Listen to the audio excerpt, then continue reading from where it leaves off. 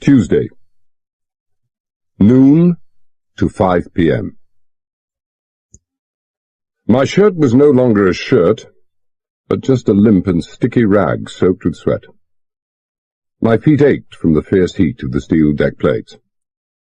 My forehead, under the peaked white cap, ached from the ever-increasing constriction of the leather band that made scalping only a matter of time.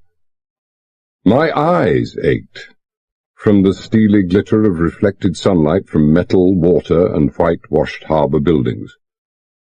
And my throat ached from pure thirst. I was acutely unhappy. I was unhappy, the crew was unhappy, the passengers were unhappy. Captain Bullen was unhappy, and this last made me doubly unhappy, not because of any tenderness of feeling I entertained towards the captain, but because when things went wrong with Captain Bullen, he invariably took it out on his chief officer. I was his chief officer. I was bending over the rail, listening to the creak of wire and wood and watching our after-jumbo derrick take the strain as it lifted a particularly large crate from the quayside, when a hand touched my arm. Captain Bullen again, I thought drearily. It had been at least half an hour since he'd been around last to talk to me about my shortcomings, and then I realized that whatever the captain's caprices, wearing Chanel No. 5 was not one of them. This would be Miss Beresford. And it was. In addition to the Chanel, she was wearing a white silk dress and that quizzical, half-amused smile that made most of the other officers turn mental cartwheels and handsprings, but served only to irritate me. I have my weaknesses, but tall, cool, sophisticated, and worldly young women with a slightly malicious sense of humour is not one of them. "Good afternoon, Mr. First Officer," she said sweetly. She had a soft, musical voice with hardly a hint of superiority or condescension when talking to the lower orders like myself, just enough to show that she had been to the best school and college in the East and I hadn't. "We've been wondering where you were. You are not usually an absentee at aperitif time." "I know, Miss Beresford, I'm sorry." What she said was true enough. What she didn't know was that I turned up for aperitifs with the passengers more or less at the point of a gun. Standing company orders stated that it was as much a part of the ship's officers' duties to entertain the passengers as to sail the ship, and as Captain Bullen loathed all passengers with a fierce and total loathing, he saw to it that most of the entertaining fell to me. I nodded at the big crate now hovering over the hatchway of No. 4 hold, then at the piled-up crates on the quayside. "I'm afraid I have work to do. 4 or 5 more hours at least. Can't even manage lunch today, far less an aperitif." "Oh, not Miss Beresford, Susan." It was as if she'd heard only my first few words. "How often do I have to ask you?" "Until we reach New York," I said to myself. "And even then it will be no use." Aloud I said, smiling, "You mustn't make things difficult for me. Regulations require that we treat all passengers with courtesy, consideration, and respect." "You're hopeless," she laughed. I was too tiny a pebble to cause even a ripple in her smiling pool of self-complacency. "And no lunch, you poor man. I thought you were looking pretty glum as I came along." She glanced at the winch driver, then at the seamen, manhandling the suspended crate into position on the floor of the hold. "Your men don't seem too pleased at the prospect either. They are a morose-looking lot." I eyed them briefly. They were a morose-looking lot. "Oh, they'll be spelled for food, all right. It's just that they have their own private worries. There must be about 110 down in that hold there, and it's an almost unwritten law that white crews should not work in the afternoons in the tropics. Besides, they're all still brooding darkly over the losses they've suffered. Don't forget that it's less than 72 hours since they had that brush with the customs down in Jamaica." "Brush," I thought was good. In what might very accurately be described as one fell swoop, the customs had confiscated from about 40 crew members no fewer than 25,000 cigarettes and over 200 bottles of hard liquor that should have been placed in the ship's bond before arrival in Jamaica. That the liquor had not been placed in bond was understandable enough, as the crew were expressly forbidden to have any in their quarters in the first place. That not even the cigarettes had been placed in bond had been due to the crew's intention of following their customary practice of smuggling both liquor and tobacco ashore, and disposing of them at handsome profit to Jamaicans more than willing to pay a high price for the luxury of duty-free Kentucky bourbon and American cigarettes. But then the crew had not been told that, for the first time in its 5 years' service in the West Indian run, the SS Campari was to be searched from stem to stern, with a thorough ruthlessness that spared nothing that came in its path, a high and searching wind that swept the ship clean as a whistle. It had been a black day, and so was this. Even as Miss Beresford was patting me consolingly on the arm and murmuring a few farewell words of sympathy which didn't go any too well with the twinkle in her eyes, I caught sight of Captain Bullen perched on top of the companionway leading down from the main deck. Glowering would probably be the most apt term to describe the expression on his face. As he came down the companionway and past Miss Beresford, he made an heroic effort to twist his features into the semblance of a smile, and managed to hold it for all of 2 seconds, until he passed her by, then got back to his glowering again. For a man who is dressed in gleaming whites from top to toe to give the impression of a black, approaching thundercloud is no small feat, but Captain Bullen managed it without any trouble. He was a big man, 6'2" and very heavily built, with sandy hair and eyebrows, a smooth red face that no amount of sun could ever tan, and a clear blue eye that no amount of whiskey could ever dim. He looked at the quayside, the hold, and then at me, all with the same impartial disfavour. "Well, Mr. " he said heavily. "How's it going? Miss Beresford giving you a hand, When he was in a bad mood, it was invariably Mr. In a neutral mood, it was first, and when in a good temper, which, to be fair, was most of the time, it was always Johnny, my boy. But today it was Mr. I took my guard accordingly and ignored the implied reproof of time-wasting.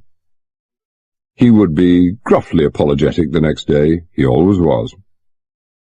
"Well, not too bad, sir. Bit slow on the dockside." I nodded to where a group of men, some bearded, all wearing denim trousers and vaguely military-looking shirts, were struggling to attach chain slings to a crate that must have been at least 18 feet in length by 6 square. I don't think the Carraccio stevedores are accustomed to handling such heavy lifts. He took a good look. "They couldn't handle a damn wheelbarrow," he snapped eventually. "Never seen such fumble-handed incompetence in my blasted life. First time in this stinking, flea-ridden hellhole." Carraccio was actually one of the cleanest and most picturesquely beautiful ports in the Caribbean, and I hope to heaven it's the last. "Can you manage it by 6, mister?" 6 o'clock was an hour past the top of the tide, and we had to clear the harbour entrance sandbar by then, or wait another 10 hours. "I think so, sir." And then, to take his mind off his troubles, and also because I was curious, I asked, "What are in those crates? Motor cars?" "Motor cars? Are you mad?" His cold blue eye swept over the whitewashed jumble of the little town and the dark green of the steeply rising forested hills behind. "This lot couldn't build a rabbit hutch for export, far less a motor car. No, machinery. So the bills of lading say. Dynamos, generators, refrigerating, air conditioning and refining machinery. For New York." "Do you mean to tell me I said carefully, that the Generalissimo, having successfully completed the confiscation of all the American sugar refining mills, is now dismantling them and selling the machinery back to the Americans? Barefaced theft like that? Petty larceny on the part of the individual is theft, Captain Bullen said morosely. When governments engage in grand larceny, it's economics. Oh, it'll be perfectly legal, I've no doubt. It still doesn't make me feel any less of a contraband runner. If we don't do it, somebody else will. And the freight rate's double the normal. Which makes the Generalissimo and his government pretty desperate for money. What do you think? Bullen growled. No one knows how many were killed in the capital and a dozen other towns in Tuesday's hunger riots. The Jamaican authorities reckon the number in hundreds. Since they turfed out most foreigners and closed down or confiscated nearly all foreign businesses, they haven't been able to earn a penny abroad. The coffers of the revolution are as empty as a drum. Man's completely desperate for money. He turned away and stood staring out over the harbour, big hands wide-spaced on the guardrail, his back ramrod stiff. He seemed in no hurry to go, and aimless loitering was no part of Captain Bullen's life. He was always in a hurry. I recognized the signs. After 3 years of sailing with him, it would have been impossible not to. There was something he wanted to say. There was some steam he wanted to blow off, and no better outlet than that tried and trusty relief valve Chief Officer Carter. Only whenever he wished to blow off steam, it was a matter of personal pride with him never to bring up the matter himself. It was no great trick to guess what was troubling him, so I obliged. I said, conversationally, "The cables we sent to London, sir." They'd been sent by the captain himself, but the "we" would spread the load if things had gone wrong, and they almost certainly had. Any reply to them yet? Just 10 minutes ago. He turned round casually as if the matter had really slipped his memory, but the slight purpling tinge in the red face betrayed him, and there was nothing casual about his voice when he went on. "Slap me down, mister. That's what they did. Slap me down. My own company. And the Ministry of Transport, both of them. Told me to forget about it, said my protests were completely out of order. Warned me of the consequences of future lack of cooperation with the appropriate authorities, whatever the hell appropriate authorities might be. Me. My own company. 35 years I've sailed with the Blue Mail Line, and now... His fists clenched and his voice choked into fuming silence. So there was someone bringing very heavy pressure to bear after all, I murmured. There was, mister. There was. The cold blue eyes were very cold indeed, and the big hands opened wide, then closed tight till the ivory showed. Bullen was a captain, but he was more than that. He was the Commodore of the Blue Mail Fleet, and even the board of directors walk softly when the fleet Commodore is around. At least, they don't treat him like an office boy. He went on softly, If ever I get my hands on Dr. Slingsby Caroline, I'll break his bloody neck. Captain Bullen would have loved to get his hands on the oddly named Dr. Slingsby Caroline. Tens of thousands of police, government agents, and American servicemen engaged in the hunt for him would also have loved to get their hands on him. So would millions of ordinary citizens, if for no other reason than the excellent one that there was a reward of $50,000 for information leading to his capture. But the interest of Captain Bullen and the crew of the Campari was even more personal. The missing man was very much the root of all our troubles. Dr. Slingsby Caroline had vanished, appropriately enough, in South Carolina.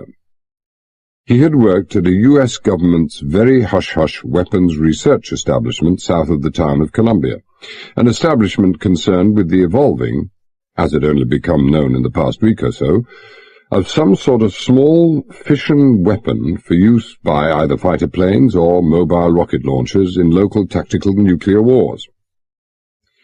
As nuclear weapons went, it was the veriest bagatelle compared to the 5 megaton monsters already developed by both the United States and Russia, developing barely 1/1000th of the explosive power of those and hardly capable of devastating more than a square mile of territory. Still, with the explosive potential of 5,000 tons of TNT, it was no toy. And then, one day, night to be precise, Dr. Slingsby Caroline had vanished. As he was the director of the research establishment, this was serious enough. But what was even more dismaying was that he had taken the working prototype of the weapon with him. He had apparently been surprised by 2 of the night guards at the plant and had killed them both, presumably with the silenced weapons, since no one heard or suspected anything amiss. He'd driven through the plant gates about 10 o'clock at night at the wheel of his own blue Chevrolet station wagon. The guards at the gate, recognizing both the car and their own chief, and knowing that he habitually worked until a late hour, had waved him on without a second glance. And that was the last anyone had ever seen of Dr. Caroline, or the Twister, as the weapon for some obscure reason had been named. But it wasn't the last that was seen of the blue Chevrolet. That had been discovered abandoned outside the port of Savannah some 9 hours after the crime had been committed, but less than an hour after it had been discovered, which showed pretty smart police work on someone's part. And it had just been our evil luck that the SS Campari had called in at Savannah on the afternoon of the day the crime had been committed. Within an hour of the discovery of the 2 dead guards in the research establishment, all interstate and foreign air and sea traffic in the southeastern United States had been halted. As from 7 o'clock in the morning, all planes were grounded until they'd been rigorously searched. As from 7 o'clock, police stopped and examined every truck crossing a state border, and of course everything larger than a rowing boat was forbidden to put out to sea. Unfortunately for the authorities in general, and us in particular, the SS Campari had sailed from Savannah at 6 o'clock that morning. Automatically, the Campari became very, very hot, the #1 suspect for the getaway. The first radio call came through at 8:30 a.m. Would Captain Bullen return immediately to Savannah? The captain, no beater about the bush, asked why the hell he should. He was told that it was desperately urgent that he return at once. Not, replied the captain, unless they gave him a very compelling reason indeed. They refused to give him a reason, and Captain Bullen refused to return. Deadlock. Then, because they hadn't much option, the federal authorities, who had already taken over from the state, gave him the facts. Captain Bullen asked for more facts. He asked for a description of the missing scientist and weapon, and he'd soon find out for himself whether or not they were on board. Followed a 15-minute delay, no doubt necessary to secure the release of top classified information. Then the descriptions were reluctantly given. There was a curious similarity between the 2 descriptions. Both the Twister and Dr. Caroline were exactly 75 inches in length. Both were very thin, the weapon being only 11 inches in diameter. The doctor weighed 180 pounds, the Twister 275. The Twister was covered in a 1-piece sheath of polished anodized aluminium, the doctor in a 2-piece grey gabardine. The Twister's head was covered by a grey pyroceram nose cap, the doctor's by black hair with a telltale lock of grey in the centre. The orders for the doctor were to identify and apprehend. For the twister, to identify, but do not, repeat, do not touch. The weapon should be completely stable and safe, and normally it would take one of the only two experts who were as yet sufficiently acquainted with it at least 10 minutes to arm it. But no one could guess what effect might have been had upon the twister's delicate mechanism by the jolting it might have suffered in transit. 3 hours later, Captain Bullen was able to report with complete certainty that neither the missing scientist nor weapon was aboard. Intensive would be a poor word to describe that search. Every square foot between the chain locker and steering compartment was searched and searched again. Captain Bullen had radioed the federal authorities and then forgotten about it.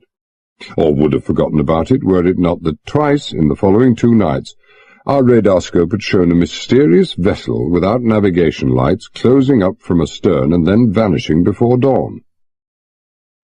And then we arrived at our most southerly port of call, Kingston in Jamaica.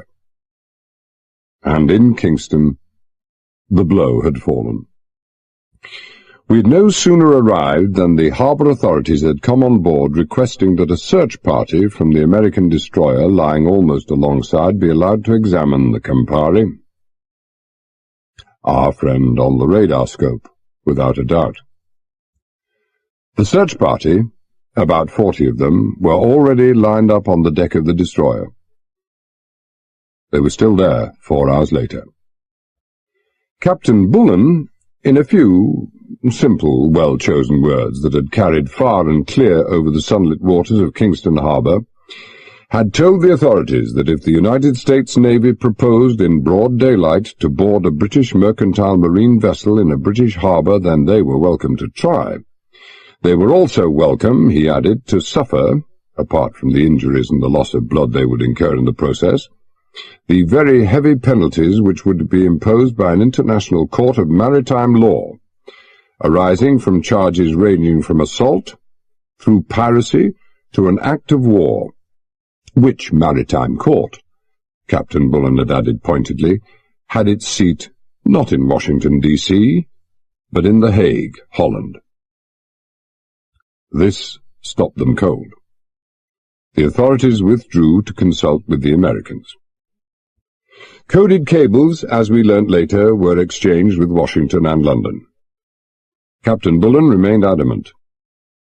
Our passengers, 90% of them Americans, gave him their enthusiastic support.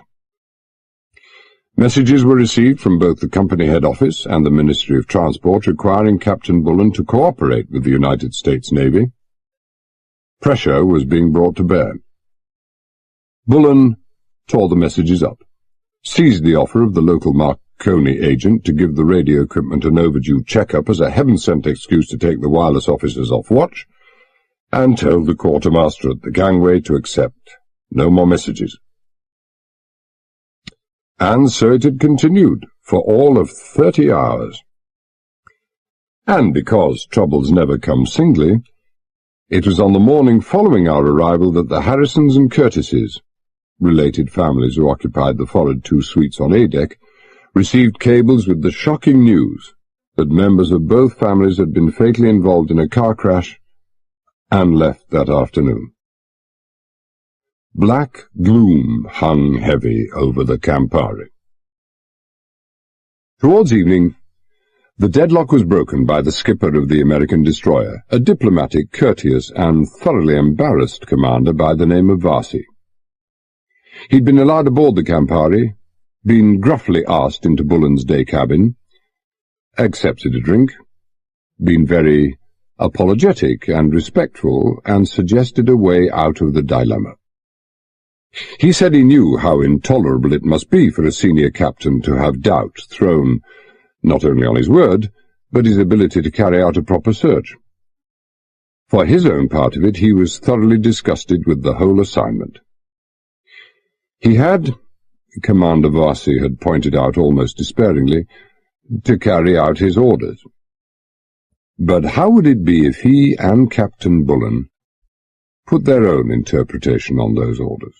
How would it be if the search were carried out not by his own men, but by British customs officials in the regular course of their duty, with his men present solely in the capacity of observers, and under the strictest instructions not to touch anything? Captain Bullen, after much outraged humming and hawing, had finally agreed. Not only did this suggestion save face and salvage honour to a certain degree, but he was in an impossible position anyway, and he knew it. Until the search was completed, the Kingston authorities refused medical clearance, and until he had this clearance it would be impossible to unload the 600 tons of food and machinery he had for delivery there. And the port officials could also make things very difficult indeed by refusing clearance papers to sail. And so, what seemed like every customs official in Jamaica was routed out, and the search began at 9 p.m. It lasted until 2 a.m. the following morning. Captain Bullen fumed as steadily and sulphurously as a volcano about to erupt.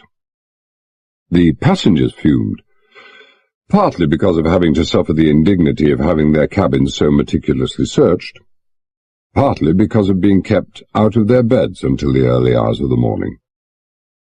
And above all, the crew fumed, because on this occasion even the normally tolerant customs were forced to take note of the hundreds of bottles of liquor and thousands of cigarettes uncovered by their search. Nothing else, of course, was found. Apologies were offered and ignored. Medical clearance was given, and unloading began. We left Kingston late that night. For all of the following 24 hours, Captain Bullen had brooded over the recent happenings, then had sent off a couple of cablegrams, one to the head office in London, the other to the Ministry of Transport, telling them what he, Captain Bullen, thought of them. And now it seemed they, in turn, had told Captain Bullen what they thought of him. I could understand his feelings about Dr. Slingsby Caroline, who was probably in China by this time. A high-pitched shout of warning brought us both sharply back to the present, and what was going on around us.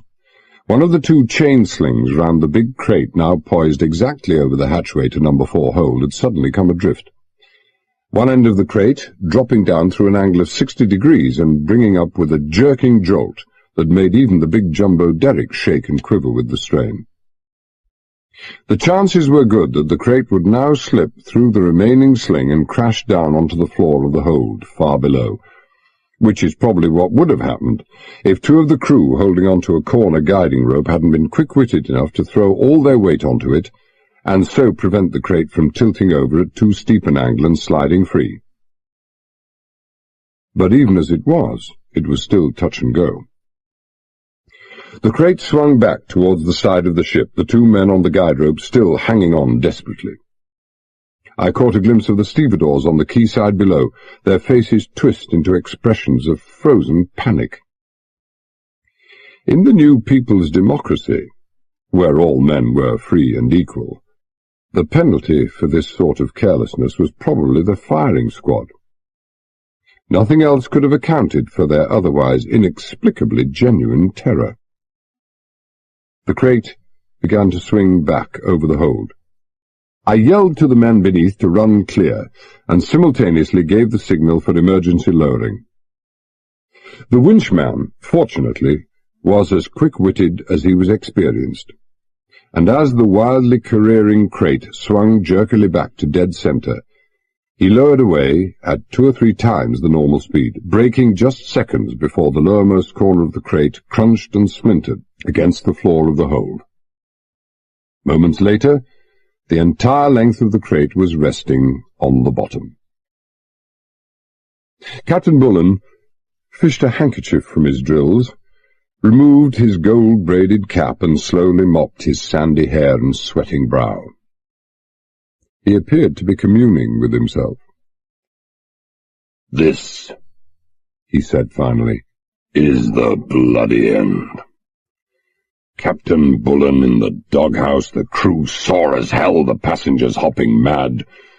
2 days behind schedule. Searched by the Americans from truck to keelson like a contraband runner. Now probably carrying contraband. No sign of our latest bunch of passengers.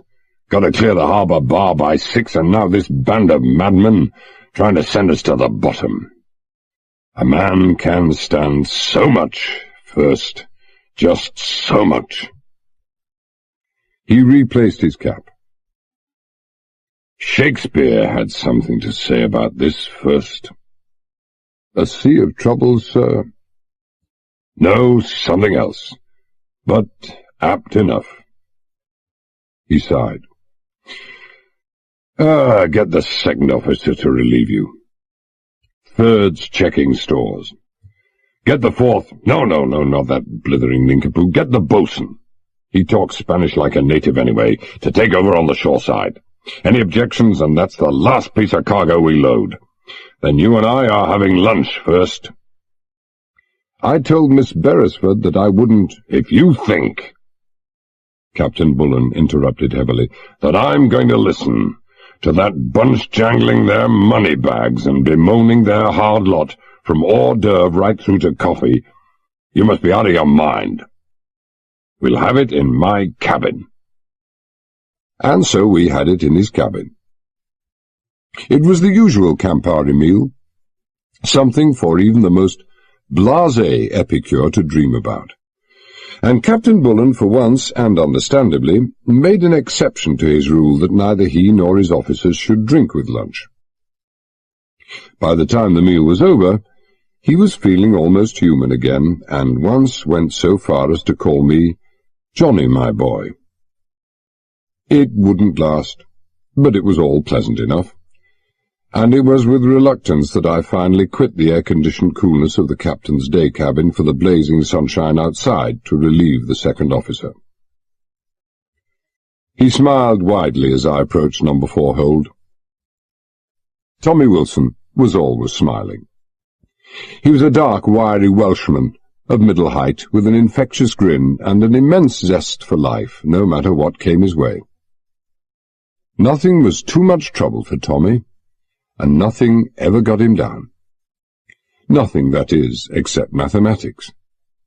His weakness in that department had already cost him his master's ticket, but he was that rare combination of an outstanding seaman and a tremendous social asset on a passenger ship. And it was for those reasons that Captain Bullen had insisted on having him aboard. "How's it going?" I asked. "You can see for yourself."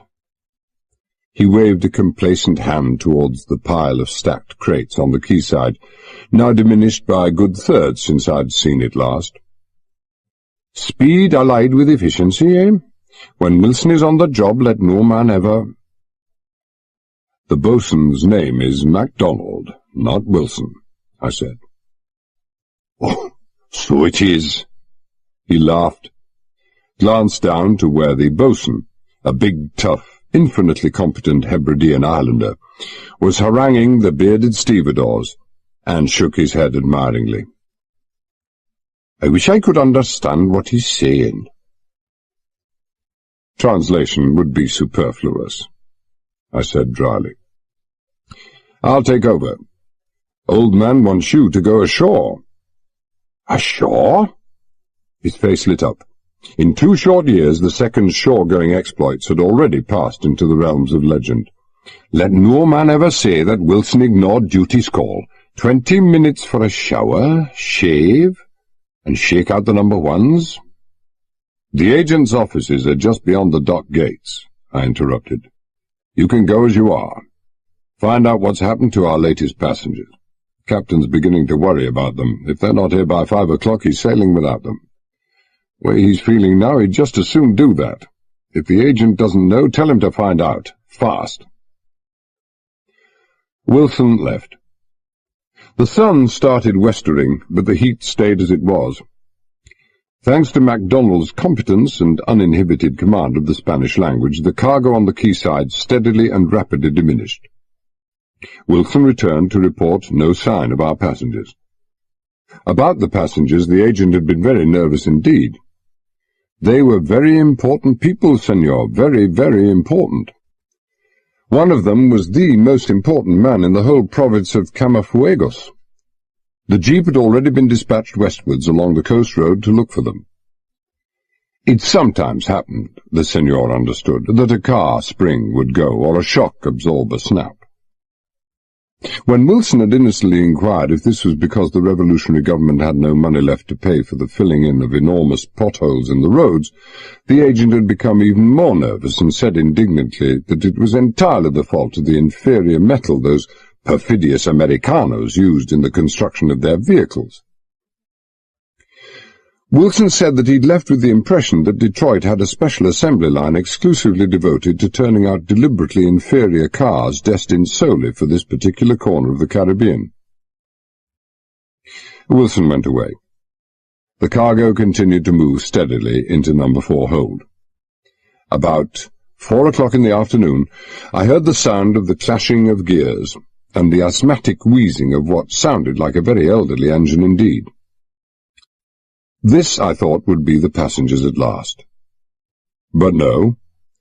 What clanked into view round the corner of the dock gate was a dilapidated truck with hardly a shred of paint left on the bodywork, white canvas showing on the tyres, and the engine hood removed to reveal what looked, from my elevation, like a solid block of rust. One of these special Detroit jobs, probably. On its cracked and splintered platform it carried 3 medium-sized crates, freshly boxed and metal-banded. Wrapped in a blue haze from the staccato backfiring of its exhaust, vibrating like a broken tuning fork, and rattling in every bolt on its superannuated chassis, the truck trundled heavily across the cobbles, and pulled up not 5 paces from where MacDonald was standing. A little man in white ducks and peaked cap jumped out through the space where the door ought to have been, stood still for a couple of seconds until he got the hang of terra firma again, and then scuttled off in the direction of our gangway.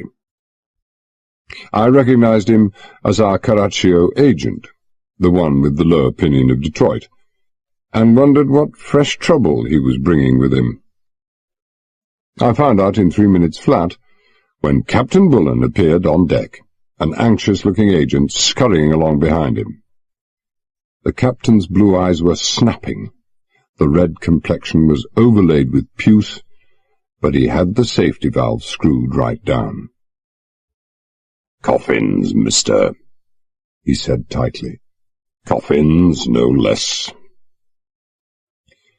I suppose there is a quick and clever answer to a conventional gambit like that, but I couldn't find it, so I said politely, "Coffins, sir?" "Coffins, mister. Not empty, either. For shipment to New York." He flourished some papers. "Authorizations, shipping notes, everything in order, including a sealed request signed by no less than the ambassador. 3 of them. 2 British, 1 American subjects, killed in the hunger riots." "The crew won't like it, sir," I said. "Especially the Goanese stewards. You know their superstitions and how—" "It will be all right, senor," the little man in white broke in hurriedly. Wilson had been right about the nervousness, but there was more to it than that. There was a strange overlay of anxiety that came close to despair. "We have arranged the—" "Shut up," Captain Bullen said shortly. "No need for the crew to know, mister, or the passengers." You could see they were just a careless afterthought. "Coffins are boxed. That's them on the truck there." "Yes, sir. Killed in the riots, last week," I said delicately. "In this heat?" "Oh, lead-lined," he says. "So they can go in the hold. Some separate corner, mister. One of the, deceased is a relative of one of the passengers boarding here. Wouldn't do to stack the coffins among the dynamos, I suppose." He sighed heavily. "Well, on top of everything else, we're now in the funeral undertaking business. Life first can hold no more." "You are, accepting this, cargo, sir?" But of course, the little man interrupted again. One of them is a cousin of Senor Carrerath, who sails with you. Senor Miguel Carrerath. Senor Carrerath, he is what you say, hard-broken. Senor Carrerath is the most important man. Be quiet, Captain Bullen said wearily. He made a gesture with the papers. Yes, I'm accepting. Note from the ambassador, more pressure. I've had enough of cables flying across the Atlantic. Too much grief. Just an old, beaten man first, just an old, beaten man. He stood there for a moment, hands outspread on the guardrail, doing his best to look like an old, beaten man, and making a singularly unsuccessful job of it, then straightened abruptly as a procession of vehicles turned in through the dock gates and made for the Campari. A pound to a penny, mister. Here comes still more grief. Praise be to God, the little agent murmured. The tone, no less than the words, was a prayer of thanksgiving. Senor Carrerath himself. Your passengers at last, Captain. That's what I said, Bullen growled. More grief. The little man looked at him in puzzlement, as well might anyone who didn't understand Bullen's attitude towards passengers, and then turned and hurried off towards the gangway. My attention was diverted for a few moments by another crate swinging aboard, and then I heard Captain Bullen saying softly and feelingly, "Like I said, mister, more grief." The procession, two big chauffeur-driven pre-war Packards, one towed by a jeep, had just pulled up by the gangway and the passengers were climbing out. Those who could, that was, for very obviously there was one who could not. One of the chauffeurs, dressed in green tropical drills and a bush hat, had opened the boot of his car, pulled out a collapsible hand-propelled wheelchair, and, with the smooth efficiency of experience, had it assembled in 10 seconds flat, while the other chauffeur, with the aid of a tall, thin nurse, clad in overall, white from her smart, starched cap to the skirt that reached close down to her ankles, tenderly lifted a bent old man from the back seat of the second Packard and set him gently in the wheelchair. The old boy, even at that distance I could see the face creased with the lines of age, the snowy whiteness of the still plentiful hair, did his best to help them, but his best wasn't very much. Captain Bullen looked at me. I looked at Captain Bullen. There didn't seem to be any reason to say anything. Nobody in a crew likes having permanent invalids aboard ship. They cause trouble to the ship's doctor, who has to look after their health, to the cabin stewards, who have to clean their quarters, to the dining-room stewards, who have to feed them, and to those members of the deck crew detailed for the duty of moving them around. And when the invalids are elderly, and often infirm, and if this one wasn't, I sadly missed my guess, there was always the chance of a death at sea, the one thing sailors hate above all else. It was also very bad for the passenger trade, but as long as the illness was of neither a contagious nor infectious nature, and that a certificate could be produced from the invalid's own doctor to the effect that the invalid was fit for the proposed voyage, there was nothing that could be done about it. "Well," said Captain Bullen heavily, "I suppose I'd better go and welcome our latest guests aboard. Finish it off as quickly as possible, mister." "I'll do that, sir." Bullen nodded and left. I watched the two chauffeurs slide a couple of long poles under the seat of the invalid chair, straighten, and carry the chair easily up the sparred foot-planks of the gangway. They were followed by the tall, angular nurse, and she in turn by another nurse, dressed exactly like the first, but shorter and stockier. The old boy was bringing his own medical corps along with him, which meant that he had more money than was good for him, or was a hypochondriac, or very far through indeed, or a combination of any or all of those. On the credit side was the fact that both had that indefinable, competent, no-nonsense look of the professional nurse, which would make the lot of our ship's surgeon, old Dr. Marston, who sometimes had to work a whole hour in a day, all that much easier. But I was more interested in the last two people to climb out of the Packards. The first was a man of about my own age and size, but the resemblance stopped short there. He looked like a cross between Raymond Navarro and Rudolph Valentino, only handsomer. Tall, broad-shouldered, with deeply tanned, perfectly sculpted Latin features. He had the classical long, thin moustache, strong, even teeth with that inbuilt neon phosphorescence that seems to shine in any light from high noon till dark, and a darkly gleaming froth of tight black curls on his head. He would have been a lost man if you'd let him loose on the campus of any girls' university. For all that, he looked as far from being a sissy as any man I'd ever met. He had the strong chin, the balanced courage, the light, springy, boxer step of a man well aware that he can get through this world without any help from a nursemaid. If nothing else, I thought sourly, he would at least take Miss Beresford out of my hair. The other man was a slightly smaller edition of the first. Same features, same teeth, same moustache and hair. Only those were greying. He would be about 55.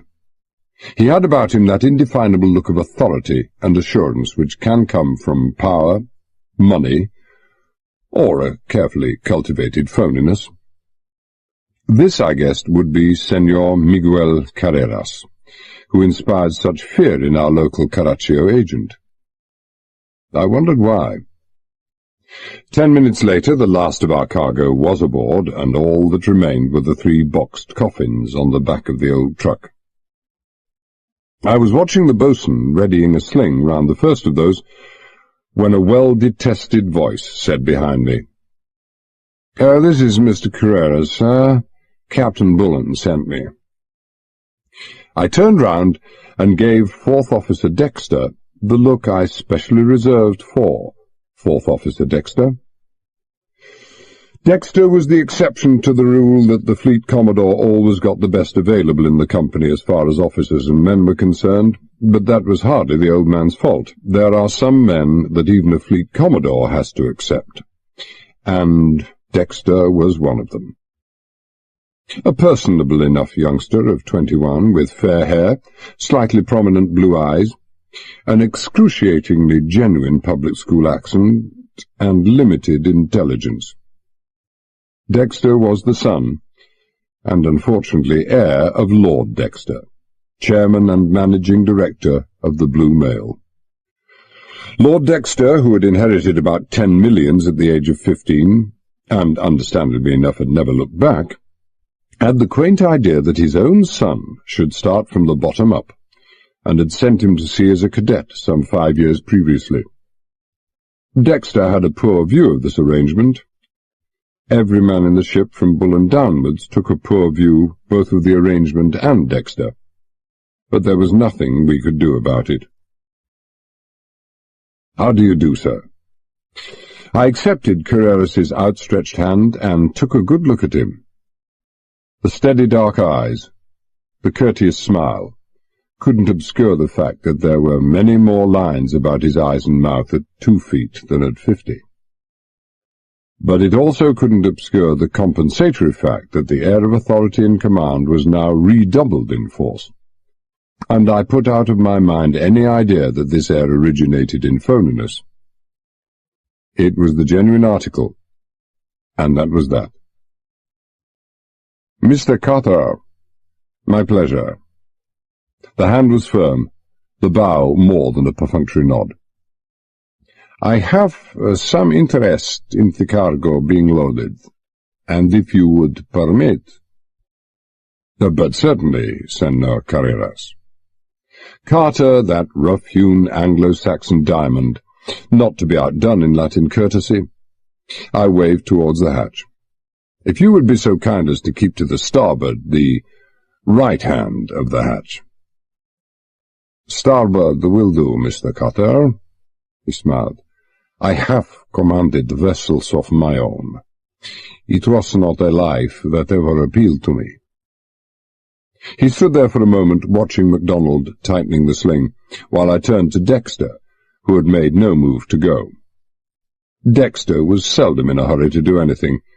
He had a remarkably thick skin. "What are you on now, Fourth?" I inquired. "Oh, assisting Mr. Cummings." That meant he was unemployed.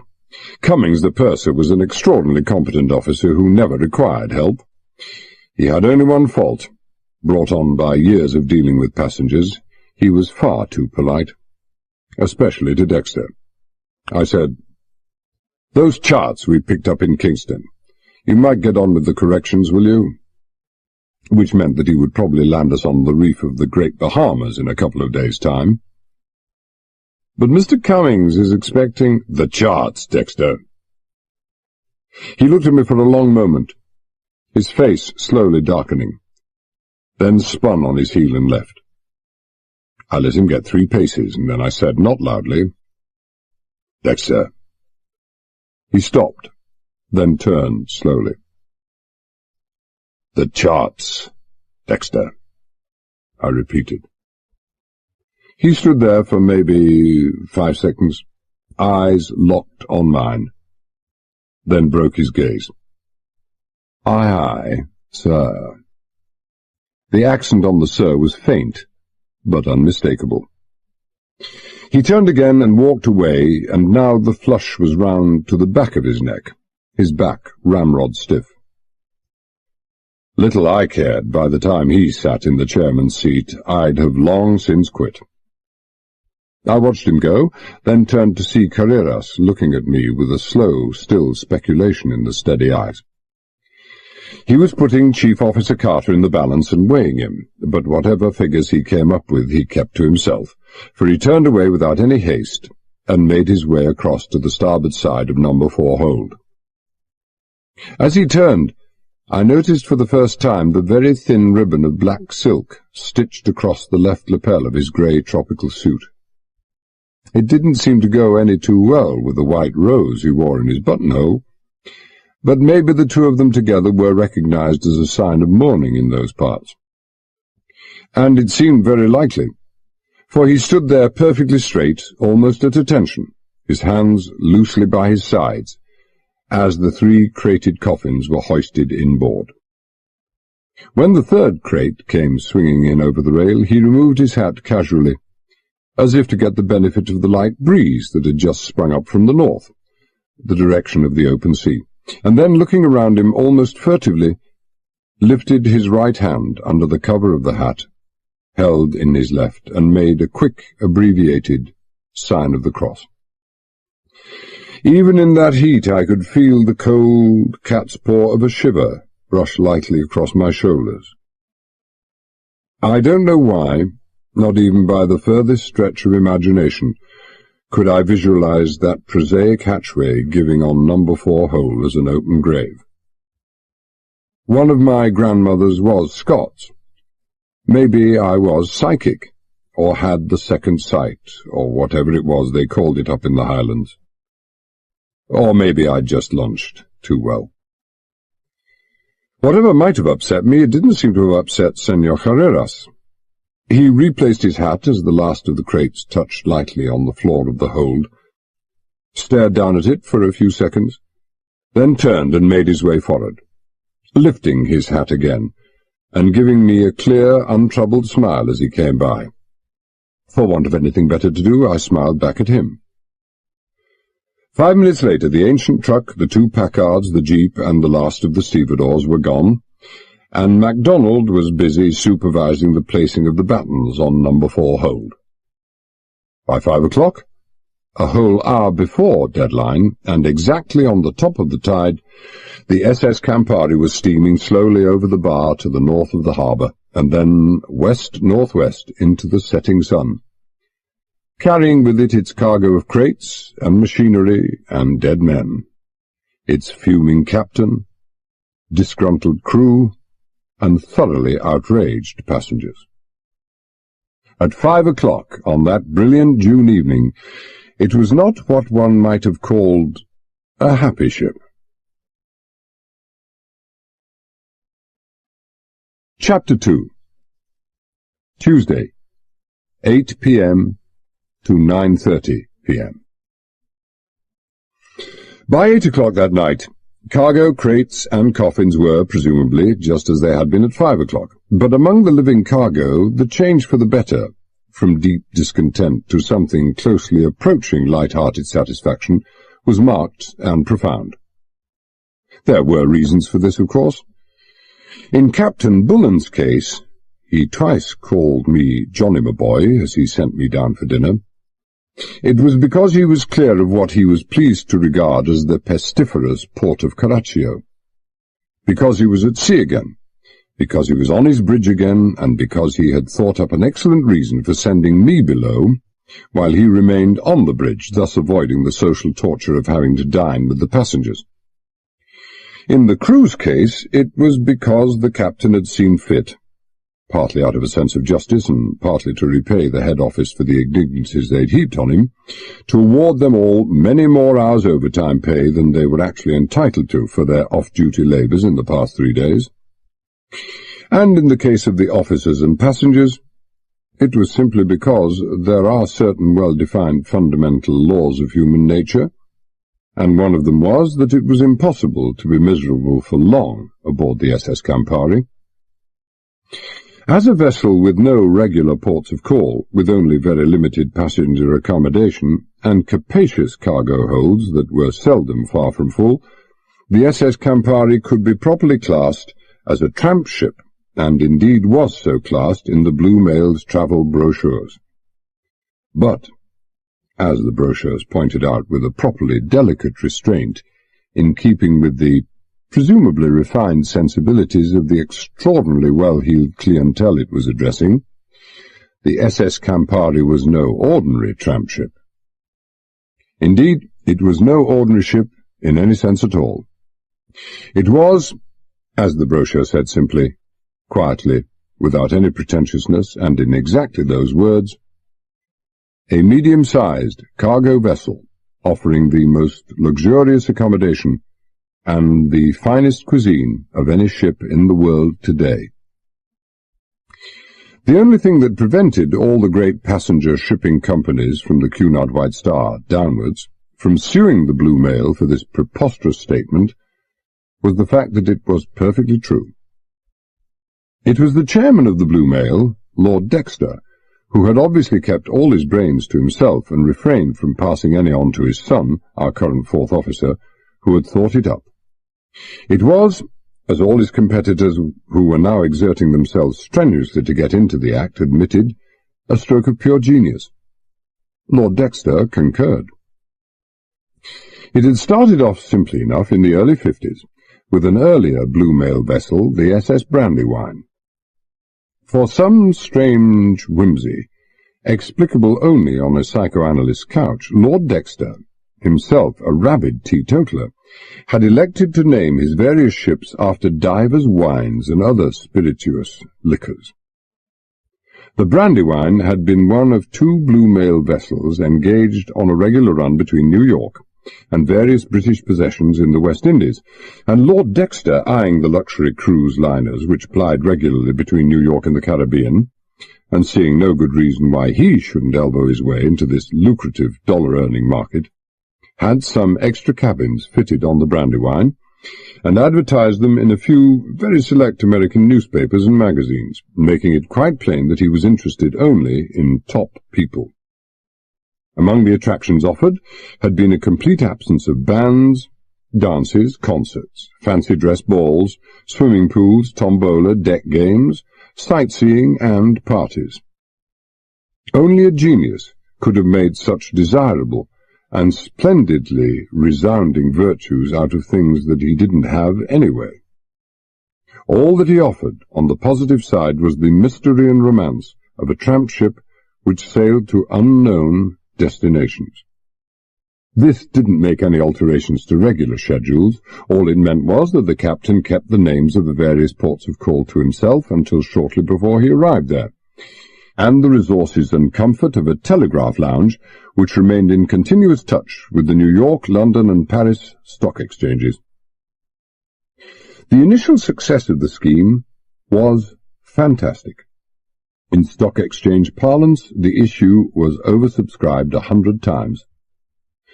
This was intolerable to Lord Dexter. He was obviously attracting far too many of the not-quite top people, aspiring would-bes on the lower middle rungs of the ladder who had not yet got past their first few million, people with whom top people would not care to associate. He doubled his prices. It made no difference. He trebled them, and in the process made the gratifying discovery that there were many people in the world who would pay literally almost anything, not only to be different and exclusive, but to be known to be different and exclusive. Lord Dexter held up the building of his latest ship, the Campari, had designed and built into her a dozen of the most luxurious cabin suites ever seen, and sent her to New York, confident that she would soon recoup the outlay of £250,000 extra cost incurred through the building of those cabins. As usual, his confidence was not misplaced. There were imitators, of course, but one might as well have tried to imitate Buckingham Palace, the Grand Canyon, or the Cullinan Diamond. Lord Dexter left them all at the starting gate. He had found his formula, and he stuck to it unswervingly. Comfort, convenience, quiet, good food, and good company. Where comfort was concerned, the fabulous luxury of the state-rooms had to be seen to be believed. Convenience, as far as the vast majority of the male passengers was concerned, found its ultimate in the juxtaposition, in the Campari's unique telegraph lounge, of the stock exchange tickers and one of the most superbly stocked bars in the world. Quiet was achieved by an advanced degree of insulation both in the cabin suites and the engine-room, by imitating the Royal Yacht Britannia, inasmuch as that no orders were ever shouted, and the deck crew and stewards invariably wore rubber-soled sandals, and by eliminating all the bands, parties, games, and dances which lesser cruise passengers believed essential for the enjoyment of shipboard life. The magnificent cuisine had been achieved by luring away, at vast cost and the expense of even more bad feeling, the chefs from one of the biggest embassies in London and one of the finest hotels in Paris. Those masters of the culinary world operated on alternate days, and the paradisiacal results of their efforts to outdo one another was the envious talk of the Western Ocean. Other shipowners might perhaps have succeeded in imitating some or all of those features, although almost certainly to a lesser degree. But Lord Dexter was no ordinary shipowner. He was, as said, a genius, and he showed it in his insistence above all on having the right people aboard. Never a single trip passed, but the Campari had a personage on its passenger list, a personage varying from notable to world-famous. A special suite was reserved for personages. Well-known politicians, cabinet ministers, top stars of the stage and screen, the odd famous writer or artist, if he was clean enough and used a razor, and the lower echelons of the English nobility travelled in this suite at vastly reduced prices. Royalty, ex-presidents, ex-premiers, ranking dukes and above travelled free. It was said that if all the British peerage on the Campari's waiting list could be accommodated simultaneously, the House of Lords could close its doors. It need hardly be added that there was nothing philanthropic in Lord Dexter's offer of a free hospitality. He merely jacked up his prices to the wealthy occupants of the other 11 suites, who would have paid the earth anyway for the privilege of voyaging in such close contact with such exalted company. After several years on this run, our passengers consisted almost entirely of repeaters. Many came as often as 3 times a year, fair enough indication of the size of their bankroll. By now the passenger list on the Campari had become the most exclusive club in the world. Not to put too fine a point on it, Lord Dexter had distilled the aggregate elements of social and financial snobbery, and found in its purest quintessence an inexhaustible supply of gold. I adjusted my napkin and looked over the current gold mine. 500 million on the hoof, or on the dove-grey velvet of the armchair seats in that opulent and air-conditioned dining room. Perhaps nearer to $1,000 million, and old man Beresford himself would account for a good third of it. Julius Beresford, president and chief stockholder of the Hart-McCormick Mining Federation, sat where he nearly always sat, not only now but on half a dozen previous cruises, at the top right-hand side of the captain's table, next Captain Bullen himself. He sat there, in the most coveted position in the ship, not because he insisted on it through sheer weight of wealth, but because Captain Bullen himself insisted on it. There are exceptions to every rule, and Julius Beresford was the exception to Bullen's rule that he couldn't abide any passenger, period. Beresford, a tall, thin, relaxed man with tufted black eyebrows, a horseshoe ring of greying hair fringing the sunburnt baldness of his head, and lively hazel eyes twinkling in the lined brown leather of his face, came along only for the peace, comfort, and food. The company of the great left him cold. A fact vastly appreciated by Captain Bullen, who shared his sentiments exactly. Beresford, sitting diagonally across from my table, caught my eye. "Evening, Mr. Carter." Unlike his daughter, he didn't make me feel that he was conferring an earldom upon me every time he spoke to me. "Splendid to be at sea again, isn't it? Where's our captain tonight?" "Working, I'm afraid, Mr. Beresford. I have to present his apologies to his table. He couldn't leave the bridge." "On the bridge?" Mrs. Beresford, seated opposite her husband, twisted round to look at me. "I thought you were usually on watch at this hour, Mr. Carter." "I am." I smiled at her. I kept a special sort of smile for Mrs. Beresford, in the same way that I kept a special sort of look for young Dexter. Plump, bejewelled, overdressed, with dyed blonde hair, but still beautiful at 50, Mrs. Beresford bubbled over with good humour and laughter and kindness. And to the sour remark that it is easy to be that way with $300 million in the bank, I can only observe that after several years on the millionaire's run, the misery quotient of our wealthy appeared to increase in direct proportion to the bullion in the bank. This was only her first trip, but Mrs. Beresford was already my favourite passenger. I went on, "But there are so many chains of islets, reefs, and coral keys hereabouts that Captain Bullen prefers to see to the navigation himself." I didn't add, as I might have done, that had it been in the middle of the night and all the passengers safely in their beds, Captain Bullen would have been in his also, untroubled by any thoughts about his chief officer's competence. "Oh, but I thought the chief officer was fully qualified to run a ship." Miss Beresford, needling me again, sweet-smiling, the momentarily innocent clear green eyes almost too big for the delicately tanned face. "In case anything went wrong with the captain, I mean. You must hold a master's certificate, mustn't you?" "I do. I also hold a driver's license, but you wouldn't catch me driving a bus in the rush hour in downtown Manhattan." Old man Beresford grinned. His wife smiled. Miss Beresford regarded me thoughtfully for a moment, then bent to examine her hors d'oeuvre, showing the gleaming auburn hair cut in a bouffant style that looked as if it had been achieved with a garden rake and a pair of secateurs, but had probably cost a fortune. The man by her side wasn't going to let it go so easily, though. He laid down his fork, raised his thin, dark head until he had me more or less sighted along his aquiline nose, and said in his clear, high, drawling voice, "Oh, come now, Chief Officer. I don't think the comparison is very apt at all." The Chief Officer was to put me in my place.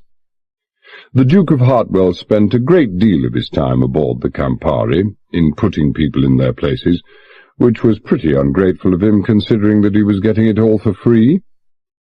He had nothing against me personally. It was just that he was publicly lending Miss Beresford his support.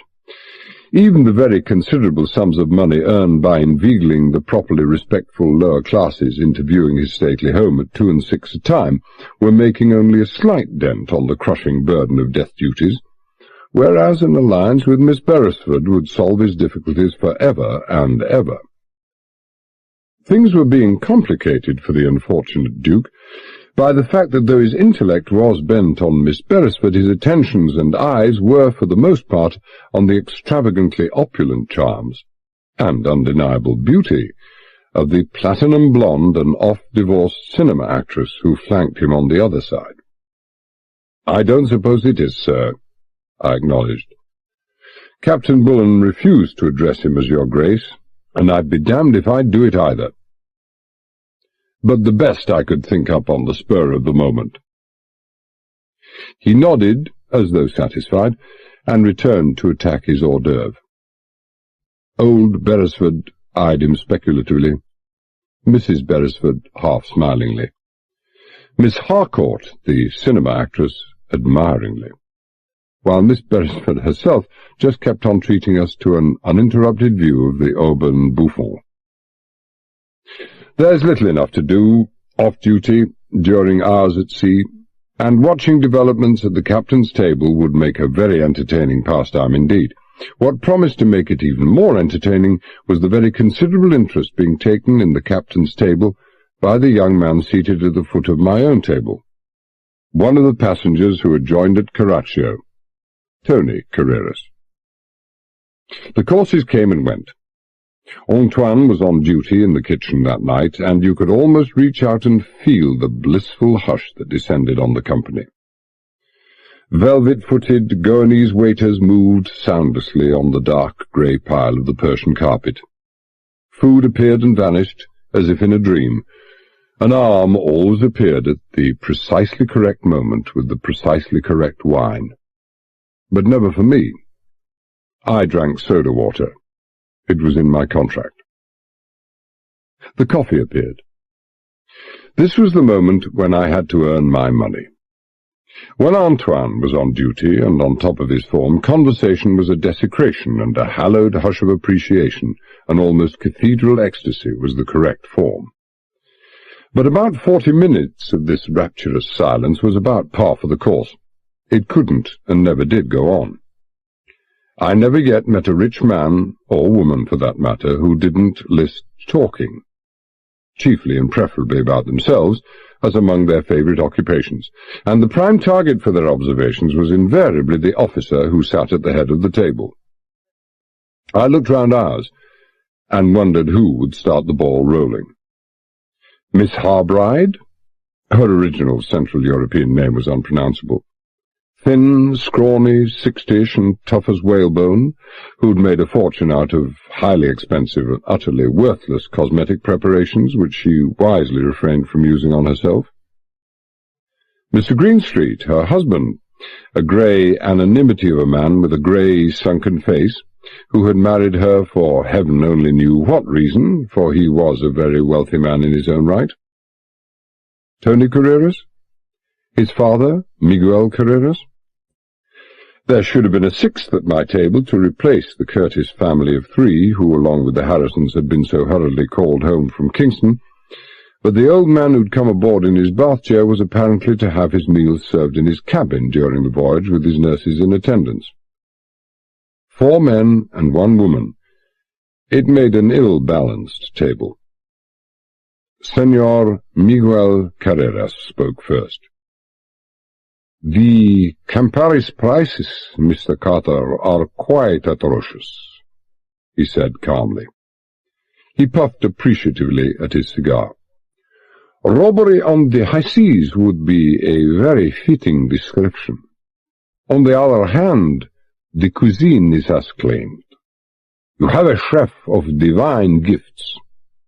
It is perhaps not too much to pay for a foretaste of a better world." This made Senor Carreras very wealthy indeed, and was old hat to me. Wealthy men never mentioned money, lest they be thought not to have enough of it. Very wealthy men, on the other hand, to whom money as such no longer mattered, had no such inhibitions. The passengers on the Campari complained all the time about the prices, and they kept coming back. From all accounts, sir, divine is just about right. Experienced travellers who have stayed in the best hotels on both sides of the Atlantic maintain that Antoine has no equal in either Europe or America. Except, perhaps, Enrique. Enrique? Our alternative chef. He's on tomorrow. Do I detect a certain immodesty, Mr. Cutter, in advancing the claims of the Campari? There was no offence meant, not with that smile. I don't think so, sir. But the next 24 hours will speak for themselves. And, Enrique, better than I can. Touché. He smiled again, and reached for the bottle of Remy Martin the waiters vanished at coffee time. And the prices? They're terrible, I agreed. I told that to all the passengers, and it seemed to please them. We offer what no other ship in the world offers, but the prices are still scandalous. At least a dozen people in this room at this very moment have told me that, and most of them are here for at least their third trip. You make your point, Mr. Cutter. It was Tony Carreras speaking, and his voice was, as one would have expected, slow, controlled, and with a deep, resonant timbre. He looked at his father. Remember the waiting list at the Blue Mail's offices? Oh, indeed. We were pretty far down the list, and what a list. Half the millionaires in Central and South America. I suppose we may consider ourselves fortunate, Mr. Carter, in that we were the only ones able to accept at such short notice, after the sudden departure of our predecessors in Jamaica. But don't forget that to catch the boat, we had to make a hurried 400-mile dash from the capital to Caraccio by air and road. And what roads! Senor Carreras obviously didn't share the Caraccio agent's respectful terror of the revolutionary government.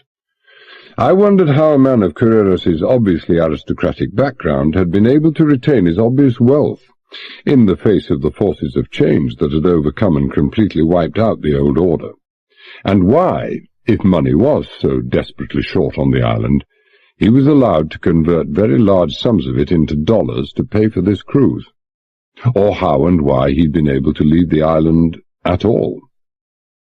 But I kept my wonderings to myself. Instead I said, "You're still a long way off the record, Senor Carreras.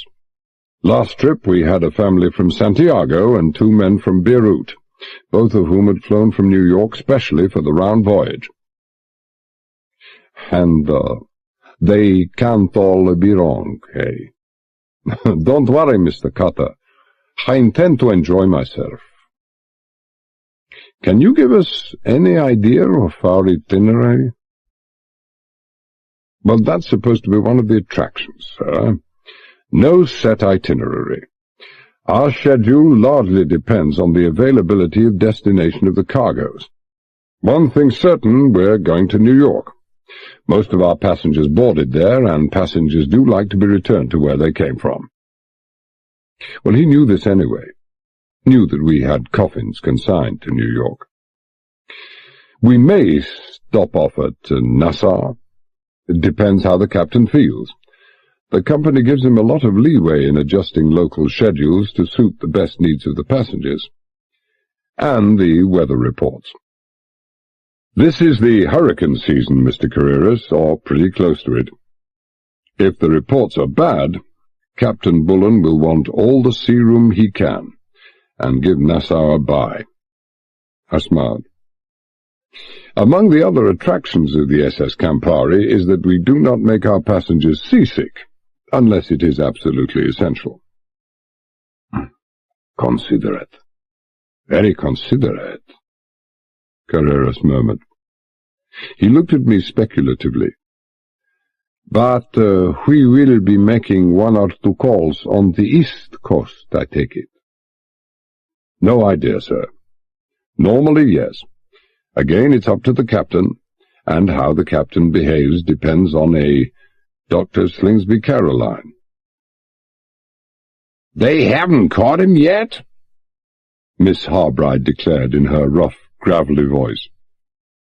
She scowled with all the fierce patriotism of a first-generation American, looked round the table, and gave us all the impartial benefit of her scowl.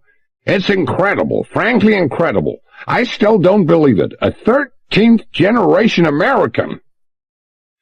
I could imagine how unthinkably remote 13 generations of American ancestors must be to Miss Harbride. She'd have traded her $1-million cosmetic empire for even a couple of them. I was reading all about him in the Tribune 2 days ago. Did you know that the Slingsbys came to the Potomac in 1662?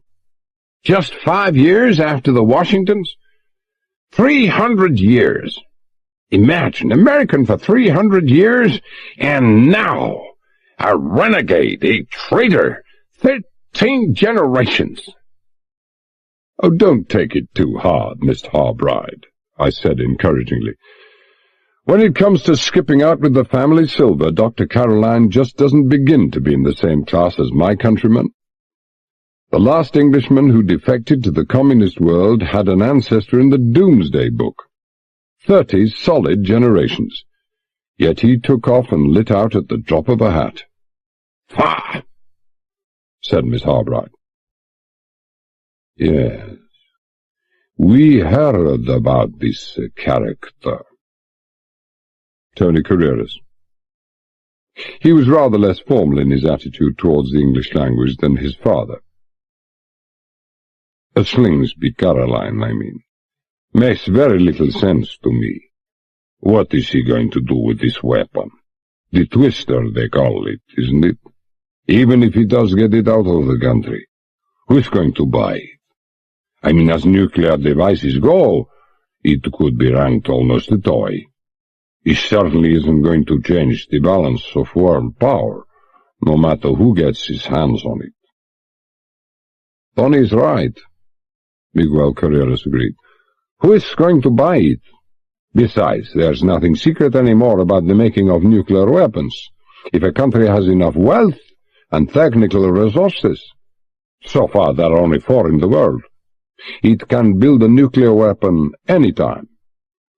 If it hasn't, all the plans or working models in the world are useless to them. He's going to have one interesting time in hawking the twister around, Tony Carreras finished.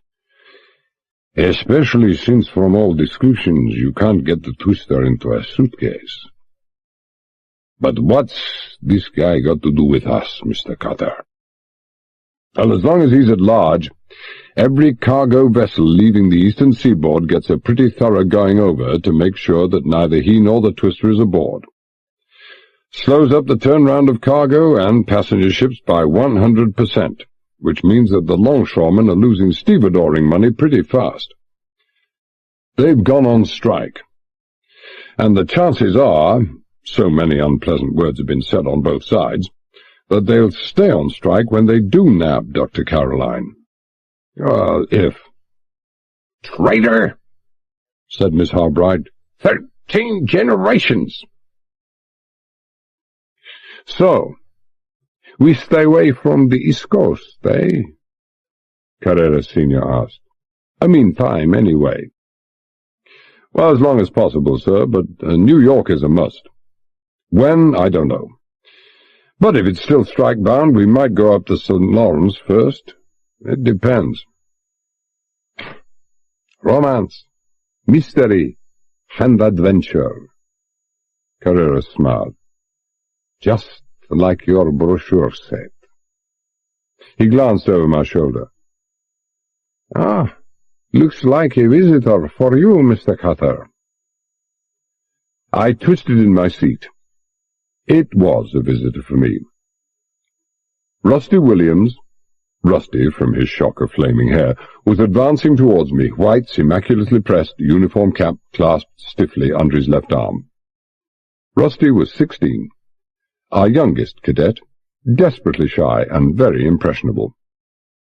Cadets were not normally allowed in the dining room, and Rusty's eyes were goggling as they took in the young ladies at the captain's table, but he managed to haul them back to me as he halted by my side with a perceptible click of his heels. "What is it, Rusty?" Age-old conventions said that cadets should always be addressed by their surnames, but everyone called Rusty just that. It seemed impossible not to. "The captain's compliments, sir. Could he see you on the bridge, please, Mr. Carter?" "I'll be right up." Rusty turned to leave, and I caught the gleam in Susan Beresford's eye, a gleam that generally heralded some crack at my expense. This one, predictably, would be about my indispensability, about the distraught captain sending for his trusty servant when all was lost, and although I didn't think she was the sort of girl to say it in front of a cadet, I wouldn't have wagered pennies on it. So I rose hastily to my feet and said, "Excuse me, Miss Harbride, excuse me, gentlemen," and followed Rusty quickly out of the door into the starboard alleyway. He was waiting for me. "The captain's in his cabin, sir. He'd like to see you there." "What?" "You told me—" "Yes, I know, sir. He told me to say that. Mr. Jameson is on the bridge." George Jameson was our third officer, and Captain Bullen is in his cabin, with Mr. Cummings. I nodded and left. I remembered now that Cummings hadn't been at his accustomed table, as I'd come out, although he'd certainly been there at the beginning of dinner. The captain's quarters were immediately below the bridge, and I was there in 10 seconds. I knocked on the polished teak door, heard a gruff voice, and went in. The Blue Mail certainly did its Commodore well.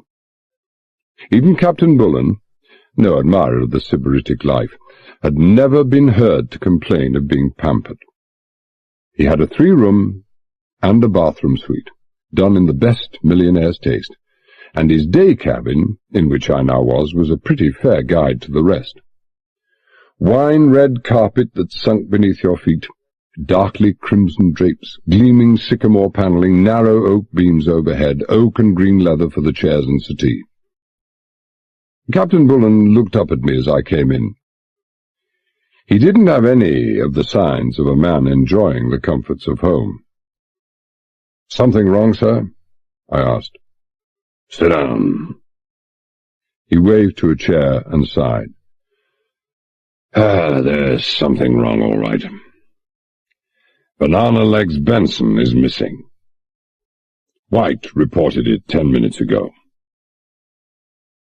Banana Legs Benson sounded like the name of a domesticated anthropoid, or at best like a professional wrestler on the small-town circuits, but in fact it belonged to our very suave, polished, and highly accomplished head steward, Frederick Benson. Benson had the well-deserved reputation of being a very firm disciplinarian, and it was one of his disgruntled subordinates who, in the process of receiving a severe and merited dressing-down, had noticed the negligible clearance between Benson's knees and rechristened him as soon as his back was turned. The name had stuck, chiefly because of its incongruity and utter unsuitability. White was the assistant chief steward. I said nothing. Bullen didn't appreciate anyone, especially his officers, indulging in double takes, exclamations, or fatuous repetition. Instead, I looked at the man seated across the table from the captain, Howard Cummings. Cummings, the purser, a small, plump, amiable, and infinitely shrewd Irishman, was, next to Bullen, the most important man on the ship. No one questioned that, though Cummings himself gave no sign that this was so. On a passenger ship, a good purser is worth his weight in gold, and Cummings was a pearl beyond any price. In his 3 years on the Campari, friction and trouble among, and complaints from, the passengers had been almost completely unknown. Howard Cummings was a genius in mediation, compromise, the soothing of ruffled feelings, and the handling of people in general. Captain Bullen would as soon have thought of cutting off his right hand, as of trying to send Cummings off the ship. I looked at Cummings for 3 reasons. He knew everything that went on the Campari, from the secret takeover bids being planned in the telegraph lounge to the heart troubles of the youngest stoker in the boiler room. He was the man ultimately responsible for all the stewards aboard the ship. And, finally, he was a close personal friend of Banana Legs. They'd served together for 10 years, as chief purser and chief steward, on one of the great transatlantic liners, and it had been one of the masterstrokes in the career of that arch-lurer Lord Dexter when he'd lured both those men away from their ship and installed them aboard the Campari. Cummings caught my look and shook his dark head. "Sorry, Johnny. I'm as much in the dark as you are. I saw him shortly before dinner, about 10 to 8 it would have been, when I was having a noggin with the paying guests." Cummings' noggin came from a special whisky bottle, filled only with ginger ale. "We'd White up here just now. He says he saw Benson in cabin suite 6, fixing it for the night, about 8:20. Half an hour ago, no, well, nearer 40 minutes now. He expected to see him shortly afterwards, because for every night for the past couple of years, whenever the weather was good, Benson and White have had a cigarette together on the deck when the passengers were at dinner." "Regular time?" I interrupted. "Oh, very. 8:30, near enough. Never later than 8:35. But not tonight. At 8:40, White went to look for him in his cabin. No sign of him there. Organized half a dozen stewards for a search, and still nothing doing. Why, he sent for me, and I came to the captain." And the captain sent for me, I thought. Send for old trusty Carter when there's dirty work on hand. I looked at Bullen. "A search, sir?" "That's it, mister. Damn nuisance, just one damn thing after another. Quietly, if you can." "Of course, sir. Can I have Wilson, the boatswain, some stewards and ABs?" "You can have Lord Dexter and his board of directors just so long as you find Benson," Bullen grunted. "Yes, sir." I turned to Cummings. "Didn't suffer from any ill health, did he? Liable to dizziness, faintness, heart attacks, that sort of thing?" "Flat feet was all." Cummings smiled. He wasn't feeling like smiling. "Oh, had his annual medical check-up last month from Doc Marston. 100%. The flat feet are an occupational disease." I turned back to Captain Bullen. "Could I have 20 minutes, perhaps half an hour for a quiet look around, sir, first? With Mr. Cummings? It's a calm, windless night. There's been no word of any shouts, any cries for help, and as there's always a good few of the crew on the lower decks at night, the chances are that anything like that would have been heard. And he's not likely to be ill. What I'm getting at is that it's 100% to 1 against him being in any trouble where he requires immediate help. If he did require it, well, he's probably past all help now. I can't see there's any harm in waiting another 20 minutes before raising the alarm." "No one's going to raise any alarm, mister. This is the Campari." "Well, yes, sir. But whether it's broadcast over the tannoy system or whispered in a dark corner, it'll make no difference. If Benson is missing, and is going to stay that way, it will be all over the ship by midnight tonight, or earlier." "Job's comfort," Bullen growled. "All right, Johnny. You too, Howie. See what you can find." "Your authority to look anywhere, sir?" "Within reason, of course." "Everywhere," I insisted, "or I'm wasting my time. You know that, sir." "My God! And it's only a couple of days since that Jamaican lot. You remember how our passengers reacted to the Customs and American Navy going through their cabins? Oh, the board of directors are going to love this." He looked up wearily. I suppose you are referring to the passengers' quarters. We'll do it quietly, sir. They're still at dinner, and Howie here can fix anything that comes up. 20 minutes, then. You'll find me on the bridge. Don't tramp on any toes if you can help it. We left, dropped down to A deck, and made a right-left turn into the 100-foot central passageway between the cabin suites on A deck. There were only 6 of those suites, 3 on each side. White was about halfway down the passageway, nervously pacing up and down. I beckoned to him, and he came walking quickly towards us, a thin, balding character with a permanently pained expression, who suffered from the twin disabilities of chronic dyspepsia and over-conscientiousness. "You got all the passkeys right?" I asked. "Yes, sir." "Fine." I nodded to the first main door on my right, number 1 suite on the port side. "Open it, will you?" White looked at Cummings. It was an understood thing at sea that deck officers never went into the Campari's passenger accommodation except by passenger invitation, and even then only by kind permission of the purser and head steward. But to burgle the passenger accommodation— "You heard the chief officer." I wondered when I'd previously heard a harsh note in Howie's voice, and decided never. He and Banana Legs Benson were pretty good friends. "Open up." He opened up. I brushed past him, followed by the purser. There was no need to switch on the lights. They were already on.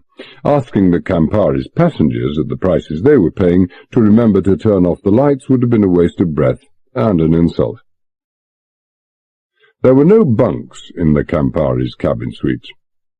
4 posters, and massive 4 posters at that, with concealed and mechanically operated sideboards which could be quickly raised in bad weather.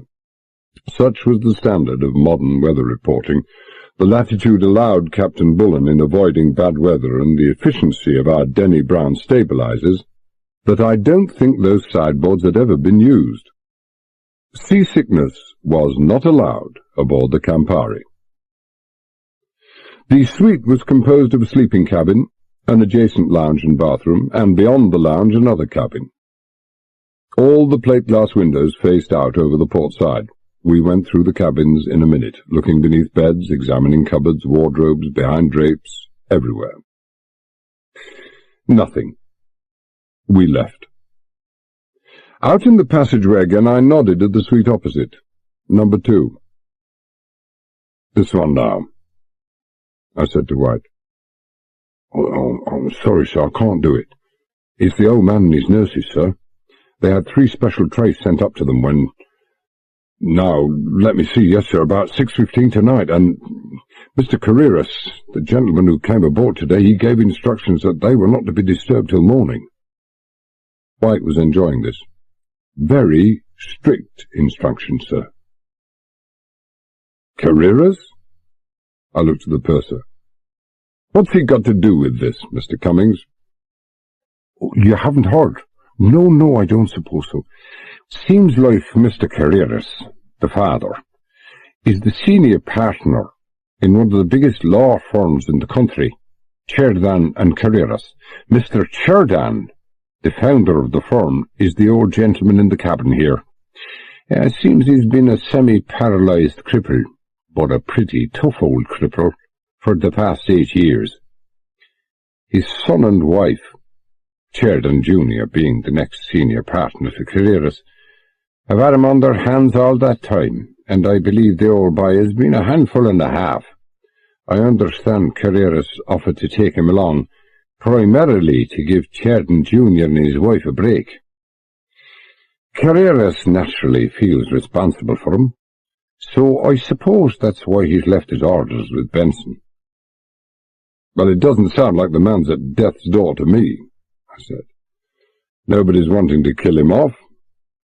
Just ask him a few questions, all the nurses." White opened his mouth to protest again, but I pushed roughly past him and knocked on the door. No answer. I waited all of 30 seconds, then knocked again, loudly. White, beside me, was stiff with outrage and disapproval. I ignored him, and I was lifting my hand to put some real weight on the wood when I heard a movement, and suddenly the door opened inwards. It was the shorter of the two nurses, the plump one, who'd answered the door. She had an old-fashioned pull-string linen cap over her head and was clutching with one hand a light woolen wrap that left only the toes of her mule showing. The cabin behind her was only dimly lit, but I could see it held a couple of beds, one of which was rumpled. The free hand with which she rubbed her eyes told the rest of the story. "My sincere apologies, miss," I said. "I had no idea you were in bed. I'm the chief officer of this ship, and this is Mr. Cummings, the purser. Our chief steward is missing, and we were wondering if you may have seen or heard anything that might help us." "Missing?" She clutched the wrap more tightly. You mean it's just disappeared?" "Well, let's say we can't find him. Can you help us at all?" "I don't know. I've been asleep. You see," she explained, "we take it in 3-hour turns to be by old Mr. Sheridan's bed. It is essential that he's watched all the time. I was trying to get in some little sleep before my turn came to relieve Miss Werner." "I'm sorry," I repeated. "You can't tell us anything, then?" "I'm afraid not." "Well, perhaps your friend Miss Werner can." "Miss Werner?" She blinked at me. "But Mr. Sheridan is not to be—" "Please, this might be very serious. One of the crew is missing, and delay doesn't increase his chances." "Oh, well, very well." Like all competent nurses, she knew how far she could go and when to make up her mind. "But I must ask you to be very quiet and not to disturb Mr. Sheridan in any way at all." She didn't say anything about the possibility of Mr. Sheridan disturbing us, but she might have warned us. As we passed through the open door of his cabin, he was sitting up in bed, a book on the blankets before him, with a bright overhead bedlight illuminating a crimson-tasseled nightcap, and throwing his face into deep shadow, but a shadow not quite deep enough to hide the hostile gleam under the bar-straight tufted eyebrows. The hostile gleam, it seemed to me, was as much a permanent feature of his face as the large beak of a nose that jutted out over a straggling white moustache. The nurse who led the way made to introduce us, but Sheridan waved her to silence with a peremptory hand. Imperious, I thought, was the word for the old boy, not to mention bad-tempered and downright ill-mannered. "I hope you can explain this damnable outrage, sir." His voice was glacial enough to make a polar bear shiver. "Bursting into my private stateroom without so much as a by your leave." He switched his gimlet eyes to Cummings. You there. You had your orders, damn it. Strictest privacy, absolutely. Explain yourself, sir." "I cannot tell you how sorry I am, Mr. Sheridan," Cummings said smoothly. "Only the most unusual circumstances—" "Rubbish!" Well, whatever this old coot was living for, it couldn't have been with the object of outliving his friends. He'd lost his last friend before he'd left the nursery. "Amanda, get the captain on the phone at once." The tall, thin nurse, sitting in the high-backed chair by the bedside, made to gather up her knitting, an all but finished pale blue cardigan lying on her knees, but I gestured her to remain where she was. "No need to tell the captain, Miss Werner. He knows all about it. He sent us here. We have only one very small request to make of you and Mr. Sheridan." "And I have only one very small request to make of you, sir." His voice cracked into a falsetto, excitement or anger or age or all three of them. "Get the hell out of here!" I thought about taking a deep breath to calm myself, but even that 2 or 3 seconds delay would only have precipitated another explosion, so I said at once, "Very good, sir. But first I would like to know if either yourself or Miss Werner here heard anything strange or unusual sounds inside the past hour or saw anything that struck you as unusual. Our chief steward is missing. So far we have found nothing to explain his disappearance." "Missing, huh?" Sheridan snorted. "Probably drunk or asleep." Then, as an afterthought, "Or both." "He's not that sort of a man," Cummings said quietly. "Can you help us?" "I'm sorry, sir." Miss Werner, the nurse, had a low, husky voice. "We heard and saw nothing. Nothing at all that might be of any help. But if there's anything we can do—" "There's nothing for you to do," Jordan interrupted harshly, "except your job. We can't help you, gentlemen. Good evening." Once more outside in the passageway, I let go a long, deep breath that I seemed to have been holding for the past 2 minutes and turned to Cummings. "I don't care how much that old battle-axe is paying for his stateroom," I said bitterly. "He's still being undercharged." "Well, I can see why Mr. and Mrs. Churton, Jr. were glad to have him off their hands for a bit," Cummings conceded. Coming from the normally imperturbable and diplomatic purser, this was the uttermost limit in outright condemnation. He glanced at his watch. "Well, not getting anywhere, are we? And in another 15-20 minutes the passengers will start drifting back to their cabins. How about if you finish off here, while I go below with White?" "Right. 10 minutes. I took keys from White and started on the remaining 4 suites of cabins, while Cummings left for the 6 on the deck below. 10 minutes later, having drawn a complete blank in 3 of the 4 remaining suites, I found myself in the last of them, the big one on the port side aft, belonging to Julius Beresford and his family. I searched the cabin belonging to Beresford and his wife, and by this time I was really searching, not just only for Benson, but for any signs that he might have been there. But again a blank. The same in the lounge and the bathroom. I moved into a second and smaller cabin, the one belonging to Beresford's daughter. Nothing behind the furniture, nothing behind the drapes, nothing under the 4-poster. I moved to the aft bulkhead and slid back the roll doors that turned that entire side of the cabin into one huge wardrobe. Miss Susan Beresford, I reflected, certainly did herself well in the way of clothes. There must have been about 60 or 70 hangers in that wall cupboard, and if any one hanger was draped with anything that cost less than $200 or $300, I sadly missed my guess. I ploughed my way through the Balenciagas, Diors, and Givenchy's, looking behind and beneath. But nothing there. I closed the roll doors and moved across to a small wardrobe in a corner. It was full of furs, coats, capes, stoles. Why anyone should haul that stuff along on a cruise to the Caribbean was completely beyond me.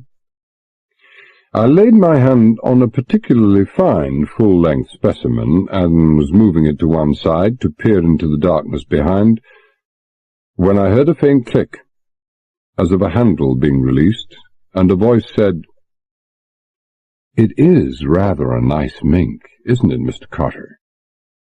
That should be worth 2 years' salary to you any day." Chapter 3. Tuesday, 9:30 p.m.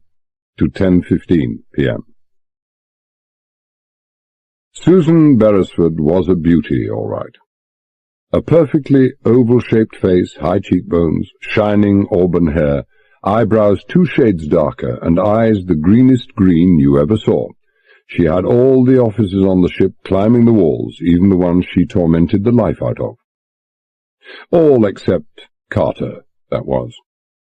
A permanent expression of cool amusement does nothing to endear the wearer to me. Not, just then, that I had any complaint on that ground. She was neither cool nor amused, and that was a fact. 2 dull red spots of anger, and was there perhaps a tinge of fear, touched the tanned cheeks, and, if the expression on her face didn't yet indicate the reaction of someone who has just come across a particularly repulsive beetle under a flat stone, you could see that it was going to turn into something like that pretty soon. It didn't require any micrometer to measure the curl at the corner of her mouth. I let the mink drop back into place and pulled the wardrobe door to. "Now, you shouldn't startle people like that," I said reproachfully. You should have knocked. I should have... Her mouth tightened. She still wasn't amused. What were you going to do with that coat? Nothing. I never wear mink, Miss Beresford. It doesn't suit me. I smiled, but she didn't. I can explain. I'm sure you can. She was halfway round the edge of the door now, on her way out. But I think I would rather you made that explanation to my father. Suit yourself, I said easily. But please hurry. What I'm doing is urgent. Use the phone there, or shall I do it? Leave that phone alone, she said irritably. She sighed, closed the door, and leaned against it, and I had to admit that any door, even the expensively panelled ones on the Campari, looked twice the door with Susan Beresford draped against it. She shook her head, and then gave me an up-from-under look with those startling green eyes. I can picture many things, Mr. Carter, but one thing I can't visualize is our worthy chief officer taking off for some deserted island in a ship's lifeboat with my mink in the stern sheets. Getting back to normal, I noted with regret. Besides, why should you? There must be over $50,000 worth of jewelry lying loose in that drawer there. Oh, I missed that, I admitted. I wasn't looking in drawers. I'm looking for a man who is sick or unconscious, or worse, and Benson wouldn't fit into any drawer that I've ever seen. Benson? Our head steward? That nice man? She came a couple of steps towards me, and I was obscurely pleased to see the quick concern in her eyes. He's missing? I told her all I knew myself. That didn't take long. When I was finished, she said, Well, upon my word, what a to-do about nothing. He could have gone for a stroll around the decks, or a sit-down, or a smoke. Yet the first thing you do is start searching cabins? Oh, you don't know Benson, Miss Beresford.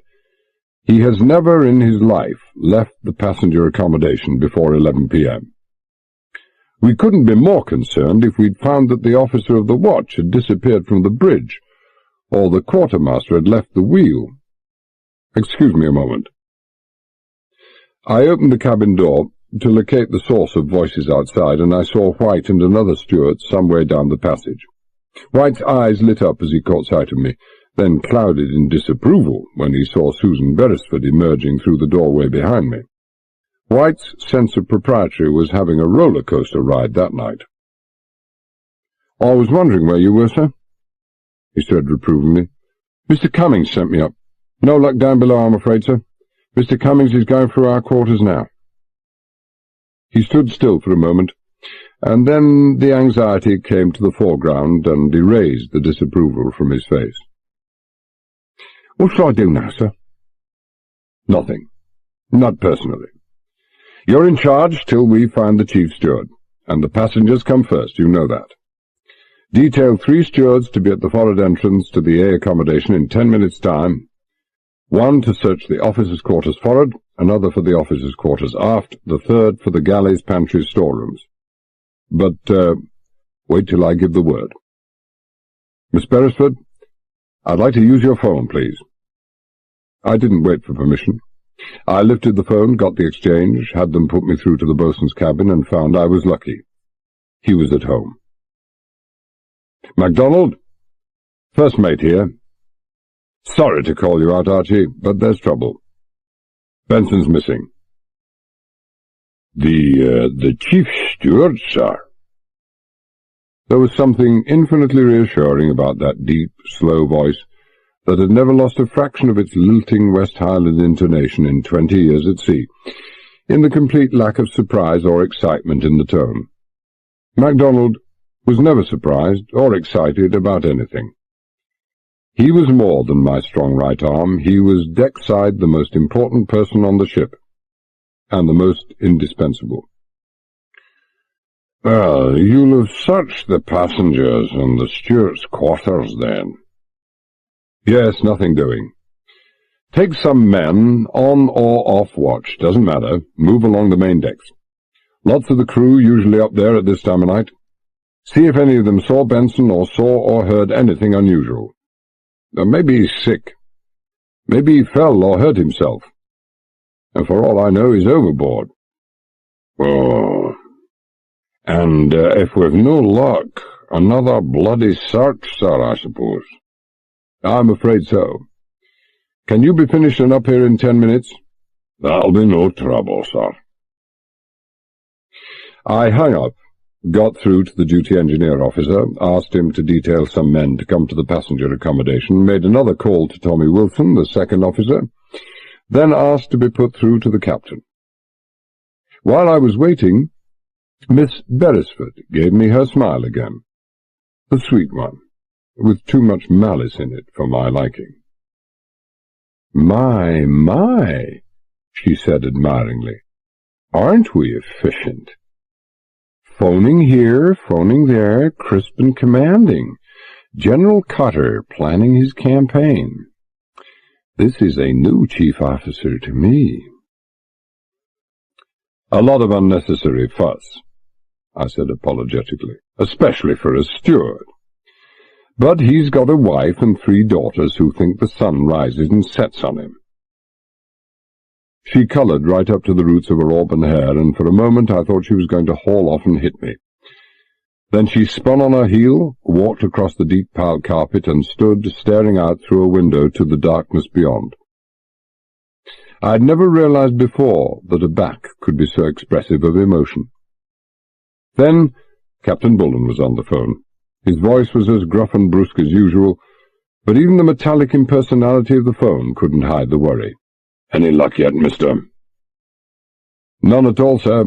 I've a search party lined up. Could I start in 5 minutes?"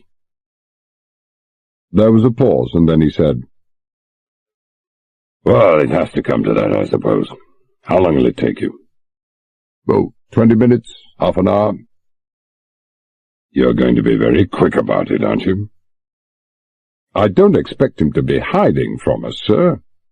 Whether he's sick or hurt himself or had some urgent reason for leaving the passengers' quarters, I expect to find him in some pretty obvious place."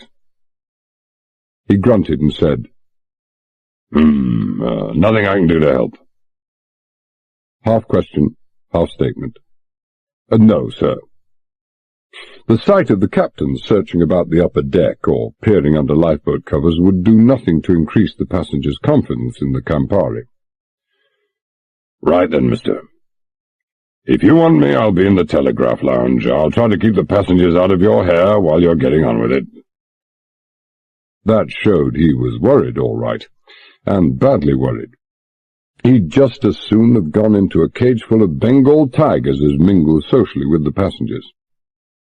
"Very good, sir." I hung up.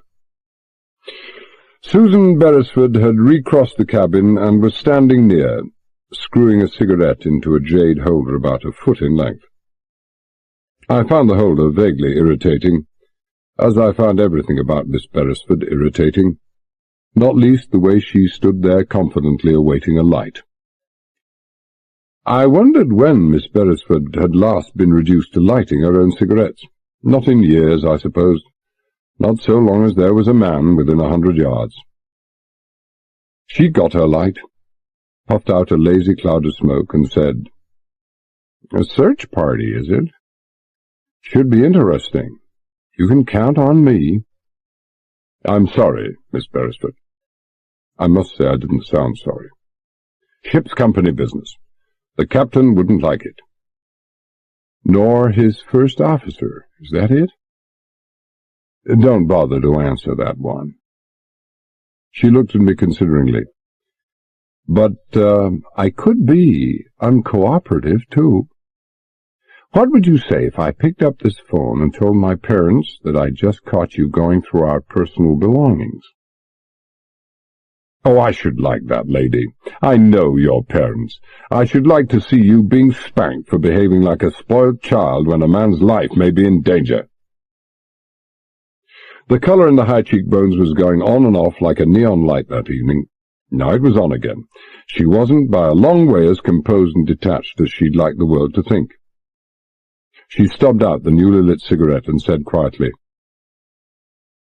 "How would it be if I reported you for insolence?" "But don't just stand there talking about it. The phone is by your side."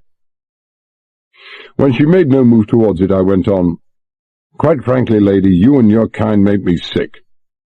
You use your father's great wealth and your privileged position as a passenger on the Campari to poke fun, more often than not malicious fun, at members of the crew who are unable to retaliate. They've just got to sit and take it, because they're not like you. They have no money in the bank at all, most of them, but they have families to feed, mothers to support, so they know they have to keep smiling at Miss Beresford when she cracks jokes at their expense or embarrasses or angers them, because if they don't, Miss Beresford and her kind will see to it that they are out of a job." "Please go on," she said. She'd suddenly become very still. "Oh, that's all of it. Misuse of power, even in so small a thing, is contemptible. And then when anybody dares to retaliate, as I do, you threaten them with dismissal, which is what your threat amounts to. And that's worse than contemptible, it's cowardly." I turned and made for the door. First I'd look for Benson, and then I'd tell Bullen I was quitting. I was getting tired of the Campari anyway. "Mr. Carter?" "Yes?" I turned, but kept my hand on the doorknob. The colour mechanism in her cheeks was certainly working overtime. This time she'd gone pale under the tan. She took a couple of steps towards me and put her hand on my arm. Her hand wasn't any too steady. "I am very, very sorry," she said in a low voice. I had no idea. Amusement I like, but not malicious amusement. I thought it was harmless, that no one minded, and I would never, never dream of putting anyone's job in danger." "Ha ha," I said. "You don't believe me?" Still the same small voice, still the hand on my arm.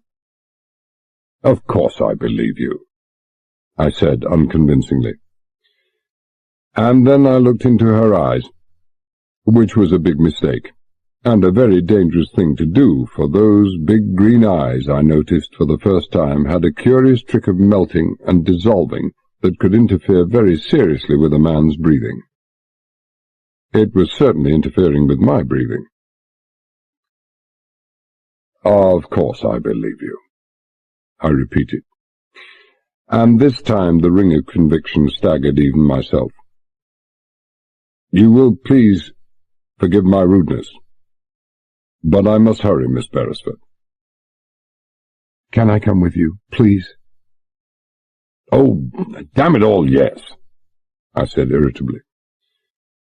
I'd managed to look away from her eyes and start breathing again. "Come if you want." At the forward end of the passageway, just beyond the entrance to Sheridan's suite, I ran into Carrera Sr. He was smoking a cigar and had that look of contentment and satisfaction that passengers invariably had when Antoine was finished with them. "Ah, there you are, Mr. Carter," he said. "Wondered why you hadn't returned to our table. What is wrong, if I may ask? There must be at least a dozen of the crew gathered outside the accommodation entrance. I thought regulations forbade—" "They're waiting for me, sir. Benson, well, you probably haven't had the chance to meet him since you came aboard. He's our chief steward, is missing. That's a search party outside." "Missing?" The grey eyebrows went up. "What on earth?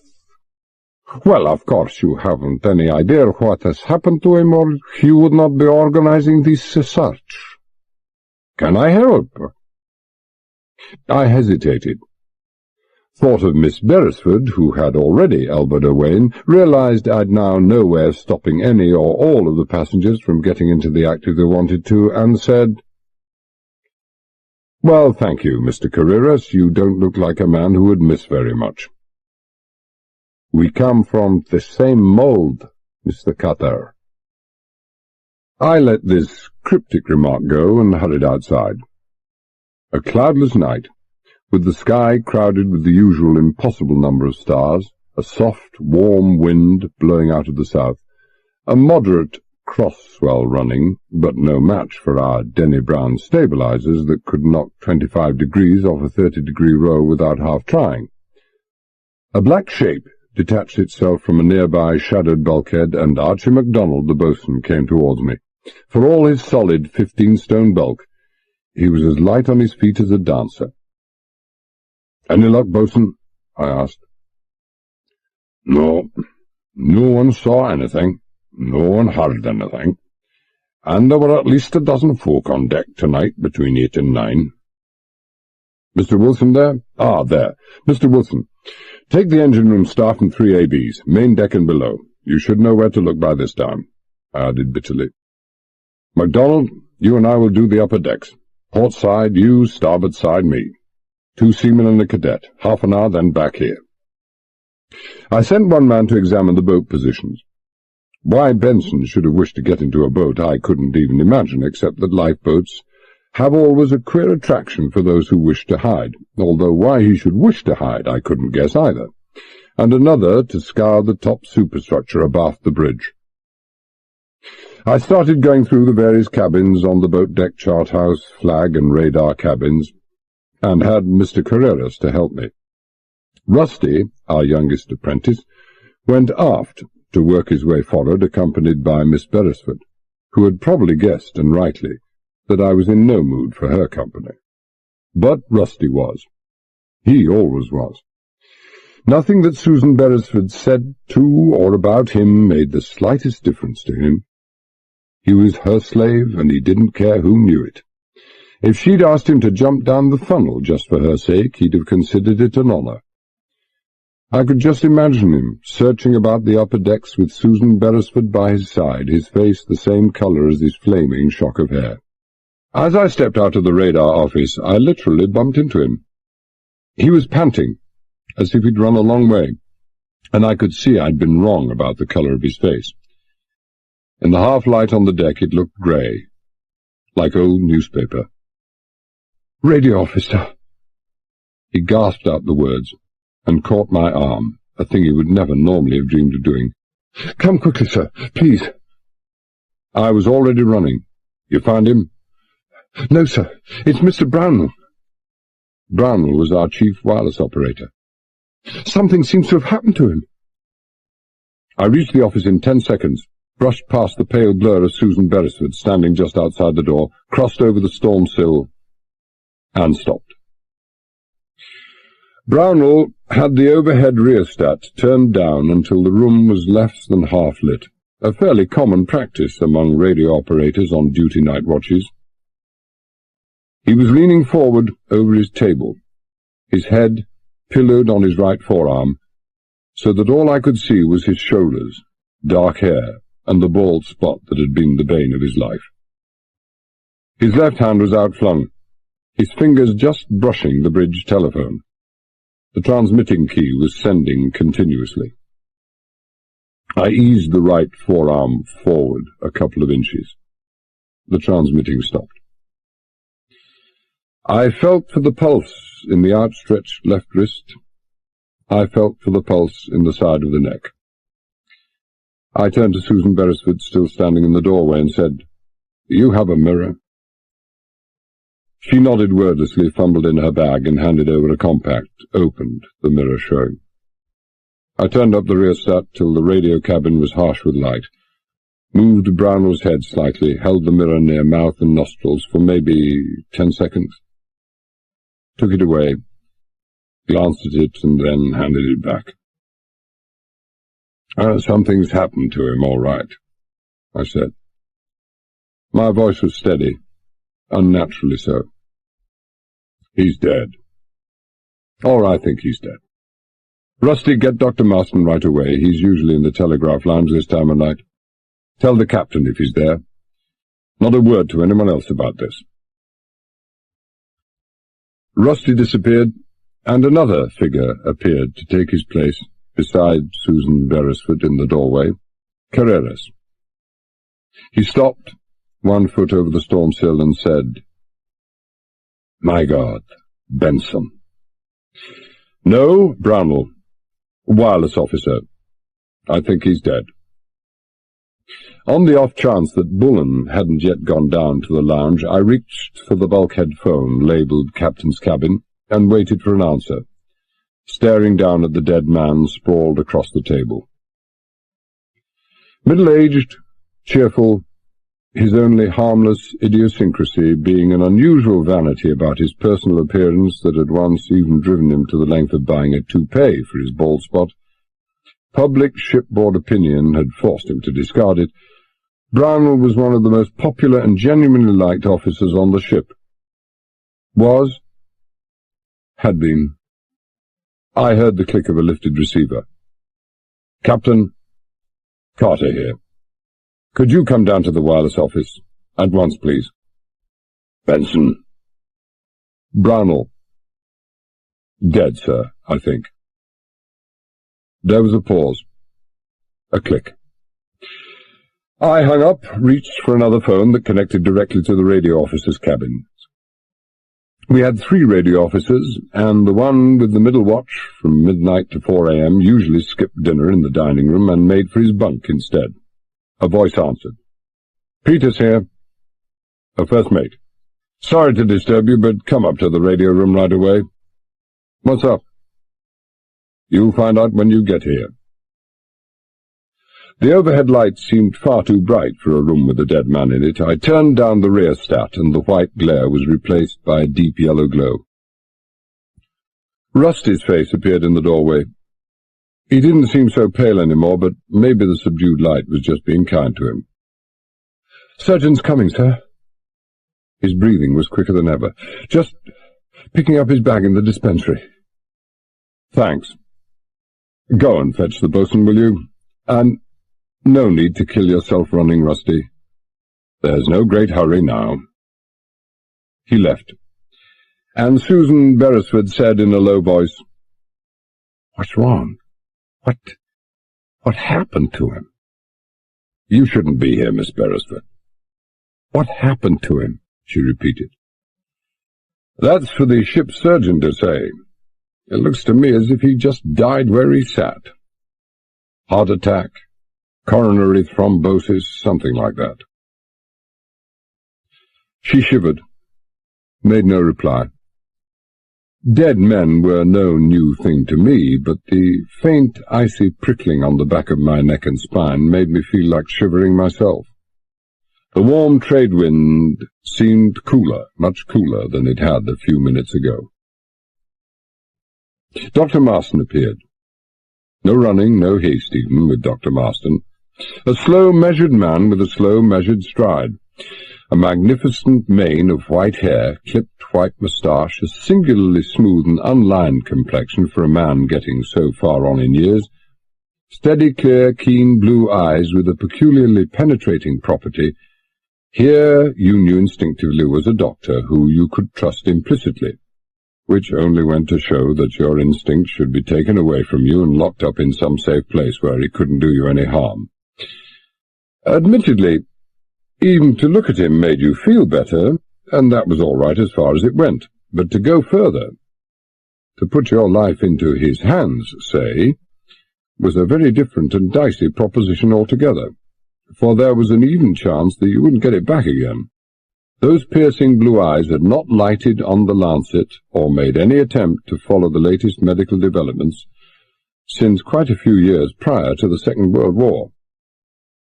But they didn't have to.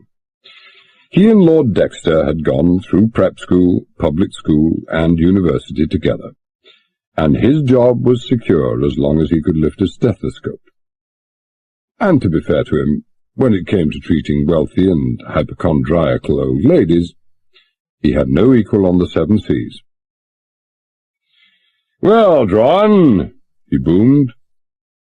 With the exception of Captain Bullen, he addressed every officer on the ship by his first name exactly as a public school headmaster would have addressed one of his more promising pupils. but a pupil that needed watching all the same. "What's the trouble? Though Brownell taken a turn?" "Worse than that, I'm afraid, Doctor. Dead." "Good Lord! Brownell dead? Let me see. A little more light, if you please, John." He dumped his bag on the table, fished out his stethoscope, sounded Brownell here and there, took his pulse, and then straightened with a sigh. "Oh, in the midst of life, John, and not recently either. Temperature's high in here, but I should say he's been gone well over an hour." I could see the dark bulk of Captain Bullen in the doorway now, waiting, listening, saying nothing. "Heart attack, Doctor?" I ventured. After all, he wasn't all that incompetent, just a quarter of a century out of date. "Oh, let me see, he repeated. He turned Brownell's head and looked closely at it.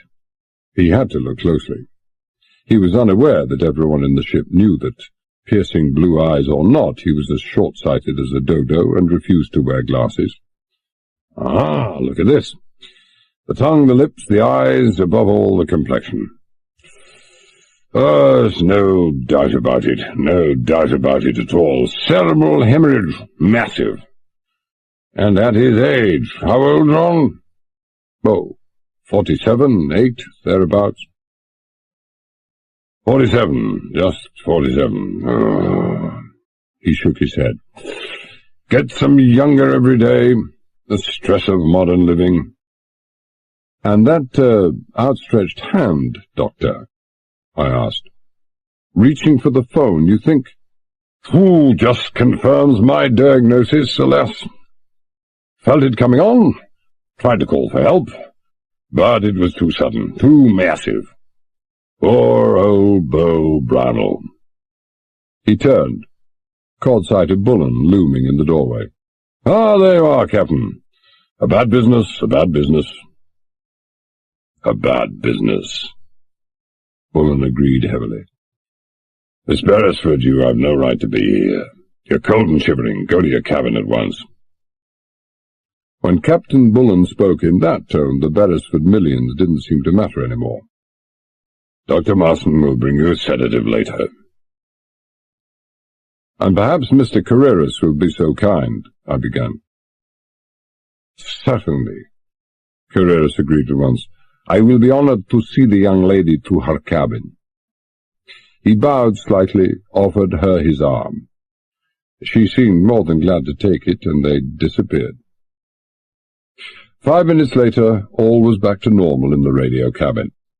Peters had taken the dead man's place. Dr. Marston had returned to his favourite occupation of mingling socially and drinking steadily with our millionaires. The captain had given me his instructions. I'd passed them on to the boatswain and Brownell. Canvas wrapped had been taken forward to the carpenter's store. I stayed in the wireless office for a few minutes, talking to a very shaken Peters, and looked casually at the latest radio message that had come through. All radio messages were written down in duplicate as received, the original for the bridge and the carbon for the daily spiked file. I lifted the topmost message from the file, but it was nothing very important, just a warning of deteriorating weather far to the southeast of Cuba, which might or might not build up into a hurricane. Routine, and too far away to bother us. I lifted the blank message pad that lay by Peter's elbow. "May I have this?" "Have yourself." He was still too upset even to be curious as to why I wanted it. "Plenty more where that came from?" I left him, walked up and down the deck outside for some time, and then made my way to the captain's cabin, where I'd been told to report when I was through. He was in his usual seat by the desk, with Cummings and the chief engineer sitting on the settee. The presence of McElroy, a short, stout Yorkshireman with the facial expression and hairstyle of Friar Tuck, meant a very worried captain and a council of war. McElroy's brilliance wasn't confined to reciprocating engines. That plump, laughter-creased face concealed a brain that was probably the shrewdest on the Campari. and that included Mr. Julius Beresford, who must have been very shrewd indeed to make his $300 million, or whatever it was. "Sit down, mister, sit down," Bullen growled. The mister didn't mean that I was in his black books, just another sign that he was worried. "No signs of Benson yet?" No sign at all. "What a bloody trip." Bullen pushed across a tray, with whiskey and glasses on it. Unaccustomedly open-handed liberality that was just another sign of his worry. "Help yourself, mister." "Thank you, sir." I helped myself lavishly. The chance didn't come often, and went on, "What are we going to do about Brownell?" "What the devil do you mean, what are we going to do about Brownell? He's got no folks to notify, no consent to get about anything. Head office has been informed. Burial at sea at dawn before our passengers are up and about. Mustn't spoil their blasted trip, I suppose." "Wouldn't it be better to take him to Nassau, sir?" "Nassau?" He stared at me over the rim of his glass, then lowered it carefully to the table. "Just because a man has died, you don't have to go off your blasted rocker, do you?" "Nassau or some other British territory. Or Miami. Some place where we can get competent authorities, police authorities, to investigate things." "What things, Johnny?" McElroy asked. He had his head cocked to one side like a fat and well-stuffed owl. "Yes, what things?" Bullen's tone was quite different from McElroy's. "Just because the search party hasn't turned up, Benson, yet you—" "I've called off the search party, sir." Bullen pushed back his chair till his hands rested on the table at the full stretch of his arms. "You called off the search party?" he said softly. "Who the hell gave you the authority to do anything of the kind?" "Oh, no one, sir, but I." "Why did you do it, Johnny?" McElroy again, very quietly. "Because we'll never see Benson again. Not alive, that is. Benson's dead. Benson's been killed." No one said anything, not for all of 10 seconds. The sound of the cool air rushing through the louvers in the overhead trunking seemed abnormally loud. The captain said harshly, "Killed. Benson killed. Are you all right, mister? What do you mean, killed?" "Murdered is what I mean." "Murdered? Murdered?" McElroy shifted uneasily in his chair. "Have you seen him? Have you got any proof? How can you say he was murdered?" "I haven't seen him. And I haven't any proof. Not a scrap of evidence." I caught a glimpse of the purser sitting there, his hands twisting together and his eyes staring at me, and I remembered that Benson had been his best friend for close on 20 years. But I have proof that Brownell was murdered tonight, and I can tie the two together. There was an even longer silence. "You're mad," Bullen said at length, with harsh conviction. "So now Brownell's been murdered too. You're mad, mister. Off your bloody trolley. You heard what Dr. Marson said, massive cerebral hemorrhage. But of course he's only a doctor of 40 years standing. He wouldn't know." "How about giving me a chance, sir?" I interrupted. My voice sounded as harsh as his own. "I know he's a doctor. I also know he hasn't very good eyes. But I have. I saw what he missed. I saw a dark smudge on the back of Brownell's uniform collar. And when has anybody on this ship ever seen a mark on any shirt that Brownell ever wore? They didn't call him Beau Brownell for nothing. Somebody had hit him with something heavy and with tremendous force on the back of the neck. There was also a faint discoloration under the left ear. I could see it as he lay there. When the boatswain and I got him down to the carpenter's store, we examined him together. There was a corresponding slight bruise under his right ear, and traces of sand under his collar. Someone sandbagged him, and then, when he was unconscious, compressed the carotid arteries until he died. Go and see for yourself. Not me, McElroy murmured. You could see that even his normally monolithic composure had been shaken. Not me. I believe it. Absolutely. It'd be too easy to disprove it. I believe it all right, but I still can't accept it. But damn it all, Chief. Bullen's fists were clenched. The doctor said that... I'm no medical man, McElroy interrupted.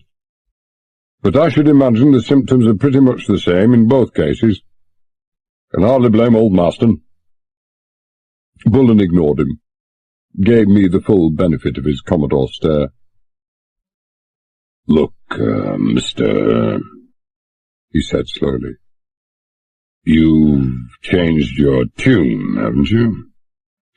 When I was there, you agreed with Dr. Marston. You even put forward the heart failure idea. You showed no signs. Miss Beresford and Mr. Carreras were there, I interrupted. I didn't want them to start getting wrong ideas. If word got around the ship, and it would have been bound to, that we suspected murder, then whoever was responsible might have felt themselves forced to act again, and act quickly, to forestall any action we might take. I don't know what they might do, but on the form to date it would have been something damned unpleasant. Miss Beresford. Mr. Carreras. Bullen had stopped clenching his hands, but you could see that it wouldn't take much to make him start up again. Miss Beresford is above suspicion. But Carreras, and his son, just aboard today, and in most unusual circumstances. It might just tie up. No, it doesn't.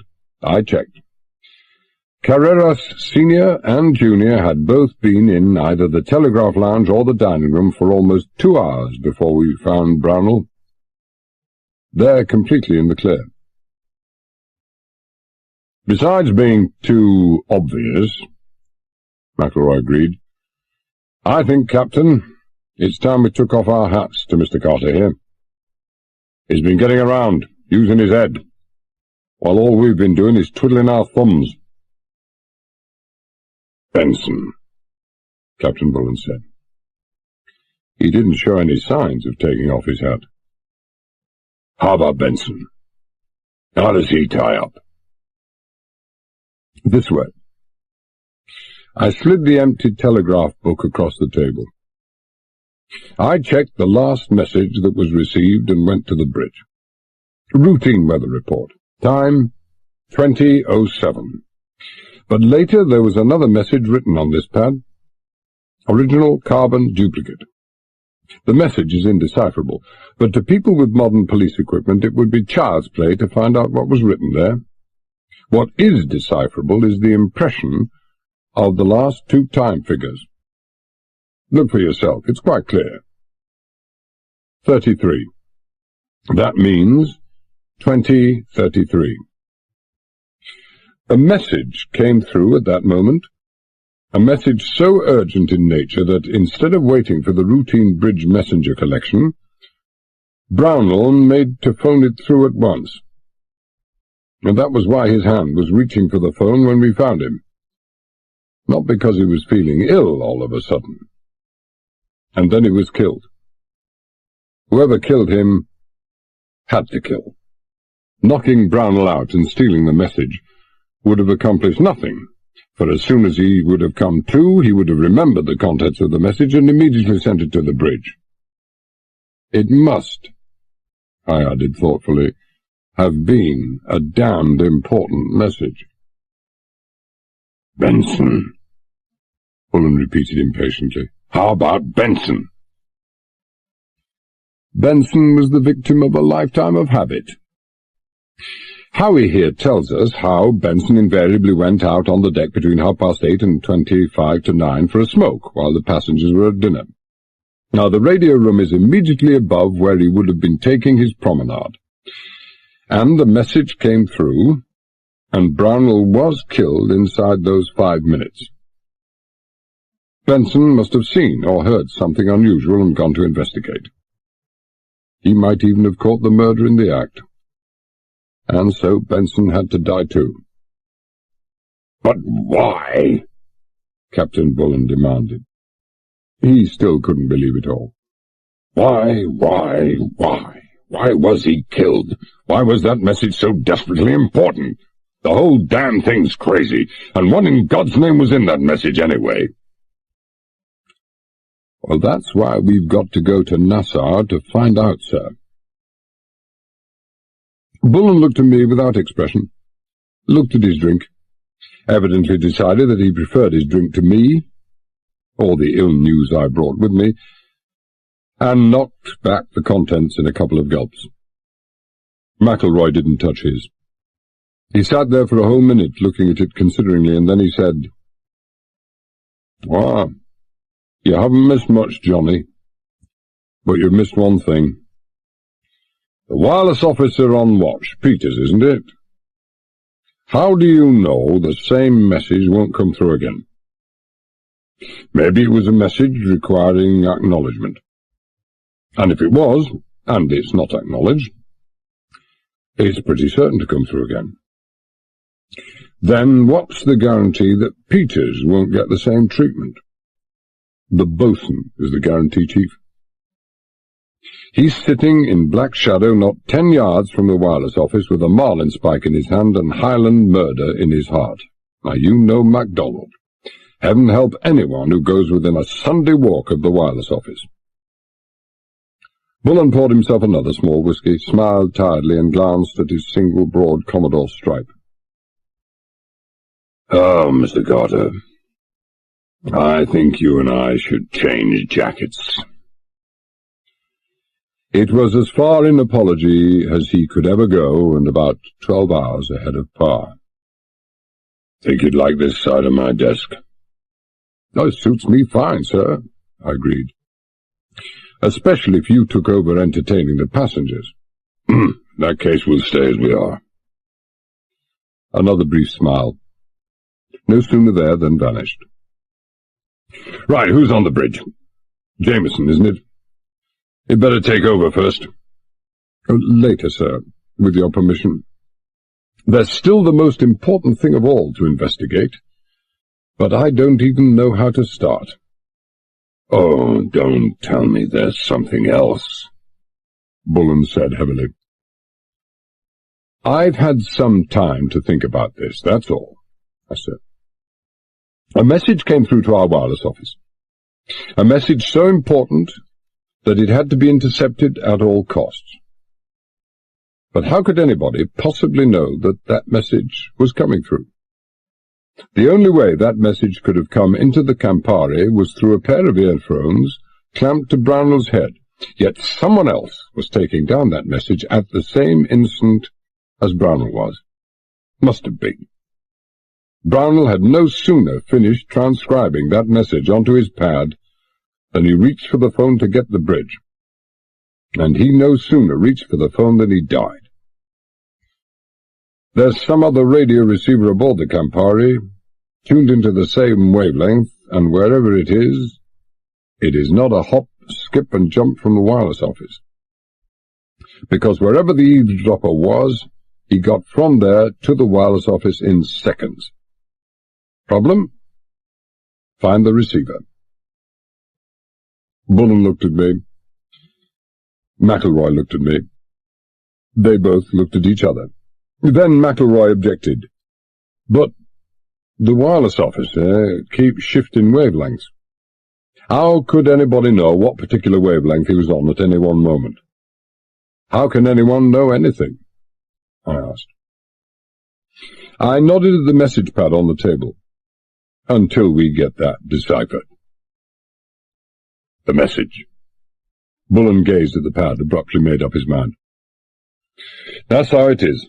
Maximum speed, Chief, but slowly, over half an hour, so that no one will notice the step-up in revs. First the bridge. Get our position. He fetched chart, rules, dividers, while I was getting the figures, nodded at me as I hung up. Lay off the shortest possible course. It didn't take long.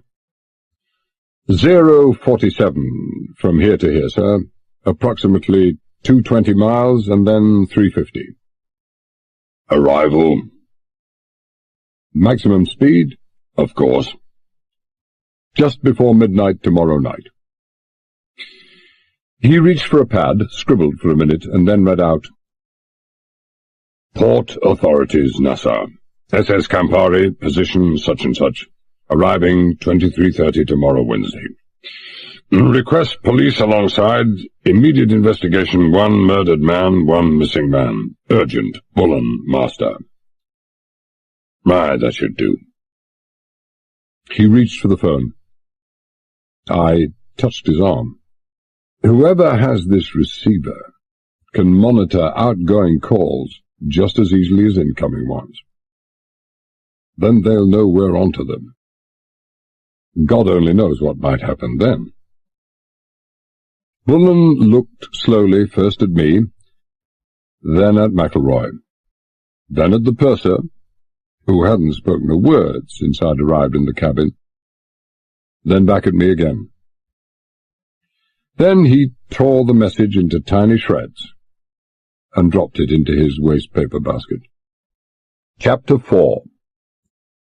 Tuesday, 10:15 p.m. to Wednesday, 8:45 a.m. I didn't get a great deal of investigating done that night. I'd figured out how to start all right, but the devil of it was I couldn't start till the passengers were up and about in the morning. Nobody likes being turfed out of his bed in the middle of the night. A millionaire least of all. After having cautiously identified myself to the boatswain to ensure that I didn't get the back of my head stove in with a marlinspike, I spent a good 15 minutes in the vicinity of the wireless office, relating its position to other offices and nearby accommodation. The wireless office was on the starboard side, forward immediately above the passengers' A-deck accommodation. Old man Sheridan's suite was directly below, and on the basis of my assumption that the murderer, even if he didn't wait for the last few words of the message to come through, could have had no more than 10 seconds to get from wherever the hidden receiver was to the wireless office, then any place within 10 seconds' reach of the wireless office automatically came under suspicion. There were quite a few places within the suspected limits. There was the bridge, flag office, radar office, chart room, and all the deck officers' and cadets' accommodation. Well, those could be ruled out at once. There was the dining room, galleys, pantries, officers' lounge, telegraph lounge, and immediately adjacent to the telegraph lounge, another lounge which rejoiced in the name of the drawing room, it having been found necessary to provide an alternative lounge for our millionaires' wives and daughters, who weren't all so keen on the alcoholic and ticker-tape attractions of the telegraph lounge as their husbands and fathers were. I spent 40 minutes going through those. They were all deserted at that time of night, and if anyone had yet invented a transistor receiver smaller than a matchbox, then I might have missed it. But anything larger, I'd have found it for sure. That left only the passengers' accommodation, with the cabins on A-deck immediately below the wireless office as the prime suspects. The B-deck suites, on the next deck below, were not out with the bounds of possibility, but when I ran a mental eye over the stiff-legged bunch of elderly crocs on B-deck, I couldn't think of a man among them who could have made it to the wireless office in under 10 seconds, and it certainly hadn't been a woman, because whoever had killed Brownell had not only also laid out Benson, but removed him from sight, and Benson weighed 180 pounds if he weighed an ounce. So, A or B decks. Both of them would have to go through the sieve tomorrow. I prayed for good weather, to tempt our passengers out on the sun decks, to give the stewards, in the course of making up beds and cleaning out the cabins, the chance to carry out a thorough search. The customs in Jamaica, of course, had already done this, but they'd been looking for a mechanism over 6 feet in length, not a radio which, in those days of miniaturization, could easily have been hidden in, say, one of those hefty jewel boxes which were run-of-the-mill among our millionaires' wives. We were running almost due northeast now, under the same indigo sky ablaze with stars, and Campari rolling gently as it sliced along the line of the long, slow swell. We'd taken almost half an hour to make an 80-degree change of course, so that no night-owl passenger abroad on deck could see the changing direction of our wake. Not that those precautions were going to be of any use if any of our passengers had the faintest idea of stellar navigation, or come to that the very elementary ability to locate the pole star. I was walking slowly up the boat deck, port side, when I saw Captain Bullen approaching. He lifted his arm, motioned me into the deep shadow cast by one of the ship's lifeboats. Thought I'd find you here, or hereabouts, he said softly. He reached under his jacket and pressed something cold and hard into my hand. I believe you know how to use one of those. Starlight glinted dully off the blued metal in my hand. A Colt automatic. One of the 3 kept in a locked cabin in a glass cabinet in the captain's sleeping cabin. Captain Bullen was certainly taking things seriously at last. I can use it, sir. Right. Stick it in your belt, or wherever you stick those damn things. Never realized they were so blasted awkward to conceal about your person. Here's a spare magazine. I hope to God we don't have to use them. Which meant the captain had one also. And the 3rd gun, sir? Oh, I don't know. He hesitated. Wilson, I thought. Yeah, he's a good man. But give it to the bosun. The bosun? Bullen's voice sharpened, and then he remembered the need for secrecy and dropped his voice to a conspiratorial growl. Now you know the regulations, mister. Those guns to be used only in times of war, piracy, or mutiny, and never to be issued to anyone other than an officer. The regulations don't concern me half as much as my own neck does, sir. You know MacDonald's record. Youngest ever sergeant major in the commandos, a list of decorations as long as your arm. Give it to MacDonald, sir. Oh, we'll see, he grunted. We'll see. I've just been to the carpenter's store with Doc Marston. First time I've ever seen that old phony shaken to the core. See, he agrees with you. Says there's no doubt Brownell was murdered. You'd think he was up in the dock of the Old Bailey with all the alibis he'd given himself. But I think McElroy was right when he said the symptoms were about the same. Well, I said doubtfully, I hope nothing comes of it, sir. What do you mean? You know old Doc Marston as well as I do, sir. The 2 great loves of his life are Jamaica rum and the desire to give the impression that he's on the inside of everything that goes on. That's a dangerous combination. Apart from McElroy, the purser, yourself and myself, the only person who knows that Brownell didn't die a natural death is the bosun, and he'd never talk. Doc Marston is a different proposition altogether. Not to worry, my boy, Bullen said with something like relish in his voice. I told our worthy surgeon that, Lord Dexter's pal or not, if he as much as lifted a glass of rum before we arrived in Nassau, I'd have him on the beach and for good, within the week. I tried to imagine anyone telling the venerable and aristocratic doctor anything of the sort. My mind boggled at the very thought. But they hadn't made old Bullen Company Commodore for nothing. I knew he'd done exactly as stated. He didn't take off any of Brownell's clothes? I asked. His shirt, for instance? No. What does it matter? Well, it's just that it's probable that whoever strangled Brownell had his fingers locked round the back of the neck to give leverage. And I believe the police today can pick up fingerprints from practically any substance, including certain types of clothes. It shouldn't have much trouble picking up prints from those nice, shiny, starched collars Brownell wore. Ah, you don't miss much, Bullen said thoughtfully. Except maybe you missed your profession. Anything else? Yes.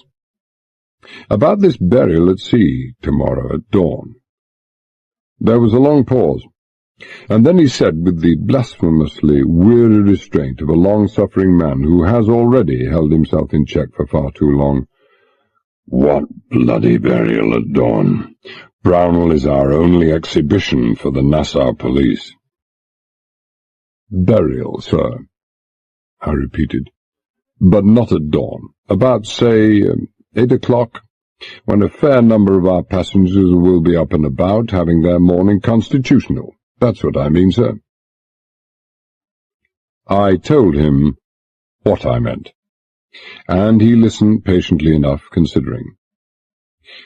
When I was finished, he nodded slowly, 2 or 3 times in succession, turned, and left me without a word. I moved out into a lane of light between 2 lifeboats and glanced at my watch. 25 minutes past 11. I'd told MacDonald I'd relieve him at midnight.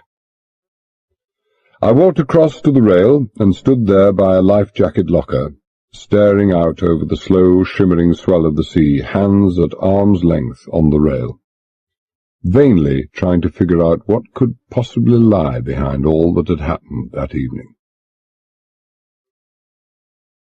When I awoke, it was 20 minutes to 1. Not that I was immediately aware of the time when I awoke. I wasn't immediately and clearly aware of anything.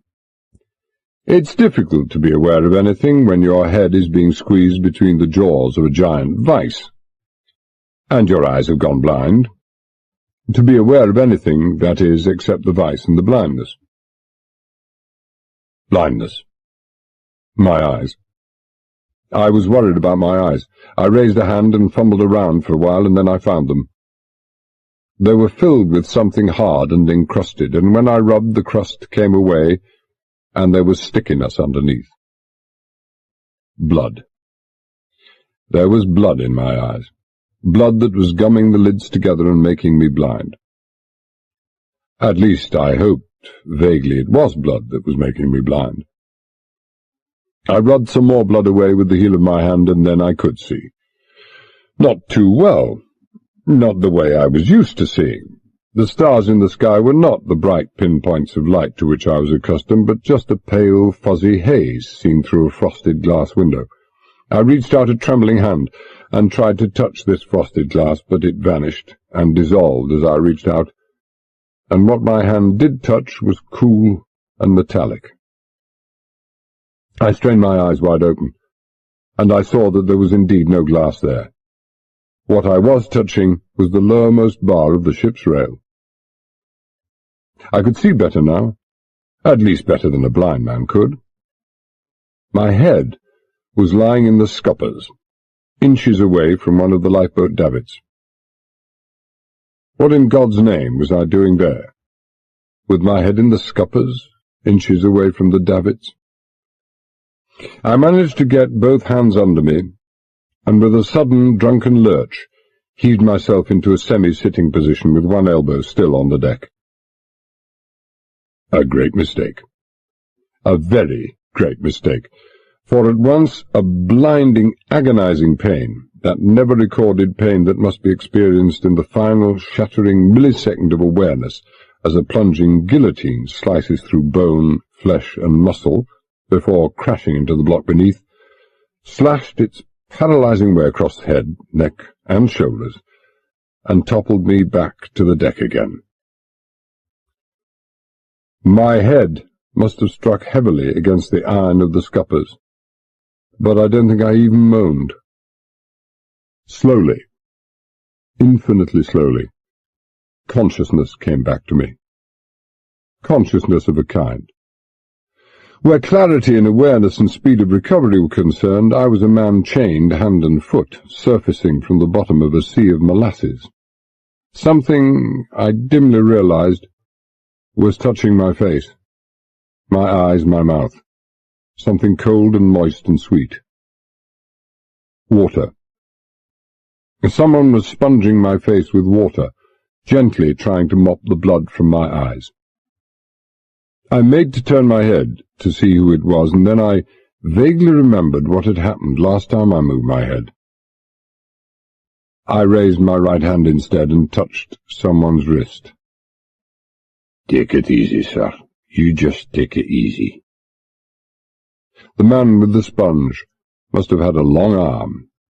He was at least 2 miles away, but I recognized the voice for all that.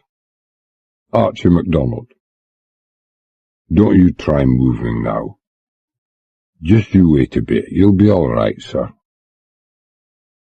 Archie. We were a real disembodied pair, I thought fuzzily. I was at least a couple of miles away, too. I only hoped we were a couple of miles away in the same direction. "Is that you, Archie?" God knows I didn't doubt it. I just wanted the reassurance of hearing him say so. "It's myself, sir. Just you leave everything to me." It was the bosun, all right. He couldn't have used that sentence more than 5,000 times in the years I'd known him. "Just you lie still." I had no intention of doing anything else. I'd be far gone in years before I'd ever forget the last time I moved, if I lived that long, which didn't seem a bit likely at the moment. "My neck, Archie." My voice sounded a few hundred yards closer. "I think it's broken." "I'm sure it feels that way, sir. But I'm thinking myself maybe it's not as bad as all that. We'll see." I don't know how long I lay there, maybe 2 or 3 minutes, while the bosun swabbed the blood away until eventually the stars began to swim into some sort of focus again. Then he slid one arm under my shoulders and under my head, and began to lift me, inch by patient inch, into a sitting position. I waited for the guillotine to fall again, but it didn't. This time it was more like a butcher's meat chopper, but a pretty blunt chopper. Several times in a few seconds the Campari spun round 360 degrees on its keel and then settled down on course again. 047, I seem to recall, and this time I didn't lose consciousness. What time is it, Archie?" A stupid question to ask, but I wasn't at my very best. And my voice, I was glad to hear, was at last practically next door to me. He turned my left wrist. 12:45, your watch says, sir. I think you must have been lying here a good hour. You are in the shadow of the boat, and no one would have seen you even if they'd passed by this way. I moved my head an experimental inch and winced at the pain of it. 2 inches and it would fall off. What the hell happened to me, Archie? Some kind of turn or other? I don't remember. Some kind of turn. His voice was soft and cold. I felt his fingers touch the back of my neck. Our friend with the sandbag has been taking a walk again, sir. One of these days, he added thoughtfully, I'm going to catch him at it. Sandbag? Oh, I struggled to my feet, but I'd never have made it without the bosun. The wireless office. Peters. No, it's young Mr. Jenkins that's on now, sir. He's all right. You said you'd relieve me for the middle watch, and when 12 came, I knew there was something wrong. So I just went straight into the wireless office and phoned Captain Bullion. The captain? Oh, who else could I phone, sir? Who else indeed? Apart from myself, the captain was the only deck officer who really knew what had happened, who knew where the boatswain was concealed and why. MacDonald had his arm around me now, still half supporting me, leading me forward to the cross passage that led to the wireless office. He came at once. He's there now, talking to Mr. Jenkins, while it's stiff. Thinks the same thing might have happened to you as to Benson. He gave me a present before I came looking for you. He made a movement, and I could see the barrel of a pistol that was all but engulfed in his huge hand. I'm hoping that I'll get a chance to use this, Mr. Carter, not the butt end either. I suppose you realize that if you'd toppled forward, instead of sideways, you'd most likely have fallen over the rail into the sea. I wondered grimly why they, or he, hadn't, in fact, shoved me over the side, but said nothing, just concentrated on reaching the wireless office. Captain Bullion was waiting there, just outside the door, and the bulge in the pocket of his uniform jacket wasn't caused only by his hand. He came quickly to meet us, probably to get out of earshot of the wireless officer, and his reaction to my condition and story of what had happened were all that anyone could reasonably have wished for. He was just mad clear through. I had never seen him in such a mood of tightly controlled anger since I'd first met him 3 years ago. When he'd calmed down a bit, he said, "But why the devil didn't they just go the whole hog and throw you overboard while they were at it?" They didn't have to, sir," I said wearily. "They didn't want to kill me. Just get me out of the road." He peered closely at me, the cold eyes speculative. "You talk as if you knew why they cost you." "Oh, I do. Or I think I do." I rubbed the back of my neck with a gentle hand. I was pretty sure now there weren't any vertebrae broken. It just felt that way. My own fault. I overlooked the obvious. Come to that, we all overlooked the obvious. Once they'd killed Brownell, and we'd deduced by association that they'd also killed Benson, I lost all interest in Benson. I just assumed that they'd got rid of him. All I was concerned with, all any of us was concerned with, was to see that there was no further attack made on the wireless officer, to try to find out where the receiver was and to figure out what lay behind it all. Benson, we were sure, was dead, and a dead Benson could no longer be of any use to us. So we forgot Benson. Benson belonged to the past. "Are you trying to tell me that Benson was or is still alive?" "No, he was dead. All right." I felt about 90, a badly crippled 90, and the vice round my head wasn't easing off any I could notice. He was dead. But they hadn't got rid of him. Maybe they hadn't had a chance to get rid of him. Maybe they had to wait till it was real good and dark to get rid of him. But they had to get rid of him. If we'd found him, we'd have known there was a murder aboard. Now, they probably had him stashed away in some place where we wouldn't have thought of looking for him anyway. Lying on top of one of the offices, stuck in a ventilator, behind one of the sun-deck benches. It could have been anywhere. And I was either too near where they'd stashed him so that they couldn't get at him, or they couldn't chuck him overboard as long as I was standing by the rail there. Barring myself, they knew they were safe enough. Going at maximum speed, with a bow wave like we're throwing up right now, no one would have heard anything if they dropped him into the sea. And on a dark and moonless night like this, no one would have seen anything either. So they'd only me to deal with, and they didn't find that any trouble at all. I finished bitterly. Bullen shook his head. You never heard a thing. Not the faintest fall of a footstep, not even the swish of a cosh coming through the air. Old Flannel Feet must be a pretty dangerous character, sir, I said reflectively. He didn't make the slightest whisper of sound.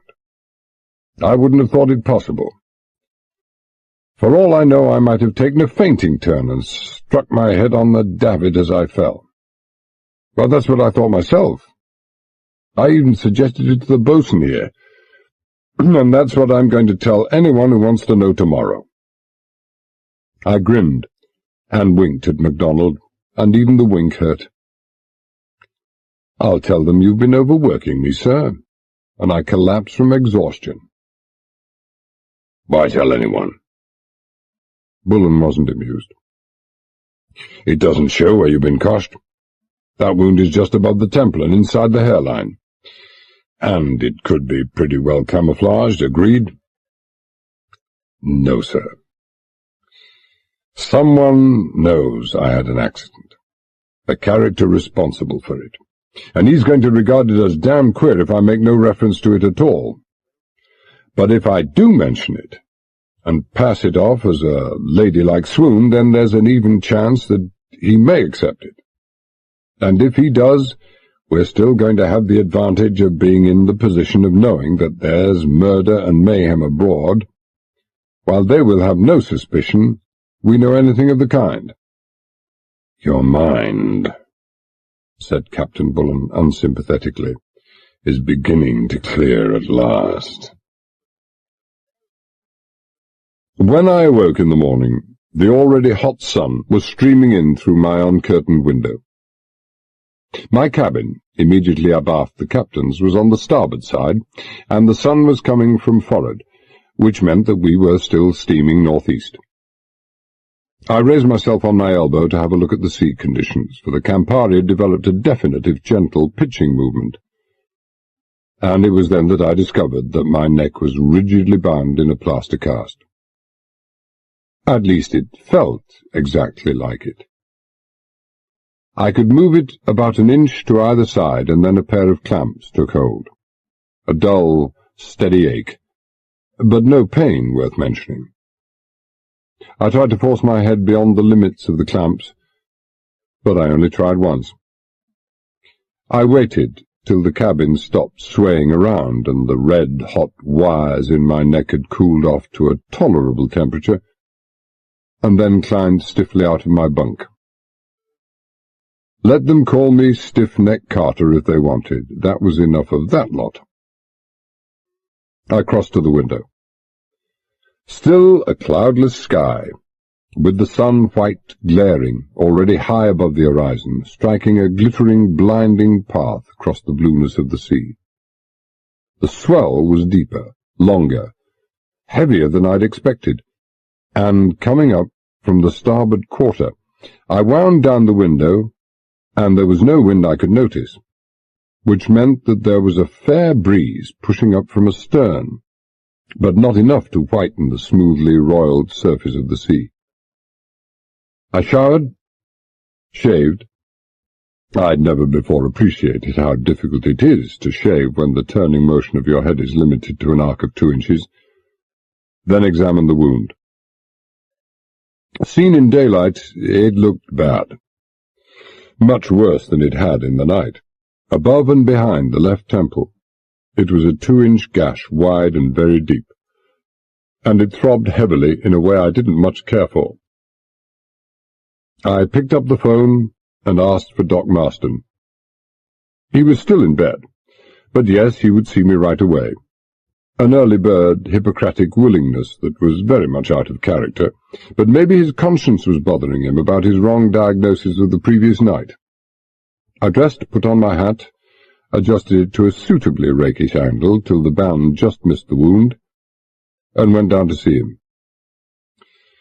Dr. Marston, fresh, rested, and unusually clear of eye, no doubt due to Bullen's warning to lay off the rum, didn't look like a conscience-stricken man who'd tossed and turned the sleepless night long. He didn't even seem unduly worried about the fact that we carried aboard a passenger who, if he'd truthfully listed his occupation, would have put down the word murderer. All he seemed concerned about was the entry in last night's log.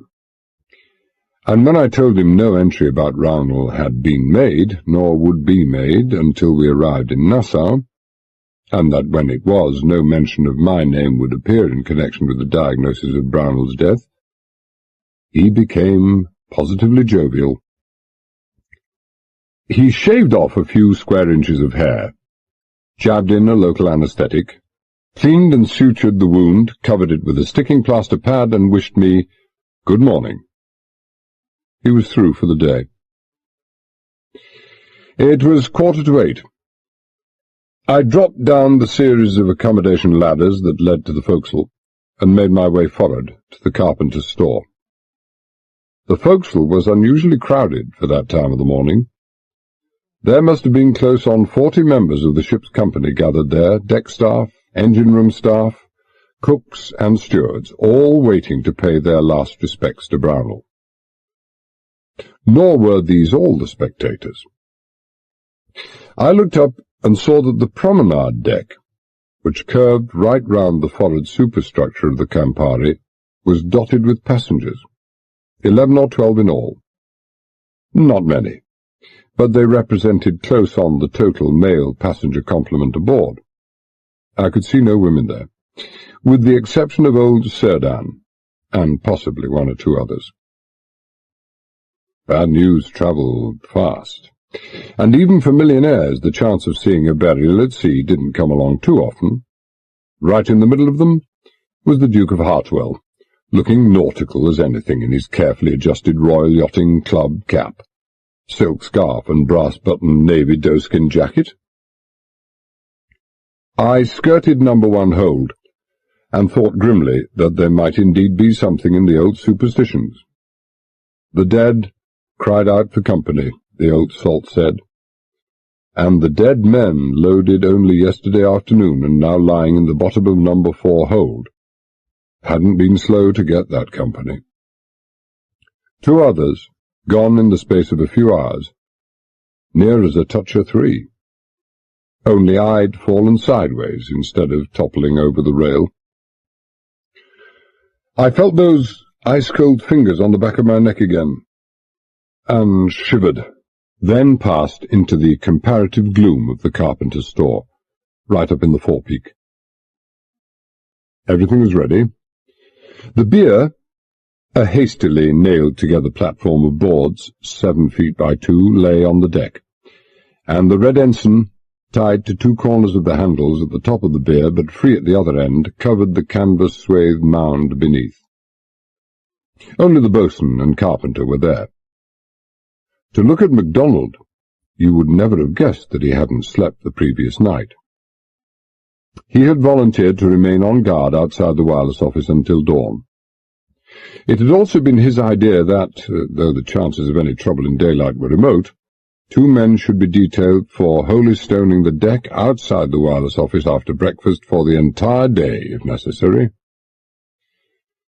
Meanwhile, the radio office was closed and heavily padlocked, to allow Peters and Jenkins to attend the funeral of their colleague. There was no difficulty about this. As was common, there was a standard arrangement whereby a bell rang either on the bridge or in the chief wireless operator's cabin whenever a call came through on the distress frequency, or on the Campari's call sign.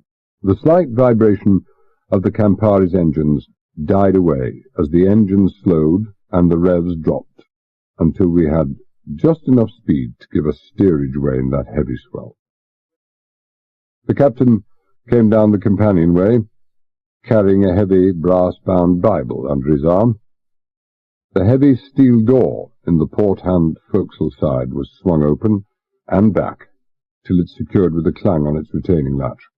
A long wooden box was slid into position, one end level with the opening in the side of the ship. And then MacDonald and the carpenter, bareheaded, appeared, carrying beer and burden, and laid them on top of the box. The service was very brief, very simple.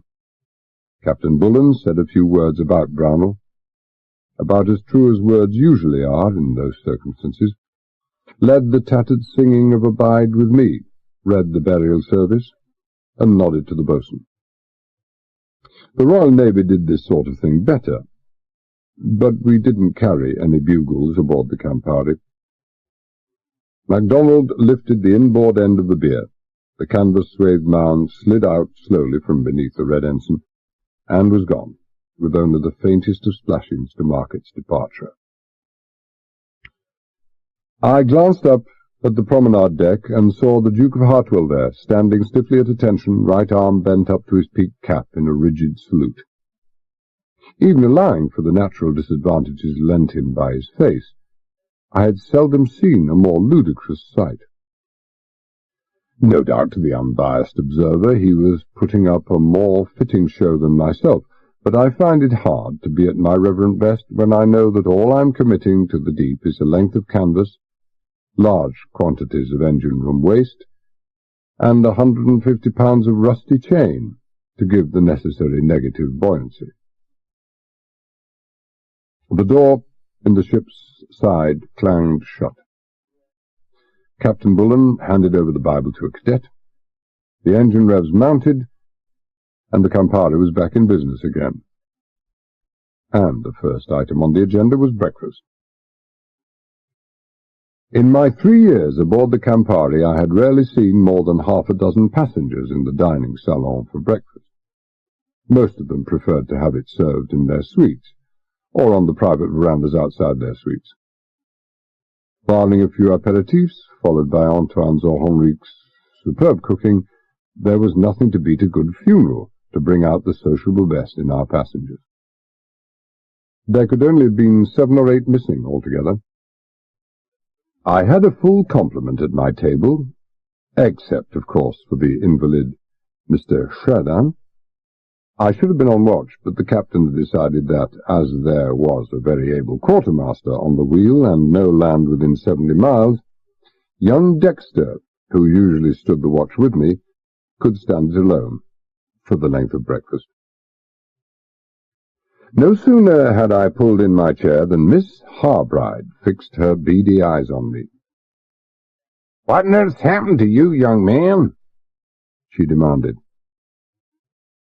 To tell you the truth, Miss Harbride, I don't really know myself." "You what?" "No, it's true."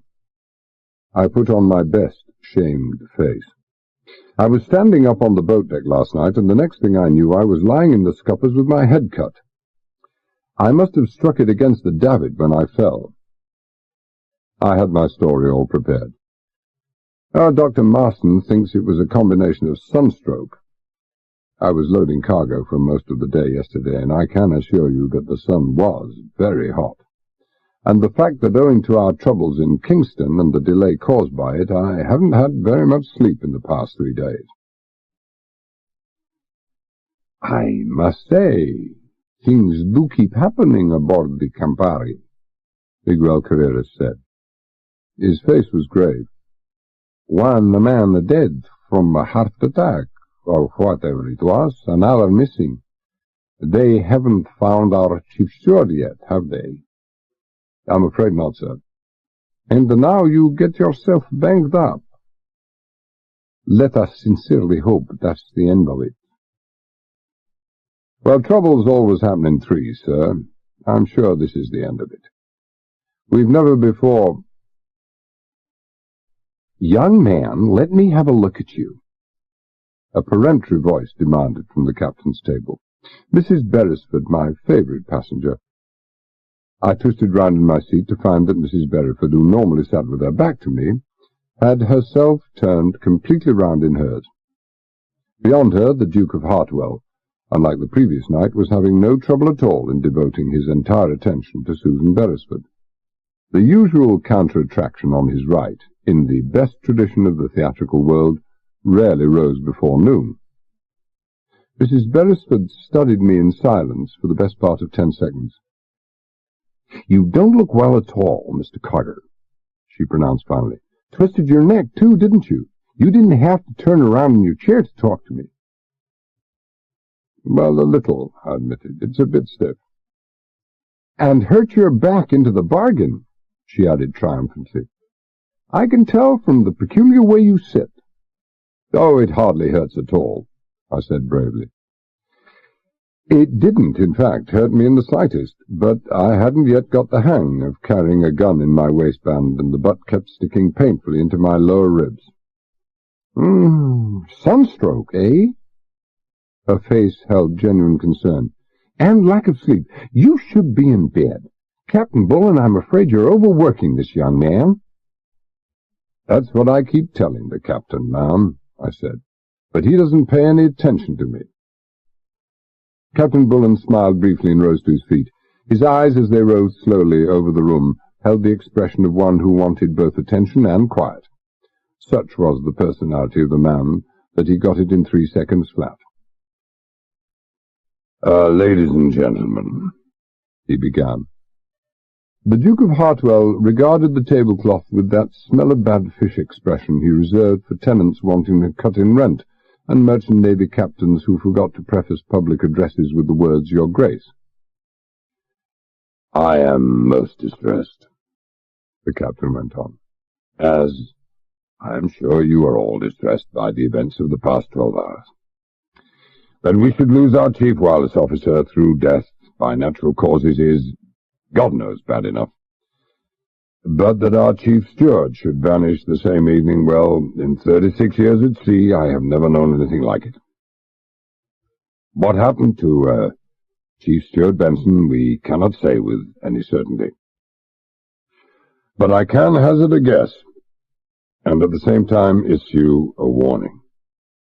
There are literally hundreds of recorded cases of men vanishing overboard during the night, and I have little doubt but that Benson's death is due to the same reason, which probably accounts for 99% of all the other cases. Now, even on the most experienced sailors, the effect of leaning over the rail at night and watching that black water passing below has a weirdly hypnotic effect. I think it's something akin to the vertigo that affects a great number of people. People who are convinced that if they go near, say, the parapet of a high building, some strange force will make them topple over, no matter what their conscious minds may say. Only, with leaning over the rails of a ship, there's no fear, just a gradual mesmerism. A man just leans farther and farther over until his center of gravity is suddenly displaced, and then he's gone. As an alibi or explanation for Benson's disappearance, it was as good as any. As a general statement, it was also unfortunately true. And so, ladies and gentlemen, I would counsel you all, most strongly, never to approach the ship's rails at night, unless you are accompanied by someone else. I would be most grateful if you would all bear that strongly in mind. I looked round the passengers as far as my stiff neck would allow. They would bear it in mind, all right. From now on, wild horses wouldn't drag them near the Campari's rails at night. But, Bullen went on emphatically, it will help neither of those unfortunate men and only do ourselves a great disservice if we allow ourselves to brood over those things. I cannot ask you to dismiss those deaths from your minds at once, but I can ask you not to dwell on them. On a ship, as elsewhere, life must go on. Especially, I might say, on a ship. You are aboard the Campari to enjoy the cruise. We're aboard to help you enjoy it. I would be most grateful if you would give us your every assistance to get shipboard life back to normal as soon as is absolutely possible. There was a subdued murmur of agreement. Then Julius Beresford, rising from his seat beside the captain, was on his feet. Do you mind if I say a few words, sir? He could have bought the Blue Mail line without even denting his bank balance, but still he asked permission to speak and called old Bullen, sir. Certainly, Mr. Beresford. It's just this. Julius Beresford had addressed too many board meetings to be anything other than completely at ease when speaking to people, no matter how many $1 million they represented. I agree, and agree completely, with everything our captain has said. Captain Bullen has said that he and his crew have a job to do, and that job is to look after the every comfort and convenience of his passengers. Under the rather sad circumstances in which we have had to meet this morning, I think that we, the passengers, have also got a job to do. Make things as easy as possible for the captain, officers, and crew, and to help them bring things back to normal as soon as possible. Now, I'd like to start the ball rolling by asking you all to be my guests for a brief period this evening. Today, ladies and gentlemen, my wife celebrates her birthday. He smiled down at Mrs. Beresford. Well, she forgets exactly which one. And now I cannot invite you to a birthday dinner, for what could I offer you as a special meal that Antoine and Henrique do not give us every night of the week? But Mrs. Beresford and I should be grateful if you would be our guests at a cocktail party this evening. 7:45 in the drawing room. Thank you. I looked round the table. Miguel Carreras was nodding slightly, as if in grave acceptance and appreciation of Beresford's underlying motives. Miss Harbride was beaming with pleasure. She doted on the Beresfords, not only for their money, but for the fact that they were one of the very oldest American families, with goodness only knew how many generations behind them. Mr. Greenstreet, her husband, studied the tablecloth in his usual intent fashion. And Tony Carreras, more impossibly handsome than ever, leaned back in his chair and regarded Julius Beresford with a slightly amused, speculative interest. Or maybe it was Susan Beresford he was looking at. I was more certain than ever that there was something wrong with Tony Carreras's eyes. It was almost impossible to tell in what direction they were looking. He caught my glance and smiled. "You will be there, Mr. Carter?" He had that relaxed, easy-going manner that comes from having a bank account bursting at the seams, but none of the usual hint of condescension. Tony Carreras I could get to like. "Well, briefly only, I'm afraid. I have to go on watch at 8 o'clock this evening." I smiled. "If you're still at it at midnight, I'll join you." Like hell I'd join them. At midnight, I'd be showing the Nassau police over the ship. And I'm afraid you'll have to excuse me now. I have to relieve the officer of the watch. I made my excuses and left.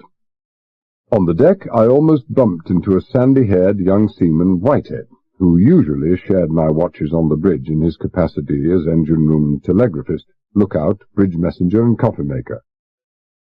"What are you doing here?" I asked sharply. With young Dexter on watch, I wanted as many sharp eyes and quick minds as possible around him. Whitehead had both. "You know you're not to leave the bridge in my absence." "I'm sorry, sir, but Ferguson sent me." Ferguson was the quartermaster on the forenoon watch. "We've missed the last 2 course alterations, and he's getting pretty worried about it." We were bringing round 3 degrees to the north every 15 minutes, to get on a north by west course, but slowly, so as not to excite anyone. "But why come and bother me about it?" I said irritably. "Fourth Officer Dexter is perfectly capable of handling those matters." Well, he wasn't, but one of the drawbacks of being a fellow officer of Dexter was that you were forced to lie like fury to maintain an outward appearance of solidarity. Well, yes, sir, but he's not there, Mr. Carter. He left the bridge about 20 minutes ago, and he hasn't come back yet. I pushed violently past Whitehead, knocking him to one side, and made for the bridge at a dead run, 3 steps at a time up the companionways. Rounding one corner, I caught a glimpse of Whitehead staring up after me with a most peculiar expression on his face. He probably thought I'd gone mad. Chapter 5. Wednesday, 8:45 a.m. to 3:30 p.m. Ferguson, a tall, swarthy, saturnine cockney with no hair left to speak of, glanced round as I burst through the doorway from the starboard wing of the bridge into the wheelhouse. His face showed his relief. "Struth, am I glad to see—" "Where's the fourth mate?" I demanded. "Search me, sir. Them course alterations." "To hell with the course alterations. Where did he go?" Ferguson blinked in surprise. He had the same look on his face as Whitehead had had a few seconds ago, the weary bafflement of a man who sees another going off his rocker. "Well, I don't know, sir. He didn't say." I reached for the nearest phone, got through to the dining room, asked for Bullen. He came on, and I said, "Carter here, sir. Could you come to the bridge straight away?" There was a brief pause, and then, "Why?" "Dexter's missing, sir. He had the watch, but he left the bridge 20 minutes ago." "Left the bridge." Bullen's voice held no inflection, but only because he made it that way. Lord Dexter's son or not, young Dexter was finished on the Campari unless he could explain this one away. "You looked for him yet?" "He could be anywhere." "That's what I'm afraid of, sir." The phone clicked, and I hung up. Young Whitehead, still looking apprehensive, had just arrived in the cabin. I said, "You'll find the third mate in his cabin. My compliments to him, and ask him if he'll take over the bridge for a few minutes. Ferguson?" "Sir?" The voice was still wary. "Mr. Dexter said nothing at all when he left?" "Oh, yes, sir. I heard him say something like, hey, wait a minute, what the hell's going on here? Something like that, now, I can't be sure. Then he said, keep her as she is, back in a jiffy, and then he was off." "And that was all?" "That was all, sir." "Where was he standing at the time?" "Well, on the starboard wing, sir, just outside the door." "And he went down that side?" "Yes, sir." "Where was Whitehead at the time?" "Out on the port wing, sir." Ferguson's expression and tone showed beyond all doubt that he was vis-à-vis with a loony, but he was playing it cool all the same. "Didn't cross to see where Mr. Dexter had gone?" "No, sir." He hesitated. "Well, not right away, but I thought it a bit funny, so I asked him to have a look. He couldn't see nothing." "Damn." "How long after Mr. Dexter left before he took this look?" "Oh, a minute. Maybe closer on 2. Couldn't be sure, sir." "But whatever Mr. Dexter saw, it was aft?" "Yes, sir." I moved out onto the wing bridge and looked aft. There was no one to be seen on any of the 2 decks below. The crew had long finished washing down decks, and the passengers were still at breakfast. Nobody there, nothing of any interest at all to be seen. Even the wireless office was deserted, its door closed and locked. I could see the brass padlock clearly, gleaming and glittering in the morning sun, as the Campari pitched slowly, gently through the ever-lengthening swell. The wireless office. I stood there perfectly rigid for all of 3 seconds, a candidate in Ferguson's eyes for a straitjacket if ever there had been one, then took off down the companionway the same way as I'd come up, 3 steps at a time. Only a smart piece of braking on my part and a surprisingly nimble bit of dodging on the captain's prevented a head-on collision at the foot of the companionway. Bullen put into words the thought that was obviously gaining currency around the bridge. "Have you gone off your bloody rocker, mister?" "The wireless office, sir," I said quickly. "Come on."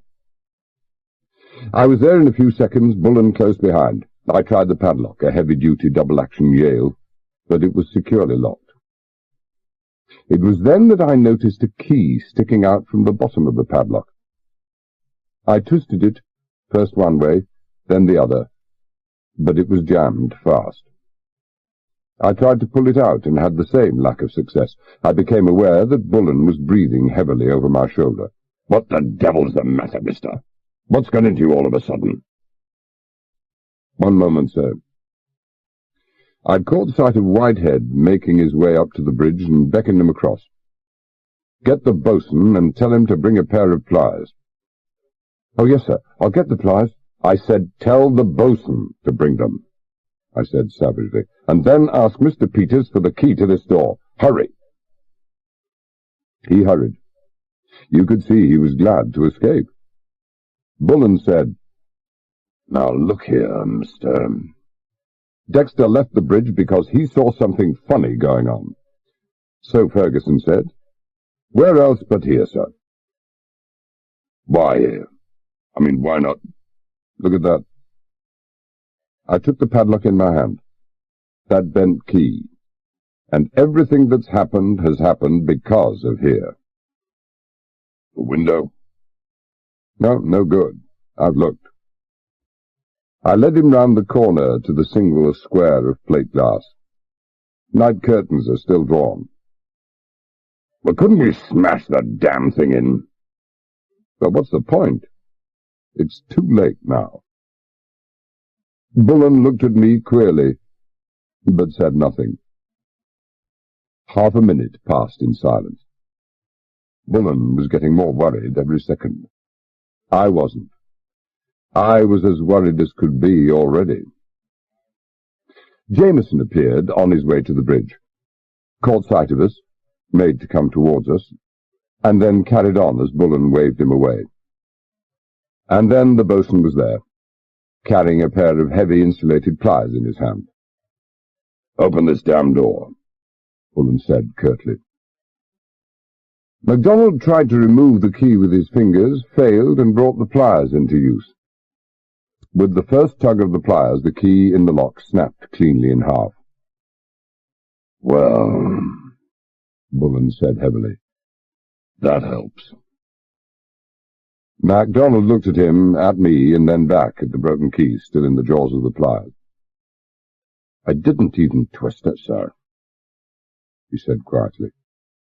"And if that's a Yale key," he added with an air of faint distaste, "then I'm an Englishman." He handed the key over for inspection. The break showed the grey, rough, porous composition of some base metal. "Aye, it's homemade, and not very well made at that, either." Bullen pocketed the broken key. "Can you get the other bit out?" "No, sir. It's completely jammed." He fished in his overalls and produced a hacksaw. "Maybe this, sir." "Good man." It took MacDonald 3 minutes' hard work. The hasp, unlike the padlock, was made of tempered steel, and then the hacksaw was through. He slid out the padlock, then glanced inquiringly at the captain. "Come in with us," Bullen said. There was sweat on his brow. "And see that nobody comes near." He pushed open the door and passed inside. I was on his heels. We'd found Dexter, all right. And we'd found him too late. He had that old bundle of clothes look, that completely relaxed, huddled shapelessness that only the dead can achieve. Face down, outflung on the courtesan flooring, he hardly left standing room for Bullen and myself. "Shall I get the doctor, sir?" It was MacDonald speaking. He was standing astride the storm sill, and the knuckles of the hand holding the door shone bonily through the tautened skin. It's too late for a doctor now, Bosun, Bullen said stonily. Then his composure broke, and he burst out violently. My God, mister, where's it all going to end? He's dead. You can see he's dead. What's behind? What murderous thing? Why did they kill him, mister? Why did they have to kill him? Damn it to hell, why did the fiends have to kill him? He was only a kid. What real harm did young Dexter ever do to anybody? It said much for Bullen at the moment that the thought never even occurred to him that the dead man was the son of the chairman and managing director of the Blue Mail Line. That thought would come later. He died for the same reason that Benson died, I said. He saw too much. I knew beside him examined the back and sides of his neck. No marks there at all. I looked up and said, "Can I turn him over, sir?"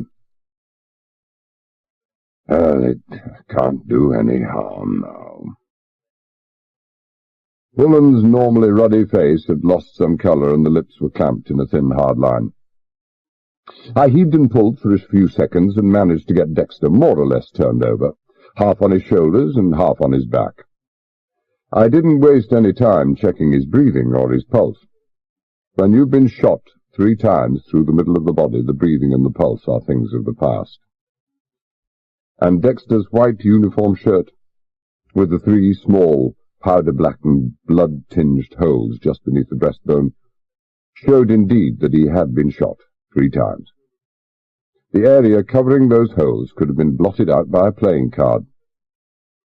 Somebody had made very sure indeed. I rose to my feet, looked from the captain to the boatswain, and then said to Bullen, "We can't pass this off as a heart attack, sir." They shot him 3 times, Bullen said matter-of-factly. "We're up against someone in the maniac class, sir." I stared down at Dexter, unable to look away from the face racked and twisted by his last conscious moment of life, that fleeting moment of tearing agony that had opened the door to death. Any one of those bullets would have killed him. But whoever killed him 3 times. Someone who likes pressing a trigger. Someone who likes seeing bullets thud into a human being, even although that human being is dead already. You seem very cool about this, mister. Bullen was looking at me with a strange look in his eyes. "Sure, I'm cool." I showed Bullen my gun. "Show me the man who did this, and I'll give him what he gave Dexter. Exactly the same, and to hell with Captain Bullen and the laws of the land. That's how cool I am." "I'm sorry, Johnny." Then his voice hardened again. "Nobody heard anything." "How did nobody hear anything?" He had his gun close up to Dexter, maybe jammed right against him. You can see the marks of burnt powder. That would help to deaden the sound. Besides, everything points to this person, or those persons, as being professionals. They would have silencers on their guns. I see. Bullen turned to MacDonald. "Could you get Peters here, bosun, at once?" "Aye, aye, sir." MacDonald turned to leave, and I said quickly, "Sir, a word before MacDonald goes." "What is it?" His voice was hard, impatient. "You're going to send a message?" "Too right, I'm going to send a message. I'm going to ask for a couple of fast patrol boats to be sent out to meet us. At the speed those gas turbine jobs can go, they'll be alongside before noon. And when I tell them I've had 3 men murdered in 12 hours, they'll come running. I've had enough of playing it smart first. This fake burial to lull their suspicions this morning, to make them think we'd got rid of the only evidence of murder against them. You see where it's got us? Another man murdered." "It's no use, sir." It's too late now. What do you mean? He didn't even bother to replace the lid after he left, sir. I nodded towards the big transmitter receiver with its metal lid slightly askew, the securing screws loose. Maybe he was in a hurry to get away. Maybe he just knew there was no point in securing it anyway. We were bound to find out sooner or later. And sooner rather than later. I lifted the lid and stood to one side to let Bullen look also. Nothing was ever surer that no one would ever use that transmitter again. It was littered inside with torn wire, bent metal, smashed condensers and valves. Someone had used a hammer. There was no guesswork about that. The hammer was still lying among the tangled, splintered wreckage. It was all that was left of the once complicated innards of the transmitter. I replaced the lid. "There's an emergency set," Bullen said hoarsely. "In the cupboard under the table there. The one with the petrol generator. You'll have missed that." But the murderer hadn't missed it. He wasn't the type to miss anything, and he certainly hadn't missed with that hammer.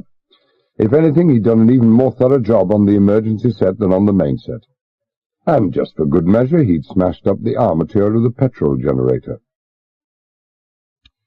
"Our friend must have been listening in on his receiver again," MacDonald put in quietly. "So he came out either to stop the message or smash up the sets so that no more messages could come through. He was lucky. Had he been a bit later, and the radio officer back on watch, my men would have been holy stoning the decks outside, and there would have been nothing he'd have been able to do." "I don't associate luck with this killer in any way," I said. "He's too damned efficient for that." I don't think any more messages which might have worried him had come through, but he was afraid they might.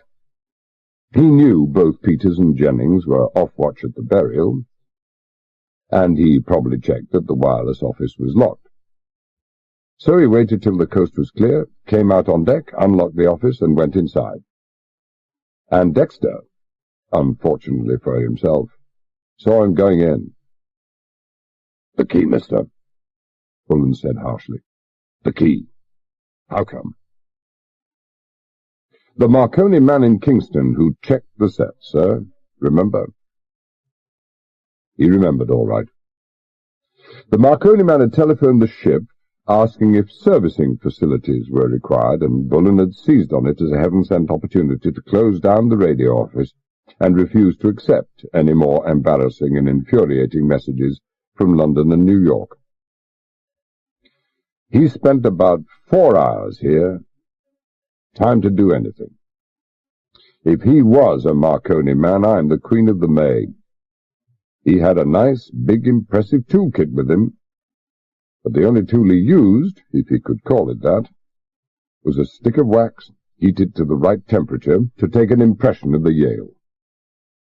Even if he had managed to pinch the Yale and return it unseen, it would have been impossible for him to cut a new one. Those special Yales are far too complicated. And my guess is that that was all he did while he was there. And my guess was completely wrong. But the thought that this fake Marconi man might have employed himself in another way during his stay in the wireless office didn't occur to me until many hours later. It was so blindingly obvious that I missed it altogether, although 2 minutes' constructive thought would have been bound to put me onto it.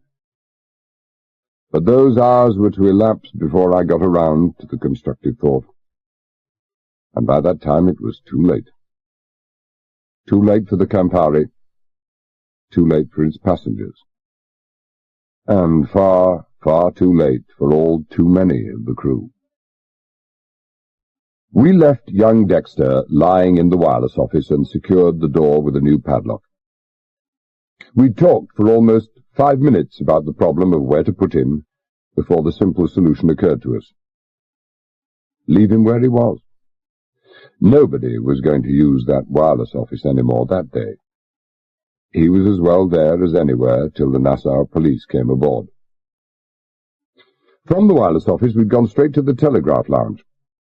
The teleprinters in there were coupled to receiver transmitters on fixed wavelengths to London, Paris, and New York, but could be adapted by men who knew what they were doing, such as Peters and Jenkins, to receive and transmit on practically any wavelength.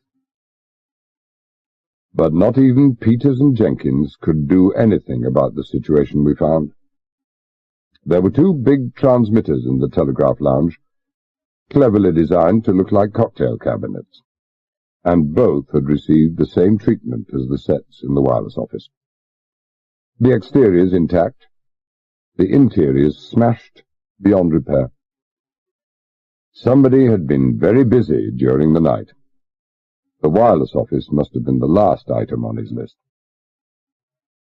I looked at Bullen. "With your permission, sir, MacDonald and I will go and have a look at the lifeboats. We might as well waste our time that way as any other." He knew what I meant all right and nodded. Captain Bullen was beginning to look slightly hunted. He was the ablest, the most competent master in the Blue Mail, but nothing in his long training and experience had ever been designed to cope with a situation like this. And so MacDonald and I duly wasted our time. There were 3 lifeboats equipped with hand-cranked transmitters for emergency use if the Campari sank or had otherwise to be abandoned. Or they had been equipped with them, but not anymore. The transmitters were gone. No need to waste time or make a racket smashing up sets when all you have to do is drop them over the side. Our murderous friend hadn't missed a single trick. When we got back to the captain's cabin, where we'd been told to report, there was something in the atmosphere that I didn't like at all. They say you can smell fear. I don't know about that, but you can sense it. And you could certainly sense it in that cabin at 9 o'clock that morning. The fear, the atmosphere of trapped helplessness, the sense of being completely at the mercy of unknown and infinitely powerful and ruthless forces, made for an atmosphere of nervously brittle tension that I could almost reach out and touch.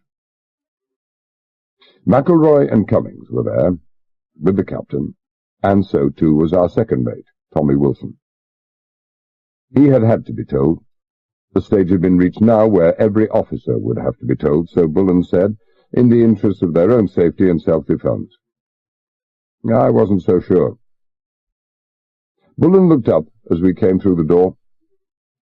His face was grim and still, a thinly opaque mask for the consuming worry that lay beneath.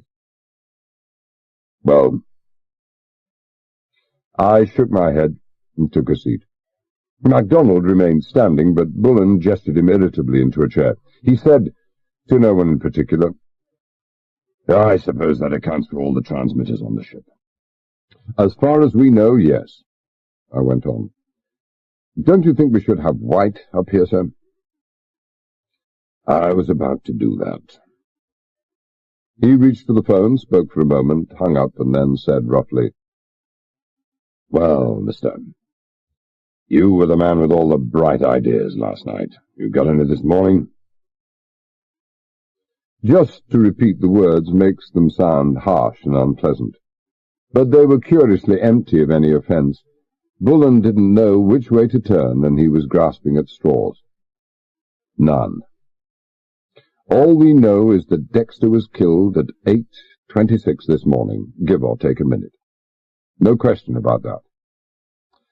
And that at that moment most of our passengers were at breakfast. No question about that either. The only passengers not at breakfast were Miss Harcourt, Mr. Sheridan, and his 2 nurses, Mr. and Mrs. Piper from Miami, and that couple from Venezuela, old Cornos and his wife and their daughter. Our only suspects, and none of them makes any sense. And all of those were at dinner last night when Brownell and Benson were killed, McElroy said thoughtfully. Except the old man and his nurses, which leaves them as the only suspects, which is not only ridiculous but far too obvious. I think we've already had plenty of proof that whatever the people behind all this are guilty of, being obvious is not one of them. Unless, of course, he added slowly, some of the passengers are working in collusion with each other.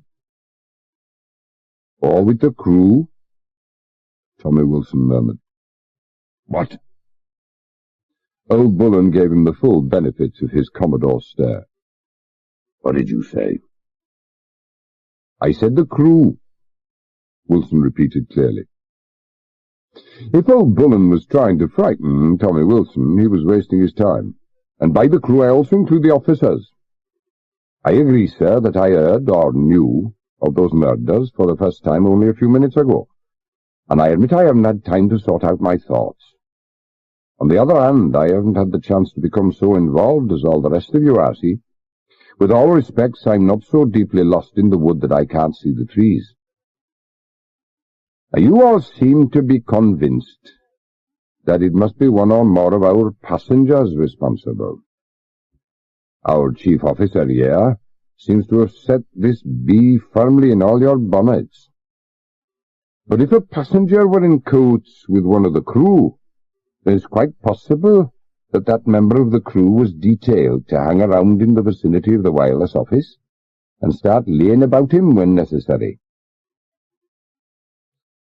You said the chief officer was responsible for planting this idea in our minds. Bullen said slowly. What do you mean by that? No more than I said, sir. I only... Then the implications of the captain's question struck him. Good God, sir, Mr. Carter, do you think I'm crazy? No one thinks you're crazy, McElroy put in soothingly. Our chief engineer had always regarded Wilson as a bit of a mental bantamweight, but you could see him slowly revising his opinion. The crew, Tommy. What makes you suspect the crew? Elimination, motive, and opportunity, Wilson said promptly. We seem to have more or less eliminated the passengers, all with alibis, and the motive. What are the usual motives? He asked of no one in particular. Revenge, jealousy, gain, said McElroy. Those three. There you are, then. Take revenge and jealousy. Is it conceivable that any of our passengers should have their knives so deeply stuck in Brownell, Benson, and Dexter as to want to kill them all? Ridiculous. Gain? What could that bunch of bloated plutocrats wanted with any more lucre, eh? He looked round slowly. And what officer or man aboard the Campari couldn't do with a little more lucre? I could, for one.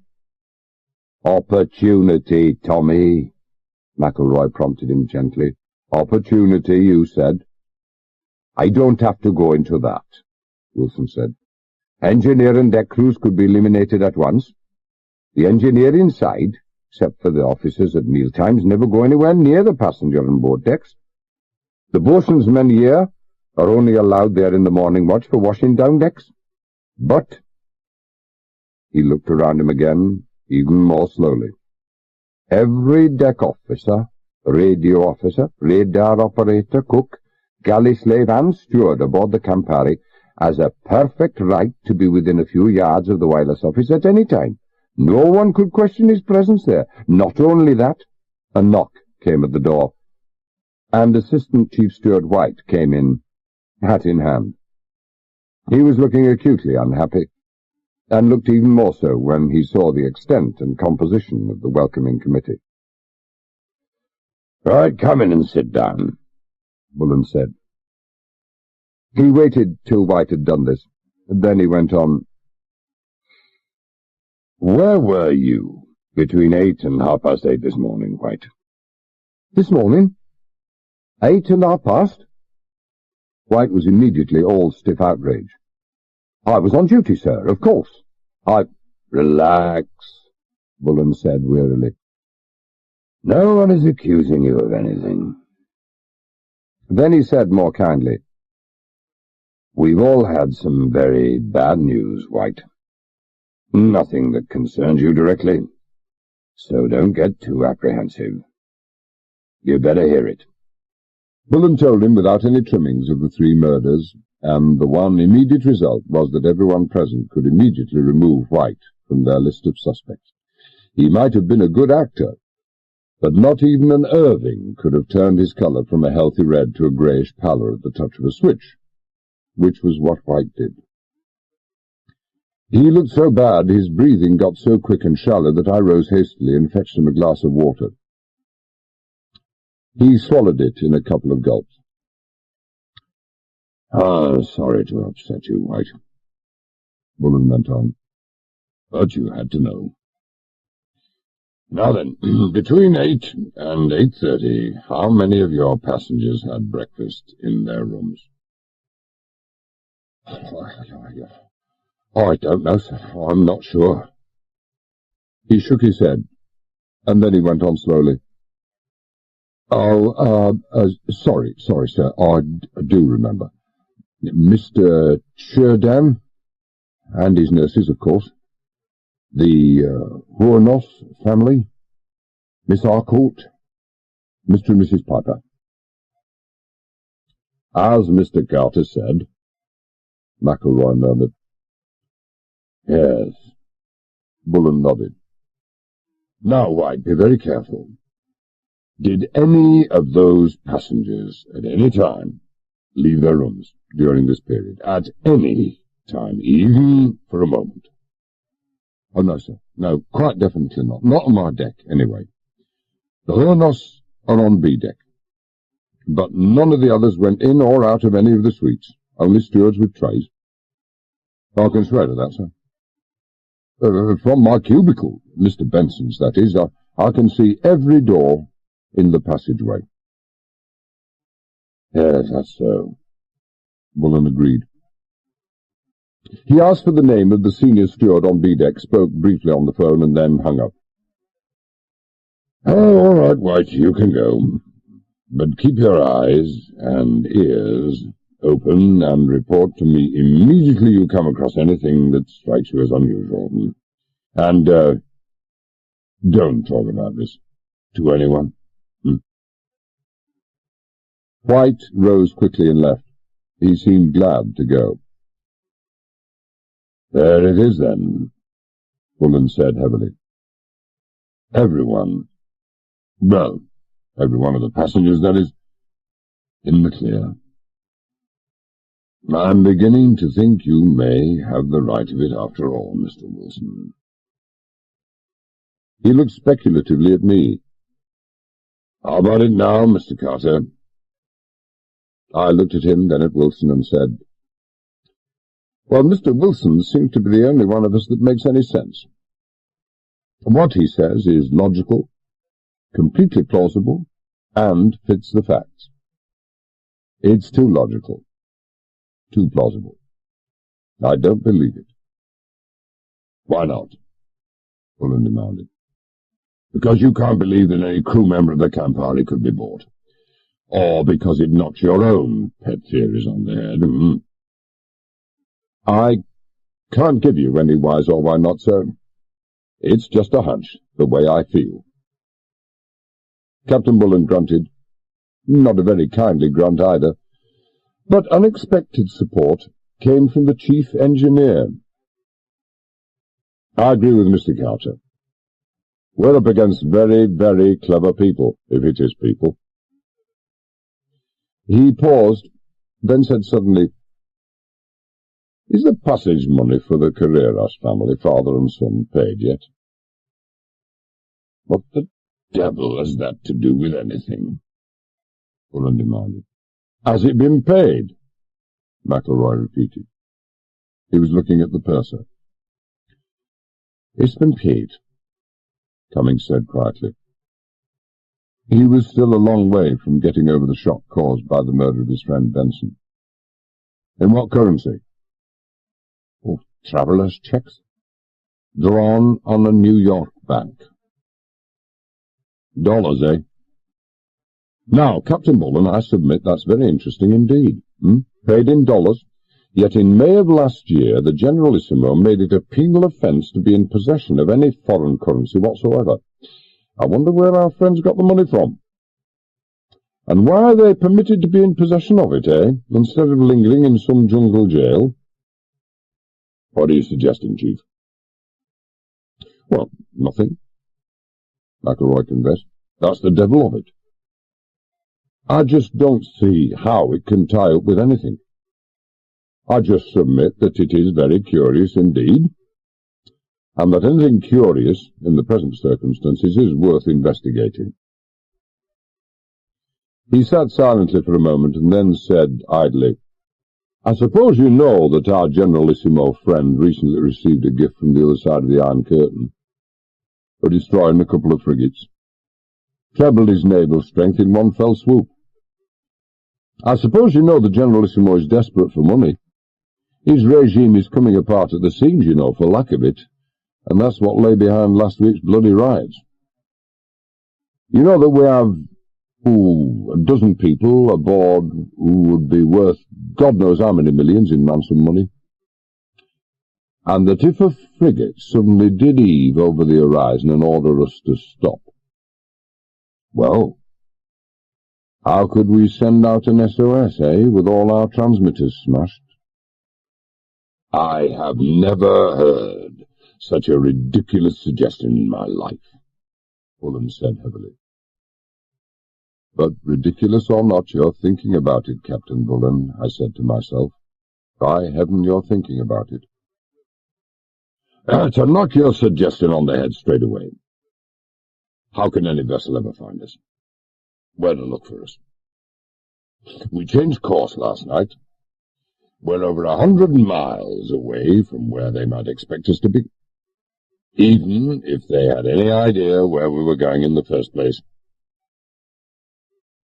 I could support the Chief's arguments in that tone, I put in. There seemed no point in mentioning that I thought McElroy's idea as far-fetched as did the captain. Any person with a radio receiver might equally well have a transmitter, and Miguel Carreras himself mentioned to me that he used to command his own ships. Navigation, by sun or stars, would be easy for him. He probably knows our position to within 10 miles. And those messages that came through on the radio, McElroy went on, message or messages, a message so damned important that 2 men died, and the possibility that another such message might come through caused a 3rd man to die. Well, what message, Captain? What so tremendously important a message? Warnings. From where? From whom? I don't know. Warnings, Captain Bullen. Knowledge which in our hands would have destroyed some carefully laid plans. And the scope of those plans you can judge from the fact that 3 men died, so that that message should not come through. Well, Bullen was shaken. He tried not to show it, but he was shaken, badly. And I knew it next moment when he turned to Tommy Wilson. On the bridge, Mr. Wilson. Double lookouts. Stay doubled till we get to Nassau. He looked at McElroy. If we get to Nassau. Signal to stand by on the Wildest all day. I want assistance flags ready for the yardarm. Radar office. If they take their eyes off the screen for a second, I'll have them on the beach. No matter how small a blip they see, no matter what distance, report immediately to the bridge. We turn towards them for assistance, sir. You blithering idiot. Bullen snarled. We run for our lives in the opposite direction. You want to steam into the waiting guns of a destroyer? No question but that Bullen was far off balance. The self-contradictory element in his instructions escaped him completely. You believe the Chief, then, sir? I asked. I don't know what to believe, Bullen growled. I'm just taking no chances. When Wilson left, I said, maybe the Chief is right. Maybe Wilson is right, too. Both could go together, An armed attack on the Campari with certain suborned members of the crew backing up the attackers. But, you still don't believe it, McElroy said quietly. I'm like the captain. I don't know what to believe. But one thing I do know for certain. The radio receiver that intercepted the message we never got. That's the key to it all. And that's the key we're gonna find. Bullen heaved himself to his feet. Chief, I'd be glad if you came with me. We're gonna search for this radio personally. First we start in my quarters, and then in yours, and then we go through the quarters of every member of the crew of the Campari. And then we start looking anywhere where it might be cached outside their quarters. You come with us, MacDonald. Well, the old man was in earnest, all right. If that radio was in the crew's quarters, he'd find it. The fact that he'd offered to start the search on his own suite was warranty enough for that. He went on, Mr. Carter, I believe it's your watch. Yes, sir. But Jameson could look out for me for an hour. Permission to search the passengers' quarters? Wilson was right about that being the bonnet, mister. Which only went to show how upset Bullen was. Normally, where circumstances demanded, he was the most punctilious of men, and in the presence of the boatswain would never have spoken as he had done to Wilson and myself. He glowered at me and walked out. He hadn't given me permission, but he hadn't refused it either. I glanced at Cummings. He nodded and rose to his feet. We had luck in the conditions for our search, the purser and I, in that we didn't have to turf anyone out of their cabins. They were completely deserted. Radio reports in the morning watch had spoken of weather conditions deteriorating sharply to the southeast, and bulletins had been posted warning of approaching bad weather. The sun decks were crowded with passengers, determined to make the most of the blue skies before the weather broke. Even old Sheridan was on the deck, flanked by his two watchful nurses, the tall one with a big mesh-string knitting bag and clicking away busily with her needles, the other with a pile of magazines reading. You had the impression with them, as with all good nurses, that less than half their minds were on what they were doing. Without stirring from their chairs, they seemed to hover over old Sheridan like a couple of broody hens. I had the feeling that when Sheridan paid nurses to hover, he would expect his money's worth. He was in his bath chair, with a richly embroidered rug over his bony knees. I took a good long look at that rug as I passed by, but I was only wasting my time. So tightly was that rug wrapped round his skinny shanks that he couldn't have conceived a matchbox under it, far less a radio. With a couple of stewards keeping watch, we went through the suites on A and B decks with meticulous care. I had a bridge Mego with me, which was to lend cover to our cover story, if we had to use one, that we were trying to trace an insulation break in a power cable. But no passenger with a guilty mind was going to fall for that for a moment if he found us in his cabin, so we thought the stewards a good idea. There should have been no need for any passenger aboard the Campari to have a radio. Every passenger's cabin on the ship with the Campari's usual extravagance was fitted out with not one, but two bulkhead relay receivers, fed from a battery of radios in the telegraph lounge. 8 different stations could be brought into circuit simply by pressing the 8 preselector buttons. This was all explained in the brochure, so normally nobody thought of bringing radios along. Cummins and I missed nothing. We examined every cupboard, wardrobe, bed, drawer, even my lady's jewel boxes. Nothing. Nothing anywhere, except in one place. Miss Harcourt's cabin. There was a portable there, but then I had known that there had been one. Every night when the weather was fine, Miss Harcourt would wander out on deck, clad in one of her many evening gowns, find a chair, and twiddle around the tuning knob until she found some suitable soft music. Maybe she thought it lent something to the air of enchantment and mystery that should surround a movie queen. Maybe she thought it romantic. It could have been, of course, that she just liked soft music. However it was, one thing was certain. Miss Harcourt was not our suspect. Not to put too fine a point on it, she just didn't have the intelligence. And in fairness, despite her pretensions, she was too nice. I retired defeated to the bridge and took over from Jameson. Almost an hour elapsed before another defeated man came to the bridge. Captain Bullen. But he didn't have to tell me he was defeated. It was written on him, in the still, troubled face, a slight sag of the broad shoulders, and a mute headshake from me told him all he needed to know. I made a mental note, in the not unlikely event of Lord Dexter turfing us both out of Blue Mail, to turn down any suggestions by Captain Bullen that we should go into a detective agency together. There might be faster ways of starving, perhaps, but none more completely certain. We were on the second leg of our course now, 10 degrees west of north, heading straight for Nassau. 12 hours, and we would be there. My eyes ached from scanning the horizons and skies. Even although I knew there were at least 10 others doing the same thing, still my eyes ached. Whether I believed McElroy's suggestion or not, I certainly behaved as if I did. But the horizon remained clear, completely, miraculously clear, for this was normally a fairly heavily travelled steamer lane. And the loudspeaker from the radar room remained obstinately silent. We had a radar screen on the bridge, but rarely troubled to consult it. Walters, the operator on watch, could isolate and identify a blip on the screen long before most of us could even see it.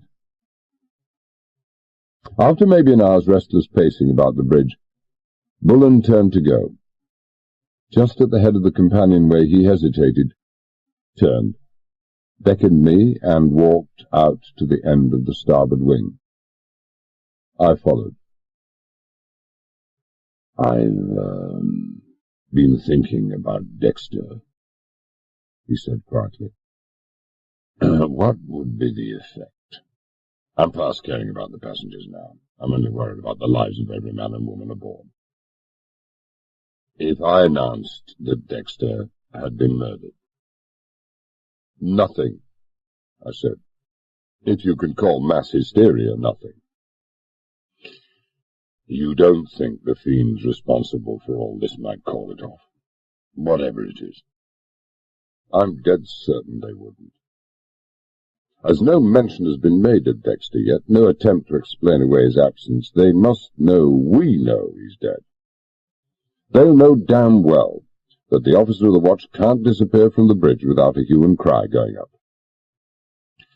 We'd just be telling them out loud what they already know without being told.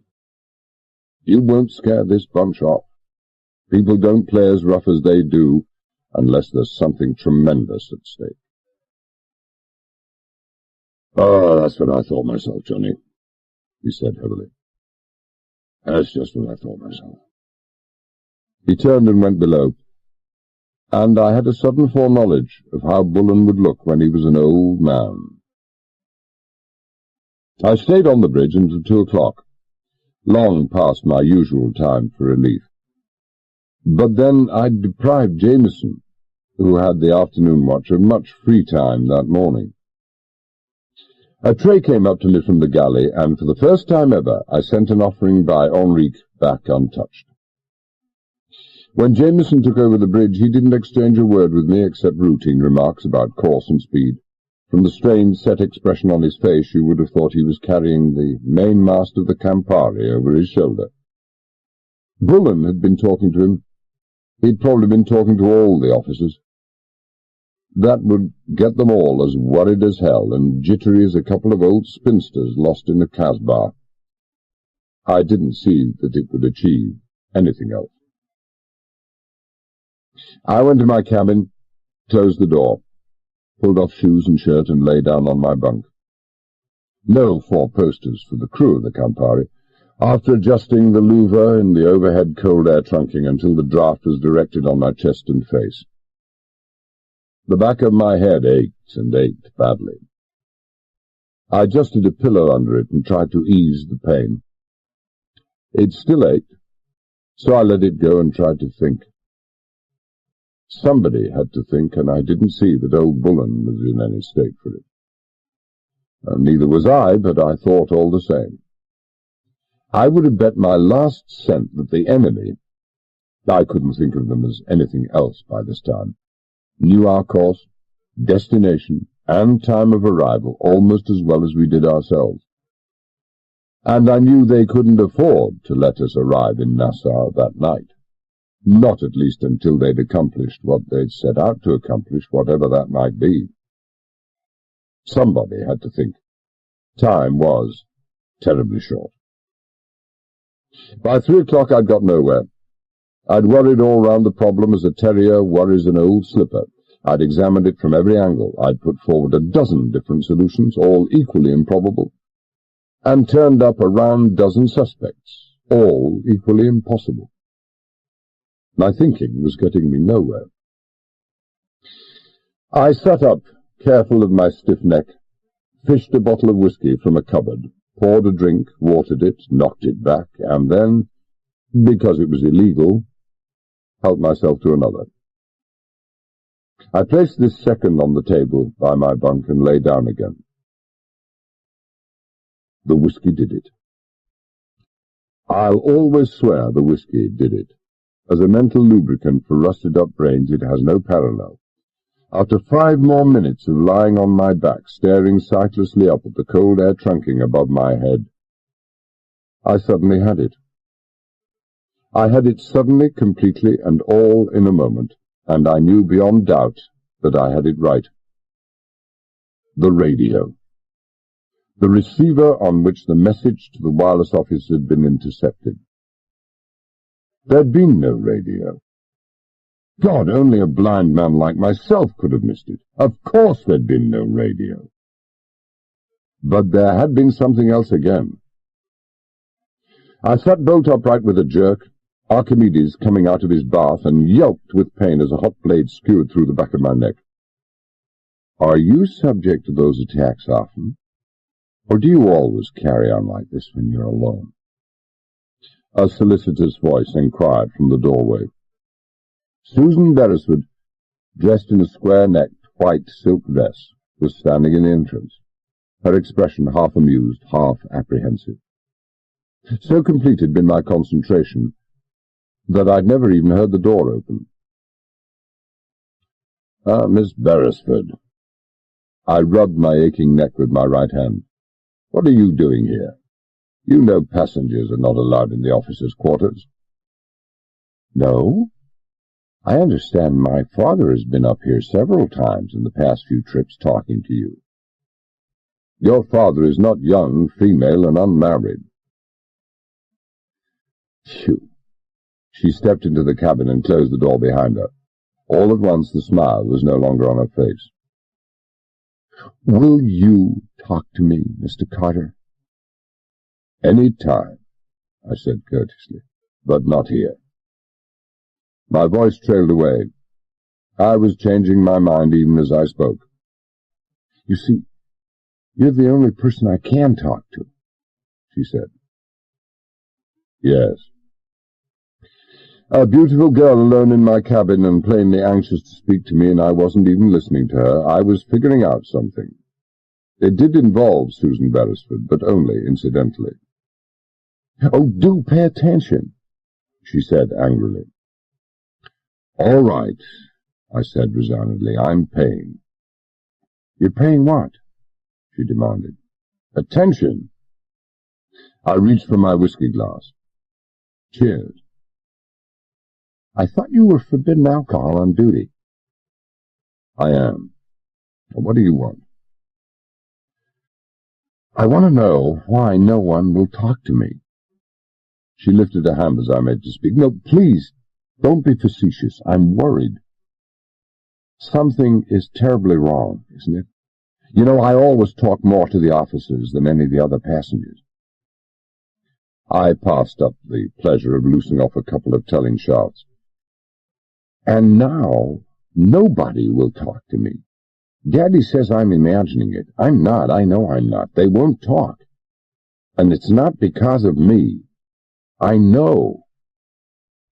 They're all dead scared about something, going about with tight faces and not looking at anyone, but looking at them all the time. Something is wrong, isn't it? Terribly, terribly wrong. And Fourth Officer Dexter, he's missing, isn't he?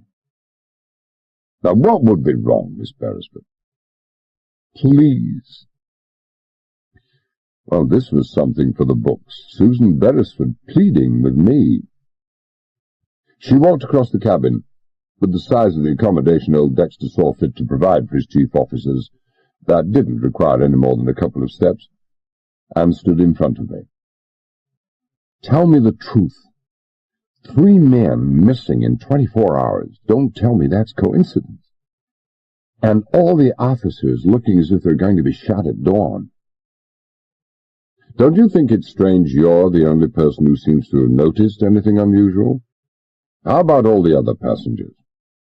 The other passengers. The tone of her voice didn't say a great deal for the other passengers. How can they notice anything with all the women either in bed for their afternoon sleep, or at the hairdresser's, or in the massage room, and all the men sitting around in the telegraph lounge, like mourners at a funeral just because the stock exchange machines have broken down? And that's another thing. Why have those machines broken down? And why is the radio office closed? Why is the Campari going so fast? I went right aft just now to listen to the engines, and I know we've never gone so fast before. She didn't miss much, and that was a fact. I said, why come to me? Daddy suggested it. She hesitated and then half-smiled. He said I was imagining things, and that for a person suffering from delusions and a hyperactive imagination, he could recommend nothing better than a visit to Chief Officer Carter, who doesn't know the meaning of either. Your father is wrong. Wrong? You do suffer from delusions? Now, about your imagining things. You aren't. I finished my whiskey and got to my feet. Something is wrong. Far wrong, Miss Beresford. She looked me steadily in the eyes and then said quietly, Will you tell me what it is? Please. The cool amusement was now completely absent from both face and voice. A completely different Susan Beresford from the one I'd known, and one I liked very much better than the old one. For the first time, and very late in the day, the thought occurred to me that this might be the real Susan Beresford. When you wear a price ticket marked umpteen $1 million and you're traveling through a forest alive with wolves looking for gold and a free meal ticket for life, some sort of shield, some kind of protective device against the wolves is liable to be very handy indeed, and I had to admit that the air of half-mocking amusement which seldom left her was a most effective deterrent. Will you tell me, please? She repeated. She'd come close to me now. The green eyes had started to melt in that weird way they had, and my breathing was getting all mixed up again. I think you could trust me, Mr. Carter. Yes. I looked away. It took the last of my willpower, but I looked away, and managed to get my breathing working again. In, out, in, out. It wasn't too difficult when you got the hang of it. I think I could trust you, Miss Beresford. I will tell you. But not right away. If you knew why I say that, you wouldn't press me to tell you. Any of the passengers out taking the air or sunbathing? What? The sudden switch made her blink, but she recovered quickly and gestured to the window. In this? I saw what she meant. The sun had gone completely, and heavy, dark, cumulus cloud coming up from the southeast had all but obscured the sky. The sea looked no rougher than it had been, but I had the feeling that the temperature would have fallen away. I didn't like the look of the weather. and I could quite understand why none of the passengers would be on deck. That made things awkward, but there was another way. I see what you mean. I promise you I'll tell you all you want to know this evening. That was a pretty elastic time limit. If you in turn promise you won't tell anyone I've admitted anything is wrong. And if you'll do something for me. What do you want me to do? This. You know your father's holding some sort of cocktail party for your mother in the drawing room tonight? It's time for 7:45. Get him to advance it to 7:30. I want more time before dinner. Never mind why now. Use any reason you like, but don't bring me into it. And ask your father to invite old Mr. Cherdown to the party also, would you?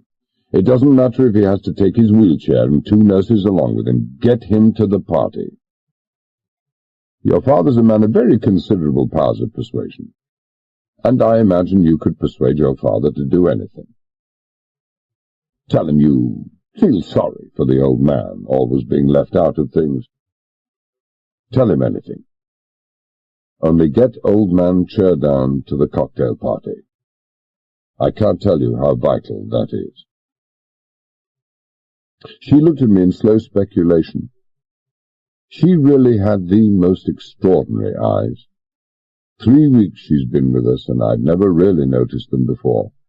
Eyes of that deep yet translucent green of sea-water over sand in the windward isles. Eyes that melted and shimmered in the same way as when a cat's paw of wind ruffled the surface of the water. Eyes that... I dragged my own eyes away. "See Carter," old Beresford had said. Now there's the man for you. No imaginative fancies about him. That's what he thought. I became aware that she was saying quietly, "I'll do it. I promise. I don't know what track you're on, but I know it's the right track." "What do you mean?" I said slowly. "That nurse of Mr. Cherdown's. The tall one with the knitting. You know, she can no more knit than fly over the moon. She just sits there, clicking needles, botching every other stitch and getting practically nowhere. I know. Being a millionaire's daughter doesn't mean that you can't be as slick with a pair of knitting needles as the next girl." "What?"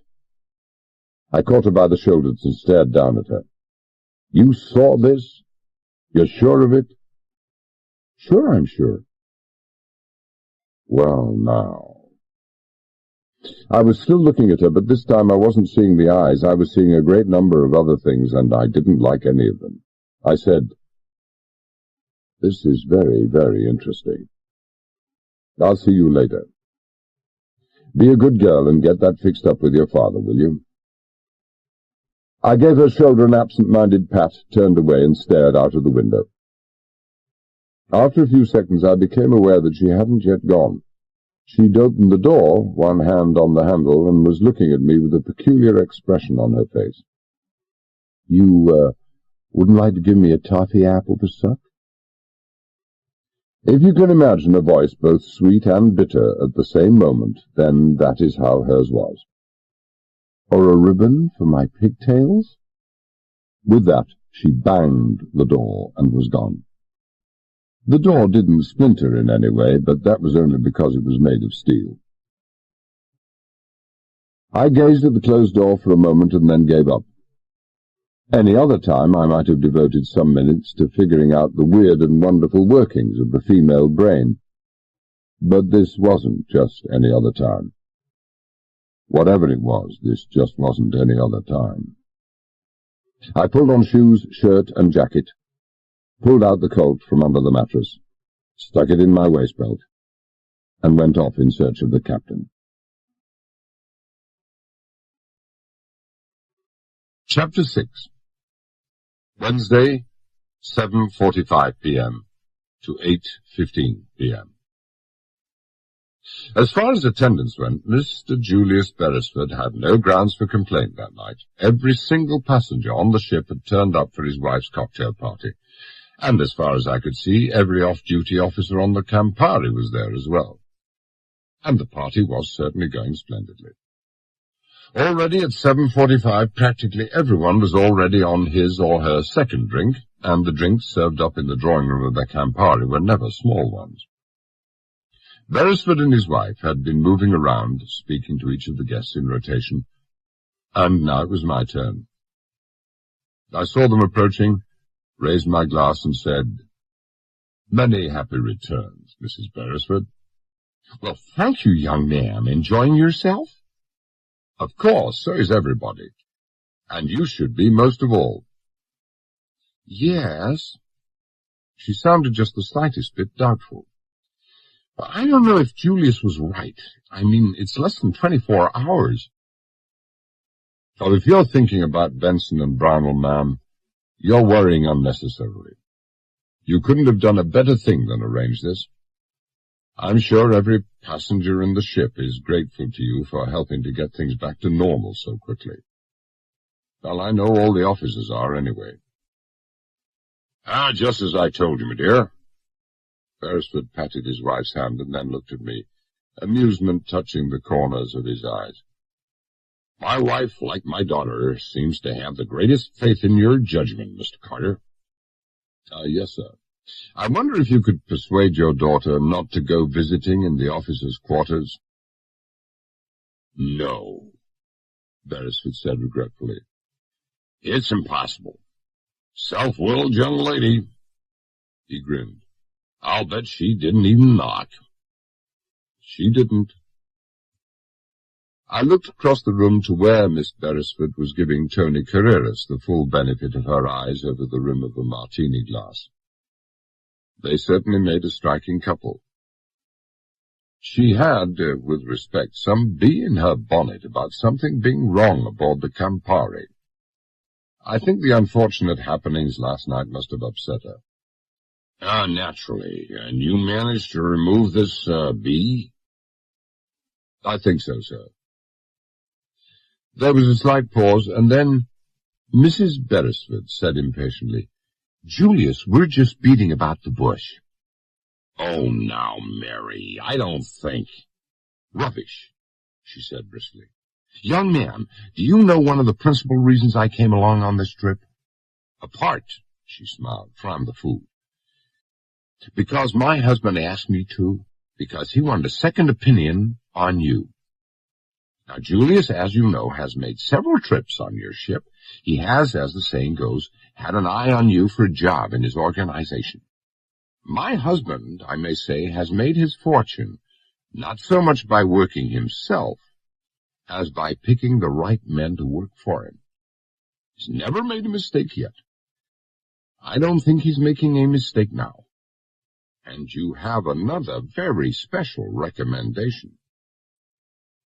"Yes, ma'am," I said politely. "You're the only young man of our acquaintance who doesn't turn himself into a carpet to be trampled upon as soon as our daughter appears in sight. That's a very important qualification, believe me." "Would you like to work for me, Mr. Carter?" Beresford asked bluntly. "I think I would, sir." "Well," Mrs. Beresford looked at her husband, "that's settled." "Will you?" Julius Beresford interrupted. "No, sir." "Why not?" "Because your interests are in steel and oil. I know only the sea and ships. They don't mix. I have no qualifications to work for you, and at my present age I'd be too long in acquiring them. And I couldn't accept a job for which I'd no qualifications." "But even at double the money? Or 3 times? "I'm grateful for the offer, sir, believe me. I do appreciate it, but there's more to it than money." "Ah, well." The Beresford looked at each other. They didn't seem too disturbed over my refusal. There was no reason why they should. "Well, we asked a question, we got an answer. Fair enough." He changed the subject. "What do you think of my feat in getting the old man here tonight?" "I think it was very thoughtful of you." I glanced across the room to a spot near the door where old Sheridan, sherry glass in hand, was sitting in his wheelchair with his nurses on a settee by his side. They, too, had sherry glasses. The old boy seemed to be talking animatedly to the captain. He must lead a very shut-in life. Much difficulty in persuading him? No, none at all. He was delighted to come. I filed away this piece of information. My one encounter with Sheridan had left me with the impression that the only thing that would delight him about such an invitation would be the opportunity to give a surly refusal. Well, if you'll excuse us, Mr. Carter, host duties to their guests, you know. Certainly, sir. I stood to one side, but Mrs. Beresford planted herself in front of me and smiled quizzically. "Mr. Carter," she said firmly, "you are a very stiff-necked young man, and please don't for a moment imagine that I'm referring to your accident of last night." They moved off. I watched them go, thinking all sorts of thoughts, and then crossed to the hinged flap that led to the rear of the bar. Whenever I approached that flap, I felt it was not a glass I should have in my hand, but a machete to help me hack my way through the jungle of flowers, potted shrubs, cacti, and festoons of creepers and hanging plants that transformed the place into the most unlikely-looking bar you'd ever seen. The interior designer responsible had gone into rhapsodies over it. But it was all right for him. He didn't have to live with it. All he had to do was retire nightly to his semi-detached in South London, where his wife would have had him out of the door if he'd tried on any such nonsense at home. But the passengers seemed to like it. I made it to the back of the bar without getting scratched too much and said to the barman, "How's it going, Louis?" "Oh, very well, sir," Louis said stiffly. His bald pate was gleaming with sweat, and his hairline moustache was twitching nervously. There were irregularities going on, and Louis didn't like irregularities. Then he thawed a bit and said, "Well, I seem to be drinking a fair bit more than usual tonight, sir." "Not half as much as they will be later on." I moved to the crystal-laden shelves from where I could see under the back of the bar and said, "You don't look very comfortable to me." "By God, I'm not." And indeed there wasn't much room for the boatswain to wedge his bulk between the raised deck and the underside of the bar.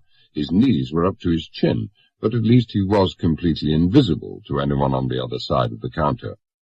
"Stiff as hell, sir. Never be able to move when the time comes." "And the smell of all that liquor driving you round the bend," I said sympathetically. I wasn't as cool as I sounded. I had to keep wiping the palms of my hands on the sides of my jacket, but try as I would, I couldn't seem to get them properly dry. I moved over to the counter again. "A double whiskey, Louis. A large double whiskey." Louis poured the drink and handed it across without a word. I raised it to my lips, lowered it below the counter level, and a large hand closed gratefully round it. I said quietly, as if speaking to Louis, "If the captain notices the smell afterwards, you can claim it was that careless devil Louis that spilt it over you. I'm taking a walk now, Archie. If everything's okay, I'll be back in 5 minutes. And if not? If you're wrong?" "Well, heaven help me. The old man will feed me to the sharks." I made my way out from behind the bar and sauntered slowly towards the door. I saw Bullen trying to catch my eye, but I ignored him. He was the world's worst actor. I smiled at Susan Beresford and Tony Carreras, nodded civilly enough to old Sheridan, bowed slightly to the two nurses. The thin one I noticed had returned to her knitting, and she seemed to me to be doing all right, and reached the doorway. Once outside, I dropped all pretense at sauntering. I reached the entrance to the passengers' accommodation on A deck in 10 seconds. Halfway down the long central passageway, White was sitting in his cubicle. I walked quickly down there, lifted the lid of his desk, and took out the 4 items lying inside: Colt, revolver, torch, screwdriver, and master key. I stuffed the Colt into my belt, the torch in one pocket, the screwdriver in the other. I looked at White, but he didn't look at me. He was staring down into one corner of his cubicle as if I didn't exist. He had his hands clasped tightly together like one in prayer. I hoped he was praying for me. Even with his hands locked, he couldn't stop them from shaking uncontrollably. I left him without a word, and 10 seconds later I was inside Sheridan and the nurse's suite with the door locked behind me. On a sudden instinct, I switched on my torch and played the beam round the edges of the door. The door was pale blue against a pale blue bulkhead. Hanging from the top of the bulkhead, dangling down for a couple of inches over the top of the door, was a pale blue thread. A broken pale blue thread. To the people who put it there, an unmistakable calling card that visitors had been. I wasn't worried about that, but I was worried by the fact that it showed that someone was suspicious. Very, very suspicious. This might make things very awkward indeed. Maybe we should have announced Dexter's death. I passed straight through the nurse's cabin and the lounge into Sheridan's cabin. The curtains were drawn, but I left the lights off. Light could show through curtains, and, if they were as suspicious as I thought, someone might have wondered why I'd left so suddenly and taken a walk outside. I hooded the torch to a small pencil beam and played it over the deck head.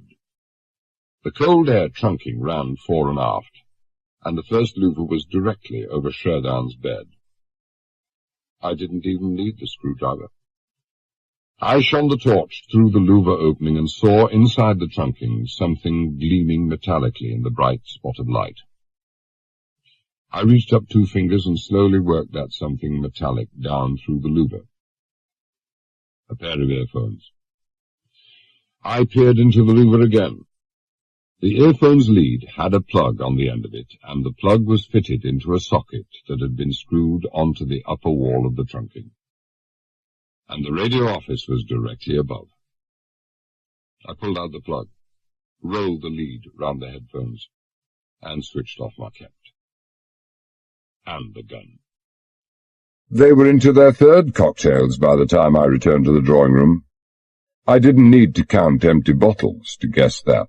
The laughter, the animated conversation, the increase in the decibel ratio was proof enough. Captain Bullen was still chatting away to Sheridan. The tall nurse was still knitting, the short one holding a newly refilled glass. Tommy Wilson was over by the bar. I rubbed my cheek and he crushed out the cigarette he was holding. I saw him say something to Miguel and Tony Carreras. At 20 feet, in that racket, it was impossible to hear a word he said. Saw Tony Carreras lift a half-amused, half-questioning eyebrow. Then all 3 of them moved over towards the bar. I joined Captain Bullen and Sheridan. Long speeches weren't going to help me here, and only a fool would throw away his life by tipping off people like those. "Good evening, Mr. Sheridan," I said. I pulled my left hand out from under my jacket and tossed the earphones onto his rug-covered lap. "Recognize them?"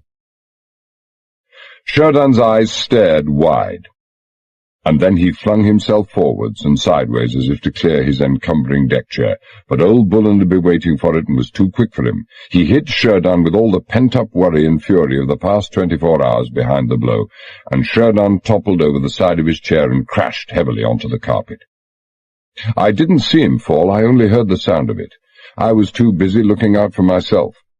The nurse with the sherry glass in her hand, quick as a cat, flung the contents in my face at the same instant as Bullen hit Sheridan. I flung myself sideways to avoid being blinded, and as I fell I saw the tall, thin nurse flinging her knitting to one side and thrusting her right hand deep into the string knitting bag. With my right hand I managed to tug the Colt clear of my belt before I hit the ground and squeezed the trigger twice. It was my right shoulder that hit the carpet first, just as I fired, and I didn't really know where the bullets went, nor For that one nearly blinding instant of agony as the shock of falling was transmitted to my injured neck did I care. Then my head cleared, and I saw that the tall nurse was on her feet. Not only on her feet, but raised high on her toes, head and shoulders arched sharply forwards, ivory-knuckled hands pressed deep into her midriff. Then she swayed forward in macabre slow-motion action and crumpled over the fallen Shootouts. The other nurse hadn't moved from her seat. With Captain Bullen's Colt only 6 inches from her face and his finger pretty white in the trigger, she wasn't likely to either. The reverberations of my heavy Colt, painful and deafening in their intensity in that confined, metal-walled space, faded away into a silence that was deathly in more ways than one, and through the silence came a soft Highland voice saying gently, "If either of you move, I'll kill you." Carreras Senior and Junior, who must have had their backs to the bar, were now turned round halfway towards it, staring at the gun in MacDonald's hand. Miguel Carreras's face was unrecognizable. His expression changed from that of a smooth, urbane, and highly prosperous businessman into something very ugly indeed. His right hand, as he had whirled round, had come to rest on the bar near a cut-glass decanter. Archie MacDonald wasn't wearing any of his medals that night, and Carreras had no means of knowing the long and blood-stained record the boatswain had behind him, or he would never have tried to hurl that decanter at MacDonald's head. Carreras's reactions were so fast, the movement so unexpected, that against another man he might have made it. Against MacDonald, he didn't even manage to get the decanter off the counter, and a split second later was left staring down at the shattered, bloody mass that had been his hand. For the second time in a few seconds the crashing roar of a heavy gun, this time intermingled with the tinkle of smashed and flying glass, died away, and again MacDonald's voice came, almost regretfully. "I should have killed you, but I like reading about these murder trials. We're saving you for the hangman, Mr. Carreras." I was climbing back to my feet when someone screamed, a harsh, ugly sound that drilled piercingly through the room.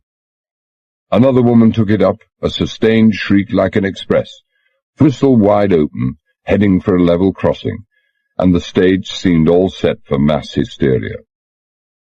"Stop that damned screaming!" I snarled. "Do you hear? Stop it at once, it's over now." The screaming stopped. Silence again. A weird, unnatural silence that was almost as bad as the racket that had gone before. And then Beresford was coming towards me. A bit unsteadily, his lips forming words that didn't come, his face white. I couldn't blame him. In his well-ordered and wealth-cushioned world, the entertainments offered his guests couldn't often have ended up with bodies strewn all over the floor.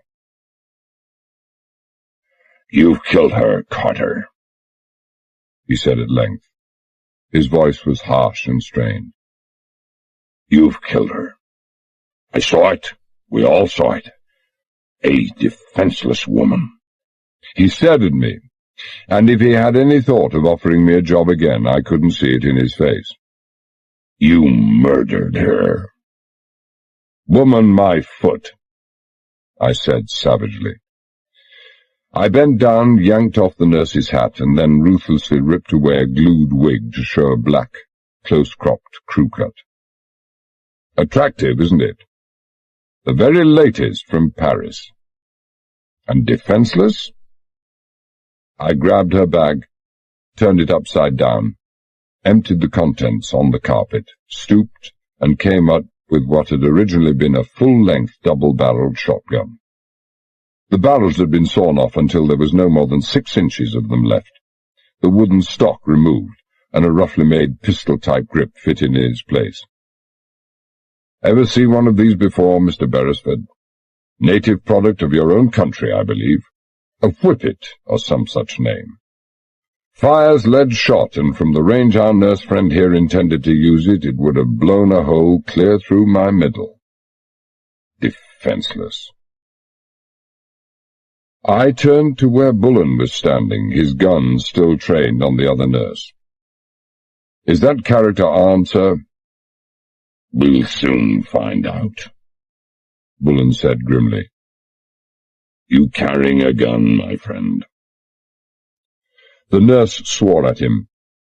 2 words in basic Anglo-Saxon in a low, snarling voice. Bullen gave him no warning. He swept up the Colt and struck the barrel heavily across the man's face and temple. He staggered and swayed, out on his feet. I caught him, held him with one hand, while with the other I ripped the dress down the front, pulled out a snub-nosed automatic from a felt holster under the left arm, and then let him go.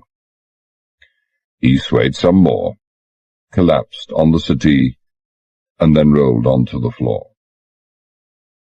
Is all this necessary?" Beresford's voice was still hoarse and strained. "Stand back, everyone," Bullen said authoritatively. "Keep well over to the windows and clear of those 2 men, our 2 Carreras friends. They are highly dangerous. They might try to jump in among you for cover. MacDonald, that was splendidly done. But next time, shoot to kill. That's an order. I accept full responsibility. Dr. Marston, bring the necessary equipment, please. Attend to Carreras's hand." He waited till Marston had left, and then turned to Beresford with a wry smile. "Sorry to ruin your party, Mr. Beresford. And all this, I assure you, is highly necessary. But the violence, the killing. They murdered 3 of my men in the past 24 hours. They what? Benson, Brownell, and 4th Officer Dexter. Murdered them. Brownell was strangled. Benson was strangled or shot. Dexter's lying dead in the wireless office with 3 bullets in his stomach. And God only knows how many more men would have died if Chief Officer Carter here hadn't got onto them." I looked around the white, strained, still unbelieving faces. There was no real understanding there yet of what the captain was saying. The shock, the fear, the near hysteria left no room for thought in their minds. Of them all, I had to admit that old Beresford had taken it best. To adjust himself to what must have been the incredible spectacle of seeing fellow passengers suddenly gunned down by officers of the Campari, to fight his way out of this fog of crazy bewilderment. "But, I mean, Captain, what part can an old cripple like Mr. Cherdan have in all this?" "According to Mr. Carter, Cherdan isn't old at all. He's just made up to look old. And also, according to Mr. Carter, if Cherdan is a cripple, paralyzed from the waist down as he's supposed to be, then you are going to witness a modern miracle of healing just as soon as he recovers consciousness. For all we know, Cherdan is very probably the leader of this bunch of murderers. We don't know." "But what in God's name is behind it all?" Beresford demanded. "That's just what we're about to find out," Bullen said tightly. He glanced at Carreras, father and son. "Come here, you 2. They came, MacDonald and Tommy Wilson following. Carreras Sr. had a handkerchief wrapped round his shattered hand, trying, not very successfully, to stem the flow of blood, and the eyes that caught mine were wicked with hate. Tony Carreras, on the other hand, seemed calmly unconcerned, even slightly amused. I made a mental note to keep a very close eye indeed on Tony Carreras. He was too calm and relaxed by half. They halted a few feet away. Bullen said, "Mr. Wilson." "Sir?" "That sawn-off shotgun belonging to our late friend here. Pick it up." Wilson picked it up. "You think you could use it? And don't point the damn thing at me," he added hastily. I think so, sir. Sheridan and that so-called nurse, a sharp eye on them. If they come to and try anything. Bullen left the sentence unfinished. Mr. Carter, Carreras and his son may be armed. Yes, sir. I moved round behind Tony Carreras, careful to keep out of the line of fire of both Bullen and MacDonald, caught his jacket by the collar and jerked it savagely down over shoulders and arms until it reached the level of his elbows. You seem to have done this sort of thing before, Mr. Carter, Tony Carreras said easily. He was a cool customer, all right. Too damn cool for my liking. Television, I exclaimed. He was carrying a gun under the left shoulder. He was wearing a specially made shirt with a couple of hemmed slips front and back on the left-hand side, so that the chest strap for the holster was concealed under the shirt. Tony Carreras was very thorough in his preparations. I went over his clothes, but he'd only the one gun. I went through the same routine with Miguel Carreras, who wasn't anywhere near as affable as his son, but maybe his hand was hurting him. He wasn't carrying any gun. And maybe that made Miguel Carreras the boss. Maybe he didn't have to carry any gun. Maybe he was in a position to order other people to do his killing for him. Thank you, Captain Bullen said. Mr. Carreras, we'll be in Nassau in a few hours' time. The police will be aboard by midnight. Do you wish to make a statement now, or would you rather make it to the police? My hand is broken. Miguel Carreras' voice was a harsh whisper. The forefinger is smashed. It will have to be amputated. Someone is going to pay for this. I take it that's your answer, Bullen said calmly. Very well. Bosun, 4 heaving lines, if you please. I want those men trussed like turkeys. Aye, aye, sir. The bosun took one step forward and then stood stock still.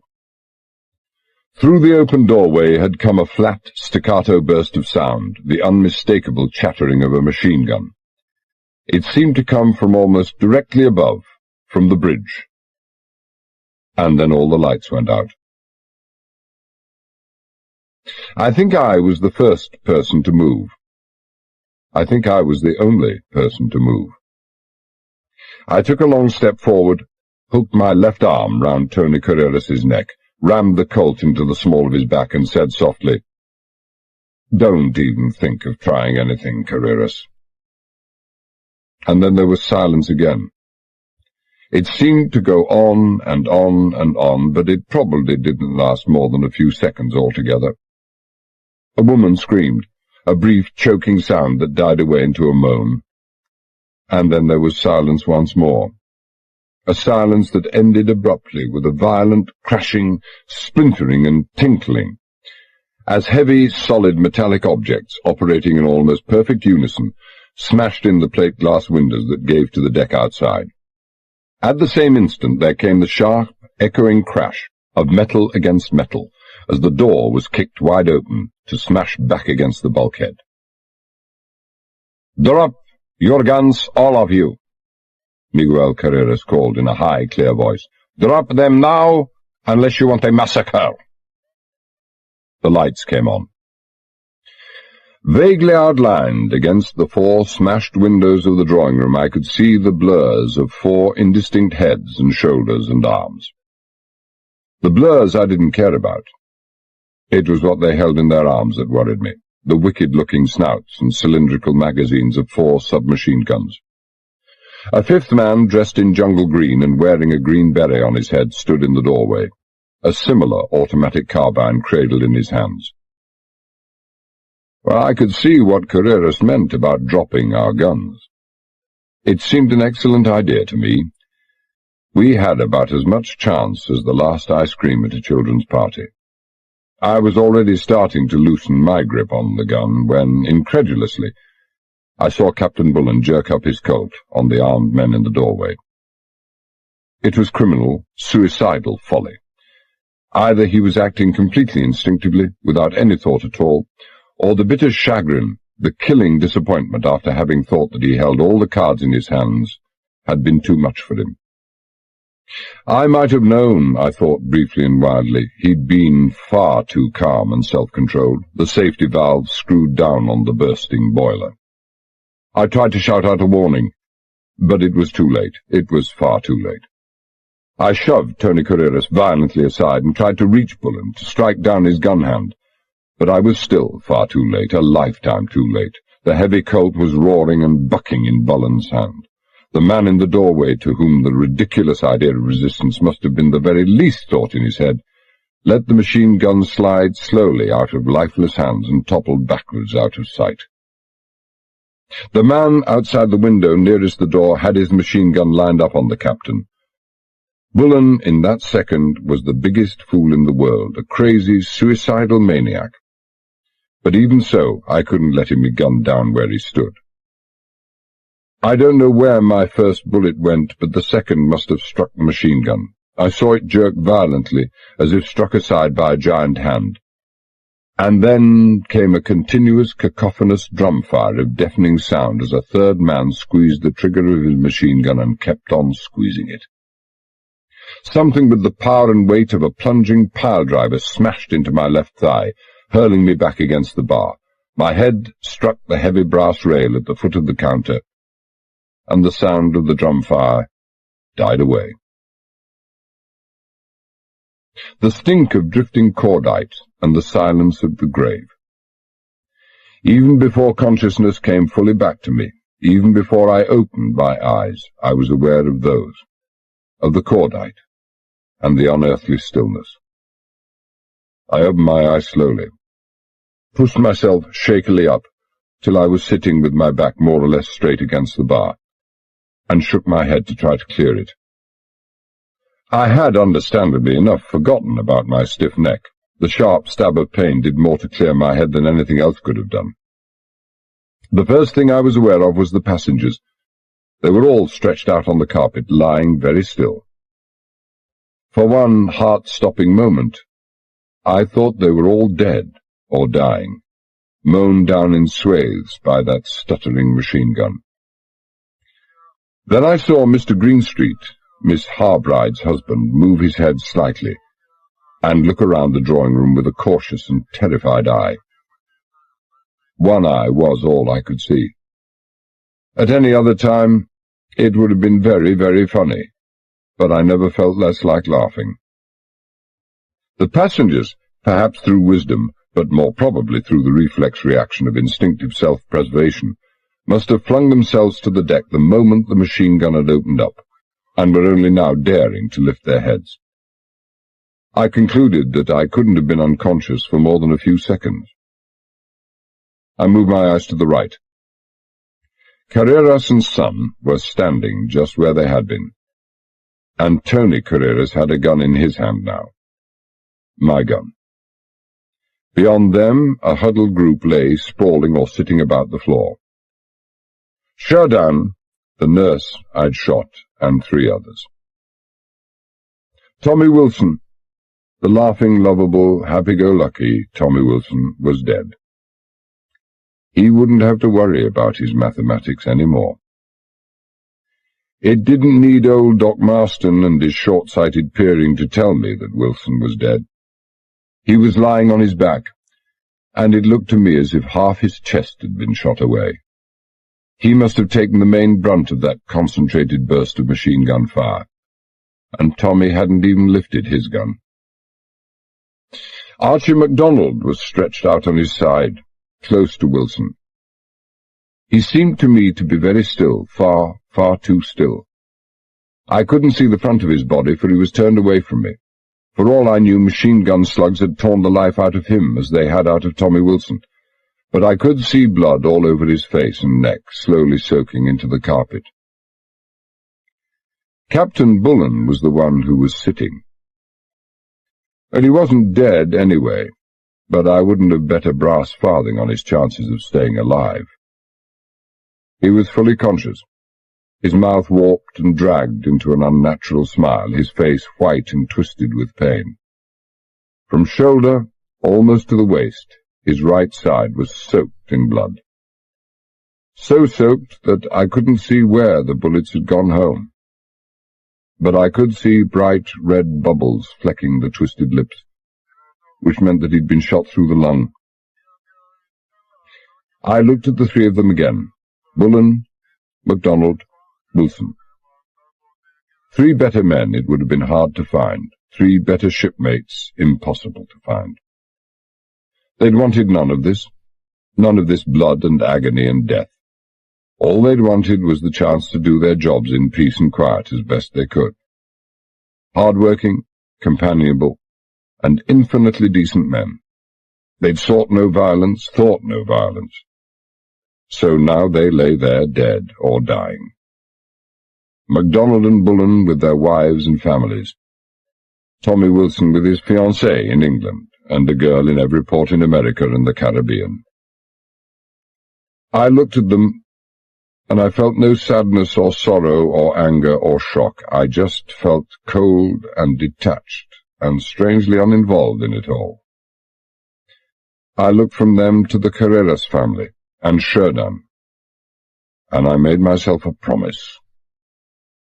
And it was well for me that neither Carreras heard my promise or knew of its irrevocable finality, for they were clever, calculating men, and they would have shot me dead as I lay there. I wasn't feeling any pain at all, but I remembered about the pile driver that had hurled me back against the bar. I looked down at my left leg, and from mid-thigh to well below the knee the trousers were so saturated with blood that there was no trace of white left. The carpet all around my leg was soaked in it.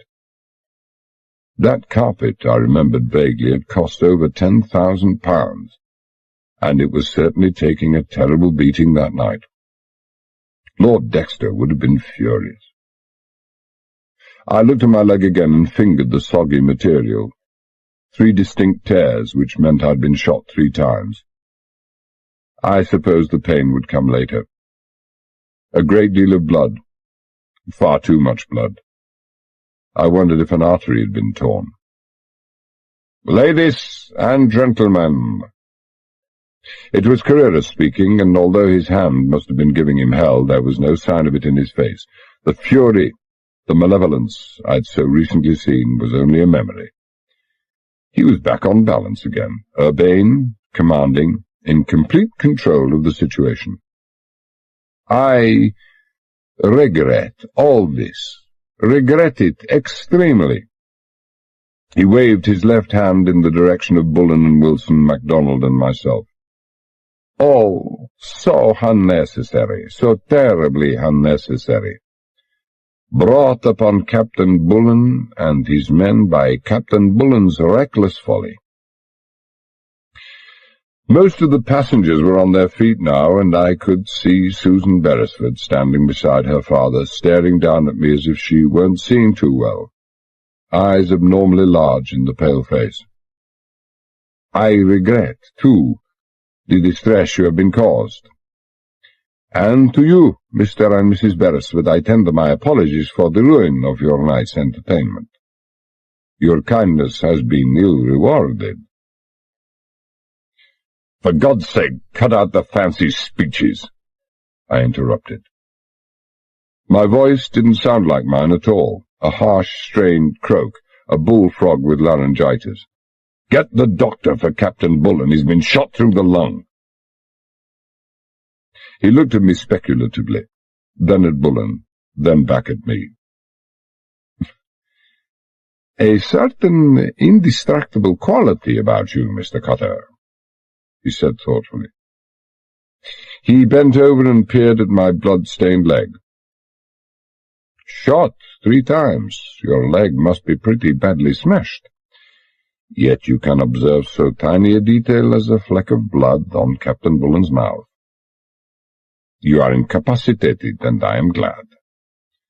Had your captain, officers, and crew composed exclusively of men like yourself, I would never have come within 1,000 miles of the Campari. As for the doctor, he will be here soon. He's standing a man on the bridge.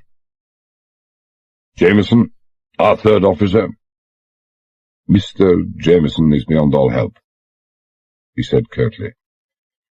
Like Captain Bullen, he fancied himself as a man cast in a heroic mold.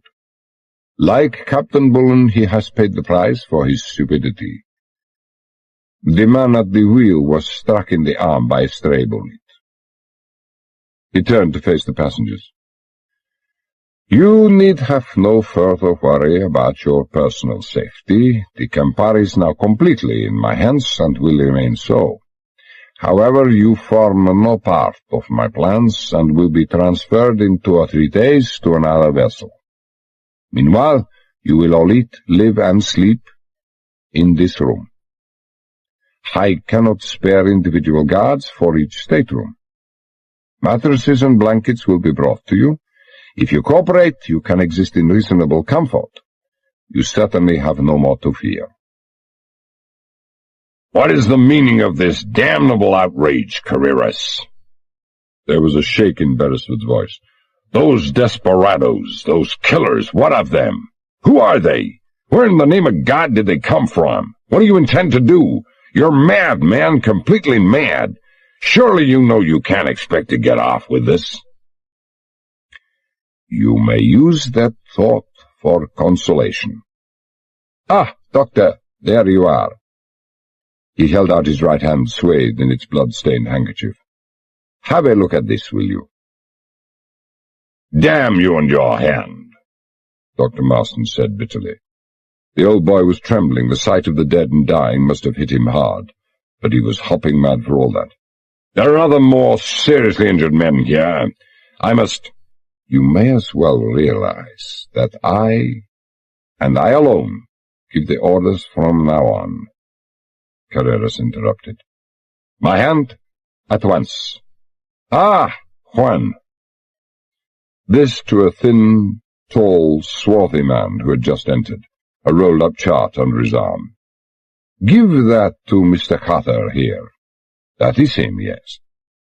Mr. Carter, Captain Bullen said, and I have been aware of it for many hours, that we are heading for Nassau, and are due there in less than 4 hours. Lay off a course to take us well clear of Nassau to the east, then out midway between the Great Abaco and Eleuthera Islands, and so approximately north-northwest into the North Atlantic. My own navigation has become rather rusty, I fear, marking the appropriate times for course changes. I took the chart, pencil, parallel rulers and dividers, and laid the chart on my knee. Carreras said, consideringly, What? No, do your own damned navigation? Or words to that effect? What's the point? I said wearily. You wouldn't hesitate to line up all the passages and shoot them one by one if I didn't cooperate. It is a pleasure to deal with a man who sees and accepts the inevitable. Carreras smiled.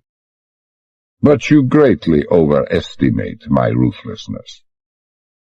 Later, Mr. Carter, when we have you fixed up, you shall become a permanent installation on the bridge. It's unfortunate, but I suppose you realize you are the only deck officer left to us. You'll have to get some other installation on the bridge, I said bitterly. My thigh bone is smashed. What? He looked at me narrowly. I can feel it grating. I twisted my face up to let him see how I could feel it grating. Dr. Marston will soon confirm it.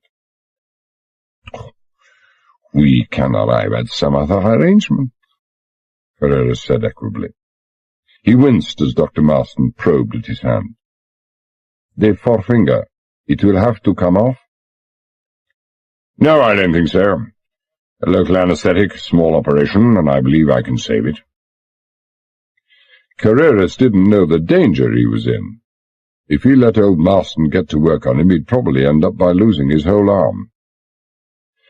But it shall have to be done in my surgery.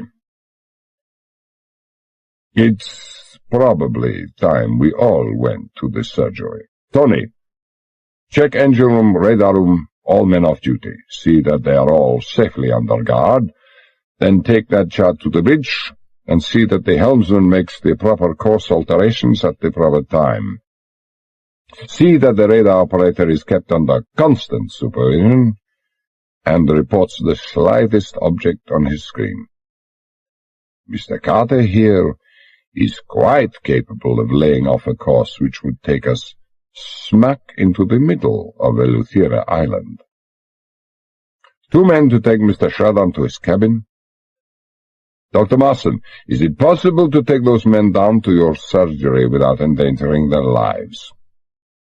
The Good Samaritan, all overcome with concern for his fellow man. I don't know. Marston finished his temporary bandaging of Carreras' hand and crossed to Bullen.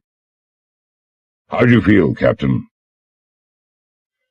Bullen looked at him with lackluster eyes. He tried to smile, but it was no more than an agonized grimace.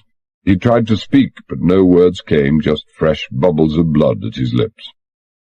Marston produced scissors, cut the captain's shirt open, examined him briefly, and said, Well, we may as well risk it.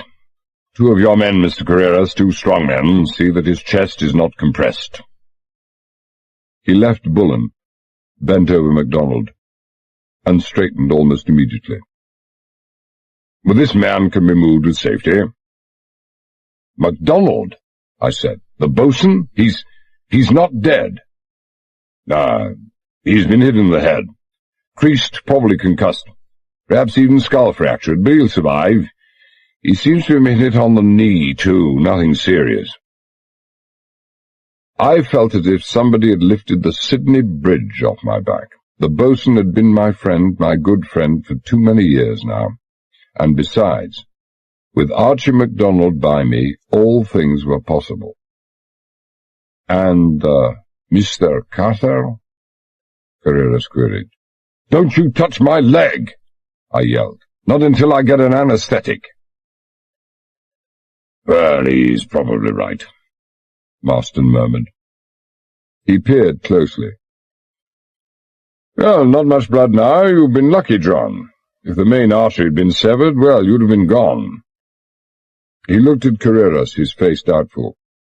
He could be moved, I think, but with a fractured thigh bone, the pain will be excruciating. Mr. Carter is very tough, Carreras said unsympathetically. It wasn't his thigh bone. He'd been a good Samaritan for a whole minute now, and the strain had proved too much for him. Mr. Carter will survive.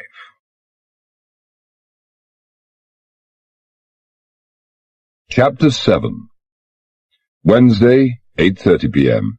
to Thursday, 10:30 a.m. I survived all right, but no credit for that was due to the handling I received on the way down to the sick bay. The sick bay was on the port side, 2 decks below the drawing room. On the second companionway, one of the men who were carrying me slipped and fell, and I was aware of nothing more until I woke up in bed. Like every other compartment on the Campari, the sick bay was fitted out regardless of cost. A large room, 20 feet by 16. It had the usual wall-to-wall Persian carpeting, and pastel walls decorated with murals depicting water skiing, skin diving, swimming, and other such sporting activities symbolic of fitness and good health, craftily designed to encourage to get on their feet and out of there with all possible speed any patient unfortunate enough to be confined to any of the 3 beds. The beds themselves, with their heads close up to the windows on the ship's side, struck a jarring note. They were just plain standard iron hospital beds, the only concession to taste being that they were painted in the same pastel tints as the bulkheads. In the far corner of the room, remote from the door, was old Marston's consulting desk with a couple of chairs. Farther along the inner bulkhead nearer the door was a flat-topped couch that could be raised for examinations or, if need be, the carrying out of minor operations. Between couch and desk, a door led to two smaller compartments, a dispensary and a dentist's surgery. I knew that because I had recently spent 3/4 of an hour in that dentist's chair with Marston attending to a broken tooth. The memory of that experience would stay with me the rest of my days. The 3 beds were occupied. Captain Bullen was in the one nearest the door, the boatswain next to him, and myself in the corner, opposite Marston's desk, all of us lying on rubber sheets placed over the beds. Marston was bent over the middle bed, examining the boatswain's knee. Beside him, holding a metal tray with bowls, sponges, instruments, and bottles containing some unidentifiable liquids, was Susan Beresford. She looked very pale. I wondered vaguely what she was doing here. Seated on the couch was a young man, badly in need of a shave. He was wearing green trousers, a green sweat-stained epauletted shirt, and a green beret. He had his eyes half closed against the smoke spiralling up from the cigarette stuck in one corner of his mouth, and carried an automatic carbine in his hand. I wondered how many men with how many automatic carbines were posted all over the Campari. Detailing a man to guard 3 broken-down crocks like MacDonald, Bullen, and myself showed that Carreras had plenty of men to spare, or was excessively cautious, or maybe both. "What are you doing here, Miss Beresford?" I asked. She looked up, startled, and the instruments rattled metallically on the tray in her hand. "Oh, I am glad," she said. She sounded almost as if she meant it. How do you feel?" "The way I look." "Why are you here?" "Because I needed her." Doc Marston straightened slowly and rubbed his back. "Dealing with wounds like these, well, I must have a helper. Nurses, John, are usually young and female, and there are only 2 on the Campari in that category, Miss Beresford and Miss Harcourt." "I don't see any signs of Miss Harcourt." I tried to visualize the glamorous young actress in the real-life role of Florence Nightingale, but my imagination was in no shape to cope with absurdities like that. I couldn't even see her playing it on the screen. "She was here," he said curtly. "She fainted." "Well, that helps. How's the boatswain?" "I must ask you not to talk, John," he said severely. "You've lost a great deal of blood. You're very weak. Please conserve your strength." "How's the boatswain?" I repeated. Dr. Marston sighed. "Well, he'll be all right. That is, he's in no danger. Abnormally thick skull, I should say. That saved him. Concussion, yes, but not fractured, I think. Hard to say without an X-ray. Respiration, pulse, temperature, blood pressure, none of them shows any sign of pointing to an extensive brain injury. It's his leg I'm worried about." "His leg?" "Patella. Kneecap, too. Completely shattered, beyond repair. Tendon sliced, tibia fractured. Legs sawn in half. Must have been hit several times, the damn murderers." "Amputation? You don't think—" No amputation. I've removed all the broken pieces I can find. Bones will either have to be fused, so shortening the leg, or a metal plate. It's too soon to say. But this I can say. He'll never bend that knee again." "You're telling me he's crippled? For life?" "I'm sorry. I know you're very friendly. So he's finished with the sea." "I'm sorry," Marston repeated. Medical incompetence apart, he was really a pretty decent old duffer. "Your turn now, John." "Yes." I wasn't looking forward to my turn. I looked at the guard. "Hey, you." "Yes, you. Where's Carreras?" "Senor Carreras." The young man dropped his cigarette on the Persian carpet and ground it out with his heel. Lord Dexter would have gone off his rocker. "It's not my business to know where Senor Carreras is." Well, that settled that. He spoke English. I couldn't have cared less at that moment where Carreras was. Marston had his big scissors out and was preparing to slit up my trouser leg. "Captain Bullen?" I asked. "What chance?" "Well, I don't know. He's unconscious now." He hesitated. "He was wounded twice. One bullet passed clean through below the shoulder, tearing the pectoral muscle. The other entered the right chest, a little lower, breaking a rib, then must have gone through the lung near the apex. The bullet is still lodged inside the body, almost certainly in the vicinity of the shoulder blade. I may decide to operate later to remove it." Operate? The thought of old Marston hacking around inside an unconscious Bullen made me feel even paler than I looked. I choked down the next few words I thought of and said, "Operate? You would take the grave chance you would be willing to risk your lifetime's professional reputation. A man's life is at stake, John," he said solemnly. "But you might have to penetrate the chest wall. A major operation, Dr. Marston. Without assistant surgeons, without skilled nurses, without a competent anesthetist, no X-rays, and you might be removing a bullet that's plugging a vital gap in the lung or pleura or whatever you call it. Besides, the bullet might have been deflected anywhere." I took a deep breath. "Dr. Marston, I cannot say how much I respect and admire you for even thinking of operating in such impossible conditions, but you will not run the risk. Doctor, as long as the captain is incapacitated, I am in command of the Campari. In nominal command, anyway."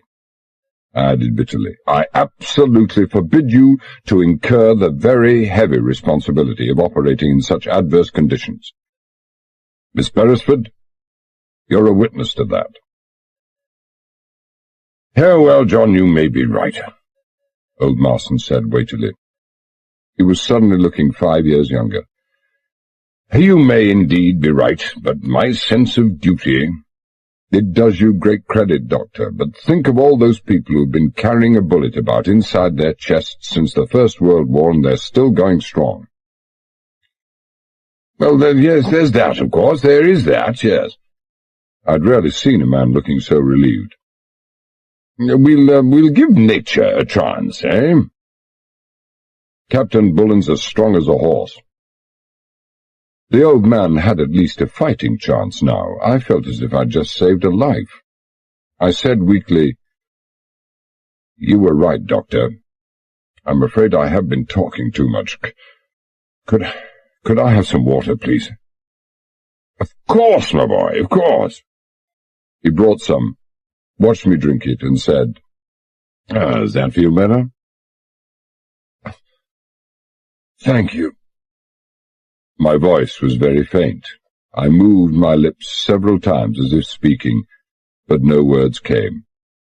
Marston, alarmed, put his ear close to my mouth to make out what I was trying to say, and I murmured, slowly and distinctly, "My thigh bone is not broken, but pretend it is." He started, eyes reflecting astonishment, opened his mouth to speak, and then closed it again. He wasn't all that slow, the old boy.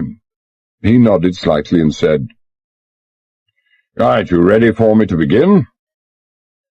He began. Susan Beresford helped him. My leg was a gory sight, but it looked worse than it was. One bullet had passed directly through the leg, but the other two had just torn ragged superficial gashes on the inside, and it was from those that most of the blood had come. All the while he was working, Dr. Marston kept up, for the sake of the guard, a running commentary on the extent and severity of my wounds, and if I hadn't known he was lying fluently, he would have made me feel very ill indeed. He certainly must have convinced the guard. When he'd cleaned and bound the wounds, a process I bore with stoic fortitude only because I didn't want to start yelling in front of Susan Beresford, He fixed some splints to my leg and bound those on also. This done, he propped up my leg on a pile of pillows, went into the dispensary, and reappeared with a couple of screwed pulleys, a length of wire with a heavy weight attached to the end, and a leather strap. The strap he fitted to my left ankle. "What's this in aid of?" I demanded. "I'm the medical officer, please remember," he said curtly. His left eyelid dropped in a slow wink. "Traction, Mr. Carter. You don't want your left leg to be permanently shortened for life?" "Sorry," I muttered. Maybe I'd been misjudging old Marston just a little. Nothing would ever make me reconsider my opinion of him as a doctor, but he was shrewd enough in other things. The first thing a man like Carreras would have asked was why a man with a broken bone in his leg was not in traction. Marston screwed the two hooks into holes on the deck head, passed the wire through, attached the weight to one end and the strap to the other. It didn't feel too uncomfortable. He then picked up the length of trouser leg that had been cut off, checked quickly to see if the guard was watching, splashed some water on it, and then wrung it out on top of my bandages. Even to myself, I had to admit that I'd seldom seen a more convincing sight. A patient more completely and thoroughly immobilized. He finished just in time. He and Susan Beresford were just clearing away when the door opened and Tony Carreras came in. He looked at Bullen, MacDonald, and myself slowly, consideringly. He wasn't a man who would miss very much. And then he came to my bedside. "Good evening, Carter," he said pleasantly. "How are you feeling?" "Where's that murderous parent of yours?" I asked. "Murderous parent? You do my father an injustice. Asleep at the moment, as it happens. His hand was giving him great pain after Marston had finished with it." I wasn't surprised at that. So he was given a sleeping draught. The good ship Campari is all buttoned up for the night, and Captain Tony Carreras in charge. You may all sleep easy. You will be interested to hear we have just picked up Nassau on the radar scope. Port 40, or some such nautical term. So you were not playing any funny tricks with that course after all. I grunted and turned my head away. Carreras walked across to Marston. "How are they, Doctor?" "How do you expect them to be, after your thugs have riddled them with bullets?" Marston demanded bitterly. "Captain Bullen may live or die, I don't know. MacDonald the boatswain will live, but he'll be stiff-legged crippled for life. The chief officer has a compound fracture of the femur, the thigh bone, completely shattered. If we don't get him to hospital in a couple of days, he will also be crippled for life. As it is, he'll never be able to walk properly again." "I am genuinely sorry," Tony Carreras said. He actually sounded as if he meant it. "Killing and crippling good men is an unforgivable waste. Well, almost unforgivable. Some things justify it." "Your humanity does you credit," I sneered from my pillow. "We are humane men," he said. "Well, you proved that all right." I twisted to look at him. "But you could still show a little consideration for a very sick man." Indeed, he was very good at lifting eyebrows. "Indeed. Daniel Boone here." I nodded towards the sentry with the gun. "You permit your men to smoke on duty?" "Jose?" He smiled. "Jose is an inveterate chain-smoker. Take his cigarettes away, and he'd probably go on strike. This isn't the Grenadier Guards, you know, Carter. Why the sudden concern?" "You heard what Dr. Marston said. Captain Bullen. He's in a critical condition with a hole through his lung." "Ah, I think I understand. You agree, Doctor? I held my breath. The chances were that the old boy hadn't even the faintest idea what we were talking about. But again, I'd underrated his astuteness. For a man with a ruptured lung, he said gravely, there can be nothing worse than a smoke-laden atmosphere. I see. Jose! Carrera spoke rapidly in Spanish to the guard, who grinned amiably, got to his feet and made for the door, picking up a chair en route. The door swung to behind him. No discipline. Tony Carrera sighed. None of this brisk sentry-go marching and counter-marching like Buckingham Palace, Mr. Cotter. A chair tilted against the wall. Our Latin blood, I fear. But I warn you, none the less effective a guard for all that. I see no harm in his keeping a watch outside, apart from jumping out through one of the windows into the sea below. Not that you're in any condition to do that anyway. I can't see what mischief you can get up to. He paused, looked at me consideringly. You are singularly incurious, Mr. Carter. Far from being in character. Makes one suspicious, you know. Curious about what? I growled. Nothing to be curious about. How many of those armed thugs do you have aboard the Campari? 40. Aha, it's not bad, eh? Well, 38 effectives. Captain Bullen killed one, and you seriously damaged the hand of another. Where did you learn to shoot like that, Carter? Luck. Sheridan recovered yet? Yes, he said briefly. He didn't seem to want to talk about Sheridan. He killed Dexter? I persisted. No. Werner, the nurse, the one you killed tonight. For a professed humanitarian, the death of one of his colleagues in crime left him strangely unmoved. A steward's uniform and a tray of food at face level. Your head steward, White, saw him twice and never suspected. Not that he went within 30 feet of White. And it was just Dexter's bad luck that he saw this steward unlocking the radio room. I suppose that same murderous devil got Brownell. And Benson. Benson caught him coming out of the radio room after disposing of Brownell and was shot.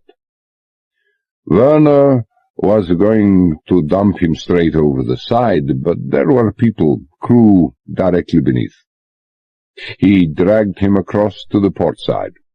Again, crew beneath, so he emptied their life jacket locker and put Benson inside. Carreras grinned. And just your bad luck that you happened to be standing right beside that locker when we sent Werner up to dispose of the body, just before midnight last night. Who dreamed up this scheme of having the fake Marconi man in Kingston drilled through from the wireless office to the cold air trunking in Sheridan's room below, and buttoning the earphones permanently into the wireless office's receiving circuit? Sheridan, your old man, or you? My father. And the Trojan horse idea, your father also? He's a brilliant man. Now I know why you were not curious. You knew. Well, it wasn't hard to guess, I said wearily. Not that is when it was too late. All our troubles really started in Carraccio, and we loaded those huge crates in Carraccio. Now I know why the stevedores were so terrified when one of the crates almost slipped from its slings. Now I know why your old man was so damned anxious to inspect the hold. Not to pay his respects to the dead men in their coffins, but to see how his men were placed for smashing their way out of the crates. And then they broke out last night and forced the battens of the hatch. How many men to a crate, Carreras? 20, Rather uncomfortably jammed, poor fellows. I think they had a rough 24 hours. 20. 2 crates. We loaded 4 of those. What's in the other crates? Machinery, Mr. Carter. Just machinery. One thing I'm really curious about. Yes? What's behind all this murderous business? Kidnap? Ransom? I am not at liberty to discuss those things with you. He grinned. At least not yet. You remaining here, Miss Beresford, or do you wish me to, escort you up to your parents in the drawing room? Oh, please leave the young lady here, Larson said. I wanted to help me keep a 24-hour watch on Captain Bullen. He might have a relapse at any moment. As you wish. He bowed to Susan Beresford. Good night, all. The door closed. Susan Beresford said, So that's how they came aboard. How in the world did you know? How in the world did I know? You didn't think they had 40 men hidden up inside a funnel, did you? Once we knew it was Carreras and Sheridan, it was obvious. They came aboard at Carraccio. So did those huge crates. 2 and 2, Miss Beresford, have never failed to add up to 4. She flushed and gave me a very old-fashioned look, but I ignored it and went on. You both see what this means, don't you? Oh, let him tell us, Doctor, Miss Beresford said acidly. He's just dying to tell us. It means that there's something very, very big behind it all, I said slowly. All cargoes, except those in free ports and under certain transshipment conditions which don't apply here, have to be inspected by customs. Now those crates pass through the Carraccio customs, which means that the customs know what's inside. It probably explains, too, why our Carraccio agent was so nervous. But the customs let it pass. Why?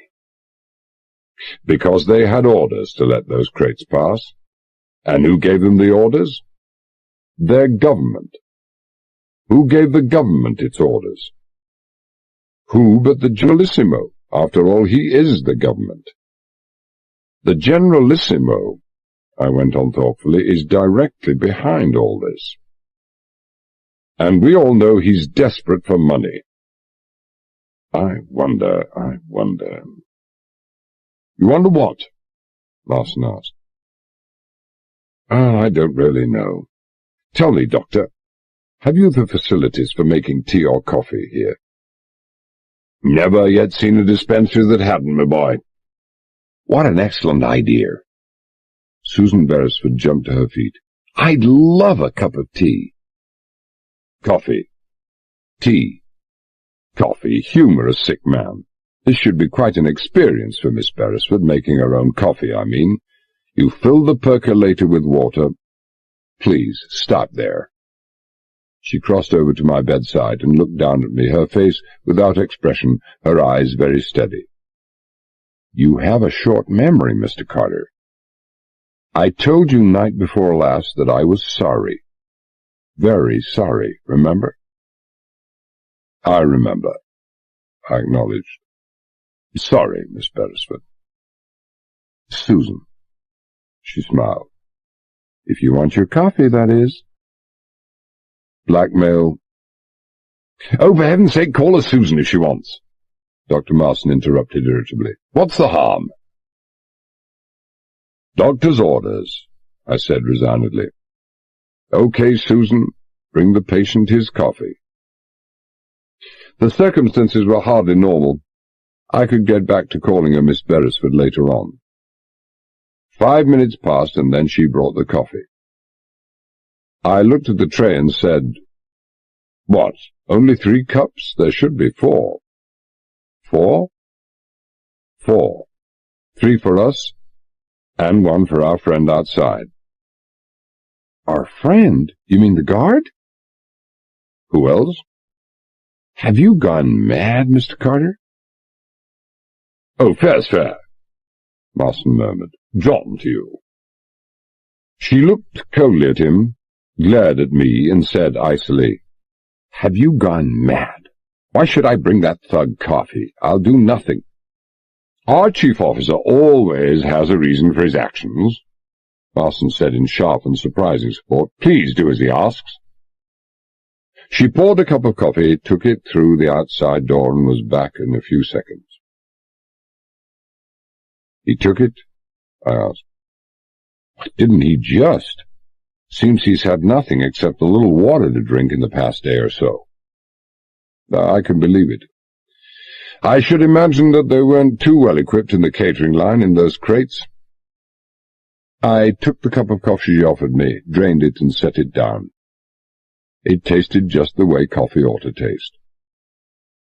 "How was it?" Susan asked. "Perfect. Any suggestion I made that you didn't even know how to boil water, I withdraw unreservedly." She and Marston looked at each other, and then Marston said, "No more thinking or worrying to do tonight, John?" "No, nary a bit. All I want is a good night's sleep." "Yes, and that's why I put a pretty powerful sedative in your coffee." He looked at me consideringly. "Coffee has a remarkable quality of disguising other flavors, hasn't it?" I knew what he meant. And he knew I knew what he meant. I said, "Dr. Marston, I do believe I've been guilty of underestimating you very considerably." "I believe you have, John," he said jovially. "I believe you have indeed." I became drowsily aware that my left leg was hurting, not badly, but badly enough to wake me up. Someone was pulling it, giving it a strong, steady tug every few seconds, letting go and then tugging it again, and he kept on talking all the time he was doing it. I wished that someone, whoever he was, would give it up, the tugging and the talking. Didn't he know I was a sick man? I opened my eyes. The first thing I saw was the clock on the opposite bulkhead. 10 o'clock. 10 o'clock in the morning, for broad daylight was coming in through uncurtained windows. Dr. Marston had been right about the sedative. Powerful was hardly the word for it. Someone was talking, sure enough. Old Bullion babbling away incoherently in a drugged and troubled sleep. But there was no one tugging at my leg. It was the traction weight suspended from the ceiling that was doing the tugging. The Campari, in spite of her stabilizers, was rolling through a 10 to 15-degree arc, which meant that there must be a pretty heavy and steep beam sea or swell running. Whenever the ship came to the end of a roll, the suspended pulley, reaching the limit of its pendulum swing, would give a pronounced jerk. A few seconds later, another jerk. And now that I was fully awake, it was more painful than I had at first thought. Even if I had had a genuinely fractured femur, that sort of thing wouldn't be doing me any good at all. I looked around to see Dr. Marston, and to ask him to remove it. But the first person who caught my eye was not Dr. Marston, but Miguel Carreras. He was standing near the top of my bed. Maybe he had been shaking me awake. He was newly shaven, looked fresh and rested, had his neatly bandaged right hand in a sling, and carried some charts under his arm. He gave me a slight smile. "Good morning, Mr. Cutter. How do you feel now?" I ignored him. Susan Beresford was sitting at the doctor's desk. She looked pretty tired to me, and there were dark smudges under the green eyes. I said, "Susan, where's Dr. Marston?" "Susan," Carreras murmured. "How swiftly contiguity breeds familiarity." I ignored him again. Susan said, "In the dispensary asleep. He's been up most of the night." "Wake him, will you? Tell him I want this damned weight off. It's tearing my leg in two." She went into the dispensary, and Carreras said, Your attention, Mr. Carter, if you please. When I get that weight off, I said surlily. Not before. Dr. Marston appeared, rubbing the sleep from his eyes, and started to remove the weight without a word.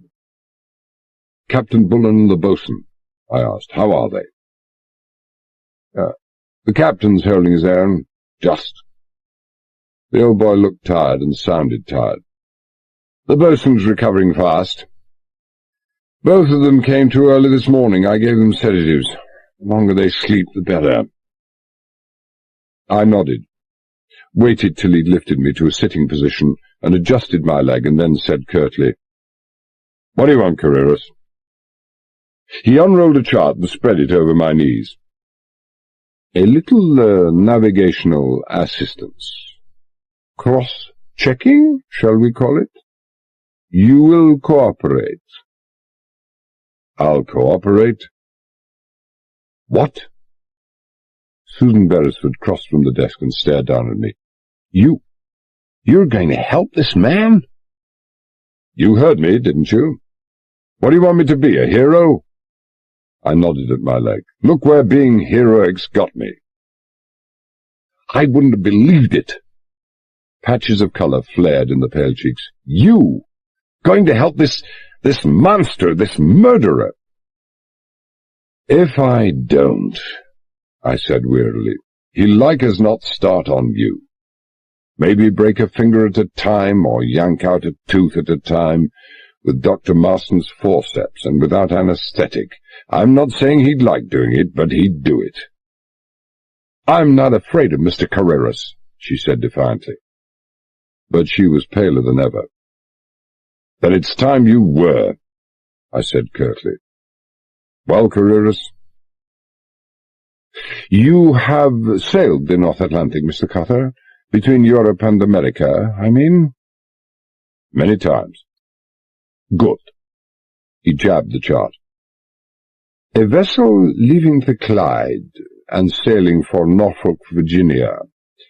I wish you to sketch the course it would take. Any reference books you wish I can have fetched. I don't require any. I took his pencil. North about Round Island, so a slightly flattened great circle route along the west-bound Summer Lane, so to this point well southeast of Newfoundland. The northward curve looks strange, but that's only because of the projection of the chart. It is the shortest route. I believe you. And then? Well, shortly after that, the course diverges from the main westbound New York lane approximately here, and comes into Norfolk more or less from the east-northeast. I twisted my head around to try and see out the surgery door. What's all that racket? Where's it coming from? Sounds like riveting guns or pneumatic chisels to me. Later, he said irritably. He unrolled another chart, and the irritation vanished from his face. Splendid, Carter, splendid. Your track coincides almost exactly with the information I have here. But why the hell did you ask me? I double-check everything, Mr. Carter. This vessel now is due to arrive at Norfolk at exactly 10 o'clock at night on Saturday in 2 days' time. Not earlier, not later.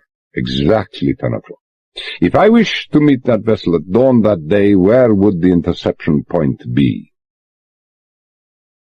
I kept my questions to myself. Dawn in that latitude at this time is 5 o'clock, give or take a few minutes. What speed did this vessel do? Oh, of course, foolish of me. 10 knots. 10 knots, 17 hours, 170 nautical miles. The interception point would be here. Exactly. He consulted his own chart again. Exactly. Most gratifying. He looked at a slip of paper in his hand.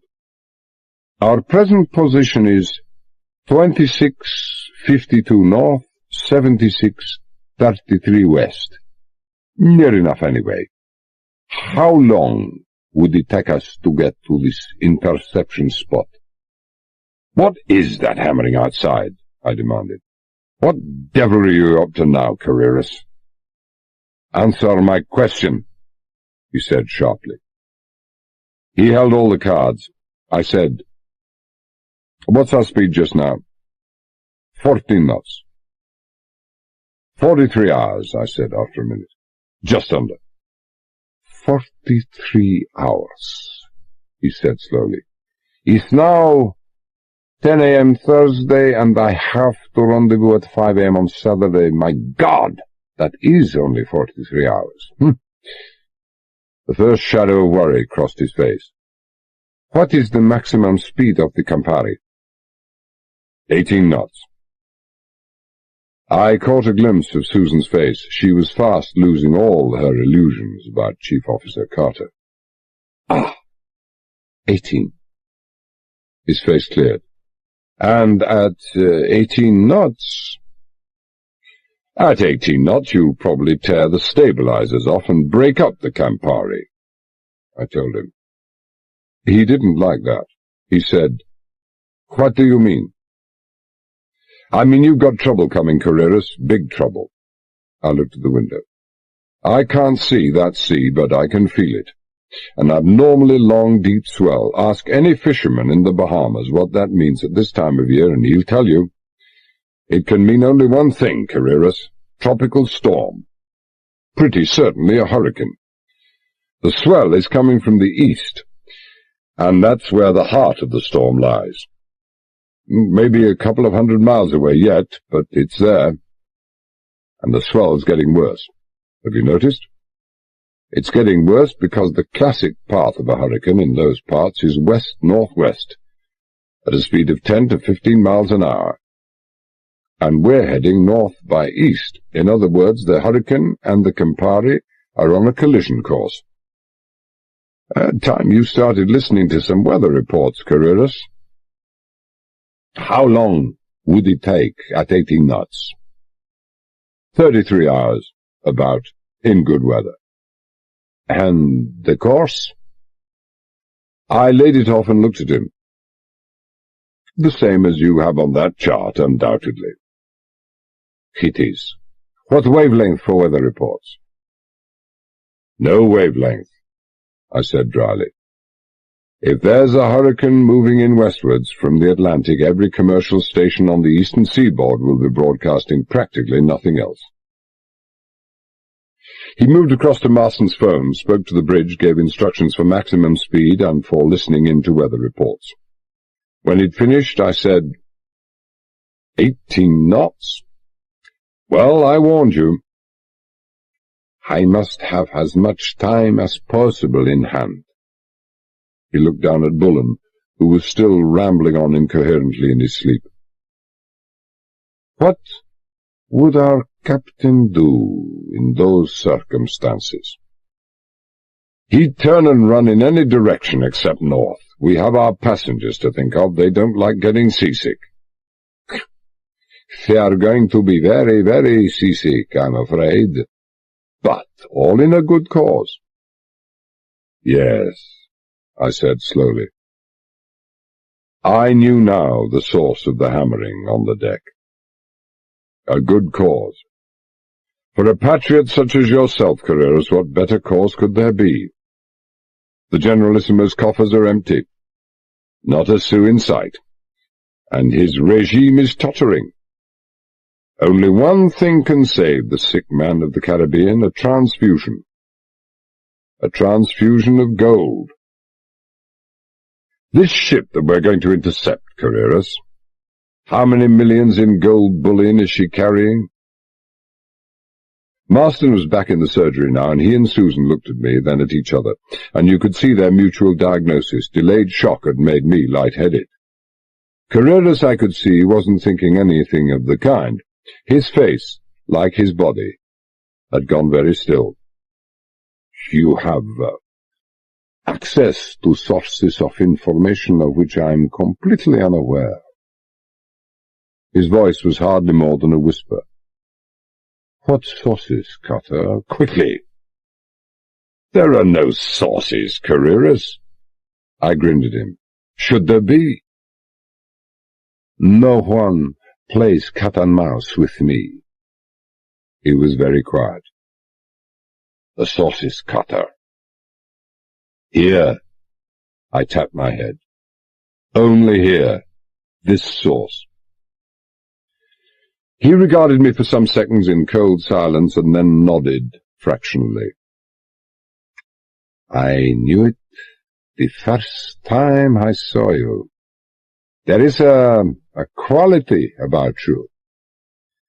A champion boxer looks a champion boxer even in repose. A dangerous man cannot look anything else but dangerous, even in the most domestic situations, the most harmless surroundings. You have that quality.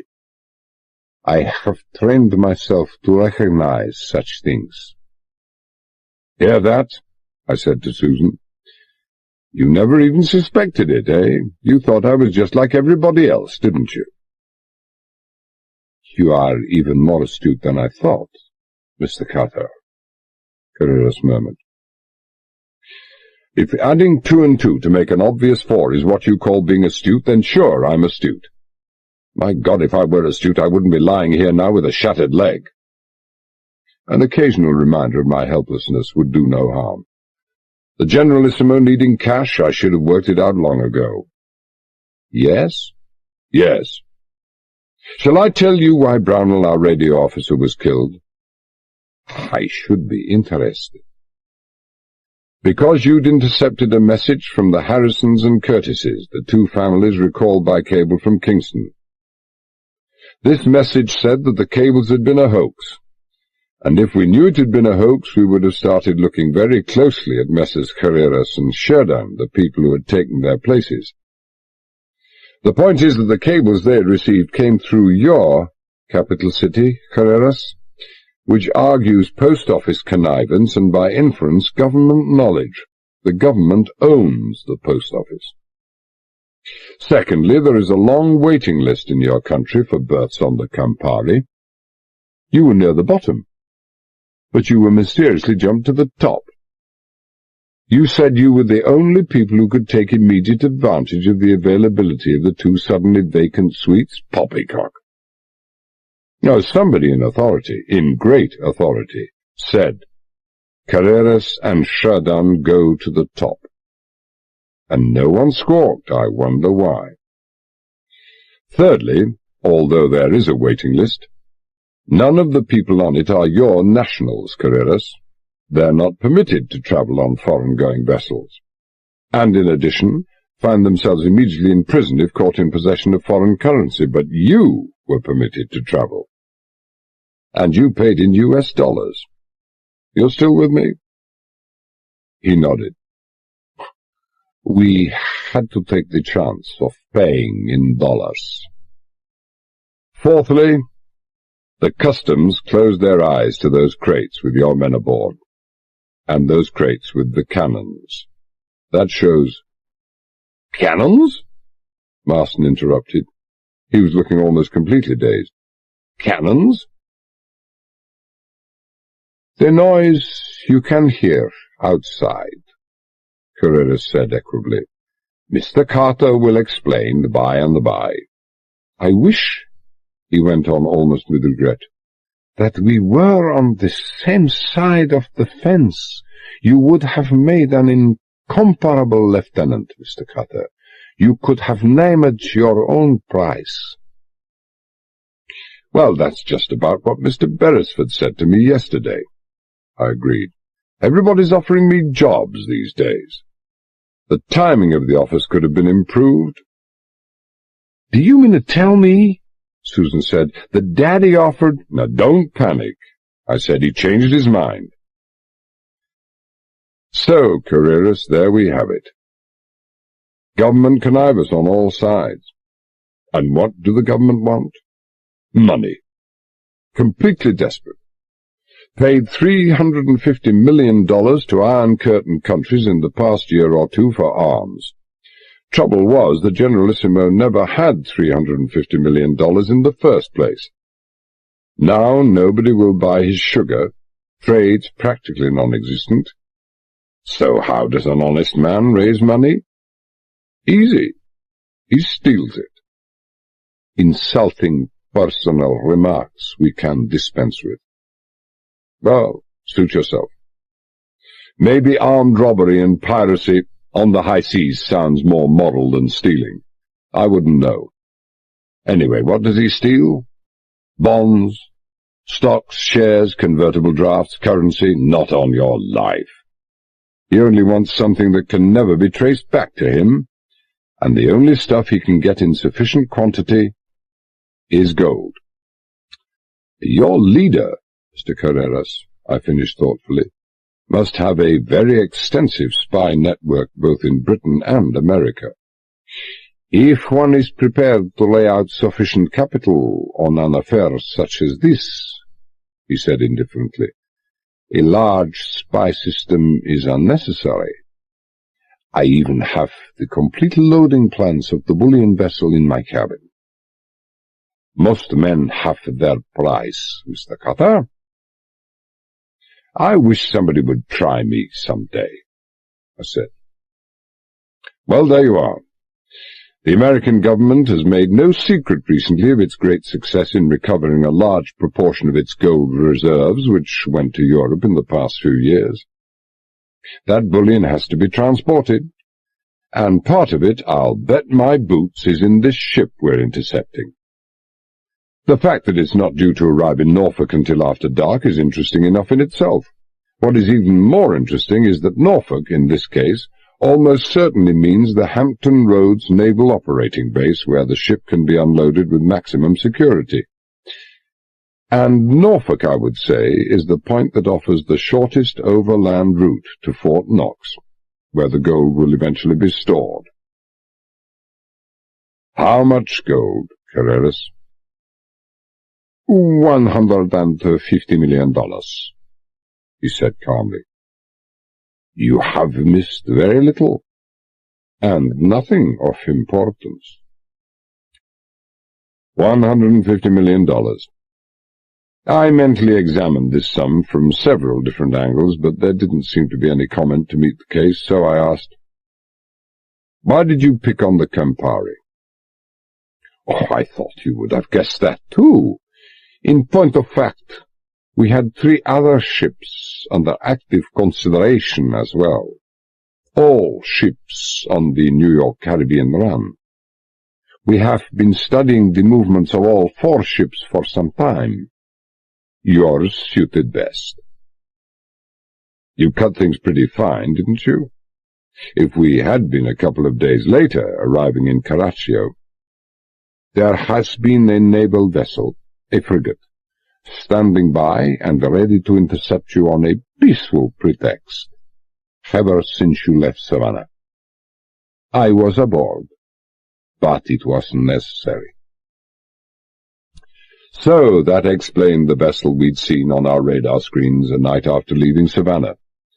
Not an American warship, as we'd thought, but the Generalissimo's.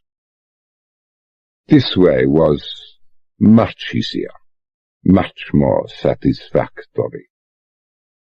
And, of course, I said, you couldn't have used the frigate for this job. It hasn't the cruising range, hopeless in bad weather, no derricks for heavy transshipment lifts, and conspicuous, far too conspicuous. But the Campari... Who's going to miss the Campari if she's only a few days late in arriving at her destination? Only the head office, and the head office is being taken care of, Pereira said. You don't think we overlooked the obvious, do you? Our own transmitter was brought aboard, and is already in circuit. A stream of perfectly satisfactory messages are going out, I can assure you. So you fixed that. And the Campari has the speed to overtake most cargo ships. It's a good large sea boat for practically any weather, has first-class radar for picking up other vessels, and jumbo derricks for heavy lifts. I paused and looked at him. We even have reinforced decks for gun platforms, both forward and on the poop. Most British vessels since the war have had those installed as a matter of course when building, but I warn you that they have to be strengthened from below with angle irons, a couple of days' job in itself. Now, without them, anything more than a 3-inch will buckle and twist the plates beyond repair after even only a couple of shots. A couple of shots will be all that we require. I thought about this last remark. A couple of shots? It didn't make any kind of sense at all. What was Carreras up to? What on earth are you both talking about? Susan asked wearily. Reinforced steel decks, angle irons, what is it all about? Come with me, Miss Beresford, and I shall take pleasure in showing you personally what I mean. Carreras smiled. Besides, I am sure your good parents are becoming very anxious about you. I shall see you later, Mr. Cutter. Come, Miss Beresford. She looked at him in doubtful hesitation. I said, Well, you might as well go, Susan. You never know what luck you'll have. One good shove when he's near the rail and off balance. Just pick your time. Your Anglo-Saxon sense of humor becomes rather wearisome, Carreras said thinly. One hopes you will be able to preserve it intact in the days to come. He left on this suitably sinister note, and Marston looked at me, speculation taking the place of puzzlement in his eyes. Did Carreras mean what I thought he meant? He did. That's the hammering you've been hearing, the pneumatic drills. There are prepared bolt holes in the reinforced sections on the poop and foredeck to accept the base plates of several different sizes of British guns. Carreras's guns probably come from the other side of the Iron Curtain, and he has to drill new holes. He's actually going to fit naval guns? He had them in a couple of those crates, almost certainly stripped down into sections ready for quick assembly. Don't have to be anything very big, can't be. It's a dockyard job to fit anything of any size. But it'll be big enough to stop this ship. I don't believe it, Marston protested. Hold up on the high seas? Piracy in this day and age, it's ridiculous, it's impossible. Well, you tell that to Carreras. He hasn't a moment's doubt but that it's very, very possible, and neither have I. Can you tell me what's going to stop him? But we've got to stop him, John. We must stop him. Why? Good God, why? Let a man like that get away with heaven knows how many £1 million? Oh, is that what you're worried about? Well, of course, Marston snapped. So would anyone be. Well, you're right, of course, Doctor, I agreed. I'm not at my best today. What I could have said was that if he thought about it a bit more, he'd become 10 times as worried as he was, and not about the money. About half as worried as I was, and I was worried to death and frightened, badly frightened. Carreras was clever, all right, but perhaps a shade less so than he imagined. He made the mistake of letting himself get too involved in conversation. And when a man gets too involved and has anything to hide, he makes the further mistake of either talking too much or not talking enough. Carreras had made a mistake on both counts. But why should he worry about whether he talked too much or not? He couldn't lose. Not now. Breakfast came. I didn't feel much like eating, but I ate all the same. I'd lost far too much blood, and whatever little strength I could recover I was going to need that night. I felt even less like sleep, but for all that I asked Marston for a sedative, and he gave it to me. I was going to need all the sleep I could get, too. I wouldn't get much that coming night. The last sensation I recalled as I dozed off was in my mouth. A queer, unnatural dryness, the kind of dryness that usually comes with overmastering fear. But it wasn't fear. I told myself it wasn't really fear. Just the effect of the sleeping draught. That's what I told myself. Chapter 8. Thursday, 4 p.m. to 10 p.m. It was late afternoon when I awoke, around 4 o'clock. Still a good 4 hours short of sunset, but already the surgery lights were on and the sky outside dark, almost as night. Driving slanting rain was sheeting down torrentially from the black, lowering clouds, and even through closed doors and windows I could hear the high, thin sound, part whine, part whistle, of a gale-force wind howling through the struts and standing rigging. The Campari was taking a hammering. She was still going fast, far, far too fast for the weather conditions, and was smashing her way through high, heavy, rolling seas, bearing down on her starboard bow. That they weren't mountainous waves, or waves of even an unusual size for a tropical storm, I was quite sure. It was the fact that the Campari was battering away at high speed through the quartering seas that seemed to be almost tearing her apart. She was corkscrewing viciously, a movement that applies the maximum possible strain to a ship's hull. With metronomic regularity, the Campari was crashing, starboard bow first, into a rising sea, lifting bows and rolling over to port as she climbed up the wave, hesitating, and then pitching violently forward and rolling over to starboard as she slid down the far shoulder of the vanishing wave to thud with a teeth-rattling, jolting violence into the shoulder of the next sea. A shaking, shuddering collision that made the Campari vibrate for seconds on end in every plate and rivet throughout her entire length. No doubt but that the Clyde yard that had built her well, but they wouldn't have constructed her on the assumption that she was going to fall into the hands of maniacs. Even steel can come apart. "Dr. Marston," I said, "try to get Carreras on that phone." "Oh, hello, awake?" He shook his head. "No, I'd been on to him myself an hour ago. He's on the bridge, and he says he's going to stay there all night if need be, and he won't reduce speed any further. He's taken her down to 15 knots already, he says." The man's mad. Thank God for the stabilizers. If it weren't for them, we'd be turning somersaults. Can they stand up to this sort of thing indefinitely? I should think it highly unlikely. The captain and the boatswain, how are they? Oh, the captain's still asleep, still delirious, but he's breathing easier. Our friend MacDonald, you can ask for yourself. I twisted in my bed. The boatswain was indeed awake, grinning at me. Marston said, "Well, seeing you're both awake, do you mind if I have a kip down in the dispensary for an hour? I could do with it." He looked as if he could, too, pale and exhausted. "We'll call you if anything goes wrong." I watched him go, and then I said to MacDonald, "Well, you like your sleep, don't you?" "Just naturally idle, Mr. Carter." He smiled. "I was wanting to get up, but the doctor wasn't keen." "Surprised?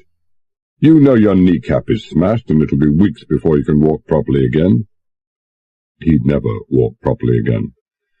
"Aye, it's inconvenient. Dr. Marston has been talking to me about this fella Carreras and his plans. The man's daft." "Oh, he's all that. But daft or not, what's to stop him?" "Well, the weather, perhaps. It's pretty nasty outside." "The weather won't stop him. He's got one of those fanatic one-track minds. But I might have a small try at it myself." "You?" MacDonald had raised his voice, now lowered it to a murmur. "You? With a smashed thigh bone? How in the—" "It's not broken." I told him of the deception. "I think I can get around on it if I don't have too much climbing to do." "I see. And the plan, sir?" I told him. He thought me as daft as Carreras. He did his best to dissuade me, finally accepted the inevitable, and had his own suggestions to make. We were still discussing it in low voices when the sick-bay door opened and a guard showed Susan Beresford in, closed the door, and left. "Where have you been all day?" I said accusingly. "I saw the guns. She was pale and tired and seemed to have forgotten that she'd been angry with me for cooperating with Carreras. "He's got a big one mounted on the poop and a smaller one on the forecastle. Covered with tarpaulins now. The rest of the day I spent with Mummy and Daddy and the others." "And how are our passengers?" I inquired. "Hopping mad at being shanghaied, or do they regard it as yet another of the attractions of the Campari? A splendid adventure, thrown in at no extra charge that they can talk about to the end of their days. I'm sure most of them must be pretty relieved that Carreras is not holding them all to ransom." "Well, most of them are not caring one way or the other," she said. "They're so seasick they couldn't care if they lived or died. I feel a bit the same way myself, I can tell you." "You'll get used to it," I said callously. "You'll all get used to it. I want you to do something for me." "Yes, John?" The dutiful murmur in the voice, which was really tiredness, the use of the first name, had me glancing sharply across at the boatswain, but he was busy examining a part of the deckhead that was completely devoid of anything to examine. "Get permission to go to your cabin. Say you're going for blankets, that you felt too cold here last night. Your father's dinner suit. Slip it between the blankets. Not the tropical one, the dark one. And for heaven's sake, see that you're not observed. Have you got any dark-coloured dresses?" "Dark-coloured dresses?" She frowned. "Why, for Pete's sake!" I said in low-voiced exasperation. I could hear the murmur of voices outside. "Answer me!" "A black cocktail dress?" "Bring it also." She looked at me steadily. "Would you mind telling me—" The door opened, and Tony Carreras came in, balancing easily on the swaying, dipping deck. He carried a rain-spattered chart under his arm. "Evening all." He spoke cheerfully enough, but for all that he looked rather pale. "Cutter is small job for my father. Course positions of the Fort Ticonderoga at 8 a.m., noon, and 4 p.m. today. Plot them, and see if the Ticonderoga is on its predicted course." "Fort Ticonderoga being the name of the ship we have to intercept." "What else?" But the positions," I said stupidly. "The course positions of... how the devil do you know? Don't tell me that Ticonderoga is actually sending you her positions. Are the radio operators on that ship?" "My father thinks of everything," Tony Carreras said calmly. "Literally everything. I told you he was a brilliant man. You know we're going to ask the Ticonderoga to stand and deliver. Do you think we wanted sending out SOSs when we fire a warning shot across its bows? The Ticonderoga's own radio officers had a slight accident before the ship left England and had to be replaced by more suitable men." "A slight accident," Susan said slowly. What with seasickness and emotion, her face was the colour of paper, but she wasn't scared of Carreras, any that I could see. "What kind of accident?" "A kind that can so easily happen to any of us, Miss Beresford." Tony Carreras was still smiling, but somehow he no longer looked charming and boyish. I couldn't really see any expression on the face at all. All I could see were the curiously flattened eyes. More than ever I was sure that there was something wrong with young Carreras's eyes, and more than ever I was sure that the wrongness lay not in the eyes alone, but was symptomatic and indicative of a wrongness that lay much deeper than the eyes. Nothing serious, I assure you. Meaning that they hadn't been killed more than once. One of the replacements is not only a radio man, but an expert navigator. We saw no reason why we should not take advantage of this fact to keep us informed as to the exact position of the Ticonderoga. Every hour on the hour. Well, your father leaves nothing to chance, I admitted. except that he seems to be depending on me as the expert navigator on this ship. Oh, he didn't know. We weren't to know that all the other deck officers on the Campari were going to be, so foolish. We, both my father and I, dislike killing of any kind. Again the unmistakable ring of sincerity, but I was beginning to wonder if the bell hadn't a crack in it. My father is also a competent navigator, but unfortunately he has his hands very full at the moment. He happens to be the only professional seaman we have. Your other men aren't? Alas, no. But they are perfectly adequate to the task of seeing that professional seamen, your men, do their duties as they should. Well, this was cheering news. If Carreras persisted in pushing the Campari through the storm at this rate, practically everyone who wasn't a professional seaman was going to be feeling very ill indeed. That might help to ease my night's labours. I said, "What's going to happen to us after you've hijacked this damn bullion?"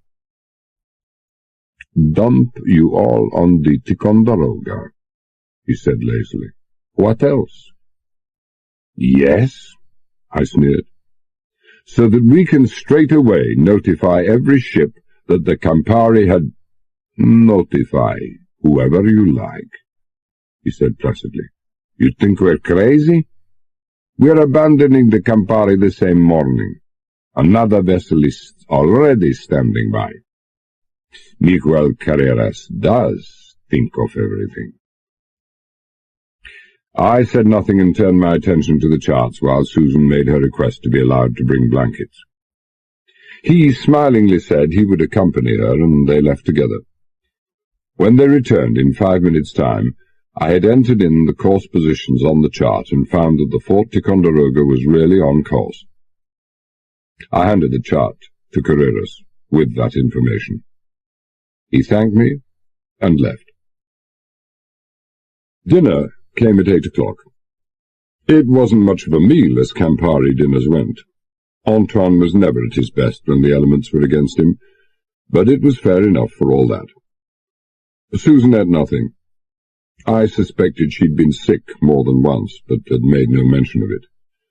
Millionaire's daughter or not, she was no crybaby and had no self-pity, which was only what I would have expected from the daughter of the Beresfords. I wasn't hungry myself. There was a knot in my stomach that had nothing to do with the motion of the Campari, but again on the principle that I was going to need all the strength I could find, I made a good meal. MacDonald ate as if he hadn't seen food for a week. Bullen still slept, under sedation, restless against the securing straps that held him to his bed, breathing still distressed, mumbling away continuously to himself. At 9 o'clock, Marston said, "Time now for coffee, John?" "Time for coffee," I agreed. Marston's hands, I noticed, weren't quite steady. After too many years of consuming the better part of a bottle of rum every night, his nerves weren't in any too fit a condition for this sort of thing. Susan brought in 5 cups of coffee, one at a time. The wild pitching of the Campari, the jarring, jolting shocks as we crashed down into the troughs, made the carrying of more than one at a time impossible. One for herself, one for MacDonald, one for Marston, one for me, and one for the sentry, the same youngster as had been on guard the previous night. For the 4 of us, sugar. For the sentry, a spoonful of white powder from Marston's dispensary. Susan took his cup outside. "How's our friend?" I asked when she returned. "Almost as green as I am." She tried to smile, but it didn't come off. Seemed glad to get it. "Where is he?" "In the passage, sitting on the floor, jammed in a corner, gun across his knees." "How long before the stuff acts, Doctor?" "Well, if he drinks it all straight away, maybe 20 minutes. Don't ask me how long the effects will last. People vary so much, I've no idea. Maybe half an hour, maybe 3 hours. You can never be certain with those things. You've done all you can. Except the last thing. Take off those outside bandages and those damned splints, will you? He looked nervously at the door. If someone comes... Look, we've been through all that, I said impatiently. Even by taking a chance and losing, we'll be no worse off than we were before. Take them off. Marston fetched a chair to give himself steadier support, sat down, eased the point of his scissors under the bandages holding the splints in place, and sliced through them with half a dozen swift, clean cuts. The bandages fell away. The splints came loose. And then the door opened.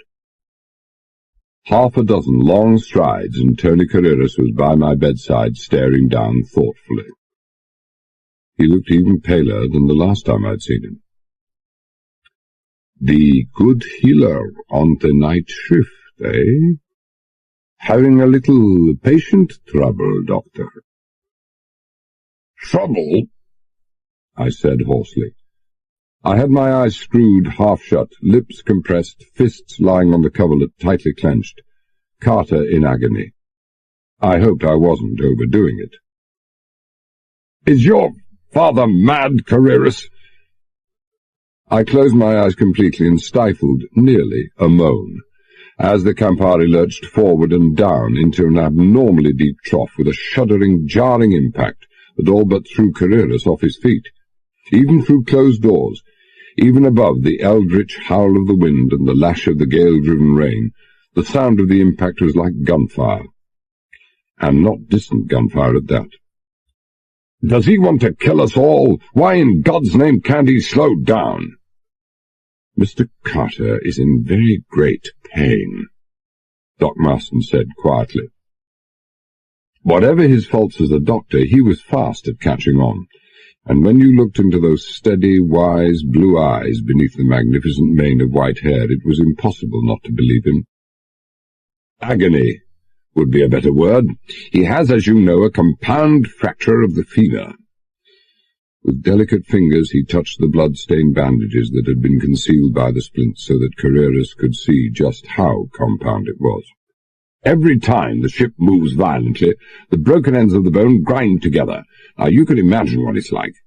No, I doubt if you can. I am trying to rearrange and tighten the splints so as to immobilize the leg completely. A difficult job for one man in those conditions. Care to give me a hand? In 1 second flat I revised my estimate of Marston's shrewdness. No doubt he'd just been trying to allay any suspicions that Carreras might have had, but he couldn't have thought up a worse way. Not, that is, if Carreras offered his help, for the chances were that if he did delay to help, he'd find the sentry snoring in the passageway outside when he left. Sorry. Beethoven never sounded half as sweet as the music of that single word from Carreras. Can't wait. And Captain Carreras making his rounds and all that. That's what Miss Beresford is here for anyway. Failing all else, just shoot him full of morphia. 5 seconds later he was gone. Marston raised an eyebrow. Well, less affable than of yore, John, would you say? A shade lacking in the sympathy he so often professes. He's worried, I said. He's also a little frightened and perhaps, heaven be praised, even more than a little seasick. But still very tough for all that. Susan, go collect the sentry's cup and see if friend Carreras has really gone. She was back in 15 seconds. He's gone. The coast is clear. I swung my legs over the side of the bed and stood up. A moment later I'd fallen heavily to the floor, my head just missing the iron foot of MacDonald's bed. 4 things were responsible for this. The sudden lurch of the deck as the Campari had fallen into a trough, the stiffness of both legs, the seeming paralysis of my left leg, and the pain that had gone through my thigh like a flame as soon as my foot had touched the deck. Hands gripping the bosun's bed, I dragged myself to my feet and tried again. Marston had me by the right arm, and I needed all the support I could get. I made it to my own bed and sat down heavily. MacDonald's face was expressionless. Susan looked as if she were about to cry. For some obscure reason, that made me feel better. I lurched to my feet like an opening jackknife, caught hold of the foot of my own bed, and had another go. It was no good. I wasn't made of iron. The lurching of the Campari I could cope with, and the first stiffness was slowly beginning to disappear. Even that frightening weakness in my left leg I could, in some measure, ignore. I could always hop along. But that pain I couldn't ignore. I wasn't made of iron.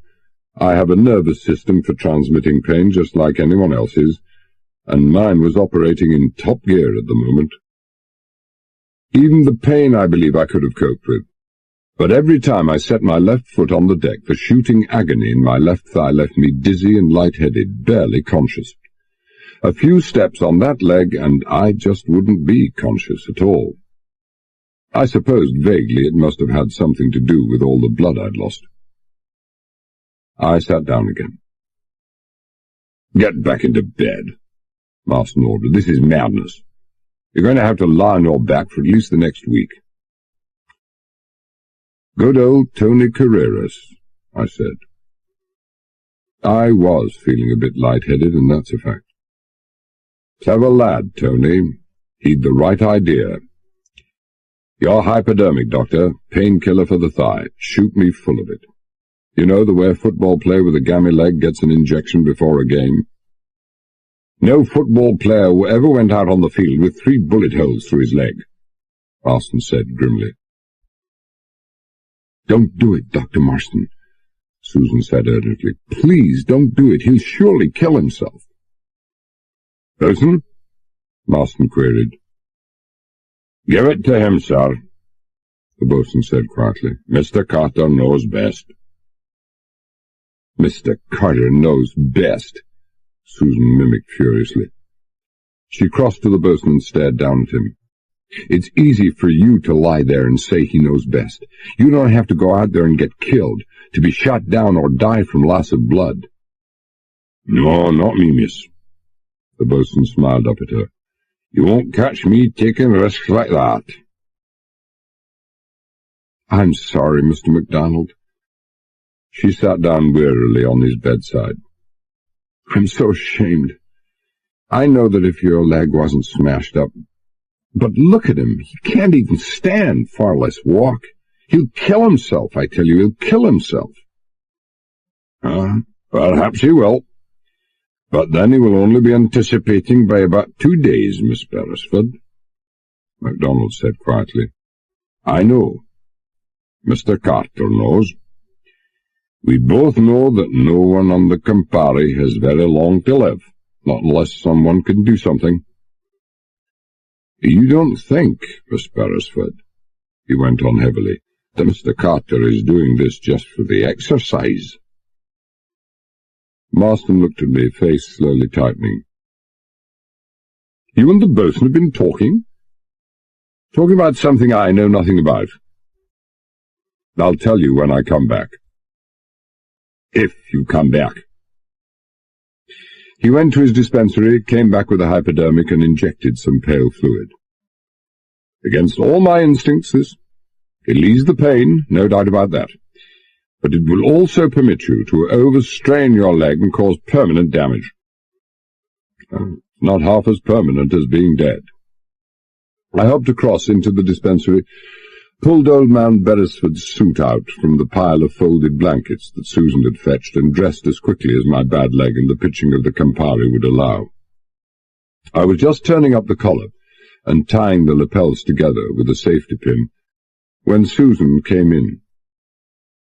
She said, abnormally calm, "It suits you very well. Jacket's a bit tight, though." "It's a damn sight better than parading about the upper deck in the middle of the night wearing a white uniform. Where's this black dress you spoke of?" "Here." She pulled it out from the bottom blanket. "Thanks." I looked at the label. Balenciaga. Should make a fair enough mask.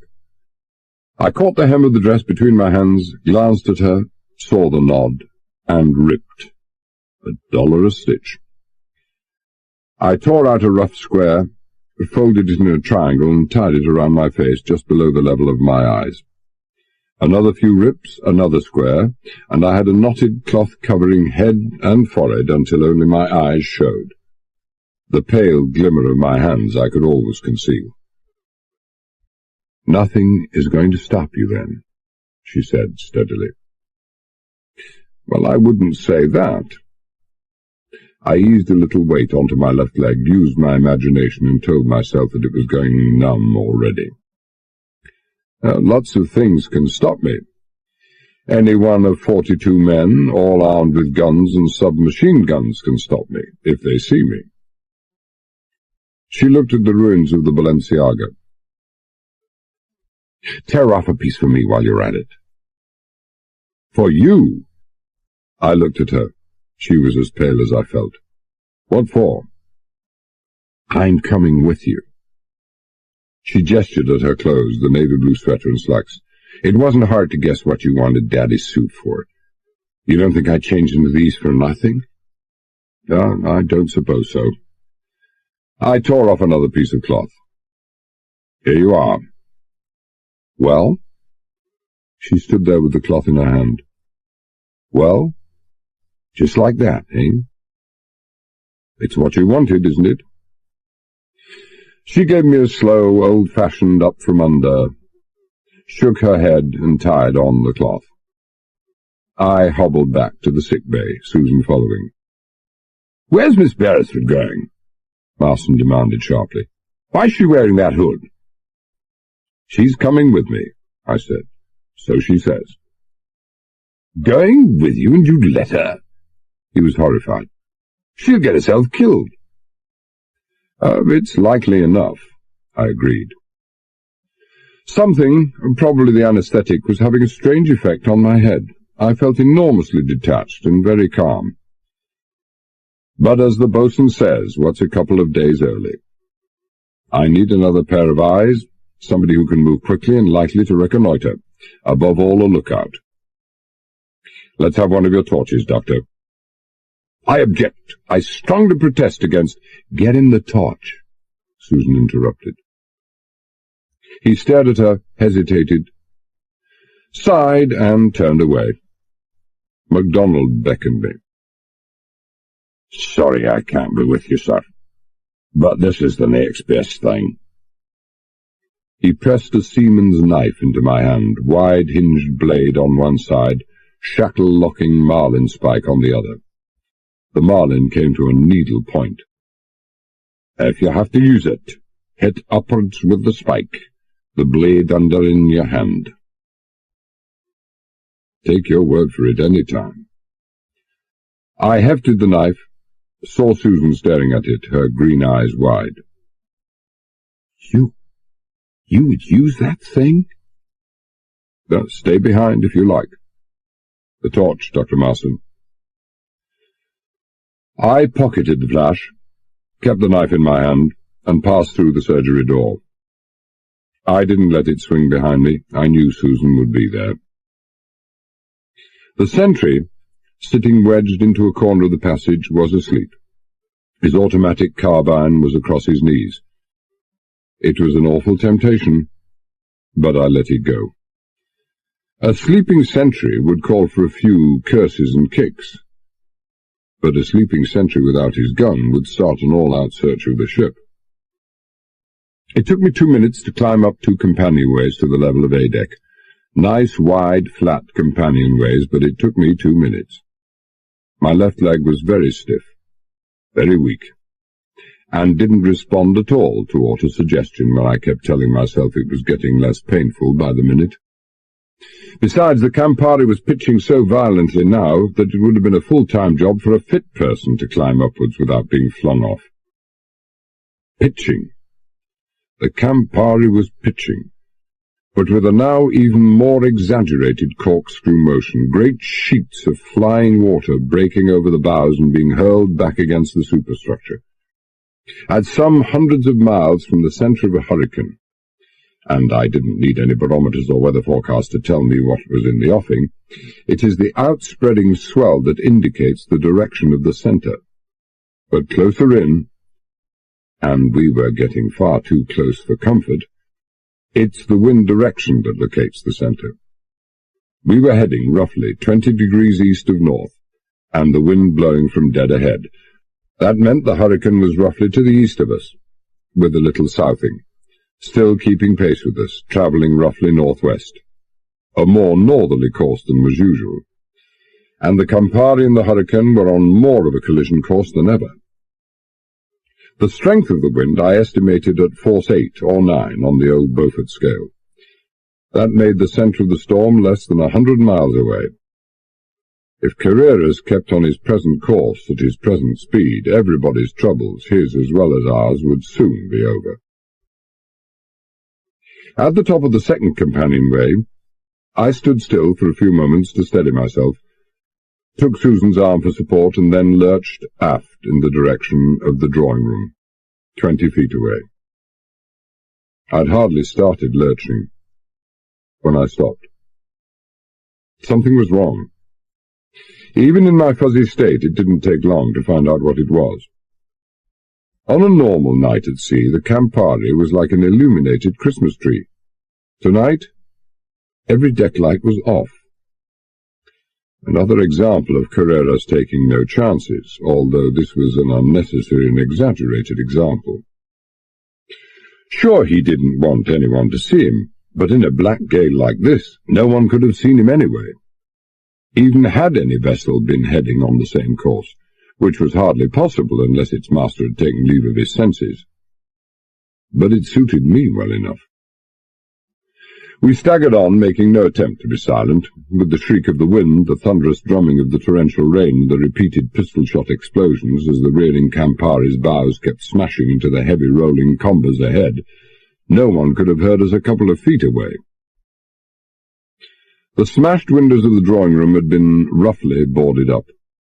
Careful not to cut a jugular or put an eye out on one of the jagged splinters of glass, I pressed my face close to the boards and peered through one of the cracks. The curtains were drawn inside, but with the gale whistling through the gaps between the boards, they were blowing and flapping wildly almost all the time. 1 minute there, and I'd seen all I wanted to see, and it didn't help me at all. The passengers were all herded together at one end of the room, most of them huddled down on close-packed mattresses, a few sitting with their backs to the bulkhead. A more miserably seasick collection of millionaires I'd never seen in my life. Their complexions ranged from a faintly greenish shade to a dead white pallor. They were suffering all right. In one corner I saw some stewards, cooks, and engineer officers, including McElroy, with Cummings beside him. Seaman's branch apart, it looked as if every off-duty man was imprisoned there with the passengers. Carreras was economizing on his guards. I could see only 2 of them, hard-faced, unshaven characters with a Tommy gun apiece. For a moment, I had the crazy idea of bursting in the door and rushing them. But only for a moment. Armed only with a clasp knife, and with a top speed of about that of a fairly active tortoise, I wouldn't have got a yard. 2 minutes later we were outside the wireless office. No one had challenged us. No one had seen us. The decks were entirely deserted. It was a night for deserted decks. The wireless office was in darkness. I pressed one ear to the metal of the door, closed a hand over the other ear to shut out the clamour of the storm, and listened as hard as I could. Nothing. I placed a gentle hand on the knob, turned and pushed. The door didn't budge a fraction of an inch. I eased my hand off that doorknob with all the wary caution and thistledown delicacy of a man withdrawing the Koh-i-Noor from a basket of sleeping cobblers. "What's the matter?" Susan asked. That was as far as she got before my hand closed over her mouth, not gently. We were 15 feet away from that door before I took my hand away. "What is it? What is it?" Her low whisper had a shake in it. She didn't know whether to be scared or angry or both. The door was locked. "Why shouldn't it be? Why should they keep watch?" That door is locked by a padlock, from the outside. We put a new one there yesterday morning. It's no longer there. Somebody has shut the catch on the inside. I didn't know how much of this she was getting. The roar of the sea, the drum fire of the rain, the wind rushing in from the darkness of the north and playing its high-pitched threnody on the rigging, seemed to drown out and snatch away the words even as I spoke them. I pulled her into what pitiful shelter was offered by a ventilator, and her next words showed that she had indeed heard and understood most of what I'd said. "They have left a sentry? Just in case anyone tried to break in?" "How can anyone break in? We're all under guard and lock and key." It's as Carreras Jr. says, his old man never takes a chance. I hesitated then because I didn't know what else to say. I went on, "I've no right to do this, but I must. I'm desperate. I want you to be a stalking horse. Help get that character out of there." "What do you want me to do?" "Good girl." I squeeze her arm. "Knock at the door. Pull that hood off and show yourself at the window. He'll almost certainly switch on a light or flash a torch, and when he sees it's a girl, well, he'll be astonished but not scared. He'll want to investigate." "And then you...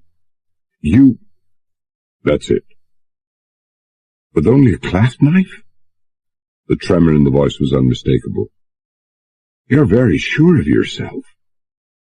"I'm not sure at all. But if we don't make a move until we're certain of success, we might just as well jump over the side now. You ready?" "What are you going to do once you get inside?" She was scared and stalling.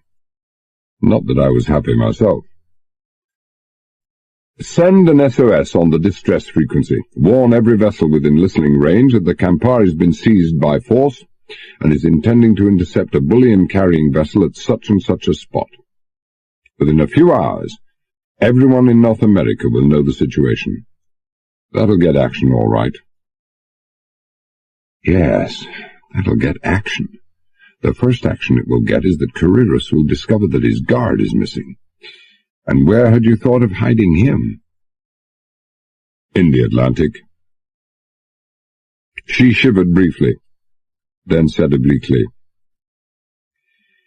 "I think perhaps Carreras knows you better than I do. The guard's missing. They'll know it must be one of the crew responsible.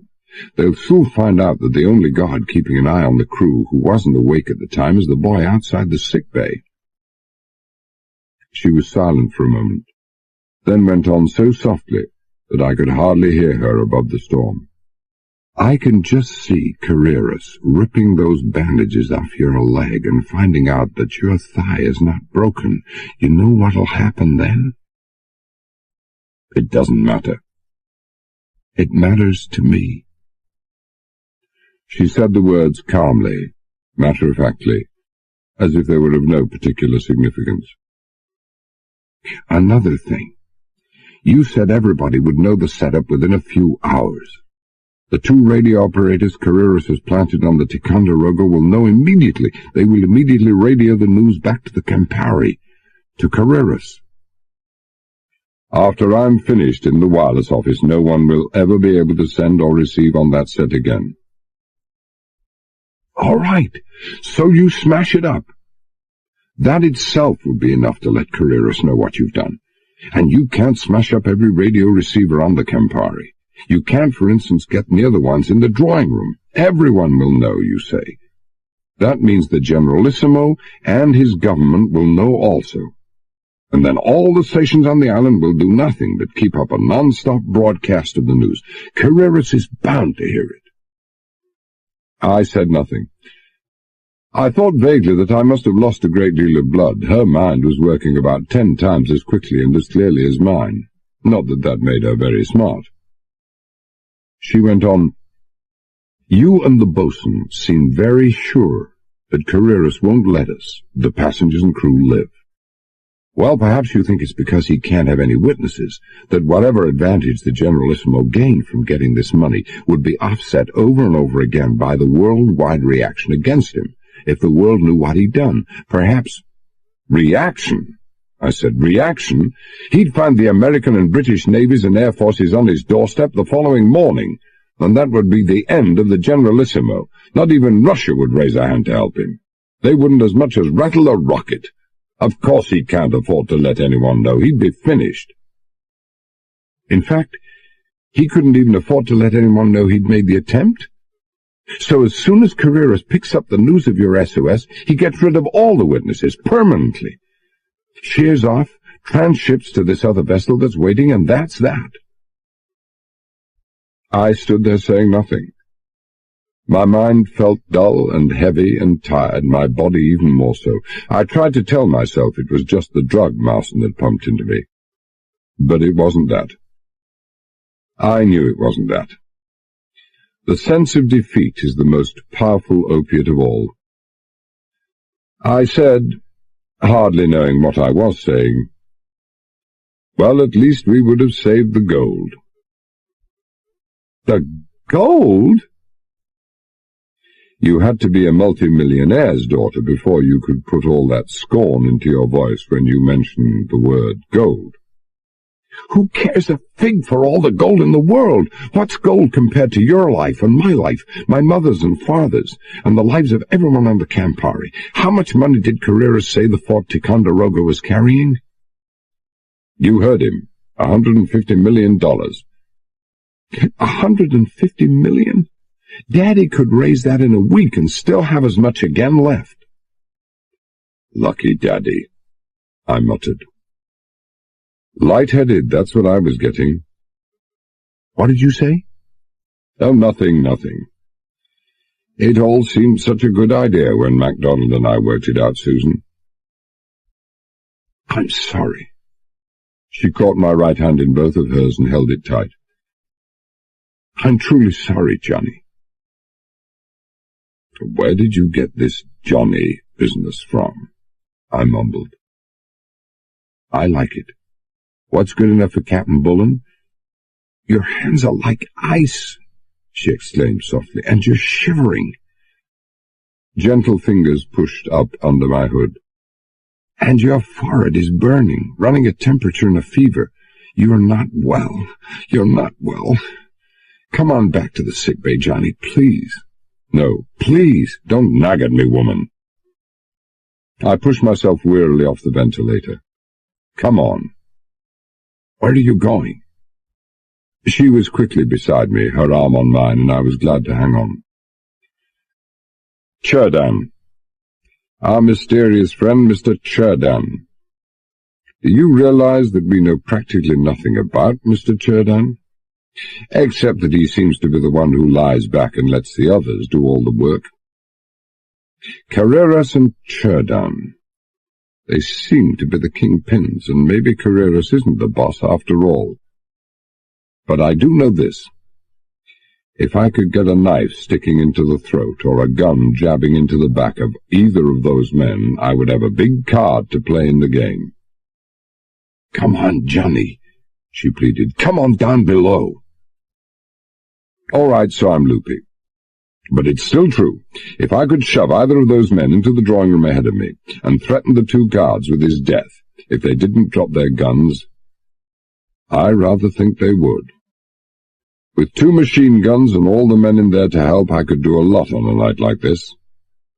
I'm not crazy, Susan, just desperate, like I said." "You can hardly stand." There was a note of desperation in her voice now. "That's why you're here, to hold me up. Carreras is out of the question. He'll be on the bridge, and that'll be the most heavily guarded place on the ship, because it's the most important place." I winced, and shrank back into a corner as a great, blue-white, jagged streak of forked lightning almost directly overhead, flickered and stabbed through the black wall of cumulonimbus clouds, and the driving rain momentarily illuminating every detail of the Campari's decks in its blinding glare. The curiously flat, explosive clap of thunder was muffled, lost in the teeth of the gale. "Ah, that helps," I muttered. "Thunder, lightning, a tropical rainstorm, and moving into the heart of a hurricane. King Lear should have seen this little lot. He'd never have complained of the blasted heath again." "Macbeth," she said. "That was Macbeth." "Oh, hell," I said. She was getting as nutty as I was. I took her arm, or she took mine, I forget which. "Come on. We're too exposed here." A minute later we were down on A deck, crouched against the bulkhead. I said, "Finesse will get us nowhere. I'm going into the central passageway, straight into Cherdan's cabin. I'll stick my hand in my pocket, pretend I have a gun. Stay at the entrance to the passageway. Warn me if anyone comes." "He's not in," she said. We were standing at the starboard forward end of the accommodation, just outside Cherdan's sleeping cabin. "He's not at home. There's no light on." "The curtains will be drawn," I said impatiently. "The ship's fully darkened. I'll bet Carreras hasn't even got the navigation lights on." We shrank against the bulkhead as another lightning flash reached down from the darkened clouds, seemed almost to dance on the tip of the Campari's mast. "I won't be long." "Wait." She held me with both hands. "The curtains aren't drawn. That flash, I could see everything inside the cabin." "You could see?" For some reason I'd lowered my voice almost to a whisper. "Anyone inside?" "I couldn't see all the inside. It was just for a second." I straightened, pressed my face hard against the window, and stared inside. The darkness in the cabin was absolute. Absolute, that is, until another forked finger of lightning lit up the entire upper works of the Campari once more. Momentarily I saw my own hooded face and staring eyes reflected back at me in the glass, and then exclaimed involuntarily, for I'd seen something else again. "What is it?" Susan demanded huskily. "What's wrong?" "This is wrong." I fished out Marston's torch, hooded it with my hand, and shone it downwards through the glass. The bed was up against the bulkhead, almost exactly beneath the window. Cherdan was lying on the bed, clothed and awake, his eyes staring up as if hypnotized by the beam of the torch. Wide eyes, staring eyes. His white hair was not just where his white hair had been. It had slipped back, revealing his own hair beneath. Black hair. Jet black hair, with a startling streak of iron grey almost exactly in the middle. Black hair, with an iron grey streak. Where had I seen somebody with hair like that? When had I ever heard of somebody with hair like that? All of a sudden, I knew it was when, not where. I knew the answer. I switched off the light. Cherdan. There was shock and disbelief and utter lack of comprehension in Susan's voice. Cherdan. Bound hand and foot and tied to his bed so that he can't move an inch. Cherdan, but... No. She was ready to give up. "Oh, Johnny, what does it all mean?" I know what it all means. No question now but that I knew what it all meant, and I wish to heaven I didn't. I'd only thought I'd been afraid before, the time I'd only been guessing. But the time for guessing was past, and oh my God, it was past. I knew the truth now, and the truth was worse than I'd ever dreamed. I fought down the rising panic and said steadily through dry lips, "Have you ever robbed a grave, Susan?" "Have I ever—" She broke off, and when her voice came again there were tears in it. "We're both worn out, Johnny. Let's get down below. I want to go back to the sick bay. I have news for you, Susan. I'm not mad. But I'm not joking. And I hope to God that grave's not empty. I caught her arm to lead her away, and as I did, the lightning flashed again, and her eyes were wild and full of fear. I wondered what mine looked like to her. Chapter 9. Thursday, 10 p.m. to midnight. What with the darkness, my bad leg, the intermittent lightning, the wild rearing, wave-top staggering and plunging of the Campari, and the need to use the greatest caution all the way, it took us a good 15 minutes to reach number 4 hold, far back on the afterdeck.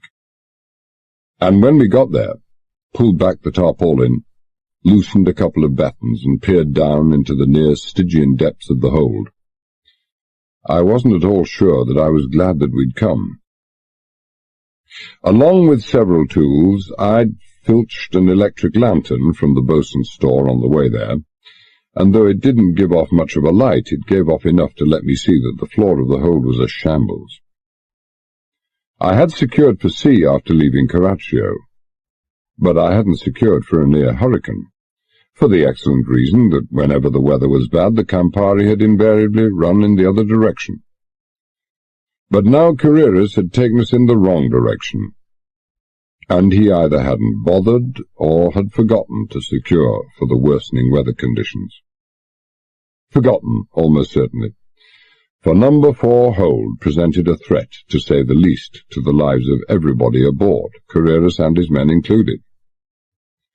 At least a dozen heavy crates, the weight of 1 or 2 of which could be measured in tons, had broken loose, and were sliding and lurching across the floor of the hold with every corkscrewing pitch of the Campari, alternately crashing into the secured cargo aft or the bulkhead forward. My guess was that this wasn't doing the forward bulkhead any good, and just let the motion of the Campari change from pitching to rolling, especially as we neared the centre of the hurricane, and the massive dead weights of those sliding crates would begin to assault the sides of the ship. Buckled plates, torn rivets, and a leak that couldn't be repaired would be only a matter of time. To make matters worse, Carreras's men hadn't bothered to remove the broken, splintered sides of the wooden crates in which they and the guns had been slung aboard. They, too, were sliding about the floor with every movement of the ship, being continually smashed and becoming progressively smaller in size as they were crushed between the sliding crates and bulkheads, pillars, and fixed cargo. Not the least frightening part of it all was the din, the almost continuous, goose-pimpling, metallic screech as iron-banded cases slid over steel decks, a high-pitched, grating scream that set your teeth on edge, a scream that invariably ended, predictably yet always unexpectedly, in a jarring crash that shook the entire hold as the crates brought up against something solid. And every sound in that echoing, reverberating, emptily cavernous hold was magnified 10 times. All in all, the floor of that hold wasn't the place I would have chosen for an afternoon nap. I gave the electric lantern to Susan, after shining it on a vertical steel ladder tapering down into the depths of the hold. "Down you go," I said. "For heaven's sake, hang on to that ladder. There's a baffle about 3 feet high at the bottom of it. Get behind it, you should be safe there." I watched her climb slowly down, manoeuvred 2 of the battens back into place over my head, no easy job with one hand, and left them like that. Maybe they'd be jarred loose, they might even fall down into the hold. It was a chance I had to take, they could only be secured from above. And the covering tarpaulin could also only be secured from above. There was nothing I could do about that either. If anyone was crazy enough to be out on deck that night, especially as Carreras had no lifelines rigged, the chances were that in that blinding storm they wouldn't even notice the flapping corner of the tarpaulin, or if they did, they would only either pass it by or at the most secure it. If someone was curious enough to go to the length of pushing back a batten, well, there was no point in worrying about that. I went down the hatch slowly, awkwardly, painfully. Marston had a higher opinion of his anaesthetics than I had, and joined Susan on the floor behind the baffle. At this level the noise was redoubled, the sight of those head-high behemoths of crates charging across the hold more terrifying than ever. Susan said, "The coffins, where are they?" All I'd told her was that I wanted to examine some coffins.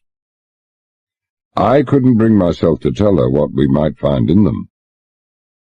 They're boxed, in wooden crates, on the other side of the hold. The other side? She twisted her head, lined up the lantern, and looked at the sliding wreckage and crates, screeching and tearing their way across the floor. The other side, we'd be killed before we got halfway there. Yeah, like enough. But I don't see anything else for it. Hold on a minute, will you?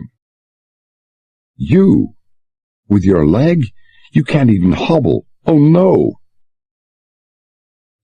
Before I could stop her, she was over the baffle and half-running, half-staggering across the hold, tripping and stumbling as the ship lurched and her feet caught on broken planks of wood, but always managing to regain balance, to stop suddenly or dodge nimbly as a crate slid her way.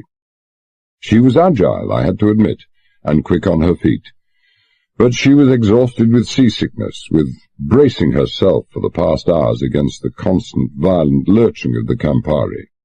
She'd never make it. But make it she did, and I could see her on the other side, flashing her torch around.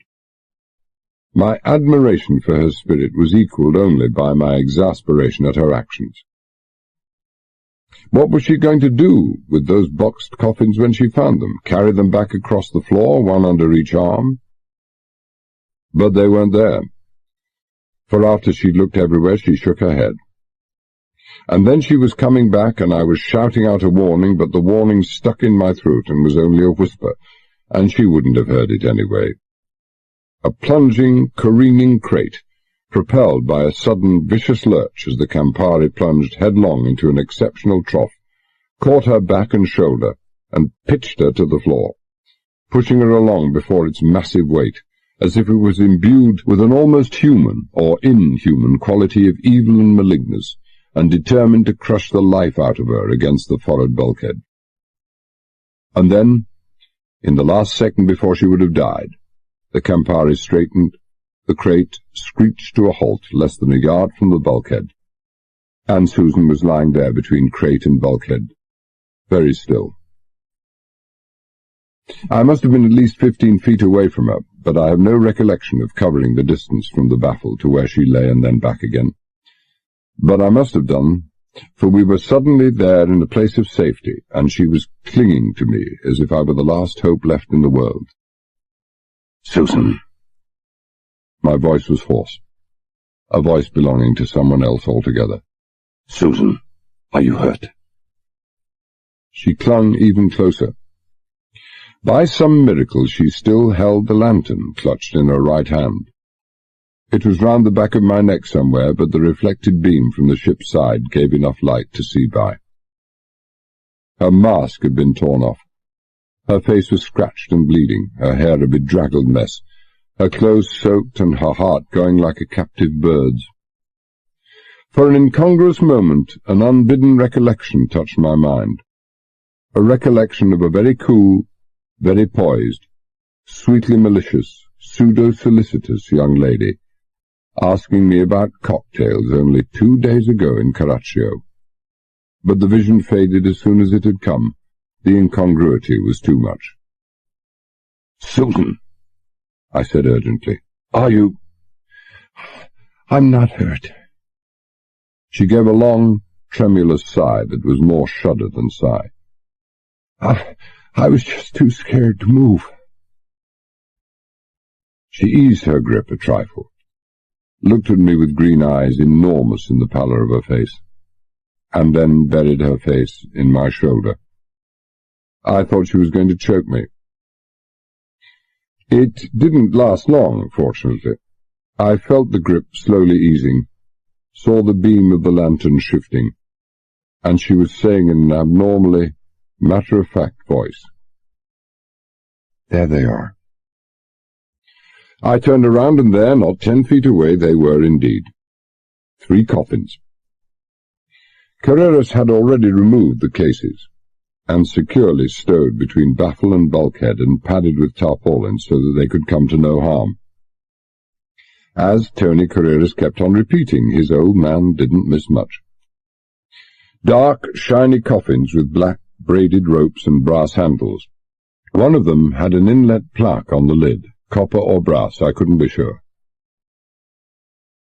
Well, that saves me some trouble. My voice was almost back to normal. I took the hammer and chisel I'd borrowed from the bosun's store and let them drop. This screwdriver will be all I need. We'll find 2 of those with what's normally inside them. Give me the lantern and stay there. I'll be as quick as I can. You'll be quicker if I hold the lantern. A voice matched my own steadiness, but the pulse in her throat was going like a trip hammer. Hurry, please. I was in no way to argue. I caught the foot of the nearest coffin and pulled it towards me so that I could have room to work. It was jammed. I slid my hand under the end to lift it, and suddenly my finger found a hole in the bottom of the coffin. And then another. And a third. A lead-lined coffin with holes bored in the bottom of it. Well, that was curious, to say the least. When I'd moved it far enough out, I started on the screws. They were brass and very heavy, but so was the screwdriver I'd taken from MacDonald's store. And at the back of my mind was the thought that if the knockout drops Dr. Marston had provided for the sentry were in any way as ineffective as the anaesthetic he'd given me, then the sentry would be waking up any minute now, if he hadn't already come to. I had that coffin lid off in no time at all. Beneath the lid was not the satin shroud or silks I would have expected, but a filthy old blanket. In the Generalissimo's country, perhaps, their customs with coffins were different from ours. I pulled off the blanket and found I was right. Their customs were, on occasion, different. The corpse, in this case, consisted of blocks of amatol. Each block was clearly marked with the word, so there was no mistake about it. A primer, a small case of detonators, and a compact square box with wires leading from it. A timing device, probably. Susan was peering over my shoulder. What's amatol? High explosive. Enough here to blow the Campari apart. She asked nothing else. I replaced the blanket, screwed on the lid, and started on the next coffin. This, too, had holes in the underside, probably to prevent the explosive sweating. I removed the lid, looked at the contents, and replaced the lid. Number 2 was the duplicate of number 1. And then I started on the third one. The one with the plaque. This would be the one. The plaque was heart-shaped and read with impressive simplicity, Richard Hoskins, Senator. Just that. Senator of what, I didn't know, but impressive. Impressive enough to ensure its reverent transportation to the United States. I removed the lid with care, gentleness, and as much respectful reverence as if Richard Hoskins actually were inside, which I knew he wasn't. Whatever lay inside was covered with a rug. I lifted the rug gingerly. Susan brought the lantern nearer, and there it lay, cushioned in blankets and cotton wool. A polished aluminium cylinder, 75 inches in length, 11 inches in diameter, with a whitish pyroceram nose cap. Just lying there was something frightening about it, something unutterably evil. But perhaps that was just because of what was in my own mind. What is it? Susan's voice was so low that she had to come closer to repeat the words. Oh, Johnny, what in the world is it? The twister. The what? The Twister. Oh, dear God! She had it now. This atomic device that was stolen in South Carolina? The Twister? She rose unsteadily to her feet and backed away. The Twister! It won't bite you, I said. I didn't feel too sure about that either. The equivalent of 5,000 tons of TNT, guaranteed to blast any ship on Earth into smithereens, if not actually vaporize. And that's just what Carreras intends to do. I don't understand. Maybe she was referring to the actual hearing of the words.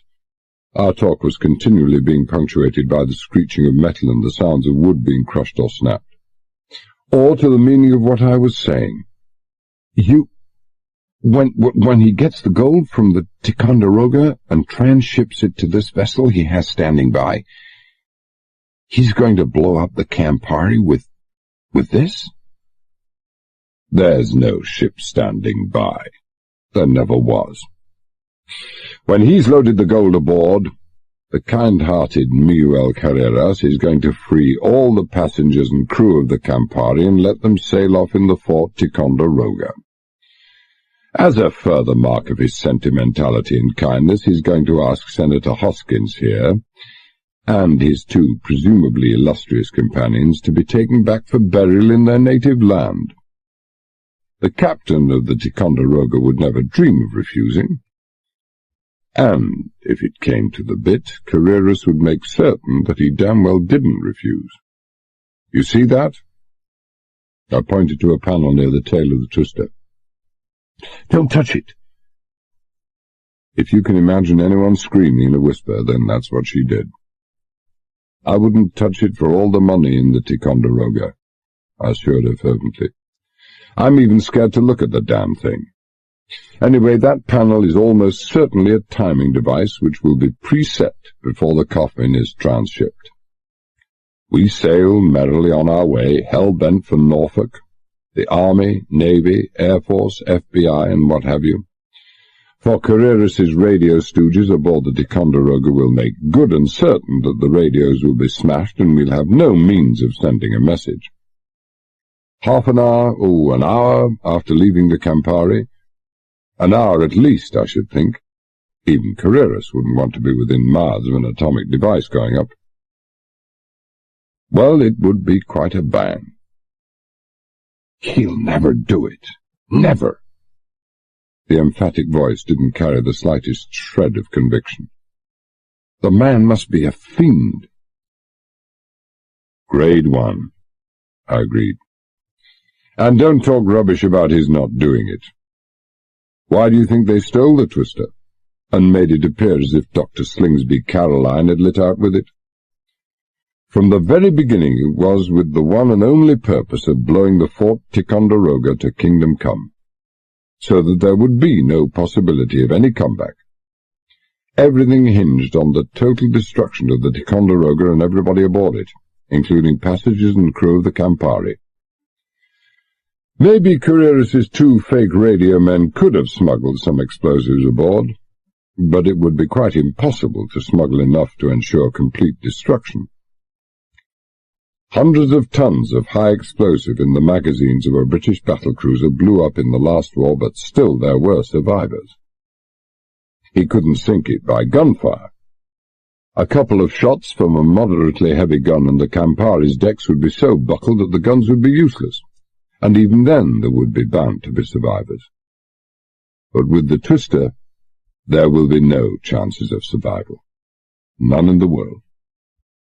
Carreras's men, she said slowly. They killed the guards in the atomic research establishment? What else? And then forced Dr. Caroline to drive out through the gates with themselves and the Twister in the back.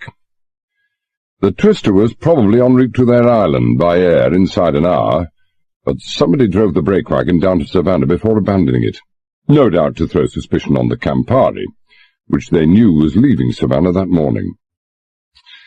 I'm not sure why, but I would take long odds it was because Carreras, knowing that Campari was bound for the Caribbean, was reasonably sure that she would be searched at her first port of call, giving him his opportunity to introduce his bogus Marconi man on board.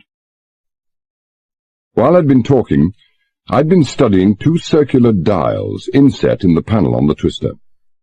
Now I spread the rug back in position with all the loving care of a father smoothing out the bed cover over his youngest son, and started to screw the coffin lid back in position. For a time, Susan watched me in silence, then said, wonderingly, "Mr. Sheridan? Dr. Caroline, the same person? It has to be the same person. I remember now. At the time of the disappearance of the twister, it was mentioned that only one or two people so far know how to arm the twister." Yes, he was just as important to their plans as the twister. Without him, it was useless. Poor old Doc Caroline has had a rough passage, I'm afraid, not only kidnapped and forced to do as ordered, but knocked about by us also, the only people who could have saved him. Under constant guard by those two thugs disguised as nurses. He bawled me out of his cabin first time I saw him, but only because he knew that his devoted nurse, sitting beside him with her dear little knitting bag on her lap, had a submachine gun inside it. But why the wheelchair? Was it necessary to take such elaborate— Of course it was. They couldn't have him mingling with the passengers, communicating with them. It helped conceal his unusual height. And it also gave them a perfect reason to keep a non-stop radio watch on incoming messages. He came to your father's cocktail party because he was told to. The coup was planned for that evening, and it suited Carreras to have his two armed nurses there to help with the takeover. Ah, poor old Caroline. That dive he tried to make from his wheelchair when I showed him the earphones wasn't made with the intention of getting at me at all. He was trying to get at the nurse with the submachine gun. But Captain Bullen didn't know that, so he laid him out. I tightened the last of the screws and said, "Don't breathe a word of this back in the sick bay. The old man talks non-stop in his sleep or anywhere else. Not even to your parents. Come on. That sentry may come to any minute." You're going to leave that thing here?" She stared at me in disbelief. "But you must get rid of it, you must!" "How? Carry it up a vertical ladder over my shoulder?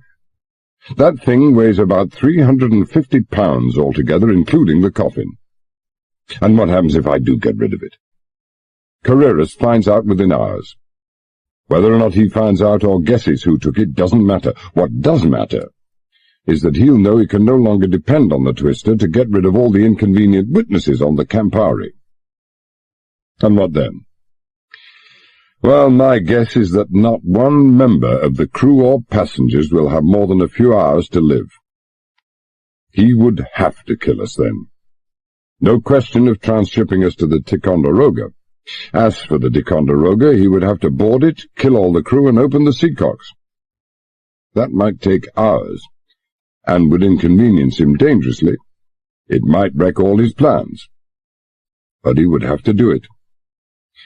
The point is that getting rid of the twister is not going to save any lives at all. All it will accomplish is the certain death of all of us. But what are we going to do? Her voice was strained and shaky, her face a pale blur in the reflected light. Oh, Johnny, what are we going to do? Well, I'm going back to bed. Heaven only knew I felt like it. Then I'll waste my time trying to figure out how to save Dr. Caroline. Dr. Caroline? I don't see— Why Dr. Caroline? Because he's number one for the high jump as things stand, long before the rest of us. Besides, he's the man who's going to arm the twister, I said patiently. Do you think they'll transfer him to the Ticonderoga and let him acquaint the captain with the fact that the coffin he's taking back to the States contains not Senator Hoskins, but an armed and ticking atom bomb? Where is it all going to end? There was panic, open panic in her voice now, a near hysteria. I can't believe it! I can't believe it! It's like some dark nightmare! She had her hands twisted in my lapels, her face buried in my jacket. Well, anyway, her old man's jacket, and her voice was muffled. Oh, Johnny, where is it all going to end? A touching scene. A most touching scene, a mocking voice said from close behind me. It all ends here and now, this moment. I whirled round, or at least I tried to whirl round, but I couldn't even do that properly. What with disengaging Susan's grip, the weakness in my leg, and the lurching of the ship, the sudden turn threw me completely off balance, and I stumbled and fell against the ship's side. A powerful light switched on, blinding me, and in black silhouette against the light I could see the snub barrel of an automatic. On your feet, Carter. There was no mistaking the voice. Tony Carreras', no longer pleasant and affable, but cold, hard, vicious, the real Tony Carreras at last. I want to see you fall when this slug hits you. Clever, clever Carter. Or so you thought. On your feet, I said. You'd rather take it lying there? Suit yourself. The gun lifted a trifle. The direct, no-nonsense type, he didn't believe in fancy farewell speeches. Shoot them and be done with it. I could believe now that he was his father's son. My bad leg was under me, and I couldn't get up. I stared into the beam of the light, into the black muzzle of the gun. I stopped breathing and tensed myself. Tensing yourself against a .38 fired from a distance of 5 feet is a great help, but I wasn't feeling very logical at the moment. Don't shoot! Susan screamed. Don't kill him or we'll all die. The torch beam wavered, then steadied again. It steadied on me, and the gun hadn't shifted any that I could see. Susan took a couple of steps towards him, but he fended her off, stiff-armed. Out of the way, lady. I'd never in my life heard such concentrated venom and malignance. I'd misjudged young Carreras all right, and her words hadn't even begun to register on him, so implacable was his intention. I still wasn't breathing, and my mouth was dry as a kiln. The Twister! Her voice was urgent, compelling, desperate. He's armed, the Twister! What? What are you saying? This time she had got through. The Twister? Armed? A voice malignant as ever, but I thought I detected overtones of fear. Yes, Carreras. Armed. I'd never before known how important lubrication of the throat and mouth was to the human voice. A buzzard with tonsillitis had nothing on my croak. Armed, Carreras. Armed. The repetition was not for emphasis. I couldn't think of anything else to say. How to carry this off, how to exploit the few seconds' grace Susan had bought for me. I shifted the hand that was propping me up, the one in the black shadow behind me, as if to brace myself against the pitching of the Campari. My fingers closed over the handle of the hammer I'd dropped. I wondered bleakly what I was going to do with it. The torch and the gun was steady as ever. You're lying, Carter. The confidence was back in his voice.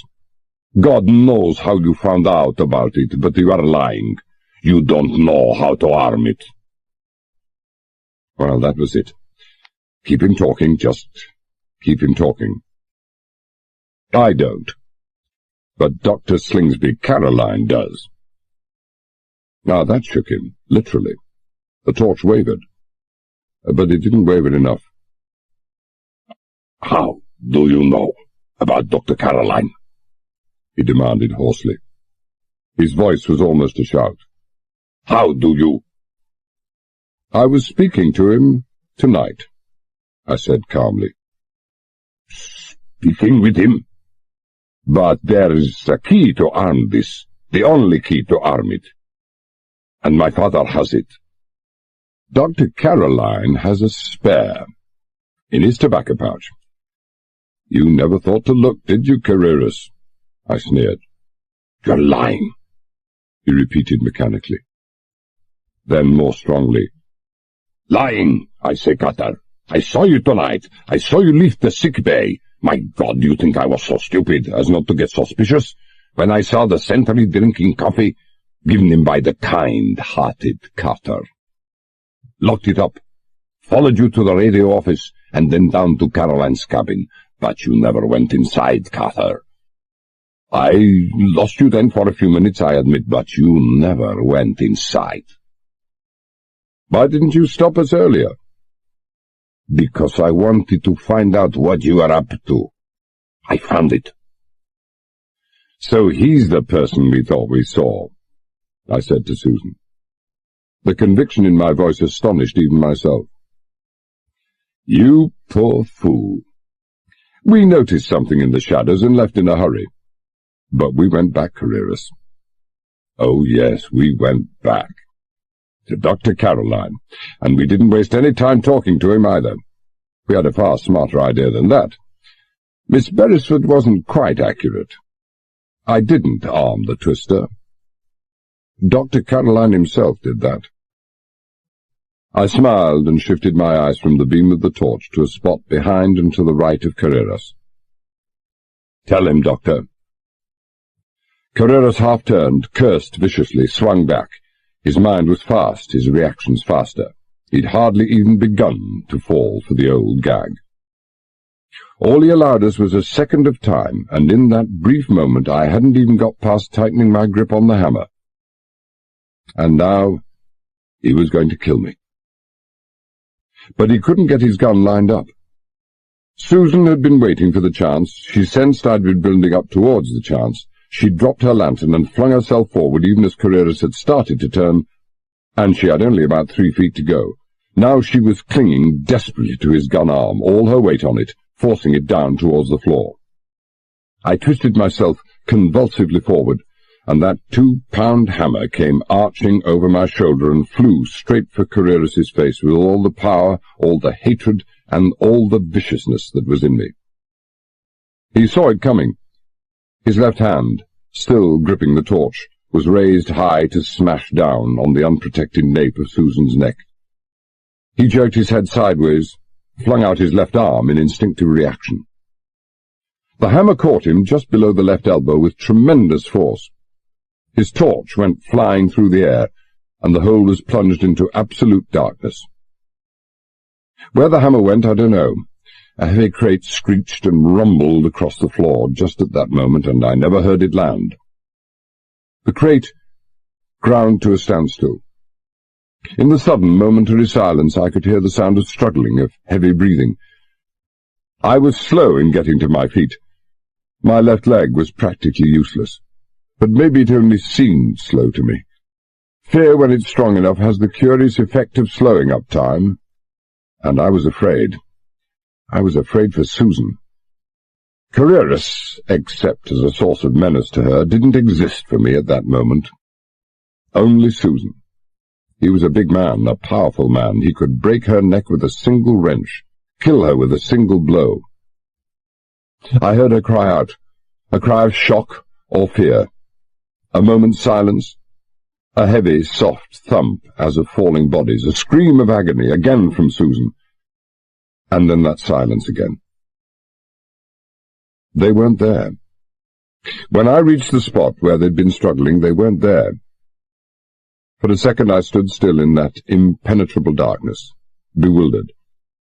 Then my hand touched the top of the 3-foot baffle, and I had it. In their wrestling on that crazily careening deck, they'd staggered against the baffle and toppled over onto the floor of the hold. I was over that baffle before I had time to think, before I knew what I was doing. The boatswain's knife was in my hand, the needle-pointed marlinspike open, the locking shackle closed. I stumbled as the weight came on my left leg, fell to my knees, touched someone's head and hair. Long hair. Susan. I moved away, and I'd just reached my feet again when he came at me. He came at me. He didn't back away, try to keep out of my reach in that darkness. He came at me. That meant he'd lost his gun. We fell to the floor together, clawing, clubbing, kicking. Once, twice, half a dozen times he caught me on the chest, the side of the body, with sledgehammer short-arm jabs that threatened to break my ribs. But I didn't really feel them. He was a strong man, tremendously strong. But even with all his great strength, even had his left arm not been paralyzed and useless, he would have found no escape that night. I grunted with the numbing shock of it, and Carrera shrieked out in agony as the hilt of MacDonald's knife jarred solidly home against his bone. I wrenched the knife free and struck again, and again, and again. After the fourth blow, he didn't cry out any more. Carreras died hard. He'd stopped hitting me now. His right arm was locked round my neck, and with every blow I struck, the throttling pressure of the arm increased. All the convulsive strength of a man dying in agony was being brought to bear on exactly the spot where I'd been so heavily sandbagged. Pain, crippling pain, red-hot barbed lances of fire shot through my back and head. I thought my neck was going to break. I struck again, and then the knife fell from my hand. When I came to, the blood was pounding dizzily in my ears. My head felt as if it were going to burst. My lungs were heaving and gasping for air that wouldn't come. I felt as if I were choking, being slowly and surely suffocated. And then I dimly realized the truth. I was being suffocated. The arm of the dead man, by some freak of muscular contraction, was still locked around my neck. I couldn't have been out for long, not for more than a minute. With both hands I grasped his arm by the wrist and managed to tear it free from my neck. For 30 seconds, perhaps longer, I lay there, stretched out on the floor of the hold, my heart pounding, gasping for breath as waves of weakness and dizziness washed over me, while some far-away, insistent voice, as desperately urgent as it was distant, kept saying in this remote corner of my mind, "You must get up, you must get up." And then I had it. I was lying on the floor of the hold, and those huge crates were still sliding and crashing around with every heave and stagger of the Campari. And Susan, she was lying there too. I pushed myself to my knees, fumbled around in my pocket till I found Marston's pencil flash, and switched it on. It still worked. The beam fell on Carreras, and I'd time only to notice the whole shirt front was soaked with blood before I involuntarily turned the torch away, sick and nauseated.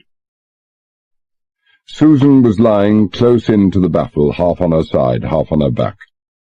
Her eyes were open, dull and glazed with shock and pain, but they were open. "It's finished." I could scarcely recognize the voice as mine. "It's all over now." She nodded and tried to smile. "You can't stay here," I went on. "The other side of the baffle, quick." I rose to my feet, caught her under the arms and lifted. She came easily, lightly, then cried out in agony and went limp on me. But I had her before she could fall, braced myself against the ladder, lifted her over the baffle and laid her down gently on the other side. In the beam of my torch she lay there on her side, her arms outflung. The left arm between wrist and elbow was twisted at an impossible angle. Broken, no doubt of it. Broken. When she and Carreras had toppled over the baffle, she must have been underneath. Her left arm had taken the combined strain of their falling bodies, and the strain had been too much. But there was nothing I could do about it, not now. I turned my attention to Tony Carreras. I couldn't leave him there. I knew I couldn't leave him there. When Miguel Carreras found out that his son was missing, he'd have the Campari searched from end to end. I had to get rid of him. but I couldn't get rid of him in that hold. There was only one place where I could, finally, completely, and without any fear of rediscovery, put the body of Tony Carreras. In the sea. Tony Carreras must have weighed at least 200 pounds. That narrow, vertical steel ladder was at least 30 feet high. I was weak from loss of blood and sheer physical exhaustion, and I'd only one sound leg, so I never even stopped to think about it. If I had, the impossibility of what I had to do would have defeated me even before I'd begun. I hauled him to the ladder, dragged him up to a sitting position against it, hooked my hands under his shoulders and jerked up his dead weight inch by inch, until his shoulders and hanging head were on a level with my own, stooped quickly, caught him in a fireman's lift, and started climbing. For the first time that night, the pitching, corkscrewing Campari was my friend. When the ship plunged into a trough, rolling to starboard at the same time, the ladder would incline away from me as much as 15 degrees, and I'd take a couple of quick steps, hang on grimly as the Campari rolled back and the ladder swung out above me, wait for the return roll, and then repeat the process. Twice Carreras all but slipped from my shoulder. Twice I had to take a quick step down to renew my purchase. I hardly used my left leg at all. My right leg and both arms took all the strain. Above all, my shoulders took the strain. I felt at times as if the muscles would tear, but it wasn't any worse than the pain in my leg, so I kept on going. I kept on going till I reached the top. Another half-dozen rungs, and I would have had to let him drop, for I don't think I could ever have made it. I heaved him over the hatch combing, followed, sank down on the deck, and waited till my pulse rate dropped down to the low hundreds. After the stench of oil and the close stuffiness of that hold, the driving, gale-born rain felt and tasted wonderful. I cupped the torch in my hand. Not that there was more than a very remote chance of anyone being around at that hour in that weather, and went through his pockets till I found a key tagged sick bay. Then I caught him by the collar and started for the side of the ship. A minute later, I was down in the bottom of the hold again. I found Tony Carreras' gun, stuck it in my pocket, and looked at Susan. She was still unconscious, which was the best way to be if I had to carry her up that ladder, and I had. With a broken arm, she couldn't have made it alone, and if I waited till she regained consciousness, she would be in agony all the way, and she wouldn't have remained conscious long. After coping with Carreras' dead weight, the task of getting Susan Beresford up on deck seemed almost easy. I laid her carefully on the rain-washed decks, replaced the battens, and tied the tarpaulin back in place. I was just finishing when I sensed, rather than heard, her stir. "Don't move," I said quickly. On the upper deck again, I had to raise my voice almost to a shout to make myself heard against the bedlam of the storm. "Your forearm's broken." "Yes." Matter of fact. Far too matter of fact. "Tony Carreras, did you leave—" "That's all over. I told you it was all over." "Where is he?" "Overboard." "Overboard?" The tremor was back in her voice now, and I liked it much better than the abnormal calmness. "How did he—" "I stabbed him. God knows how many times," I said wearily. "Do you think that he got up all by himself, climbed the ladder, and jumped?" "I'm sorry, Susan. I shouldn't—" "Well, I'm not quite my normal, I guess. Come on. It's time old Doc Marston saw that arm." I made her cradle the broken forearm in her right hand, helped her to her feet, and caught her by her good arm to help steady her on that heaving deck. The blind leading the blind. When we reached the forward break of the well deck, I made her sit in the comparative shelter there while I went into the boatswain's store. It took me only seconds to find what I wanted. 2 coils of nylon rope, which I stuck into a canvas bag, and a short length of thicker manila. I closed the door, left the bag beside Susan, and staggered across the sliding, treacherous decks to the port side, and tied the manila to one of the guardrail stanchions. I considered knotting the rope, then decided against it. MacDonald, whose idea this was, had been confident that no one in this wild weather would notice so small a thing as a knot around the base of a stanchion, and even if it were noticed, Carreras' men would not be seamen enough to investigate and pull it in. But anyone peering over the side and seeing the knots might have become very curious indeed. I made the knot around that stanchion very secure, for there was going to depend on it the life of someone who mattered very much to me, myself. 10 minutes later, we were back outside the sick bay. I needn't have worried about the sentry. Head bent low over his chest, he was still far away in another world and showed no signs of leaving it. I wondered how he'd feel when he came to. Would he suspect that he'd been drugged? Or would he put any unusual symptoms down to a combination of exhaustion and seasickness? I decided I was worrying about nothing. One sure guess I could make, and that was that when the sentry awoke he would tell no one about his sleep. Miguel Carreras struck me as the kind of man who might have very short way indeed with sentries who slept on duty. I took out the key I'd found on Tony Carreras and unlocked the door. Marston was at his desk. The boatswain and Bullen were both sitting up in bed. This was the first time I'd seen Bullen conscious since he'd been shot. He was pale and haggard, and obviously in considerable pain, but he didn't look as if he were on his last legs. It took a lot to kill off a man like Bullen. He gave me a long look that was pretty close to a glare. "Well, mister, where the hell have you been?" Normally with those words it would have come out like a rasp, but his lung wound had softened his rasp to a hoarse whisper. If I'd had the strength to grin, I would have done just that, but I didn't have the strength. There was hope for the old man yet.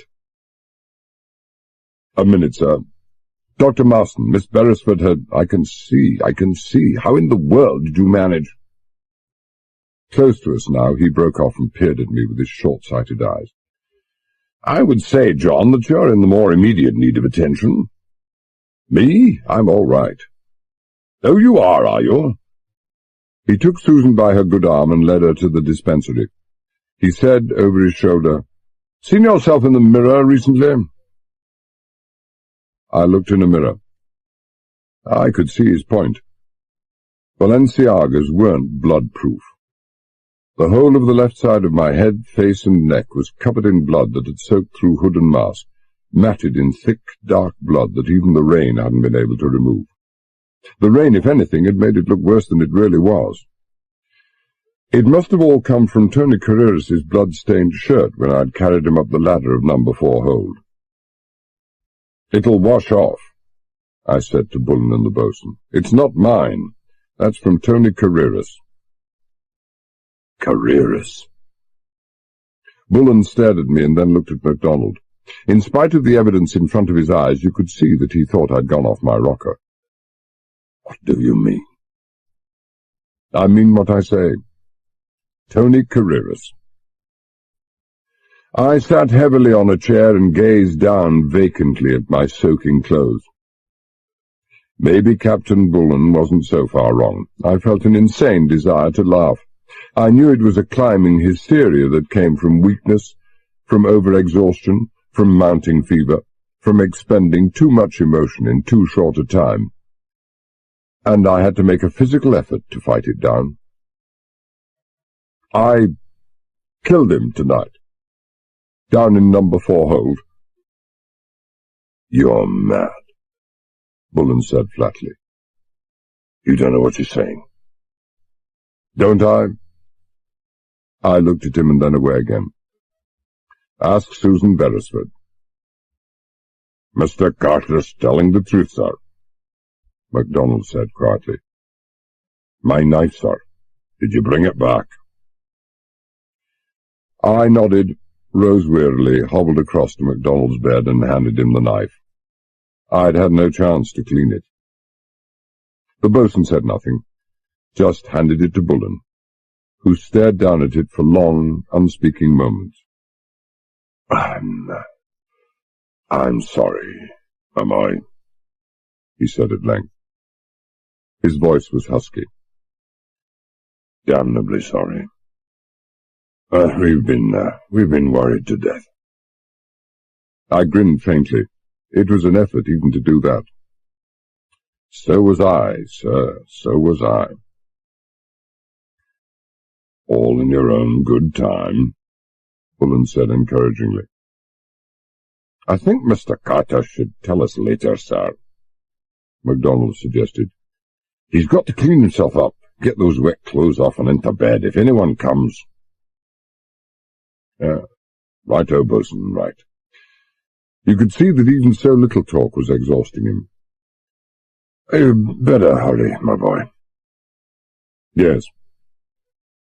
I looked vaguely at the bag I'd brought with me. I've got the ropes there, Archie. Oh, let me have them, sir. He took the bag, pulled out the 2 coils of rope, pulled the pillow from his lower pillowcase, stuffed the ropes inside, and placed them under his top pillow. Good place as any, sir. If the rails start searching, they're bound to find it anyway. Now, if you'd just be dropping this pillow and bag out the window. I did that. Stripped, washed, dried myself as best I could, and climbed into bed. Just as Marston came into the bay.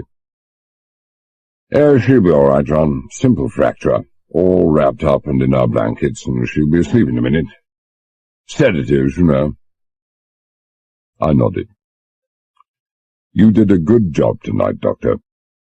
Boy outside is still asleep, and I hardly felt a thing in my leg.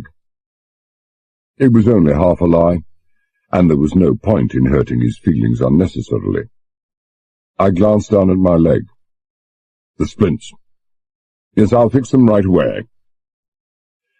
He fixed them, not more than half, killing me in the process, and while he was doing so, I told them what had happened, or part of what had happened. I told them the encounter with Tony Carreras was as a result of an attempt I'd made to spike the gun on the afterdeck. With old Bullen talking away non-stop in his sleep, any mention of the twister would not have been very clever at all. At the end of it all, after a heavy silence, Bullen said hopelessly, It's finished.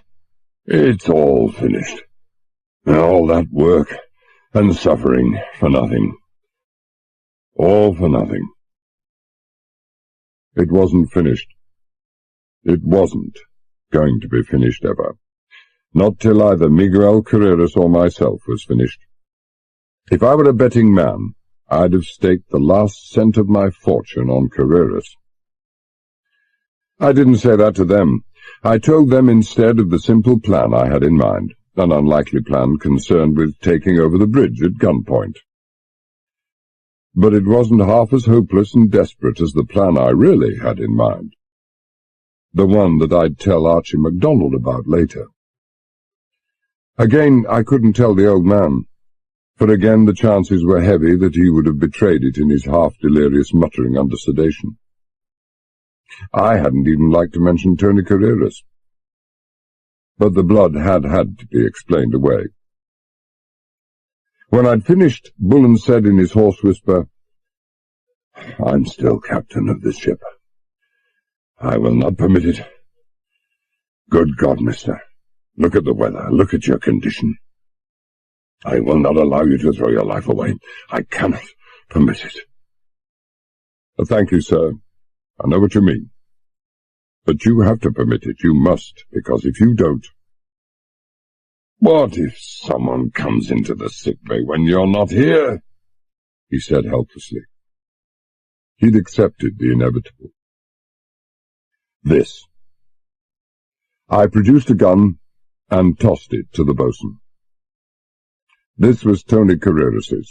There are still 7 shots in the magazine. Thank you, sir, MacDonald said quietly.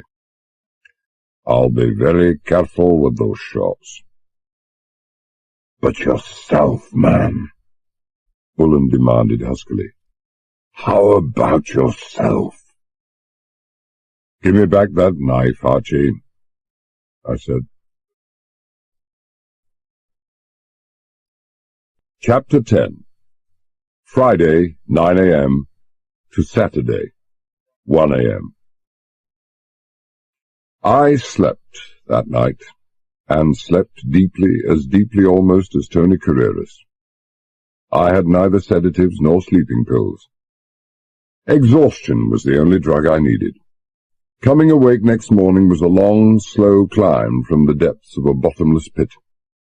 I was climbing in the dark, but in the strange way of dreams I wasn't climbing, and it wasn't dark. Some great beast had me in his jaws and was trying to shake the life out of me. A tiger, but no ordinary tiger. A saber-toothed tiger, the kind that had passed from the surface of the earth 1,000,000 years ago. So I kept on climbing in the dark, and the saber-toothed tiger kept on shaking me like a terrier shaking a rat, and I knew that my only hope was to reach the light above, but I couldn't see any light. Then, all of a sudden, the light was there. My eyes were open, and Miguel Carreras was bending over me and shaking my shoulder with no gentle hand. I would have preferred the saber-toothed tiger any day. Marston stood at the other side of the bed, and when he saw that I was awake, he caught me under the arms and lifted me gently to a sitting position. I did my best to help him, but I wasn't concentrating on it. I was concentrating on the lip-biting and eye-closing, so that Carreras couldn't miss how far through I was. Marston was protesting. "He shouldn't be moved, Mr. Carreras. He really shouldn't be moved. He's in constant great pain, and I repeat that major surgery is essential at the earliest possible moment." It was about 40 years too late now, I supposed, for anyone to point out to Marston that he was a born actor. No question in my mind now, but that was what he should have been. The gain to both the thespian and medical worlds would have been incalculable. I rubbed the sleep from my eyes and smiled wanly. "Why don't you say it outright, Doctor? Amputation is what you mean." He looked at me gravely, then went away without saying anything. I looked across at Bullen and MacDonald. Both of them were awake, both of them carefully not looking in my direction. And then I looked at Carreras. At first glance he looked exactly the same as he had a couple of days ago. At first glance, that was. A second and closer inspection showed the difference. A slight pallor under the tan, a reddening of the eyes, a tightening of the face that had not been there before. He had a chart under his left arm, a slip of paper in his hand. "Well," I sneered, "how's the big, bold pirate captain this morning?" "My son is dead," he said dully. I hadn't expected it to come like this, or so soon. But the very unexpectedness of it helped me to the right reaction, the reaction you would probably expect from me anyway. I stared at him through slightly narrowed eyes and said, "He's what?" "Dead." Miguel Carreras, whatever else he lacked, unquestionably had all the normal instincts of a parent, a father. The very intensity of his restraint showed how badly he'd been hit. For a moment, I felt genuinely sorry for him. For a very short moment. Then I saw the faces of Wilson and Jameson and Benson and Brownell and Dexter, the faces of all those dead men, and I wasn't sorry any more. "Dead?" I repeated. Shocked puzzlement, but not too much shock. It wouldn't be expected of me. "Your son? Dead? How can he be dead? What did he die of?" Almost of its own volition, before I suddenly checked the movement, my hand started reaching for the clasp knife under the pillow. Not that it would have made much difference, even if he had seen it. 5 minutes in the dispensary sterilizer had removed the last of all the traces of blood. I don't know. He shook his head, and I felt like cheering. There were no traces of suspicion in his face. I don't know. Dr. Marston, I said. Surely you... We haven't been able to find him. He has disappeared. Disappeared. It was Captain Bullen making his contribution, and his voice sounded a shade stronger, a little less husky than it had the previous night. Vanished. A man just can't vanish aboard a ship like that, Mr. Carreras. We spent over 2 hours searching the ship. My son is not aboard the Campari. When did you last see him, Mr. Cutter? I didn't indulge in guilty starts, sharp upward glances, or anything daft like that. I wondered what his reactions would have been if I'd said, when I heaved him over the side of the Campari last night. Instead, I pursed my lips and said, "Oh, after dinner last night when he came here. He didn't linger. Said something like, Captain Carreras making his rounds, and left." That is correct. I'd sent him to make a tour of inspection. How did he look? Well, not his usual self. Green, seasick. My son was a poor sailor, Carreras acknowledged. It is possible. You said he was making rounds, I interrupted. Of the whole ship, decks and everything? That is so. Did you have lifelines rigged on the fore and after decks? No, I had not thought it was necessary. Well, I said grimly, there's your possible answer. Your probable answer. No lifelines, nothing to hang on to. Felt ill, ran for the side. A sudden lurch. I left the sentence hanging. It is possible, but not in character. He had an exceptional sense of balance. Balance doesn't help much if you slip on a wet deck. Quite. I also haven't ruled out the possibility of foul play. Foul play? I stared at him, duly grateful that the gift of telepathy is so very limited. With all the crew and passengers under guard, lock and key, how is foul play possible? Unless, I added thoughtfully, there's a nigger in your own woodpile. I have not yet completed my investigations. The voice was cold, the subject was closed, and Miguel Carreras was back in business again. Bereavement wouldn't crush this man. However much he might inwardly mourn his son, it wouldn't in the slightest detract from his efficiency or his ruthless determination to carry out exactly the plans he'd made. It wasn't, for instance, going to make the slightest difference to his plans to send us all into orbit the following day. Signs of humanity there might be, but the abiding fundamental in Carreras' character was an utter and all-excluding fanaticism that was all the more dangerous in that it lay so deeply hidden beneath the smooth urbanity of the surface. The chart, Cutter. He handed it across to me along with a paper, giving a list of fixes. Let me know if the Fort Ticonderoga is on course, and if she's running on time. We can calculate later our time of interception if and when I get a fix this morning. You'll get a fix, Bullen assured him huskily. They say the devil is good to his own, Carreras, and he's been good to you. You're running out of the hurricane, and you'll have clear patches of sky by noon. Rain later in the evening, but first clearing. You are sure, Captain Bullen? You are sure we are running out of the hurricane? I'm sure. Or rather, the hurricane is running away from us. Old Bullen was an authority on hurricanes and would lecture on his pet subject at the drop of a hat, even to Carreras, even when a hoarse whisper was all the voice he could summon.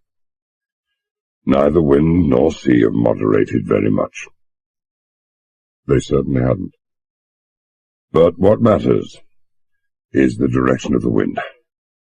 It's from the northwest now, which means that the hurricane lies to the northeast of us. It's passed us by to the east, on our starboard hand, sometime during the night, moving northwards, then suddenly swung northeast.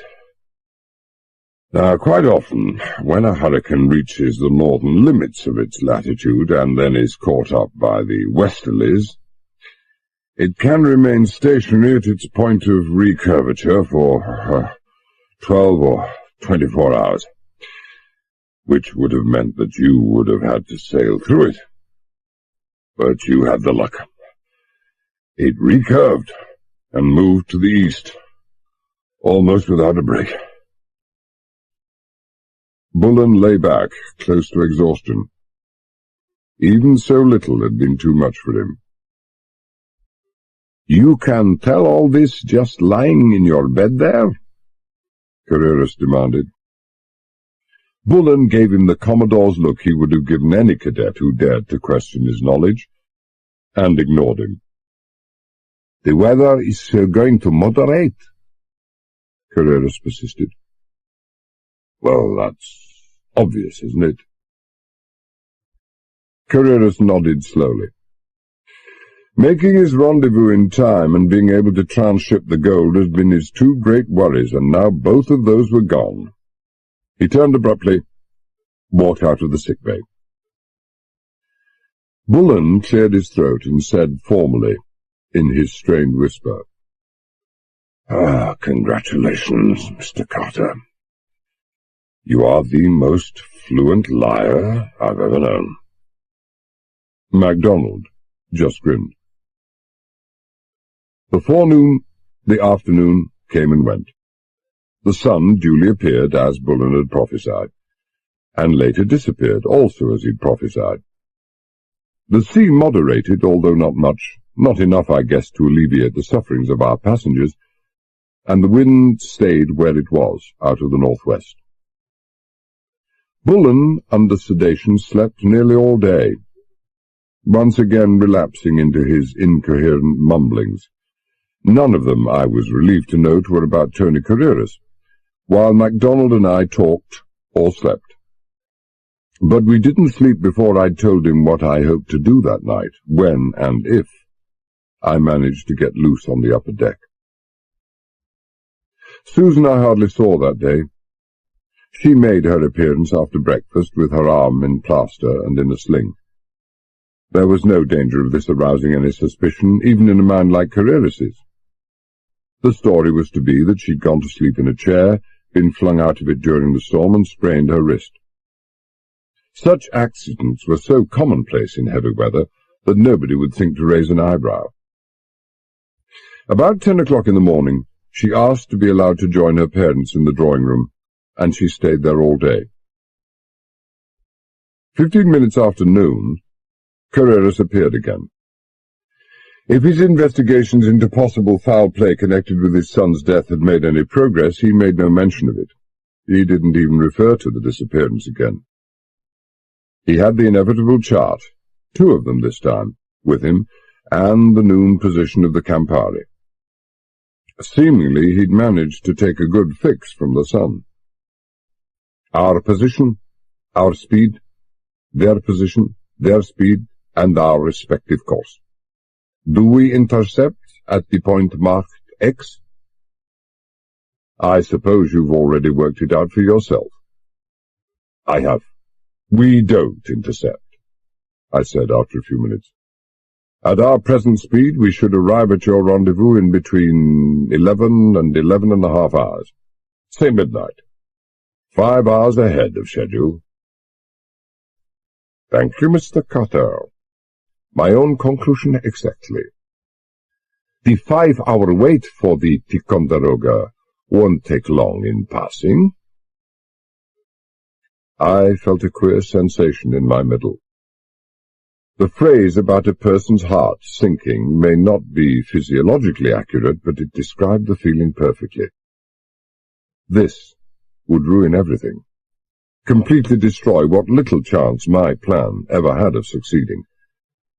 But I knew the consternation didn't show in my face. Planning on arriving there at midnight and hanging around till the fly walks into your parlour? I shrugged. Well, you're the man who's making the decisions. What do you mean by that? He asked sharply. Oh, nothing much, I said indifferently. It's just that I would have thought that you would want your crew at maximum stage of efficiency for transshipping the gold when we meet the Fort Ticonderoga. So, there's still going to be a heavy sea running in 12 hours' time. When we stop at the rendezvous, the Campari is going to lie in the trough of the seas, and in the elegant phrase of our times, roll her guts out.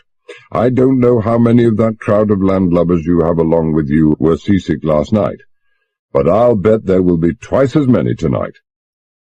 And don't think our stabilizers are going to save you. They depend upon the factor of the ship's speed for their effect. A well taken point, he agreed calmly. I shall reduce speed. Aim at being there about 4 a.m. He looked at me with sudden speculation. Remarkably cooperative, full of helpful suggestions. Curiously out of the estimate I had formed of your character. Which only goes to show how wrong your estimate is, my friend. Common sense and self-interest explain it. I want to get into a proper hospital as soon as possible. The prospect of going through life with one leg doesn't appeal. No, the sooner I see passengers, crew, and myself transferred aboard the Ticonderoga, the happier I'll be. Only a fool kicks against the pricks. I know a fait accompli when I see one. You are going to transfer us all aboard the Ticonderoga, aren't you, Carreras? I shall have no further use for any member of the Campari's crew, far less for the passengers. He smiled thinly. Captain Teach and Blackbeard are not my ideals, Mr. Carter. I should like to be remembered as a humane pirate. You have my word that all of you will be transferred in safety and unharmed. The last sentence had the ring of truth and sincerity because it was true and sincere. It was the truth. But it wasn't, of course, the whole truth. He'd left out the bit about our being blown out of existence half an hour later. About 7 o'clock in the evening, Susan Beresford returned and Marston left, under guard, to dispense pills and soothing words to the passengers in the drawing-room, many of whom were, after 24 hours of continuously heavy weather, understandably not feeling at their best. Susan looked tired and pale. No doubt the emotional and physical suffering of the previous night, together with the pain from her broken arm, accounted for that. But I had to admit for the first time, in an unbiased fashion, that she also looked very lovely. I'd never before realized that auburn hair and green eyes were a combination that couldn't be matched. But possibly that was because I'd never before seen an auburn-haired girl with green eyes. She was also tense, nervous, and jumpy as a cat. Unlike old Doc Marston and myself, she'd never have made it in the method school. She came softly to my bedside. Bullen was still under sedation, and MacDonald either asleep or dozing, and sat down on a chair. After I'd asked her how she was and how the passengers were, and she'd asked me how I was, and I'd told her, and she hadn't believed me, she said suddenly, "Johnny, if everything goes all right, will you get another ship?" "I don't follow." "Well," she said impatiently, "if the Campari's blown up and we get away, or if we're saved some other way, will you—" "I see. Well, I suppose I would. Blue Mail has plenty of ships, and I'm supposed to be the senior chief officer. You'll like that? Getting back to sea again? This was a crazy conversation, but she was only whistling in the dark. I said, I don't think I'll be back to sea again, somehow. Giving in? Giving up. A different thing altogether. I don't want to spend the rest of my life catering to the whims of wealthy passengers. I don't include the Beresford family, father, mother, or daughter. She smiled at this, going into this weird routine of melting the green in her eyes, the kind of smile that could have a very serious effect on the constitution of a sick man like myself. So I looked away and went on. I'm a pretty fair mechanic, and I've a bit of cash put away. There's a very nice, flourishing little garage down in Kent that I can take over any time I want. And Archie MacDonald there is an outstanding mechanic. We'd make a pretty fair team, I think. Have you asked him yet? Well, what chance have I had? I said irritably. I've only just thought about it. You're pretty good friends, aren't you? Good enough. What's that got to do with anything? Nothing. Just nothing. Funny, that's all. There's the bosun. He'll never walk properly again. Nobody will want him at sea any more. He's probably got no qualifications for any decent job on land, especially with that leg. And all of a sudden, Chief Officer Carter gets tired of the sea and decides, It's not that way at all, I interrupted. You've got it all wrong. Oh, probably, she agreed. I'm not very clever. But you don't have to worry about him anyway. Daddy told me this afternoon that he's got a job for him. Oh? I took a chance and looked at her eyes again. What kind of a job? A storeman. A storeman? I know I sounded disappointed, but I'd have sounded 10 times as disappointed if I'd been able to take all this seriously, if I'd been able to share her belief that there was a future. Well, it's kind of him. Nothing wrong with a storeman. But I just don't see Archie MacDonald as one, that's all, especially not in America. Oh, will you listen? She asked sweetly. A touch of the Miss Beresford that was. I'm listening. You've heard that Daddy's building a big refinery in the west of Scotland. Storage tanks, own port to take goodness knows how many tankers? I've heard. Well, that's the place. Stores for the oil port and the refinery. Millions and millions of dollars of stores. Daddy says with goodness knows how many men to look after them. And your friend in charge. And with a dream house attached? Well, that's a very different proposition altogether. I think it sounds wonderful, Susan, just wonderful. It's terribly kind of you. Not me, she protested. Daddy. Look at me, and say that without blushing. She looked at me. She blushed. With those green eyes, the effect was devastating. I thought about my constitution again and looked away, and then I heard her saying, Daddy wants you to be the manager of the new oil port. So then you and the bosun would be in business together after all, wouldn't you? I turned slowly and stared at her. I said slowly, Was that the job he meant when he asked me if I'd like to work for him? Of course. And you didn't even give him the chance to tell you. You think he'd given up? He really hadn't started. You don't know my father, and you can't claim I'd got anything to do with it either. I didn't believe her. I said, I can't tell you how grateful I am. It's a terrific chance, I know and I admit. If you see your father again this evening, thank him very much indeed from me. Her eyes were shining. I'd never seen a girl's eyes shining for me before, not in this way. Then you... And tell him no. And tell him? It's a foolish thing to have pride, perhaps, but I have still got a little left. I hadn't meant my voice to sound so harsh, it just came out that way.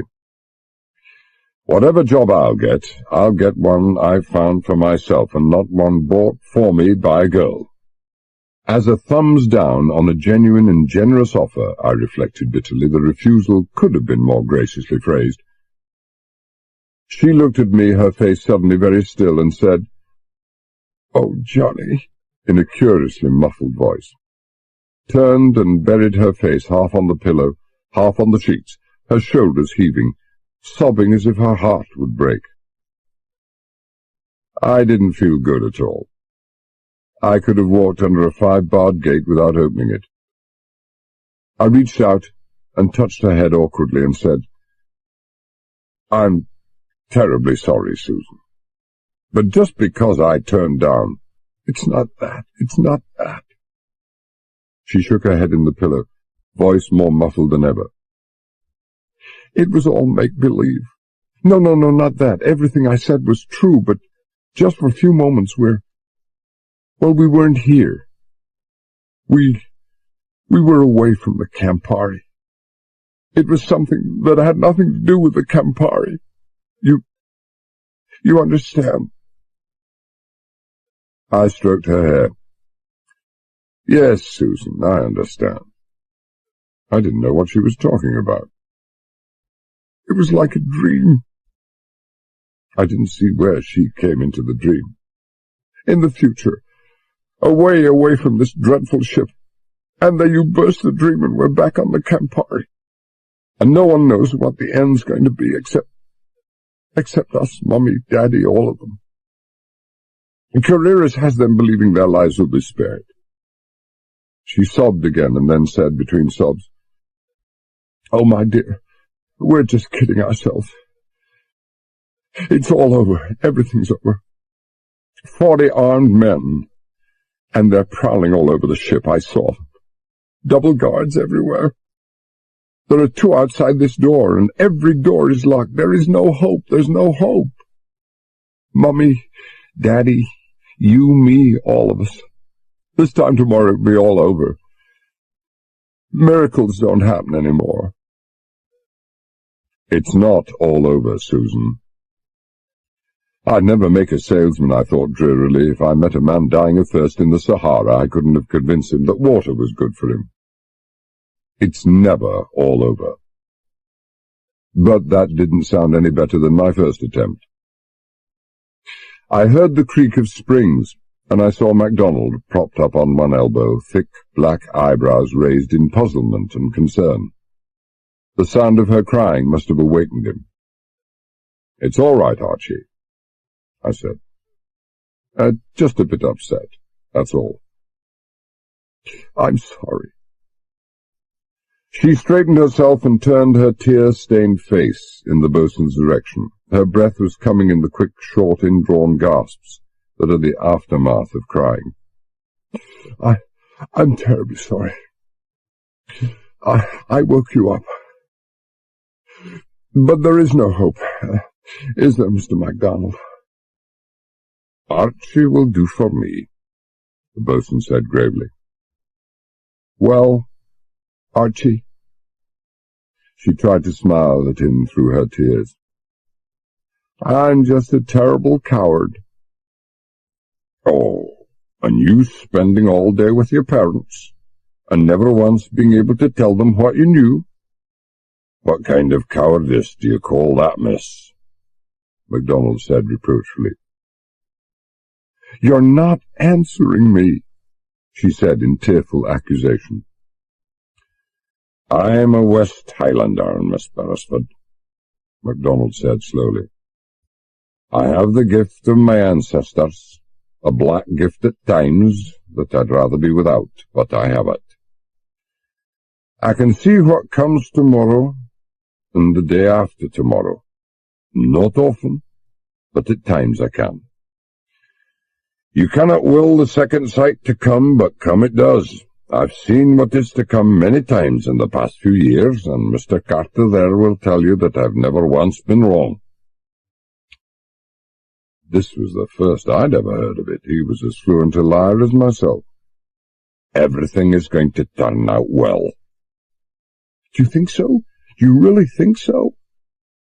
There was hope in her voice now, hope in her eyes, that slow, measured speech of MacDonald's, the rock-like steadiness of the dark eyes in that sun-weathered face, bespoke a confidence, a certainty, an unshakable belief that was most impressive. There now, I thought, was a man who would have made a great salesman. I don't think, Miss Beresford. Again the grave smile. I know. Our troubles are almost at their end. Do what I do. Put your last cent on Mr. Carter here. Well, he even had me convinced. I, too, knew that everything was going to turn out just fine. Until I remembered who he was depending on. Me. I gave Susan a handkerchief and said, "Go and tell Archie about that job." "You're not going to trust your life to that thing." There was horror in Susan's face, panic in her voice, as she watched me tie a bowline round my waist. "Why, it's no thicker than my little finger." I could hardly blame her. That thin, three-stranded rope, no bigger than an ordinary clothesline, was hardly calculated to inspire confidence in anyone. It didn't inspire much in me, even although I did know its properties. "It's nylon, miss," MacDonald explained soothingly. "The very rope mountaineers use in the Himalayas. And you don't think they'd trust their lives to anything they weren't dead sure of. You could hang a big motor car on the end of this, and it'd still not break." Susan gave him her "it's all right for you to talk, it's not your life that's depending on it" look, bit her lip and said nothing. The time was exactly midnight. If I'd read the clock dial setting on the twister properly, 6 hours was the maximum delayed action that could be obtained. Assuming Carreras rendezvoused exactly on time at 5 a.m., it would be at least another hour before he could get clear. So the twister wouldn't be armed until after midnight. Everything was ready. The sick-bay door had been cautiously locked on the inside with the key I'd taken from Tony Carreras, so that neither of the two guards could burst in unexpectedly in the middle of things. And even if they did get suspicious and force an entrance, MacDonald had a gun. MacDonald himself was now sitting at the top of my bed, beside the window. Marston and I had half carried him there from his own bed. His left leg was quite useless. Like myself, he'd been given an injection by Doc Marston to deaden the pain, mine being twice as powerful as the previous night's dose. But then MacDonald was not going to be called upon to use his leg that night, only his arms and shoulders, and there was nothing wrong with MacDonald's arms and shoulders. They were the strongest on the Campari. I had the feeling I was going to need all their strength that night. Only MacDonald knew the purpose I had in mind that night. Only MacDonald knew that I intended returning the way I went. The others believed in my suicidal plan for an attack on the bridge, believed if I was successful I would be returning via the sick bay door. But they didn't believe I would return at all. The atmosphere was less than festive. Bullen was awake now, lying flat on his back, his face silent and grim. I was dressed in the same dinner suit as I'd worn the previous night. It was still damp and still crusted with blood. I'd no shoes on. The clasp knife was in one pocket, oilskin-wrapped torch in the other, the mask round my face, hood over my head. My leg ached. I felt as a man feels after a long bout of flu, and the fever still burned in my blood, but I was as ready as I was ever going to be. "Lights," I said to Marston. A switch clicked. and the sick bay was as dark as a tomb. I drew back the curtains, pulled open the window, and secured it on the latch. I stuck my head outside. It was raining steadily, heavily, a cold, driving rain out of the northwest, slanting straight in through the window onto the bed. The sky was black with no star above. The Campari still pitched a little, rolled a little, but it was nothing as compared to the previous night. She was doing about 12 knots. I twisted my neck and peered upwards. No one there. I leaned out as far as possible and looked fore and aft. If there was a light showing on the Campari that night, I couldn't see it. I came inside, stooped, picked up a coil of nylon rope, checked that it was the one secured to the top of the iron bedstead, and flung it out into the rain and the darkness. I made a last check of the rope knotted round my waist. This was the one the boatswain held in his hands, and said, "I'm off." As a farewell speech, it could perhaps have been improved upon, but it was all I could think of at the time. Captain Bullen said, "Good luck, my boy." He'd have said an awful lot more if he knew what I really had in mind. Marston said something I couldn't catch. Susan said nothing at all. I wriggled my way through the window, favouring my wounded leg, and then I was fully outside, suspended from the sill by my elbows. I could sense rather than see the boatswain by the window, ready to pay out the rope round my waist. "Archie," I said softly, "give me that spiel again, the one about how everything is going to turn out all right." "You'll be here again before we know you're gone," he said cheerfully. "See and bring the knife back." I felt for the rope attached to the bed, got it in both hands, eased my elbows off the sill and dropped quickly, hand over hand, as MacDonald paid out my lifeline. 5 seconds later, I was in the water. The water was dark and cold, and it took my breath away. After the warmth of the sick bay, the shock of the almost immediate transition, the abrupt drop in temperature, was literally paralyzing. Momentarily, involuntarily, I lost my grip on the rope, panicked when I realized what had happened, floundered about desperately and caught it again. The boatswain was doing a good job above.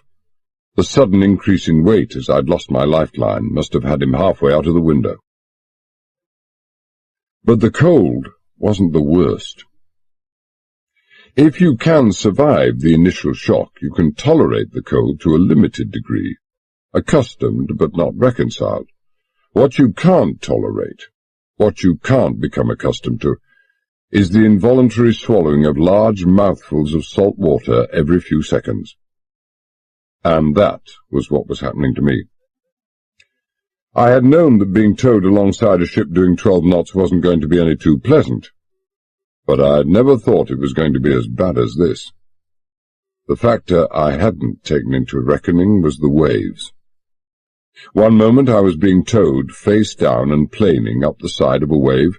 The next, as the wave swept by under me, I was almost completely out of the water, and then falling forwards and downwards to smash into the rising shoulder of the next wave, with a jarring violence that knocked all the breath from my body. And when all the breath has been driven from you, the body's demands that you immediately gulp in air are insistent, imperative, and not to be denied. But with my face buried in the sea, I wasn't gulping in air. I was gulping down large quantities of salt water. It was like having water under high pressure forced down my throat by a hose. I was floundering, porpoising, twisting and spinning, exactly like a hooked fish being pulled in on the surface through a wake of fast-trolling motorboat. Slowly but very surely, I was drowning. I was beaten before I started. I knew I had to get back, and at once.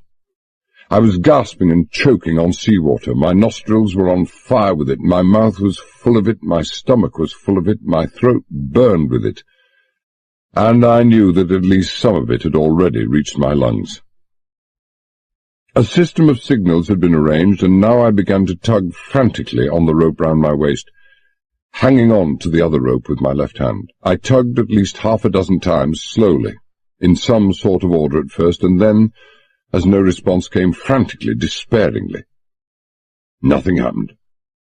I was porpoising up and down so violently that all MacDonald could be feeling anyway was a constant and irregular series of alternate tightenings and slackenings of the line. He had no means of distinguishing between one type of tug and another. I tried to pull myself back on my own line, but against the onrushing pressure of the water as the Campari ploughed through that stormy sea, it was quite impossible. When the tension came off the line round my waist, it needed all the strength of both my hands just to hang on to the lifeline without being swept away. With all the strength and desperation that was in me, I tried to edge forward an inch, but I couldn't even make that inch, and I knew I couldn't hang on much longer. Salvation came by sheer chance. No credit to me. One particularly heavy wave had twisted me round till I was on my back, and in this position I fell into the next trough and hit the following wave with back and shoulders. Followed the inevitable explosive release of air from my lungs, the just as inevitable sucking in of fresh air. And this time I found I could breathe. Air rushed into my lungs, not water. I could breathe. Lying on my back like this, half lifted out of the water by my grip on the lifeline, and with my head bent forward almost to my chest between my overhead arms, my face remained clear of the water, and I could breathe. I wasted no time, but went, hand over hand, down the lifeline as fast as MacDonald paid out the rope about my waist. I was still swallowing some water, but not enough to matter.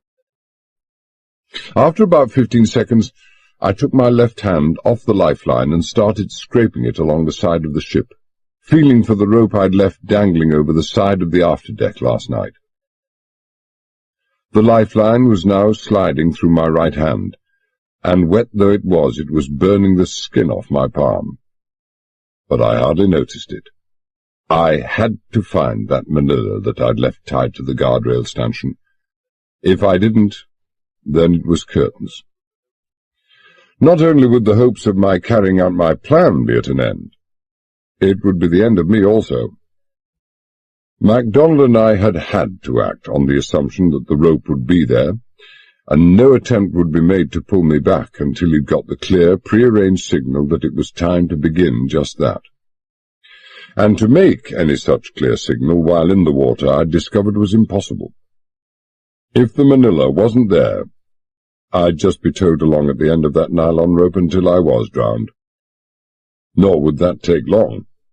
The salt water that I'd swallowed, the violent buffeting of the waves, the blows I'd suffered from being flung a score of times against the iron walls of the Campari, the loss of blood, and my injured leg, all those had taken their frightening toll, and I was dangerously weak.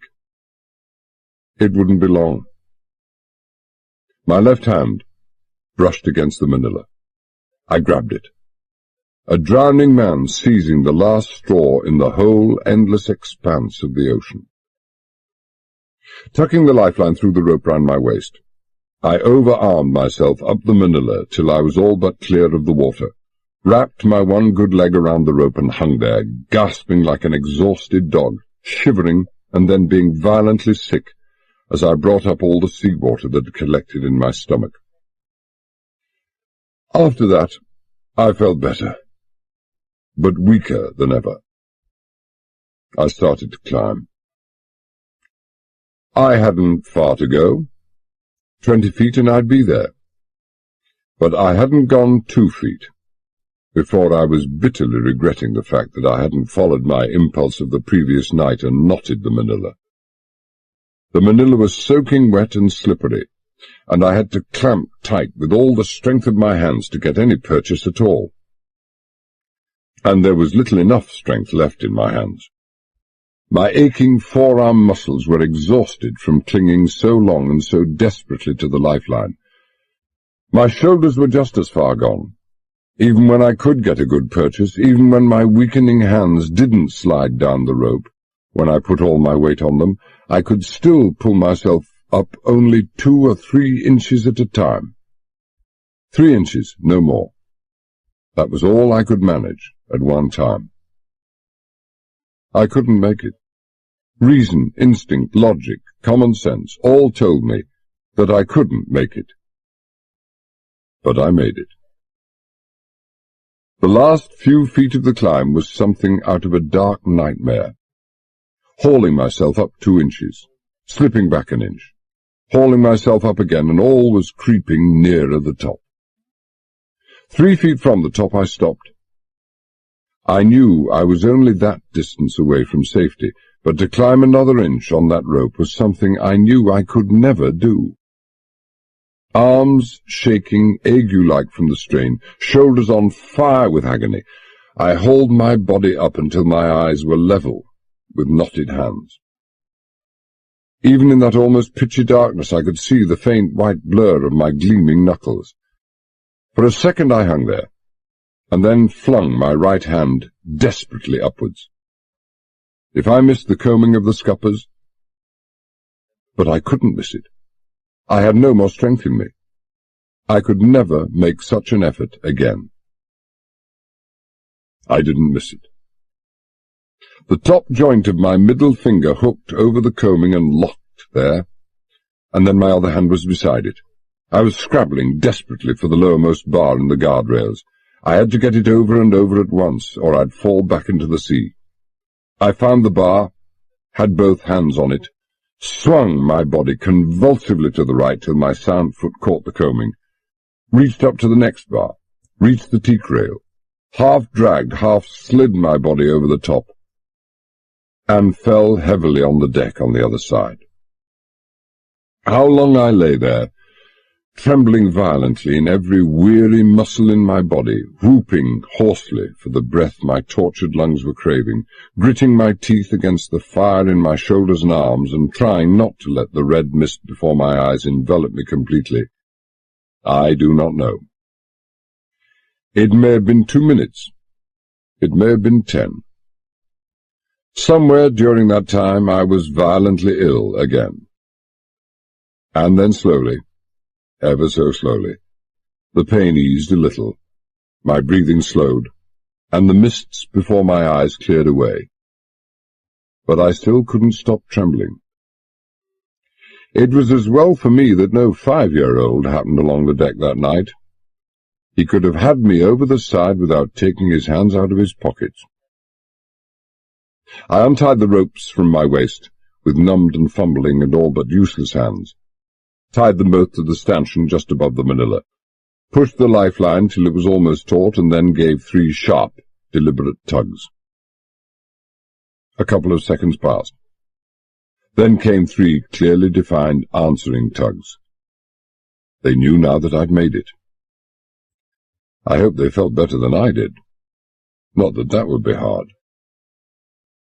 I sat there for at least another 5 minutes till some measure of strength came back to me, rose shakily to my feet, and padded across the deck to number 4 hold. The tarpaulin on the starboard forward corner was still secured. That meant there was no one down below, but I really hadn't expected them to be there yet. I straightened, looked all around me, and then stood very still, the driving rain streaming down my sodden mask and soaking clothes. Not 15 yards away from me, right aft, I'd seen a red glow come and vanish in the darkness. 10 seconds passed, and then that glow again. I'd heard of waterproof cigarettes, but not all that waterproof. But someone was smoking a cigarette, no question about that. Like falling thistledown, only quieter, I drifted down in the direction of the glow. I was still trembling, but you can't hear trembling. Twice I stopped to line up direction and distance by that glowing cigarette, and finally stopped less than 10 feet away from it. My mind was hardly working at all, or I'd never have dared to do it. A careless flick of a torch beam, say, and it would have been all over. but no one flicked a torch. The red glow came again, and I could now just make out that the smoker wasn't standing in the rain. He was in a V-shaped entrance of a tarpaulin, a big tarpaulin draped over some big object. The gun, of course. The gun that Carreras had mounted on the afterdeck, with the tarpaulin serving the dual purpose of protecting the mechanism from the rain and concealing it from any other vessel they might have passed during the day. I heard the murmur of voices. Not the smoker, but another two crouched somewhere inside the shelter of the tarpaulin. That meant 3 people there. 3 people guarding the gun.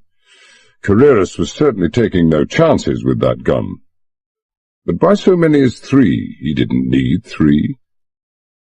And then I had it. Carreras hadn't just been talking idly when he'd spoken of the possibility of foul play in connection with the death of his son. He did suspect it, but his cold, logical mind had told him that neither crew nor passengers of the Campari could have been responsible.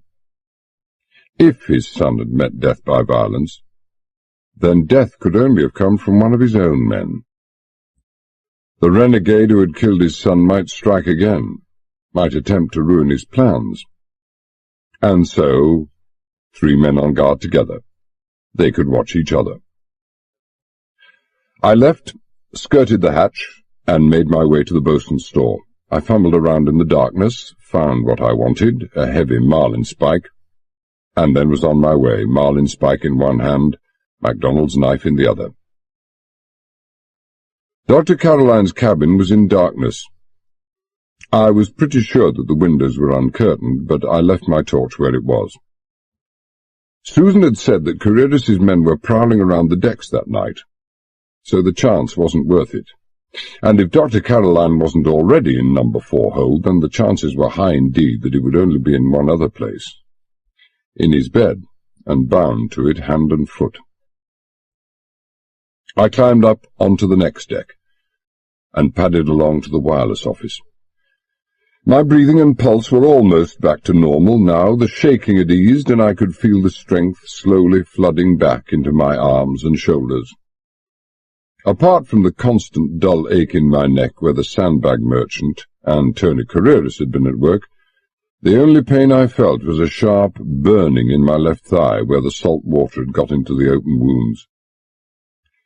Without the anaesthetic, I'd have been doing a war dance. On one leg, of course.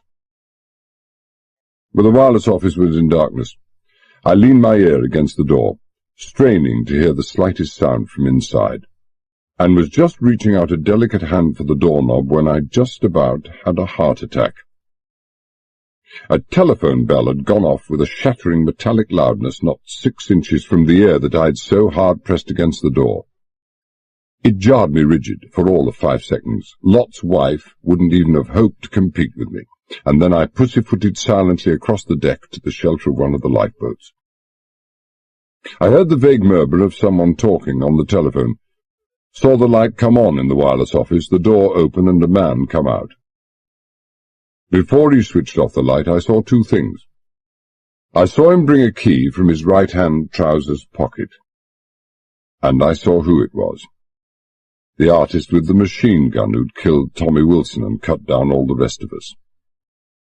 If I had to settle any more accounts that night, I hoped bleakly it would be with this man.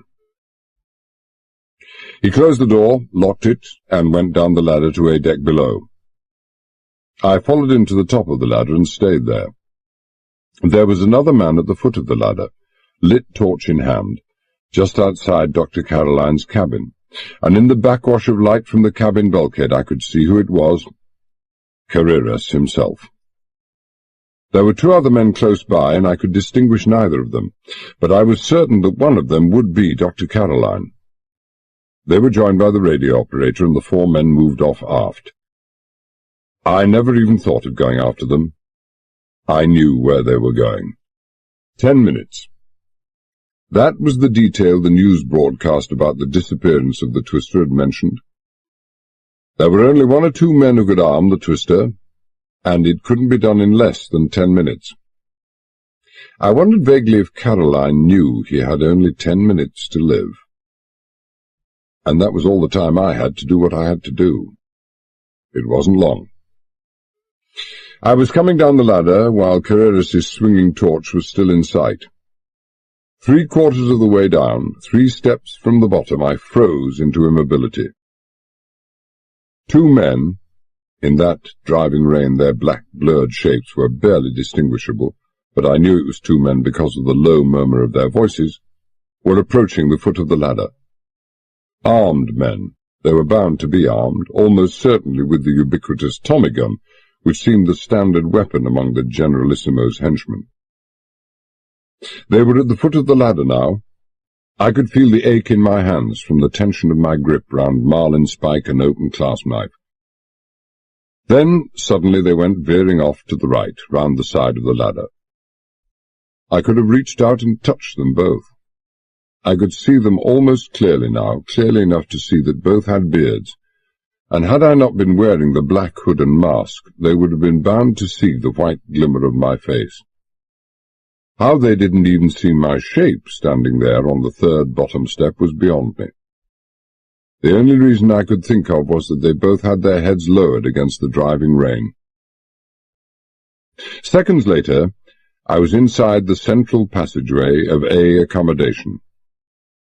I hadn't poked my head round the outside passage door to see if the land was clear. After that escape, I'd felt that nothing mattered. I just walked straight inside. The passageway was empty. The first door on the right, the one opposite Caroline's, was the entrance to Carreras' suite. I tried the door. Locked. I walked down the passage to where Benson, the dead chief steward, had had his cubicle, hoping that the luxurious carpet underfoot was absorbent enough to soak up the water that was almost certainly cascading off me. White, Benson's successor, would have had a blue fit if he could have seen the damage I was doing.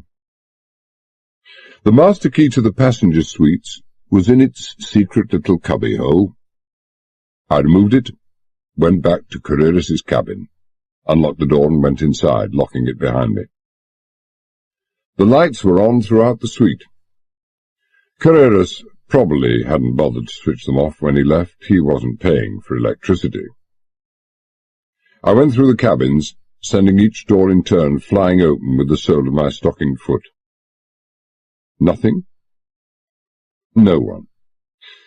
I had one bad moment when I entered Carreras' own sleeping cabin and saw this desperate, hooded, crouched figure dripping water, hands clenched round weapons, with wide, staring eyes and blood dripping down beside the left eye.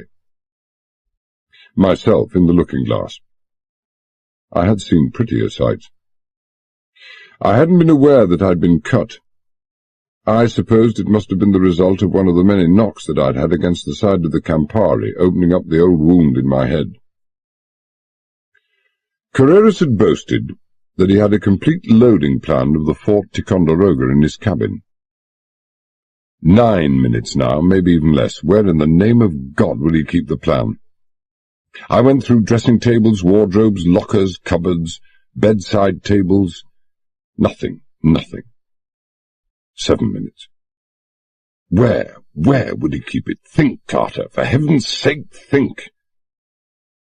Maybe Caroline was getting on with the arming of the twister faster than anybody had thought possible. How did anyone know, as the broadcasters said, that it took all of 10 minutes to arm it? If the twister was such a secret, and until it had been stolen it had been such a top-priority hush-hush secret that no member of the public had known of its existence, how did anyone know it took 10 minutes to arm it? How could anyone know? Maybe all it required was a twist here, a turn there. Maybe he was finished already. Maybe... I put those thoughts to one side, drove them out of my mind, crushed them ruthlessly. That way lay panic and defeat. I stood stock still and forced myself to think, calmly, dispassionately. I'd been looking in all the obvious places. But should I have been looking in the obvious places? After all, I'd gone through this cabin once before, looking for a radio. I'd gone through it pretty thoroughly. and I hadn't seen any signs. He would have it hidden. Of course he'd have it hidden.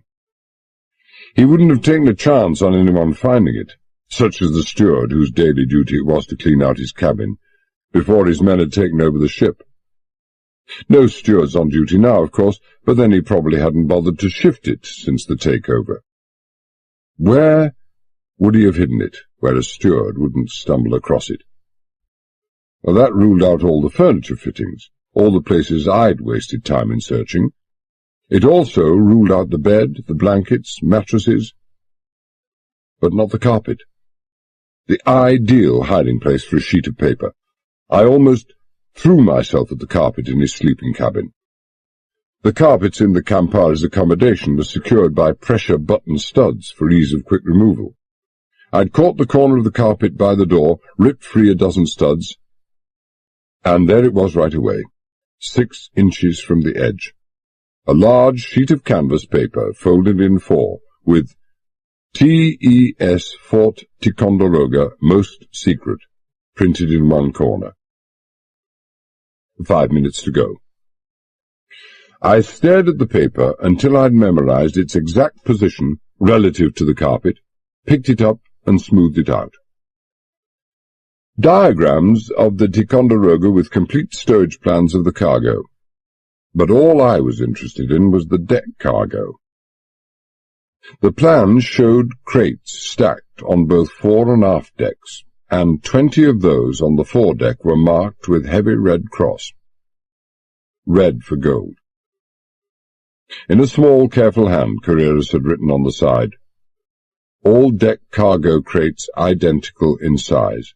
Gold in waterproof, kapok-filled, welded steel boxes to float free in event of damage or sinking. Each crate equipped with yellow water stain."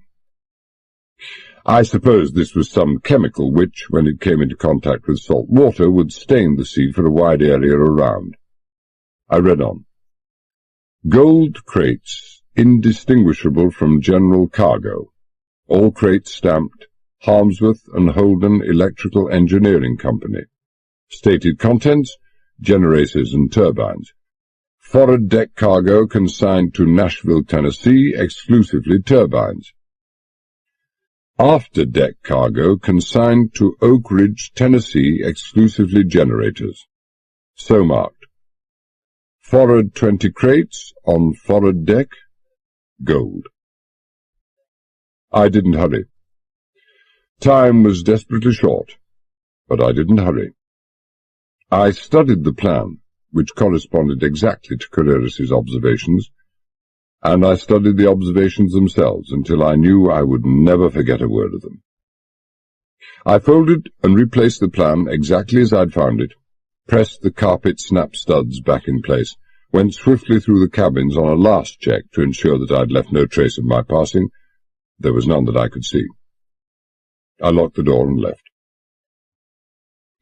The cold, driving rain was falling even more heavily than ever now, slanting in across the port side, drumming metallically against the accommodation bulkheads, rebounding ankle-high off the polished wooden decks. On the likely enough theory that Carreras's patrolling men would keep to the sheltered starboard side of the accommodation, I kept to the opposite side as I hurried aft. In my stockinged soles and wearing that black suit and mask, no one could have heard or seen me at a distance of more than a few feet. No one heard or saw me. I heard or saw no one. I made no attempt to look, listen, or exercise any caution at all. I reached number 4 hold within 2 minutes of leaving Carreras's cabin. I needn't have hurried. Carreras had made no attempt to replace the tarpaulin he had to pull back in order to remove the battens, and I could see straight down into the bottom of the hold.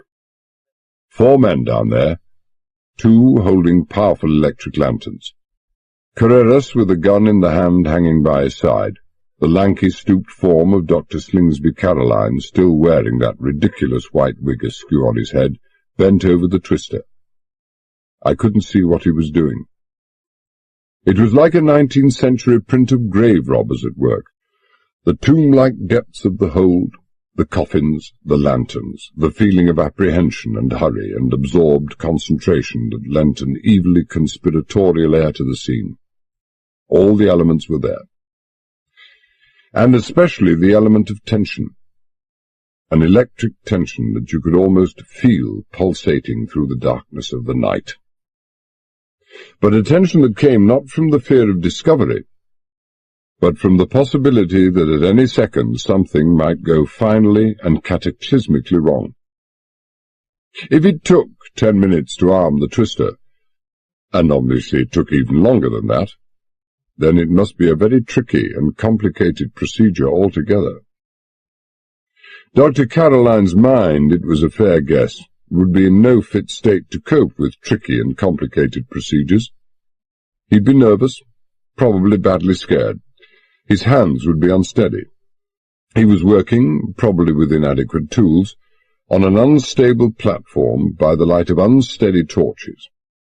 And even though he might not be desperate enough or fool enough to jinx it deliberately, there seemed to me, as there obviously seemed to the men down in the hold, that there was an excellent chance that his hand would slip. Instinctively I moved back a couple of feet until the combing of the hatch came between me and the scene below. I couldn't see the twister any more, so that made me feel quite safe if it blew up. I rose to my feet and made a couple of cautious circuits of the hatch, the first close in, the second further out. But Carreras had no prowlers there. Apart from the guards on the gun, the afterdeck appeared to be completely deserted. I returned to the port forward corner of the hatch and settled down to wait. I hoped I wouldn't have to wait too long.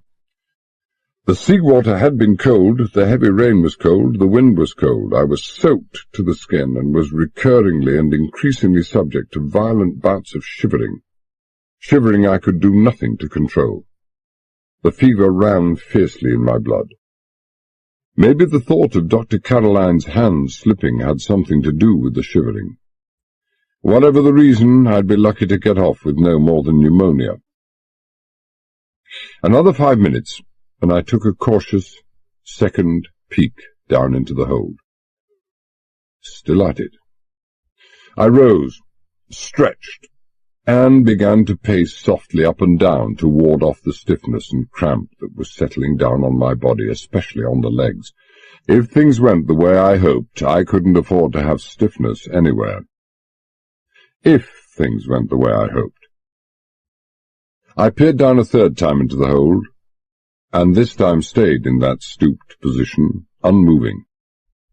Dr. Caroline had finished. Under the watchful eye and gun of the radio operator, he was screwing the brass-topped lid back onto the coffin, while Carreras and the other man had the lid already off the next coffin and were bent over it, presumably fusing the conventional explosive inside. Probably it was intended as a standby in case of the malfunction of the twister, or, even more probably, in the event of the failure of the twister's timing mechanism, it was designed to set it off by sympathetic detonation. I didn't know, I couldn't guess, and for the moment I was not in the slightest worried. The crucial moment had come. The crucial moment for Dr. Caroline. I knew, as he was bound to know, that they couldn't afford to let him live. He'd done all they required of him. He was in no further use to them. He could die any moment now. If they chose to put a gun to his head and murder him where he stood, there was nothing in the world I could do about it, nothing I would even try to do about it. I would just have to stand there silently without movement or protest and watch him die. For if I let Dr. Caroline die without making any move to save him, then only he would die. But if I tried to save him and failed, and with only a knife and a marlinspike against 2 submachine guns and pistols, the chances of failure were 100%, then not only Caroline, but every member of the passengers and crew of the Campari would die also. Well, the greatest good of the greatest number. Would they shoot him where he stood? Or would they do it on the upper deck? Logic said they'd do it on the upper deck. Carreras would be using the Campari for a few days yet. He wouldn't be wanting a dead man lying in the hold, and there would be no point in shooting him down there and then carrying him up above, when he could make the climb under his own steam and be disposed of on the upper deck. If I were Carreras, that's what I would have figured. And that was how he did figure. Caroline tightened the last screw, laid down the screwdriver, and straightened. I caught a glimpse of his face, white, strained, one eye twitching uncontrollably. The radio operator said, "Senor Carreras." Carreras straightened, turned, looked at him, then at Caroline and nodded. "Take him to his cabin, Carlos. Report here afterwards." I moved back swiftly as a torch shone vertically upwards from the hold. Carlos was already climbing the ladder. Report here afterwards. God, I'd never thought of so obvious a possibility. For a moment I panicked, hands clenched on my pitiful weapons, irresolute, paralyzed in thought and action. Without any justification whatsoever, I'd had the picture firmly in mind of being able to dispose of Caroline's appointed executioner without arousing suspicion. Had Carlos, the radio operator, been under instructions to knock off the unsuspecting Caroline on the way forward and then carry on himself to his wireless office, then I might have disposed of him, and hours might have passed before Carreras got suspicious. But now what he was in effect saying was, take him up top, shove him over the side, and come back and tell me as soon as you've done so. I could see the heavy rain slanting whitely through the wavering torch beam as Carlos climbed swiftly up the ladder. By the time he reached the top, I was round the other side of the hatch combing, lying flat on the deck. Cautiously, I hitched an eye over the top of the combing. Carlos was standing upright on the deck now, his torch shining downwards into the hold. I saw Dr. Caroline's white head appear, saw Carlos move back a couple of steps, and then Caroline too was over the top, a tall, hunched figure, pulling high his collar against the cold lash of rain. I heard but failed to understand a quick, sharp command, and then they were moving off diagonally, Caroline leading, Carlos with his torch on him from behind, in the direction of the companionway leading up to B deck. I rose to my feet, remained immobile. Was Carlos taking him back to his cabin after all? Had I been mistaken? Could it be? I never finished the thought. I was running after them as quickly, as lightly, as silently as the stiffness in my left leg would permit. Of course, Carlos was taking him in the direction of the companionway. Had he marched him straight towards the rail, Caroline would have known at once what awaited him, would have turned and hurled himself against Carlos with all the frantic savagery of a man who knows he's about to die. 5 seconds. Only 5 seconds elapsed from the time I started running until I caught up with them. 5 seconds, far too short a time to think of the suicidal dangers involved, far too short to think what would happen if Carlos should swing his torch round, if any of the 3 guards at the gun should happen to be watching this little procession, if either Carreras or his assistant in the hold should choose to look over the combing to see how the problem of disposal was being attended to. Far too little time to figure out what I was going to do when I caught up with Carlos. And I was given no time to figure. I was only 3 or 4 feet away, when, in the backwash of light from the torch, I saw Carlos reverse his grip on his Tommy gun, catch it by the barrel, swing it up high above his head. It had reached its highest point and had just started on the downswing when the base of the heavy marlinspike caught him on the back of the neck with all my weight and fury behind it. I heard something crack, caught the Tommy gun out of his suddenly nerveless hand before it could crash to the deck, and made a grab for the torch. I missed. The torch struck the deck with a muffled thud. It must have been a ship's rubber composition issue, rolled over a couple of times and came to rest, its beam shining straight out over the edge of the ship. Carlos himself pitched heavily forward, struck Dr. Caroline, and the 2 of them fell against the lower steps of the companionway. Keep quiet, I whispered urgently. Keep quiet if you want to live. I dived for the torch, fumbled desperately with the switch, couldn't find it, stuck the glass face against my jacket to kill the beam, finally located the switch and turned it off. What in heaven's name? Keep quiet. I found the trigger on the automatic pistol and stood there stock still, staring aft into the darkness, in the direction of both the hold and the gun, striving to pierce the darkness, listening as if my life depended on it. Which it did. 10 seconds I waited. Nothing. I had to move. I couldn't afford to wait another 10 seconds. 30 seconds would have been enough, and more than enough, for Carlos to dispose of Dr. Caroline. A few seconds after that, and Carreras would start wondering what had happened to his trusty henchman. I thrust gun and torch towards Caroline, found his hands in darkness. Hold these, I said softly. What is this? An agonized whisper in the dark. He was going to smash your head in. Now shut up. You can still die. I'm Carter, the chief officer. I'd pulled Carlos clear of the companionway, where he'd held Caroline pinned by the legs, and I was going through his pockets as quickly as I could in the darkness. The key to the wireless office. I'd seen him take it from his right-hand trousers pocket, but it wasn't there any more. The left one. Not there. The seconds were rushing by. Desperately I tore at the patched pockets of his army-type blouse, and I found it, in the second pocket. But I'd lost at least 20 seconds. Is he dead? Caroline whispered. Are you worried? Stay here. I shoved the key into a safe inner pocket, caught the guard by his collar, and started to drag him across the wet deck. It was less than 10 feet to the ship's rail. I dropped him, located the hinged section of the teak rail, fumbled for the catch, released it, swung the rail through 180 degrees, and snapped it back in its open position. I caught the guard by his shoulders, eased the upper part of his body over the second rail, and then tipped the legs high. The splash he made couldn't have been heard 30 feet away. Certainly no one in number 4 hold or under the gun tarpaulin could possibly have heard anything. I ran back to where Dr. Caroline was still sitting on the low steps of the companionway. Maybe he was just obeying the order I'd given him, but probably he was just too dazed to move anyway.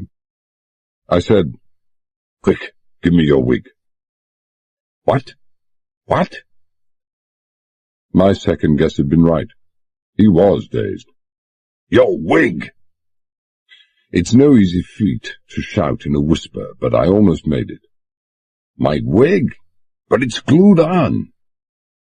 I leaned forward, twisted my fingers in the temporary thatch, and tugged. It was glued on all right. The gasp of pain and the resistance offered to my hand showed that he hadn't been kidding. That wig felt as if it was riveted to his skull. It was no night for half measures. I clamped my left hand over his mouth and pulled savagely with my right. A limpet the size of a soup plate couldn't have offered more resistance, but it did come off.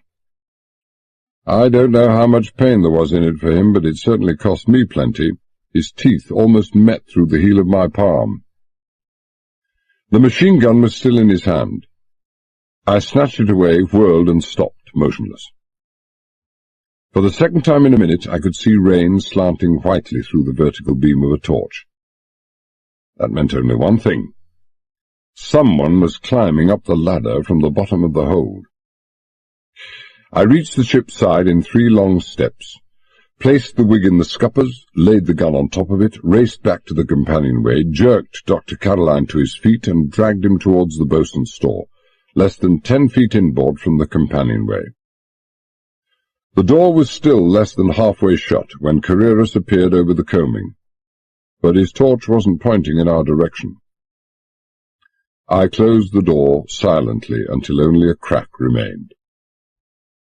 Carreras was closely followed by another man, also with a torch. Both of them headed straight for the ship's side. I saw the beam of Carreras's torch suddenly steady on the open rail, and then I heard the sharp exclamation as he bent forward and peered in the scuppers. A moment later he was erect again, examining the gun and the wig that he held in his hand. I heard him say something short and staccato, repeated several times, and then he started talking rapidly to his companion, but it was in Spanish and I couldn't get it. He then examined the inside of the wig, indicated something with the torch beam, shook his head in what might have been sorrow but was more probably exasperated anger, flung the wig over the side, and returned to the hold, taking the Tommy gun with him. His companion followed. Our friend didn't seem so happy, I murmured. He's a devil, a devil. Dr. Caroline's voice was shaking. Only now was he beginning to realize the narrowness of his escape, how closely death had brushed him by. You heard him. One of his own men dead, and all he could call him was a crazy fool, and he just laughed when the other man suggested they'd turn the ship to look for him. You understand Spanish? Pretty well. He said something like, just like that sadistic so-and-so to force Caroline to open the rails so that he could see what was coming to him. He thinks I turned on the guard, grabbed his gun, and that in the fight, before we both went overboard, my wig was torn off. There was a handful of my hair sticking to the underside of the wig, he says. I'm sorry about that, Dr. Caroline. Good God, sorry? You saved both our lives. Well, mine anyway. Sorry? Dr. Caroline, I thought, was a pretty strong-nerved person. He was recovering fast from the shock. I hoped his nerves were very strong indeed. He was going to need them all to survive the ordeal of the next few hours. It was that handful of hair that really convinced him. Well, I said nothing, and he went on. Please, will you tell me exactly what is going on? For the next 5 minutes, while I kept watch through that crack in the doorway, Dr. Caroline plied me with questions, and I answered them as quickly and as briefly as I could. He had a highly intelligent, incisive mind, which I found vaguely surprising, which in turn was a stupid reaction on my part. You don't pick a dimwit as the chief of development for a new atomic weapon. I supposed his rather comical-sounding name and the brief glimpse I'd had of him the previous night, a man bound hand and foot to a four-poster and looking into a torch beam with wide and staring eyes looked something less than his best, had unconsciously given me the wrong impression entirely. At the end of the 5 minutes, he knew as much about the past developments as I did myself. What he didn't know was what was to come, for I hadn't the heart to tell him. He was giving me some details of his kidnap when Carreras and his companion appeared. They replaced the battens, tied the tarpaulins, and went forward without any delay. That meant, I supposed, that the fusing of the auxiliary time bombs in the other two coffins was complete. I unwrapped the torch from its oilskin covering, looked around the store, picked up a few tools, and switched off the light. Right, I said to Caroline. Come on. Where? He wasn't keen to go anywhere, and after what he'd been through, I didn't blame him. Back down that hold. Hurry. We may have little enough time. 2 minutes later, with the battens and tarpaulins as well pulled back into place as possible above us, we were on the floor of the hold. I needn't have bothered bringing any tools. Carreras had left his behind him, scattered carelessly around. Understandably, he hadn't bothered to remove them. He would never be using these tools again. I gave Caroline the torch to hold, selected a screwdriver, and started on the lid of the brass-plaqued coffin. "What are you going to do?" Caroline asked nervously. "You can see what I'm doing." "For pity's sake, be careful. That weapon is armed." "So it's armed. It's not due to go off until when?" 7 o'clock. But it's unsafe, highly unsafe. It's unstable as hell. Good God, Carter, I know. His unsteady hand was on my arm, his face contorted with anxiety. The development on this missile was not fully completed when it was stolen. The fuse mechanism was only in an untried experimental state, and tests showed that the retaining spring on a trembler switch is far too weak. Now, the twister is dead safe normally, but this trembler switch is brought into circuit as soon as it's armed. And a jar, a knock, the slightest fall, anything that could overcome the tension of the spring and short-circuit the firing mechanism. 15 seconds later, the bomb goes up. I hadn't noticed until then, but it was much warmer down in that hole than it had been on deck. I raised a soaking sleeve in a half-witted attempt to wipe some sweat off my forehead. Have you told Carreras this? The warmth was also affecting my voice, bringing it out as a harsh, strained croak. I told him. He won't listen. I think Carreras is a little mad, more than a little. He seems perfectly prepared to take a chance. And he has the twister tightly packed in cotton woolen blankets to eliminate the possibility of a jar. I gazed at him for a long moment without really seeing him, and then I got on with the next screw. It seemed much stiffer than the last one, but it was just possible that I wasn't applying so much pressure as I had been before.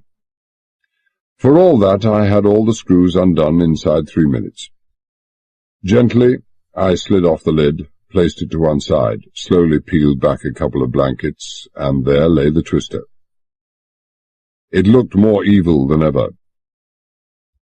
I stood up, took the torch from Caroline, and said, Armed, eh? Of course. Well, there are your tools. Disarm the bloody thing. He stared at me, his face suddenly empty of expression. That's why we're here? But why else? Surely it was obvious. Get on with it. It can't be done. It can't be done. I caught him by the arm, not gently. Look, friend, you armed the damn thing. Now just reverse the process, that's all. Impossible. Finality in the voice. When it's armed, the mechanism is locked in position, with a key. The key is in Carreras's pocket. Chapter 11. Saturday, 1 a.m. to 2:15 a.m. The weakness in my left leg, a near-paralyzing weakness, hit me all of a sudden, and I had to sit down on the baffle and hang on to the ladder for support. I gazed down at the twister. For a long time I gazed down at it with bitter eyes. Then I stirred and looked at Dr. Caroline. Would you mind repeating that? He repeated it. I'm terribly sorry, Carter. But there you have it. The twister can't be rendered safe without the key, and Carreras has the key. I thought of all the impossible solutions to this one and recognized them at once for what they were. Impossible. I knew what had to be done now. The only thing that could be done. I said tiredly, Do you know, Dr. Caroline, that you have just condemned 40 people to certain death? I have done that? Well, Carreras, when he put that key in his pocket, he was condemning himself and all his men to death, just as surely as the man who pulls the switch for the electric chair. And what am I worrying about anyway? Death's the only certain and permanent cure for scourges like Carreras and the people who associate with him. As for Lord Dexter, he's rolling in the stuff. He can always build another Campari. Well, what are you talking about, Mr. Carter? There was apprehension in his face as he looked at me, more than apprehension, fear. Are you feeling all right, Carter? Of course I'm all right, I said irritably. Everybody's always asking me the same stupid questions. I stooped picked up the rope grommet and the half-track midget hoist that I'd taken from the bosun's store, and then rose wearily to my feet. "Come on, Doctor, give me a hand with this." "Give you a hand with what?" He knew damn well what I meant, but the fear in his mind wouldn't let him believe it. "The twister, of course," I said impatiently. "I want to get it over to the port side, hidden in the tarpaulins behind the baffle." "Are you crazy?" he whispered. "Are you quite crazy? Did you hear what I said? You're going to lift it out of its coffin with that? One little slip, the tiniest jar." "Are you going to help me?" He shook his head, shuddered, and turned away. I hooked the hoist onto a head-high rung of the ladder, pulled the lower block until it hung just above the twister, picked up the grommet and moved around to the tail of the weapon. I was stooping low over it when I heard a quick footstep behind me, and a pair of arms locked themselves around my body, arms informed with all the strength of fear and desperation. I struggled briefly to free myself, but I might as well have tried to shrug off the tentacles of a squid.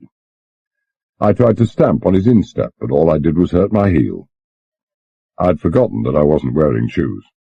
"Let go!" I said savagely. "What the hell do you think you're doing?"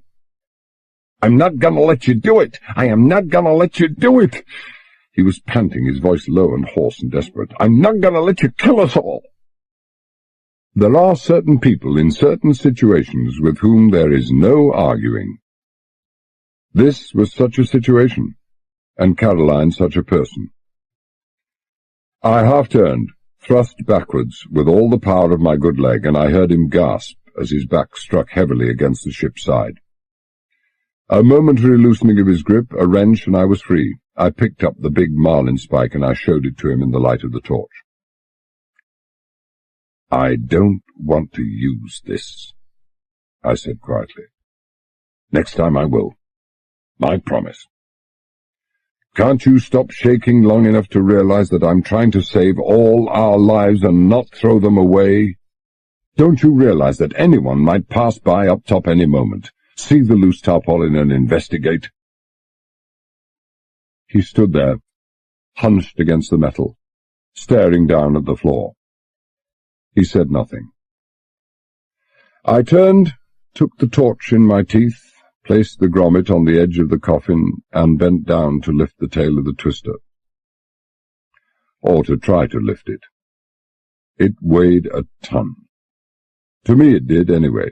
What with one thing and another, I wasn't as fit as I'd been. I'd managed to lift it perhaps 3 inches, and I didn't see how I was going to hold it there for even a couple of seconds before I heard a footstep and a kind of moan behind me. I tensed, braced myself for the next assault, then relaxed slowly as Dr. Caroline stepped past me, bent down and slid the grommet round the tail of the twister. Together we managed to move the grommet up to approximately the midpoint of the missile. Neither of us said anything. I hauled on the hull-track pulley until it became taut. Dr. Caroline said hoarsely, "It'll never take it. That thin cord. It's tested to 1,000 pounds. I hauled some more, and the tail began to lift. The grommet wasn't central. I lowered it again.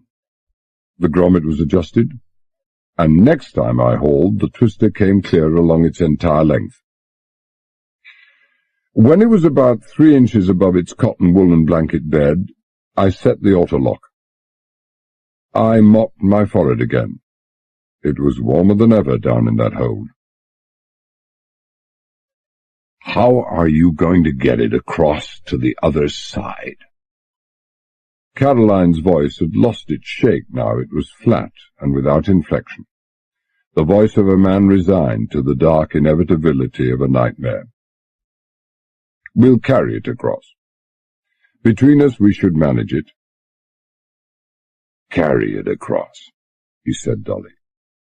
"It weighs 275 pounds. "I know what it weighs. I said irritably. You have a bad leg. He hadn't heard me. My heart's not good.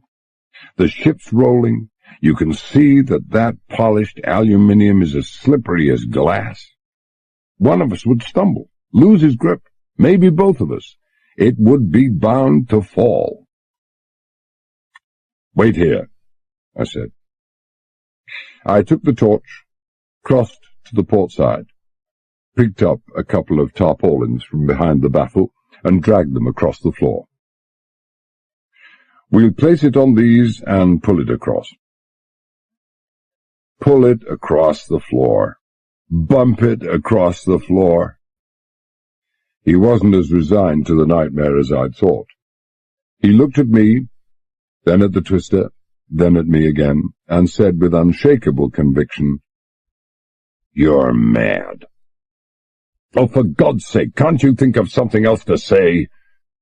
I grabbed the pulley again, released the lock, hauled, and kept on hauling.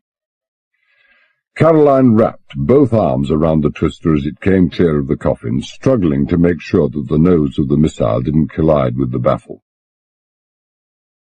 "Step over the baffle and take it with you," I said. "Keep your back to the ladder as you turn." He nodded silently, his face strained and set in the pale beam of the torch. He put his back to the ladder, tightened his grip on the twister, an arm on each side of the grommet, lifted his leg to clear the baffle, and then staggered as a sudden roll of the ship threw the weight of the missile against him. His foot caught the top of the baffle. The combined forces of the twister and the ship's roll carried him beyond his centre of gravity. He cried out and overbalanced heavily across the baffle to the floor of the hold. I'd seen it coming, or rather I'd seen the last second of it happening.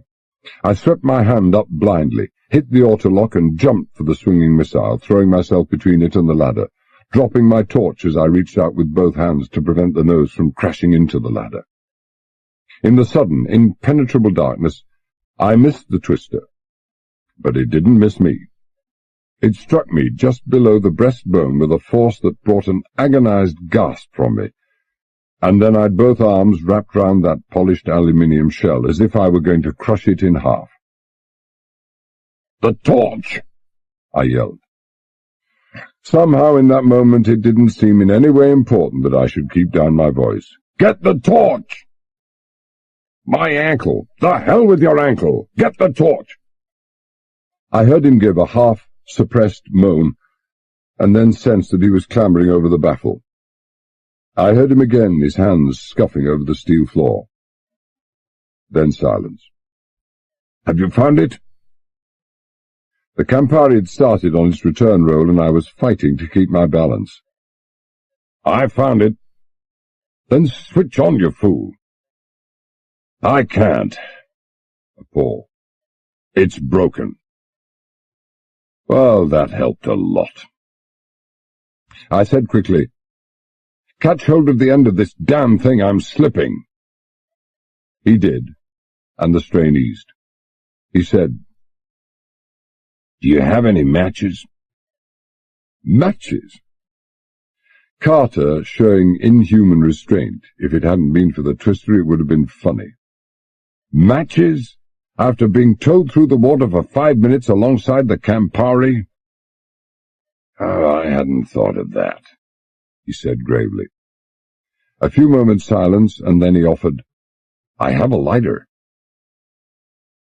"God help America," I said firmly. "Of all her scientists, light it, man, light it." A wheel scraped on flint, and a flickering pool of pale yellow light did its pitiful best to illuminate that one tiny corner of the dark hold. "The block and tackle, quickly." I waited until he'd reached it. "Take the strain on the free end, knock off the lock and lower gently. I'll guide it onto the tarpaulins." I moved out half a step from the baffle, taking much of the weight of the missile with me. I was barely a couple of feet away from the tarpaulins when I heard the click of the autolock coming off, and suddenly my back was breaking. The pulley had gone completely slack. The entire 275 pounds of the twister was in my arms, and the Campari was rolling away from me. I couldn't hold it. I knew I couldn't hold it. My back was breaking. I staggered and lurched forward, and the twister, with myself above and still clinging desperately to it, crashed heavily onto the tarpaulins with a shock that seemed to shake the entire floor of the hold. I freed my arms and climbed shakily to my feet. Dr. Caroline, the flickering flame held just at the level of his eyes, was staring down at the gleaming missile like a man held in thrall. His face, a frozen mask of all the terrible emotions he'd ever known. And then the spell broke. 15 seconds, he shouted hoarsely. 15 seconds to go. He flung himself at the ladder, but got no further than the second step when I locked arms round both himself and the ladder. He struggled violently, frantically, briefly, and then relaxed. "How far do you think you're going to get in 15 seconds?" I said. I don't know why I said it. I was barely aware that I had said it. I had eyes and mind only for the missile lying there. My face probably showed all the emotions that Dr. Caroline's had been registering. And he was staring too. It was a senseless thing to do, but for the moment we were both senseless men, staring at the twister to see what was going to happen. As if we would ever see anything. Neither eyes nor ears nor mind would have the slightest chance in the world of registering anything before that blinding nuclear flash annihilated us, vaporized us, blew the Campari out of existence. 10 seconds passed. 12. 15. 20. Half a minute. I eased my aching lungs. I hadn't drawn breath in all that time, and my grip round Caroline and the ladder. "Well," I said, "how far would you have got?"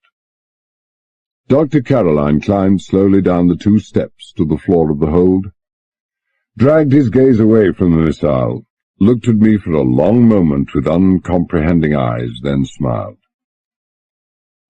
"You know, Mr. Carter, the thought never even occurred to me." His voice was quite steady, and his smile wasn't the smile of a crazy man. Dr. Caroline had known that he was going to die, and then he hadn't died. And nothing would ever be quite so bad again. He had found that the valley of fear does not keep on going down forever. Somewhere there is a bottom, and then a man starts climbing again.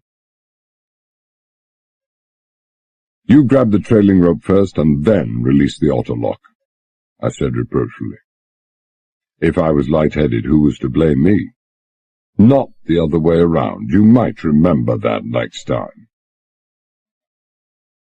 There are some things for which to make an apology is impossible, so he didn't even try. He said regretfully, "I'm afraid I'll never make a sailor man, but at least we know now that the retaining spring on the tremble switch is not as weak as we'd feared."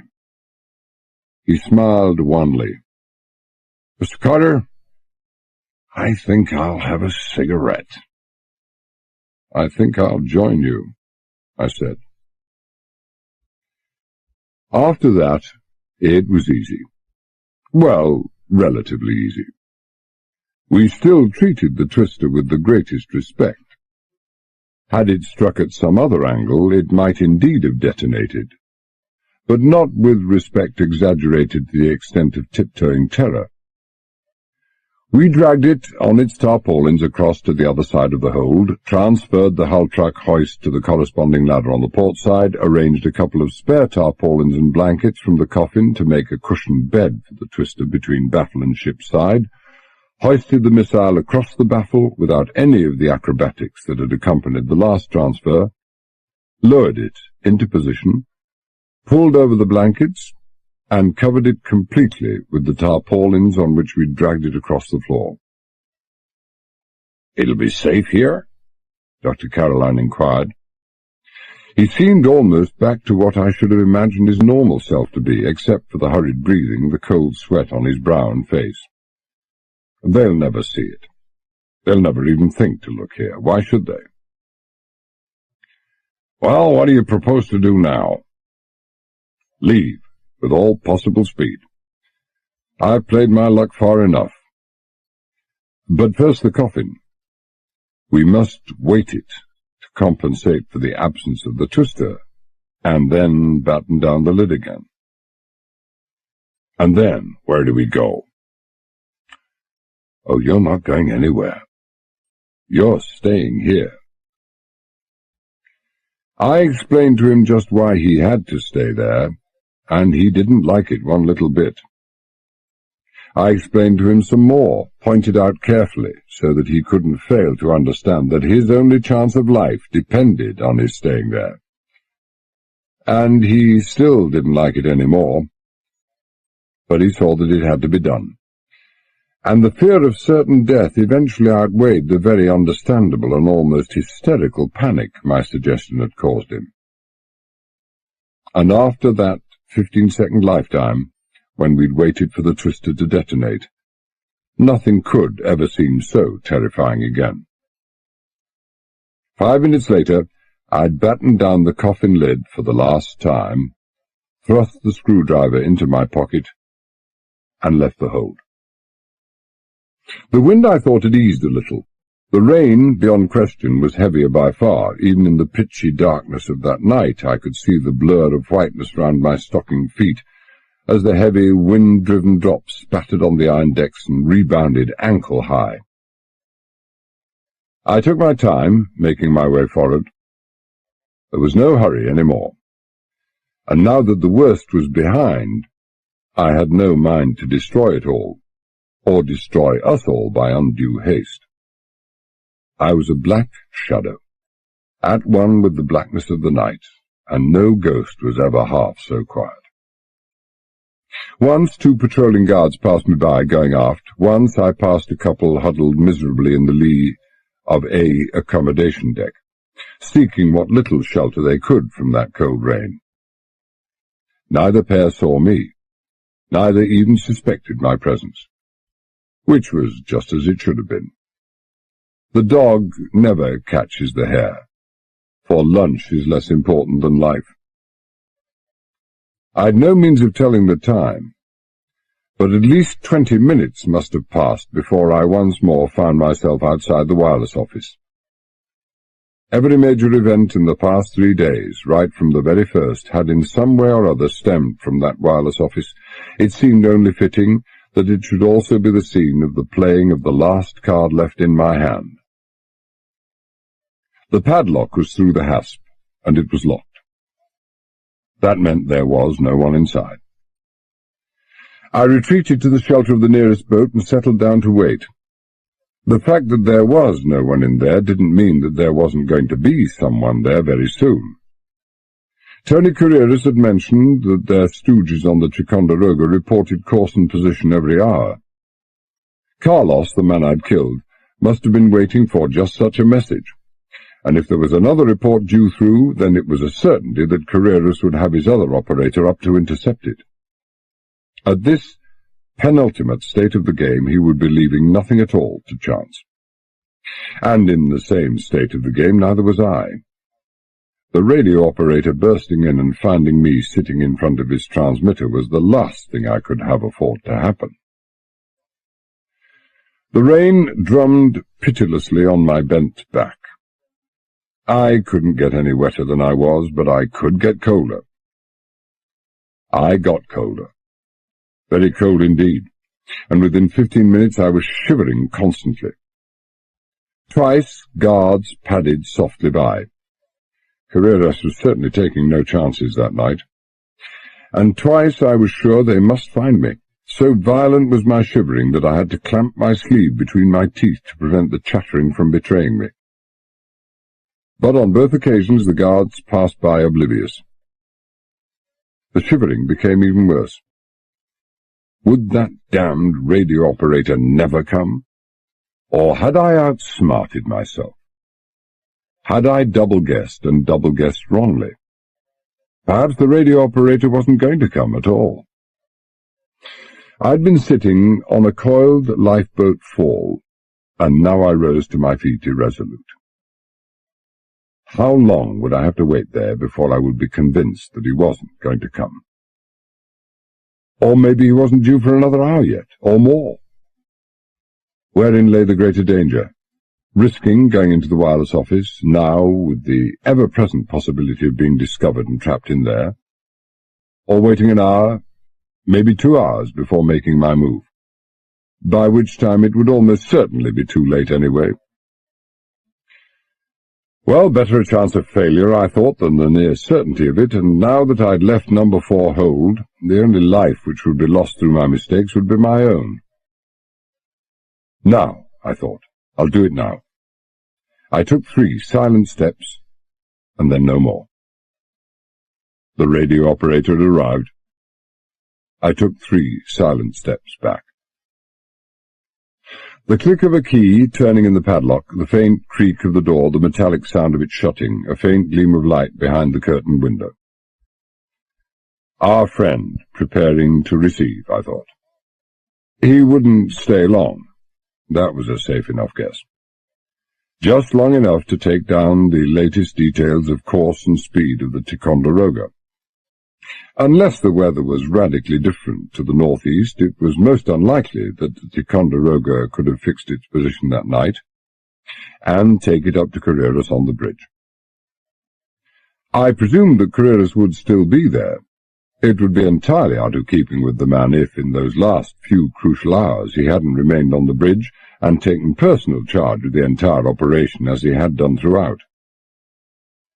I could just see him accepting the sheet of figures with the latest details of the Ticonderoga's progress, smiling his smile of cold satisfaction, making his calculations on the chart.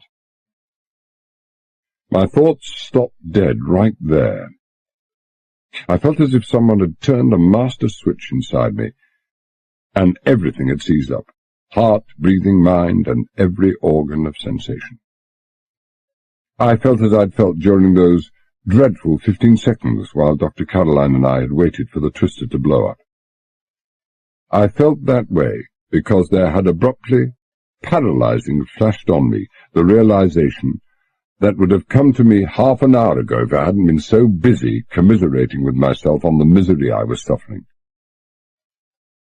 Whatever else Carreras had not established himself as, and there were many things, he had established himself as a consistent, prudent, and methodical man, and he'd never yet worked out any chart problems on figures supplied him without coming to have a check made by his trusty navigator, Chief Officer John Carter. My mind churned into low gear again, but it didn't make any difference. True, he'd sometimes waited some hours before having his check made, but he wouldn't be waiting some hours tonight, because by then it would be far too late. We couldn't be more than 3 hours now from our rendezvous with the Ticonderoga, and he'd want a check made immediately. Waking up a sick man in the middle of the night would hardly be a consideration to worry Carreras. Nothing was surer that within 10 or 15 minutes of that message coming through, he'd be calling at the sick bay, to find his navigator gone, to find the door locked from the inside, to find MacDonald waiting with a gun in his hand. MacDonald had only one automatic. Carreras could call on 40 men with submachine guns. There could only be one ending to any battle in the sick bay, and the end would be swift and certain and final. In my mind's eye, I could just see stammering machine guns spraying the sick bay, could see MacDonald and Susan, Bullen and Marston. I crushed down the thought, forced it from my mind. That way lay defeat. When the radio operator left the office, if I got inside unseen, if I was left undisturbed to send off the message, how long would that leave me to get back to the sick bay? 10 minutes? Not any more than 10 minutes, say 7 or 8 minutes to make my way undetected right aft to the port side, to where I'd left the 3 ropes tied to the guardrail stanchion, secure one to myself, grab the lifeline, give the signal to the boatswain, lower myself into the water, and then make the long, half-drowning trip back to the sick bay. 10 minutes? 8? I knew I could never do it in double that time. If my trip from the sick bay to the afterdeck through that water had been any criterion, the trip back against instead of with the current would be at least twice as bad. And the first trip had been near enough the end of me. 8 minutes? The chances were high that I'd never get back there at all. Or the radio operator. I could kill the radio operator as he left the office. I was desperate enough to try anything, and frantic enough to have a fair chance of success, even with the patrolling guards around. That way Carreras would never get the message. But he would be waiting for it. Oh yes, he would be waiting for it. He would be very anxious indeed to have that last check, and if it didn't come within minutes, he was going to send someone to investigate, and when that someone found the operator was dead or missing, the balloon would be up with a vengeance. Guards running here, guards running there, lights on all over the ship, every possible source of trouble investigated. And that still included the sick bay. And MacDonald would still be there, with his gun. There was a way. It was a way that gave little hope of success, with the added drawback that I would be forced to leave those 3 incriminating ropes attached to the guardrail aft. But at least it didn't carry with it an outright guarantee of failure. I stooped, felt for the coiled fore-rope, cut it with my clasp knife. One end of the rope I secured to my waist with a bowline, the rest of it, about 60 feet, I wrapped round my waist, tucking the end in. I fumbled for and found the radio office key that I'd taken off the dead Carlos. I stood in the rain and darkness and waited. A minute elapsed. No more. Then the radio operator appeared, locked the door behind him, and made for the companionway leading up to the bridge. 30 seconds later I was sitting in the seat he just vacated, looking up the call sign of the Fort Ticonderoga. I made no attempt to hide my presence there by leaving the light off. That would only have aroused the suspicions, and quickly too, of any passing guards hearing the stutter of transmitted Morse coming from a darkened wireless office. Twice I tapped out the call sign of the Ticonderoga, and on the second occasion I got an acknowledgment. One of Carreras's radio operator stooges aboard the Ticonderoga was certainly keeping a pretty sharp watch. I should have expected nothing else. It was a brief message, speeded on its way by the introductory words, "Highest priority, urgent, immediate, repeat, immediate attention, Master Fort Ticonderoga." I sent the message, and I took the liberty of signing it, "From the office of the Minister of Transport, by the hand of Vice Admiral Richard Hodson, Director, Naval Operations." I switched off the light, opened the door, and peered out cautiously. No curious listeners. No one at all in sight. I came all the way out, locked the padlock, and threw the key over the side.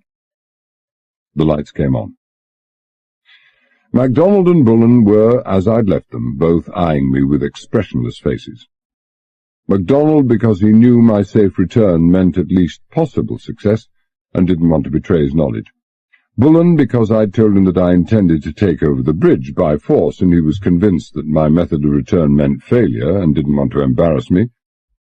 Susan and Marston were by the dispensary door, both fully dressed, neither making any attempt to conceal disappointment. No time for greetings. "Susan, on with the heaters, full on.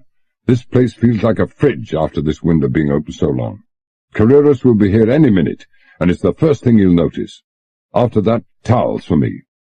Doc, a hand to get MacDonald back in his own bed. Move, man, move! And why aren't you and Susan dressed for bed? If Carreras sees you—" "We were expecting the gentleman to come calling with a gun," MacDonald reminded me. "You're frozen stiff, Mr. Carter, blue with cold, and you're shivering like you were in an icebox." "Yes, I feel like it." We dumped MacDonald none too gently on his bed, pulled up sheets and blankets, and then I tore off my clothes and started to towel myself dry. No matter how I toweled, I couldn't stop shivering. "The key," MacDonald said sharply. "The key in the sick bay door." God, yes! I'd forgotten all about it. Susan, will you unlock it, and then to bed, quickly, and you, Doctor. I took the key from her, opened the window behind the curtain, and flung the key out. The suit I'd been wearing, the socks, the wet towels followed in short order, but not before I'd remembered to remove the screwdriver and MacDonald's clasp knife from the jacket. I dried and combed my hair into some sort of order, as orderly as anybody could expect it to be after a few hours sleeping in bed, and helped Dr. Marston, as he swiftly changed the plaster on my head and wrapped splints and fresh bandages around the still soaking ones covering the wounds in my leg. Then the lights clicked off, and the sick bay was once more in darkness. "Have I forgotten anything, anybody?" I asked. "Anything that might show I've been out of here?" "No, nothing. I don't think there's anything." The boatswain speaking. "I'm sure." "The heaters?" I asked. "Are they on? It's freezing in here." "It's not that cold, my boy," Bullion said in his husky whisper. "You're freezing, that's what.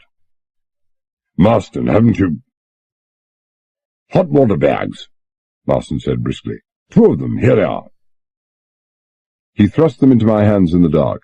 "Have them all prepared for you. We suspected all that seawater and rain wouldn't do that fever of yours any good. And here's a glass to show your friend Carreras a few drops of brandy in the bottom to convince him just how far through you are." "Well, you might have filled it," I complained. "I did."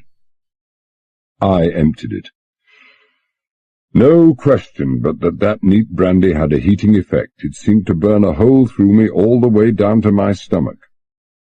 But the only overall effect it had was to make the rest of me seem colder than ever. Then MacDonald's voice, quick and quiet. "Summer's coming."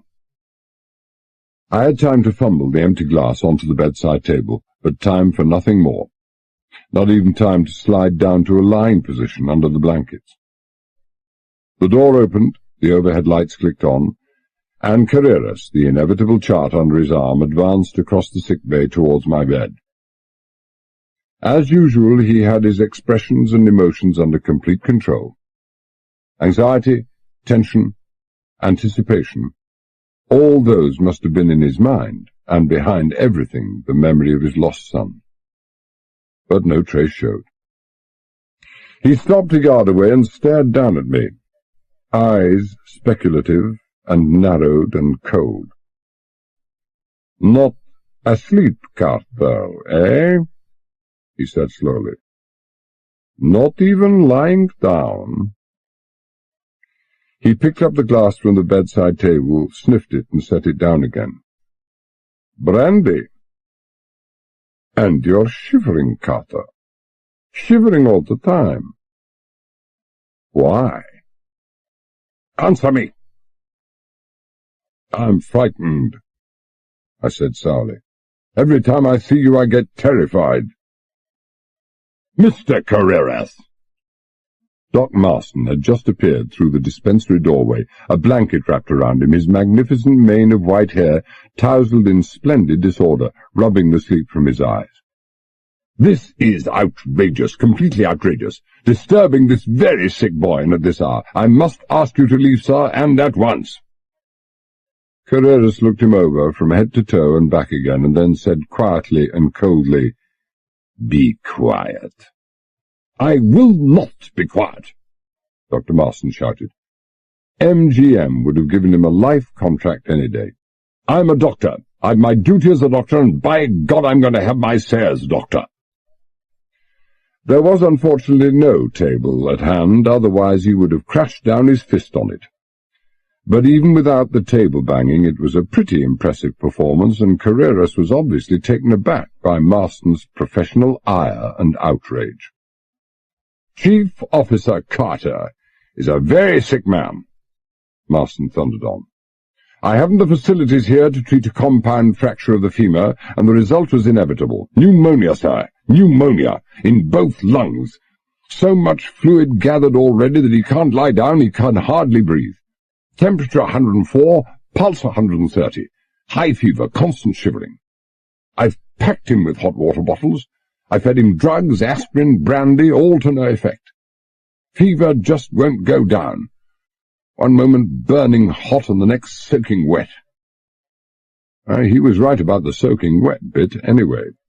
I could feel the seawater from the sodden bandages seeping through to the mattress below. For God's sake, Carreras, can't you see he's a sick man? Leave him be. I will only keep him a moment, Doctor, Carreras said soothingly. Whatever faint stirrings of suspicion he might have had been completely laid to rest by Marston's Oscar-winning performance. I can see that Mr. Carter is unwell, but this will give him no trouble at all.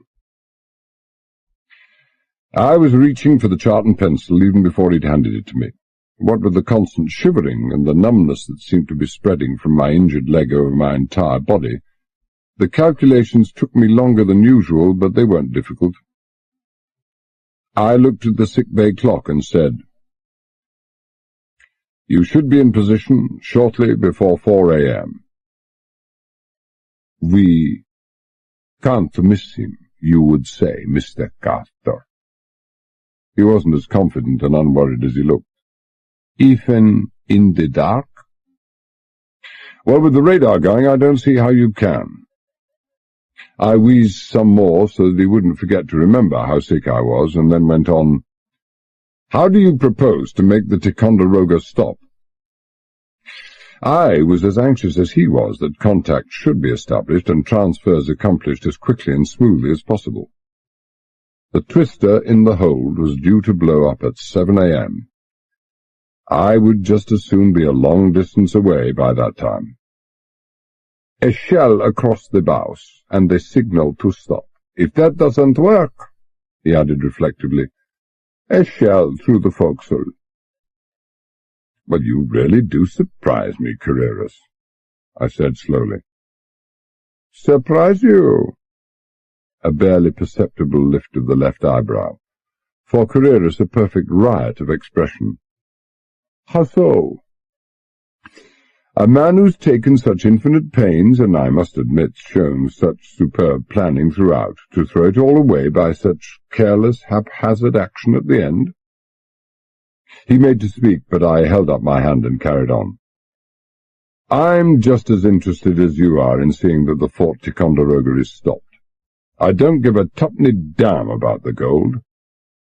I do know it's essential that Captain Bullen, the boatswain, and I get to a first-class hospital immediately. I do want to see all the passengers and crew transferred to safety. I don't want to see any members of the Ticonderoga's crew killed by gunfire, and finally—" "Get on with it," he interrupted coldly. "Right. You intercepted 5? In the present weather conditions, it'll be half light then, light enough to let the master of the Fort Ticonderoga see you approaching. When he sees another vessel closing in on him, with the whole width of the Atlantic to use to pass him by, he'll become immediately suspicious. After all, he knows he's carrying a fortune in gold. He'll turn and run for it.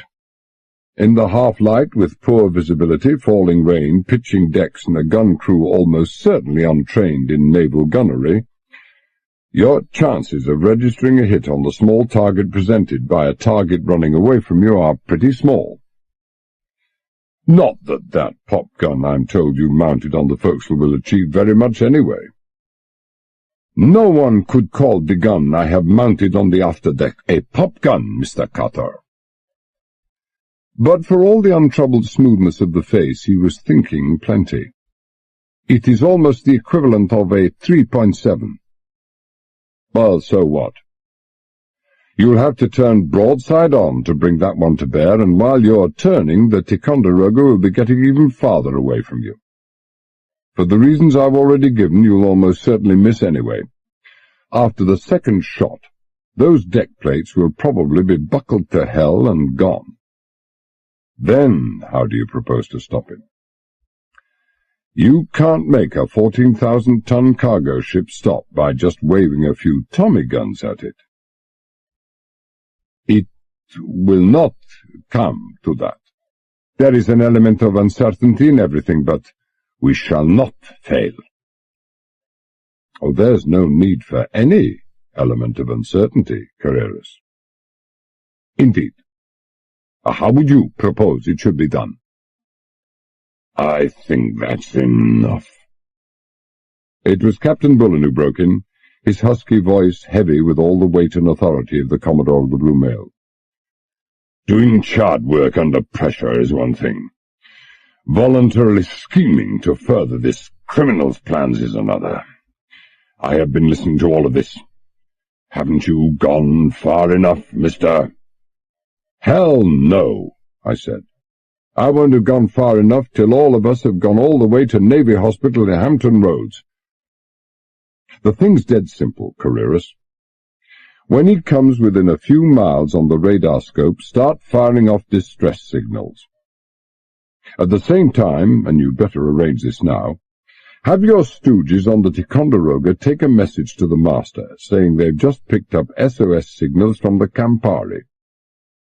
When he comes nearer, send an Aldous message that you sprung engine room plates coming through the hurricane, which he's bound to have heard of, that the Campari's pumps can't cope, that you're beginning to sink, and that you want crew and passengers taken off. I smiled my wan smile. The last part is true anyway.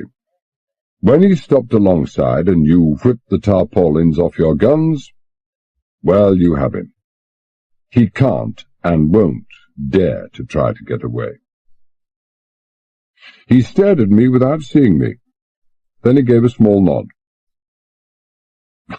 I suppose it is out of the question to persuade you to become my, Lieutenant Carter. Just see me safe aboard the Ticonderoga, Carreras. That's all the thanks I want. That shall be done. He glanced at his watch. In under 3 hours, 6 of your crew will be here with stretchers to transfer Captain Bullen, the boatswain, and yourself to the Ticonderoga. He left.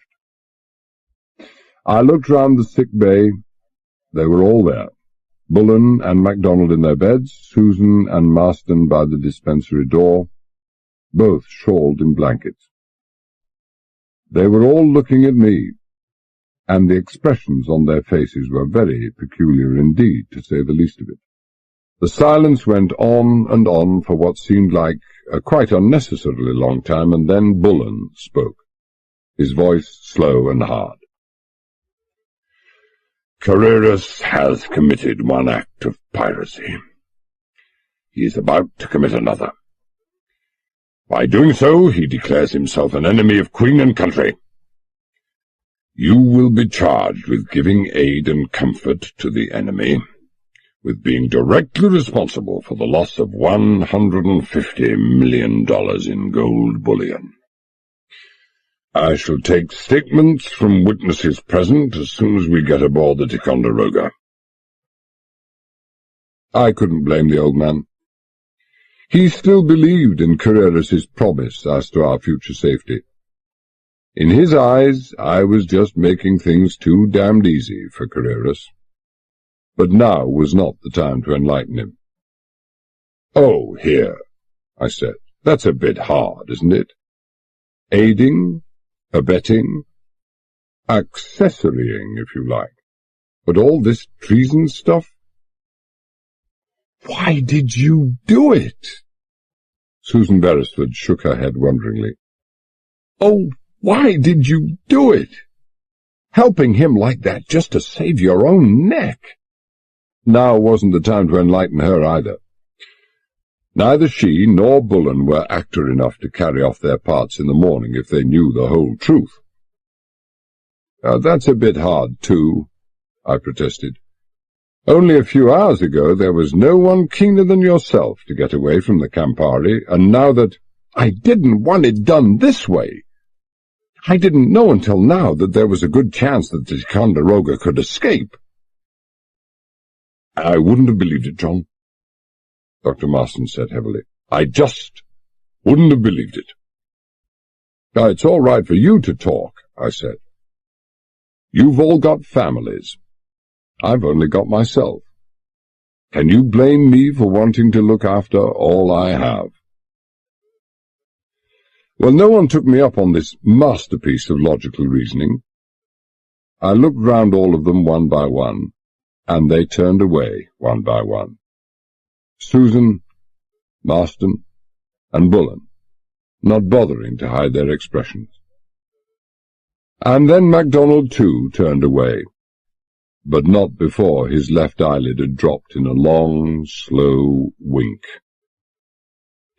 I eased myself down in bed and made up my mind for sleep. No one asked me how I'd got on that night. Chapter 12. Saturday, 6 a.m. to 7 a.m. When I awoke, I was stiff and sore and still shivering. But it wasn't the pain, or the cold, or the fever that had brought me up from the murky depths of that troubled sleep. It was noise. A series of grinding, creaking, metallic crashes that echoed and shuddered through the entire length of the Campari as if she were smashing into an iceberg with every roll she took. I could tell from the slow, sluggish, lifeless roll that the stabilizers weren't working. The Campari was stopped dead in the water. Well, mister... Bullen's voice was a harsh grate. Your plan worked, damn you. Congratulations. The Ticonderoga's alongside. Alongside? Right alongside, MacDonald confirmed.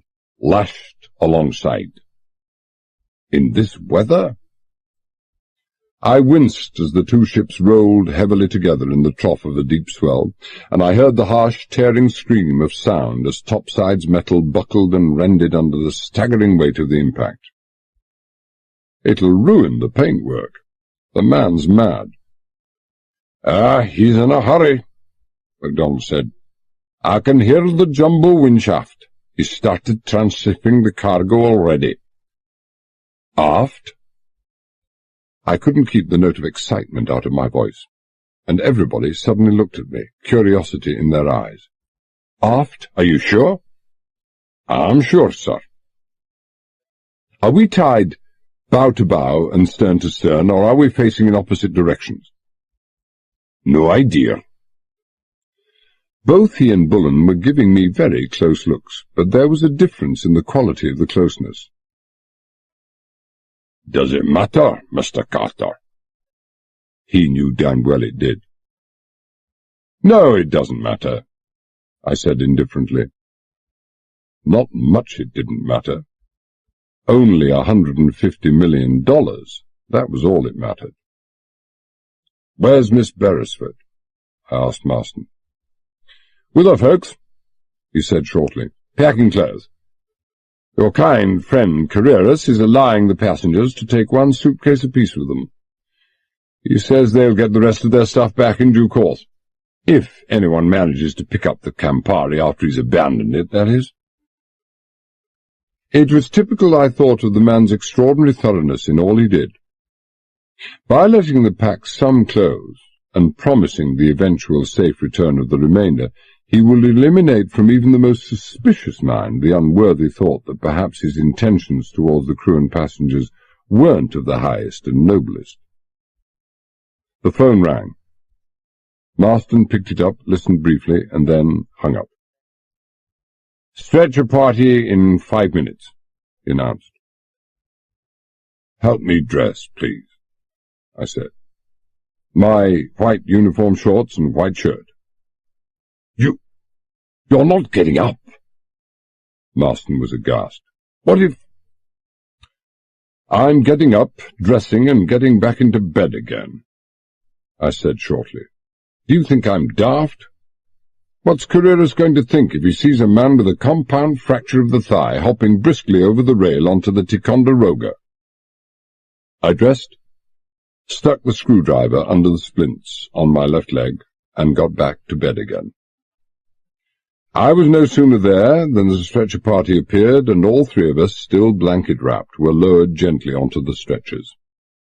The 6 bearers stooped, caught the handles, and we were on our way. We were carried straight aft along the main deck passage to the afterdeck. I saw the end of the passage approaching, the grey, cold dawn light replacing the warm electric glow of the passageway, and I could feel my muscles tense involuntarily. The Ticonderoga would be in sight in a few seconds along our starboard side, and I wondered if I would dare to look. Would we be tied, bow to bow, or bow to stern? Would I have won, or lost? We came out onto the afterdeck. I forced myself to look. I'd won. Bow to bow and stern to stern. From my low elevation on the stretcher I couldn't see much, but that I could see. Bow to bow, stern to stern. That meant that the Campari's after jumbo was unloading from the Ticonderoga's after deck. I looked again and checked again, and there was no mistake. Bow to bow, stern to stern. I felt like $1 million. $100 million. The Ticonderoga, a big cargo vessel, dark blue with a red funnel, was almost the same size as the Campari. More important, their afterdecks were almost the same height above the water, which made for ease of transfer of both cargo and human beings. I could count 8 crates already aboard the afterdeck of the Campari, a dozen still to come. The transfer of human livestock had gone even further.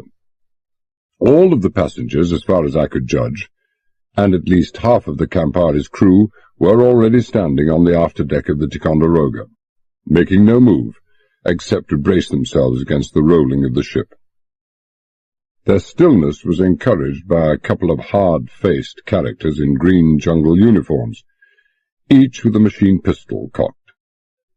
A third gunman covered 2 Ticonderoga seamen, who were stationed at lowered guardrails to catch and steady men as they stepped or jumped from the afterdeck of the Campari to that of the Ticonderoga, as the 2 ships rolled together. 2 more supervised Ticonderoga crew members, fitting slings to the crates still to be transferred. From where I lay, I could see 4 other armed men. There were probably many more, patrolling the decks of the Ticonderoga, and 4 others on the afterdeck of the Campari. Despite the fact that most of them were dressed in a quasi-uniform of jungle green, they didn't look like soldiers to me. They just looked like what they were, hardened criminals with guns in their hands. Cold-eyed men with their history written in their faces by the lines of brutality and depravity. Although he was maybe a bit short on the side of aesthetic appreciation, there was no doubt but that Carreras picked his killers well. The sky was low with grey, tattered cloud, stretching away to the grey indistinctness of a tumbled horizon. The wind, westerly now, was still strong, but the rain had almost stopped. No more than a thin, cold smur of a drizzle, felt rather than seen. Visibility was poor, but it would be good enough to let Carreras see that there were no other ships in the vicinity, and the radar scope, of course, would be working all the time. But apparently the visibility hadn't been good enough to let Carreras see the 3 ropes still attached to the base of the guardrail stanchion on the port side. From where I lay, I could see them clearly. To me, they looked about the size of the cables supporting the Brooklyn Bridge. I hastily averted my eyes. But Carreras, I could see now, had no time to look around him anyway. He himself had taken personal charge of the transshipment of the crates, hurrying on both his own men and the crew of the Ticonderoga, shouting at them, encouraging them, driving them on with an unflagging, unrelenting energy and urgency, which seemed strangely at variance with his normally calm, dispassionate bearing. He would, of course, be understandably anxious to have the transfer completed before any curious third ship might heave in sight over the horizon, but even so. And then I knew what accounted for all the nearly desperate haste. I looked at my watch. It was already 10 minutes past 6. 10 past 6. From what I'd gathered of Carreras' proposed schedule for the transfer and from the lack of light in the sky, I'd have put the time at not more than 5:30. I checked again, but no mistake. 6:10. Carreras would want to be over the horizon when the twister went up. He would be safe enough from blast and radioactive fallout, but heaven alone knew what kind of a tidal wave would be pushed up by the explosion of such an underwater nuclear device. And the twister was due to go up in 50 minutes. His haste was understandable.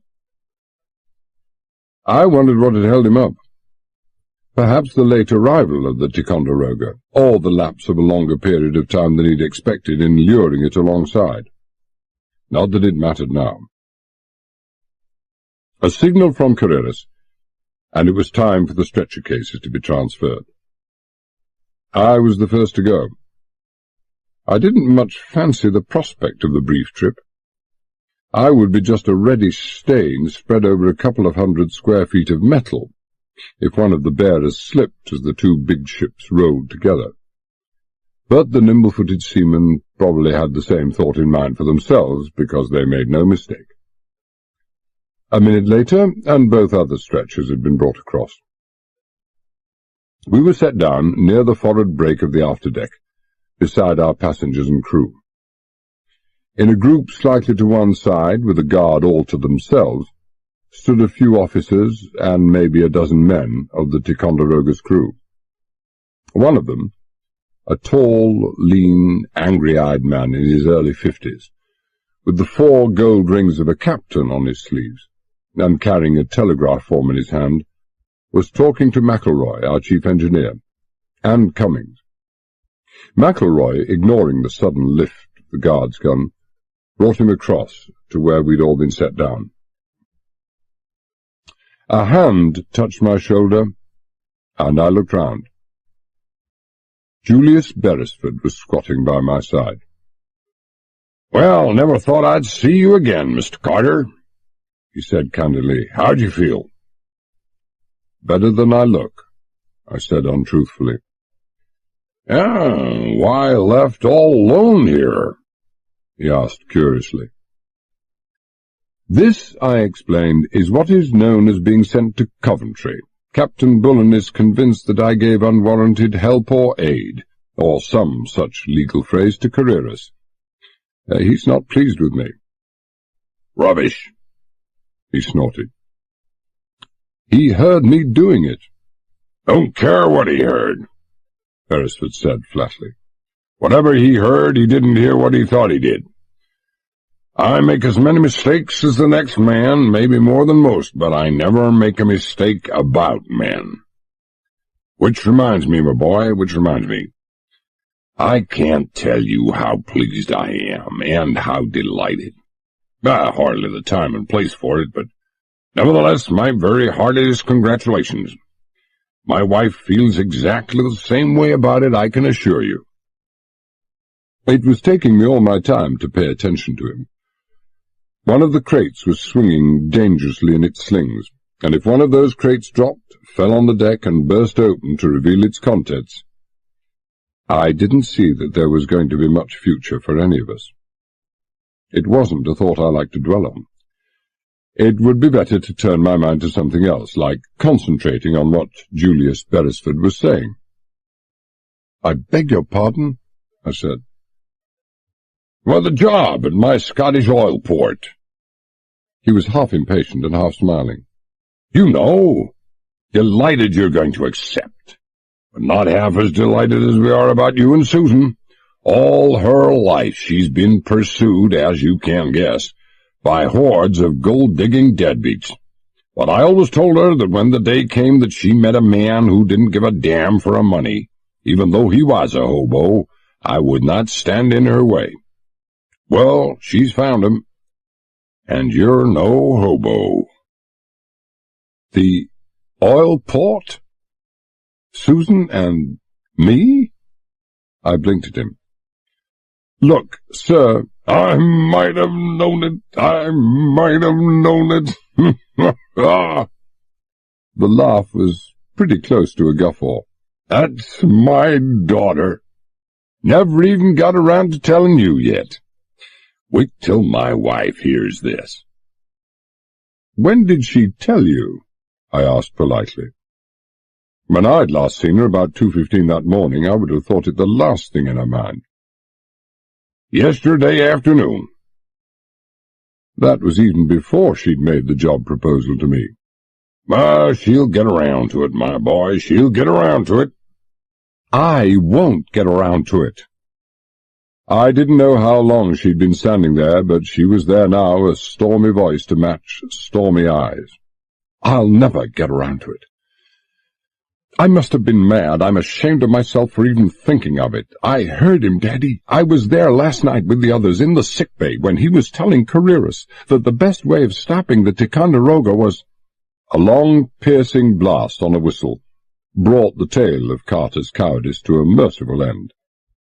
Immediately, green-shirted, armed men began to appear from other parts of the Ticonderoga, from the bridge and engine room, where they had been on guard during the transshipment, which was now finished except for one last crate. Two of the men with guns, I noticed, were dressed in blue Merchant Navy uniforms. Those would be the radio officers Carreras had introduced aboard the Ticonderoga. I looked at my watch. 6:25. Carreras was cutting it fine enough. And now Carreras himself had jumped across to the afterdeck of the Ticonderoga. He said something to Captain Brace. I couldn't hear what it was, but I could see Brace, his face hard and grim, nodding reluctantly. Carreras arranging for the transfer of the coffins.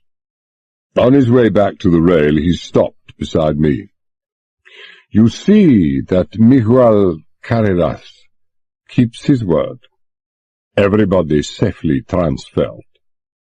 He glanced at his watch. I still need a lieutenant. Goodbye, Carreras.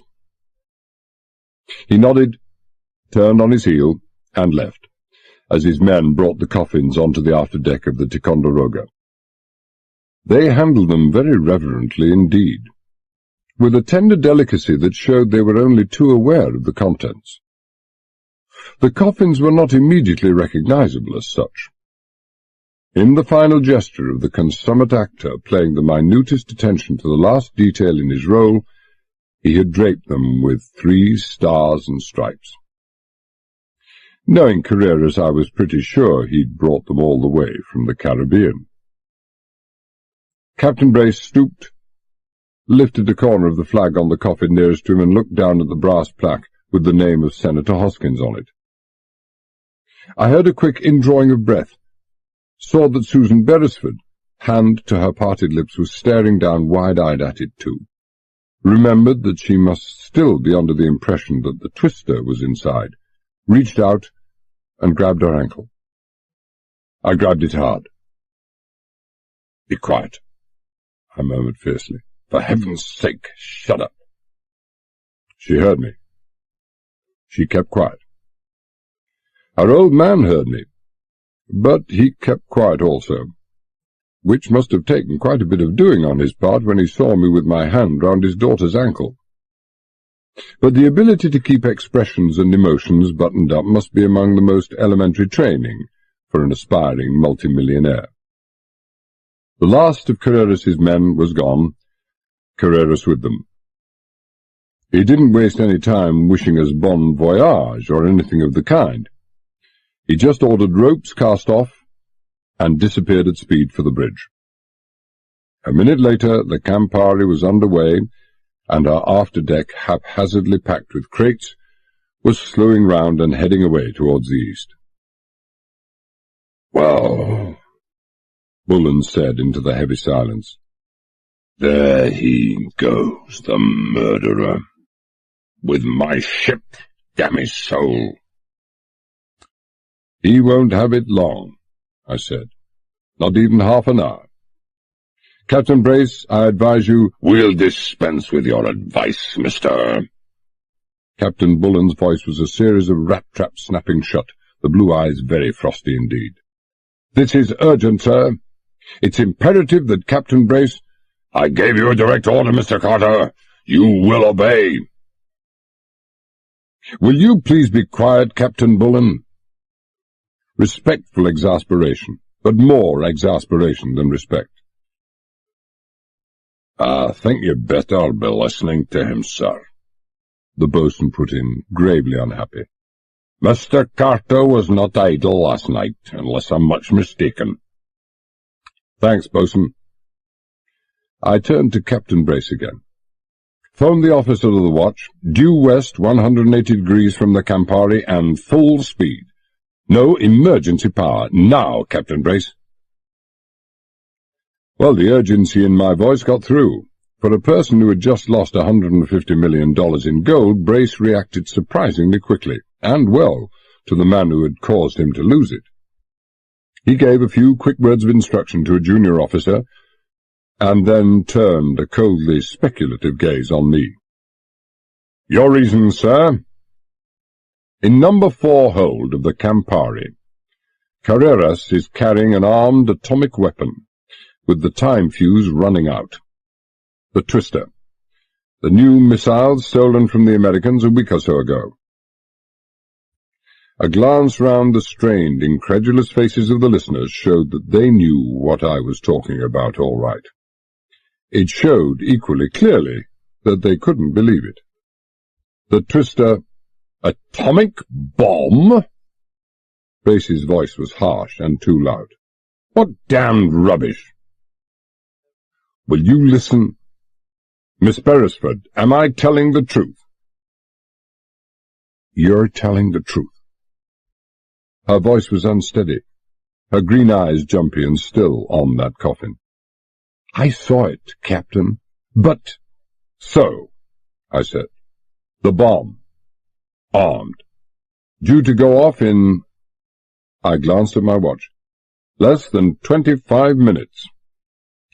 Carreras knows it's due to go off then. That's why he's in such a tearing hurry to get away.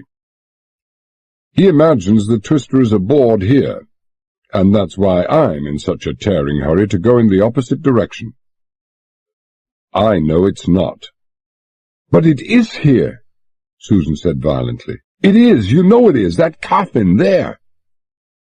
You're wrong, Miss Beresford. The Ticonderoga was picking up speed now, the rumbling thrust of her propeller shaft vibrating through the deck plates. I wouldn't have put it past Carreras to have had his glasses trained on our afterdeck as long as he possibly could, so I lay quietly there, where I was, for the next 10 or 15 seconds, while about 40 pairs of frankly terrified eyes stared at the flag-shrouded coffins. Then the poop of the Ticonderoga had swung round to the east, and Campari was blocked from sight, and I was out of my blankets, ripping off the outside bandages and splints and fishing out the concealed screwdriver before getting stiffly to my feet.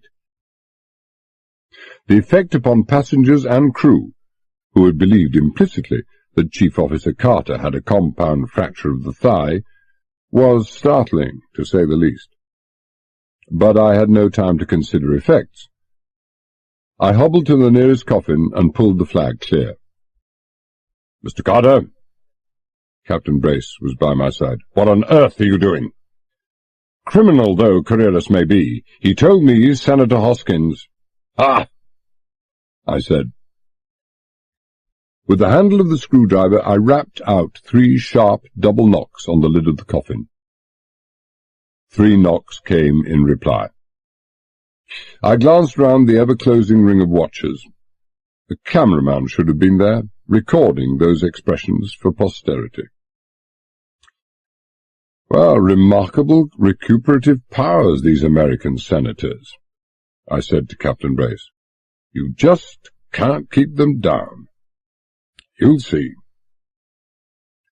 I had the lid off that coffin in 2 minutes flat. In coffin lid removing, as in everything else, practice makes perfect. Dr. Slingsby Caroline was as pale as any corpse I'd ever seen. He looked as if he'd been frightened to death. I didn't blame him. There must be lots of harrowing experiences calculated to drive a man around the bend, but I think being screwed down in a coffin for about 5 hours must beat the lot. Dr. Caroline wasn't yet round the bend, but he'd been approaching it pretty fast, with the throttle wide open by the time I got to him. He was shaking like a broken bed-spring. His eyes were wide with fear, and he could hardly speak.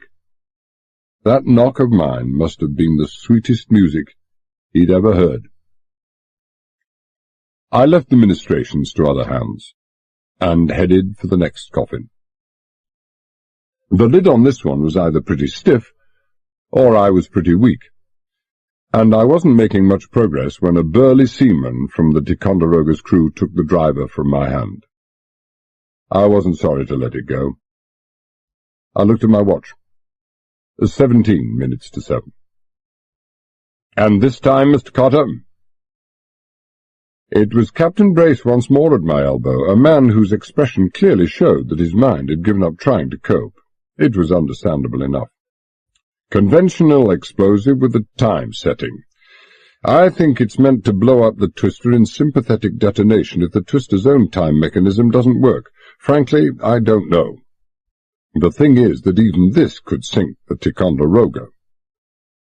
Couldn't we just heave it over the side?" he asked nervously. "No, not safe, sir. About due to go off, and the jar of its hitting the water might be just enough to trigger off the clock. It would blow a hole the size of a barn through the side of your ship. You might get someone to unscrew the third lid, too." I looked at my watch again. 15 minutes to 7.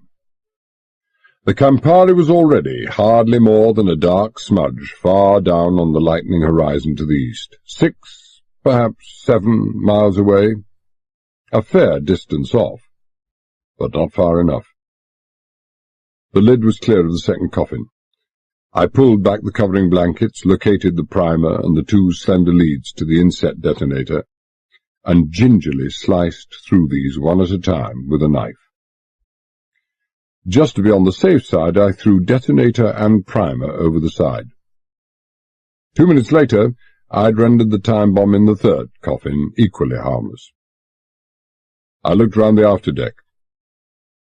If those people had any sense, the place should have been deserted by now. No one seemed to have stirred an inch. "Mr. Carter," Bullen said slowly. He'd stopped glaring at me. "I think perhaps you owe us a little explanation. This business of Dr. Caroline, the coffins, the substitutions." So I gave it to him, highly condensed, while everybody crowded round, and at the end he said, "And I think maybe I might owe you a small apology. Contrite, but not going overboard about it. But I can't get the thought of the twister out of my head. The twister and the Campari. She was a good ship, mister. Damn it, I know Carreras is a villain, a monster, a man surrounded by cutthroats. But did you have to do it this way? To condemn them all to death? 40 lives on your hands? Better than 150 lives on Carreras's hands," Julius Beresford said somberly. "Which is what it would have been, but for our friend here." "I couldn't be done, sir," I said to Bullen. "The twister was armed and locked in position. Carreras has the key. The only way to render that bomb safe would be to tell Carreras and let him unlock it. If we'd told him before he'd left here, sure, he'd have disarmed it. Then he would have killed every man and woman on the Ticonderoga. You can bet what you like that the Generalissimo's last instruction was, "No one must live to talk about this." "It's still not too late," Bullen said insistently. He wasn't giving a damn about Carreras, but he loved the Campari. "Once we're underway, there's no chance of his being able to board us again and kill us, even assuming he comes after us. We can dodge whatever shells." "One moment, sir," I interrupted. "How do we warn him?" "By radio, man, by radio. There's still 6 minutes. Get a message." "The Ticonderoga's transmitters are useless," I said wearily. "They're smashed, beyond repair." "What?" Bruce caught my arm. "What? Smashed? How do you know?" "But use your head," I said irritably. "Those two bogus wireless operators were under orders to wreck the transmitters before they left. Do you think Carreras wanted you sending out SOSs all over the Atlantic the moment he took off?" Well, The thought hadn't even occurred to me. Brace shook his head and spoke to a young officer. "On the phone. You heard? Check." He checked, and he was back in 30 seconds, his face grave. "He's right, sir. Completely smashed." "Our friend Carreras," I murmured, "his own executioner." 2 seconds later, and 5 minutes ahead of schedule, the Campari blew itself out of existence. She must have been at least 13 miles away. She was well hull down over the horizon, and the high, square bulk of the Ticonderoga's raised poop lay in our direct line of sight, but for all of that, the searing blue-white glare that was the heart of the exploding bomb struck at our cringing, wounded eyes with all the strength of a dozen noonday suns, while it momentarily highlit the Ticonderoga in blinding white and shadows blacker than night, as if some giant searchlight had been switched on only yards away.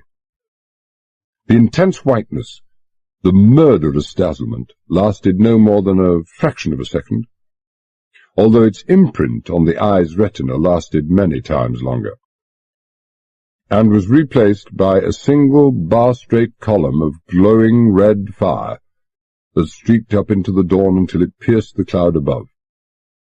And following that, a great column of boiling, seething white water surged up slowly from the surface of the sea, incredibly slowly, seemed to reach halfway up to the clouds, and then as slowly began to fall again.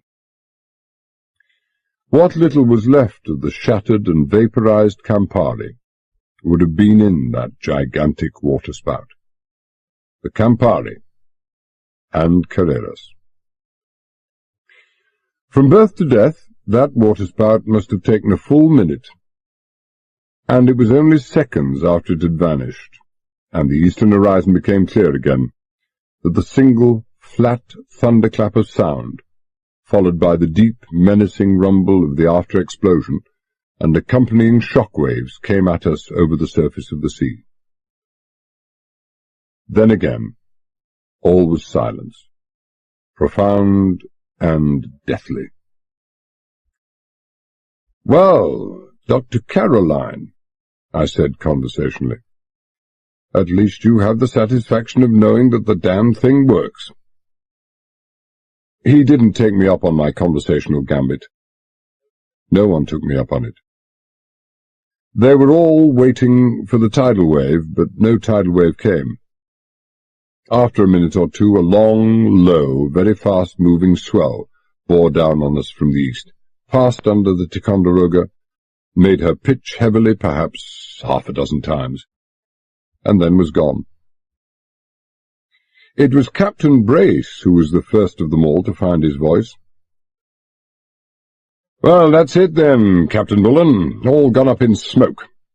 Your ship and my $150 million in gold." "Just the ship, Captain Brace," I said. "Just the ship. As for the 20 vaporized generators, I'm sure the United States government will gladly recompense the Harmsworth and Holden Electrical Engineering Company. He smiled faintly. Heaven knows he couldn't have felt like smiling. There were no generators in those crates, Mr. Carter. Gold bullion for Fort Knox. How'd that devil career us? You knew there was gold in those crates? I asked. Well, of course I did. Well, rather, I knew we had it on board. But there'd been a mistake in marking the crates. So much damned secrecy, I suppose, that one hand didn't know what the other hand was doing. Now, according to my manifest, the crates of gold were the forward 20 on the upper deck. But an Admiralty message last night informed me of the mistake that had been made. Well, rather, it informed those damned renegades of radio operators, never showed it to me, of course. They must have radioed the news to Carreras, and the first thing they did when he tied up alongside was to give him the written message itself as confirmation. He gave it to me as a souvenir, he added bitterly. He held out his hand with the form in it. You want to see it? No, no need. I shook my head.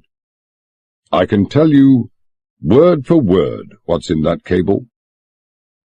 Highest priority urgent, immediate. Repeat, immediate attention, Master Fort Ticonderoga. Grave error in loading manifest. Special cargo not, repeat, not in forward 20 crates, forward deck. Marked turbines, Nashville, Tennessee, but repeat in forward 20 crates, after deck, marked generators, Oak Ridge, Tennessee. Indications you may be running into Horrigan, essential secure after-deck cargo earliest. From the office of the Minister of Transport, by the hand of Vice Admiral Richard Hodson, Director, Naval Operations. Captain Brace stared at me. How in the name of...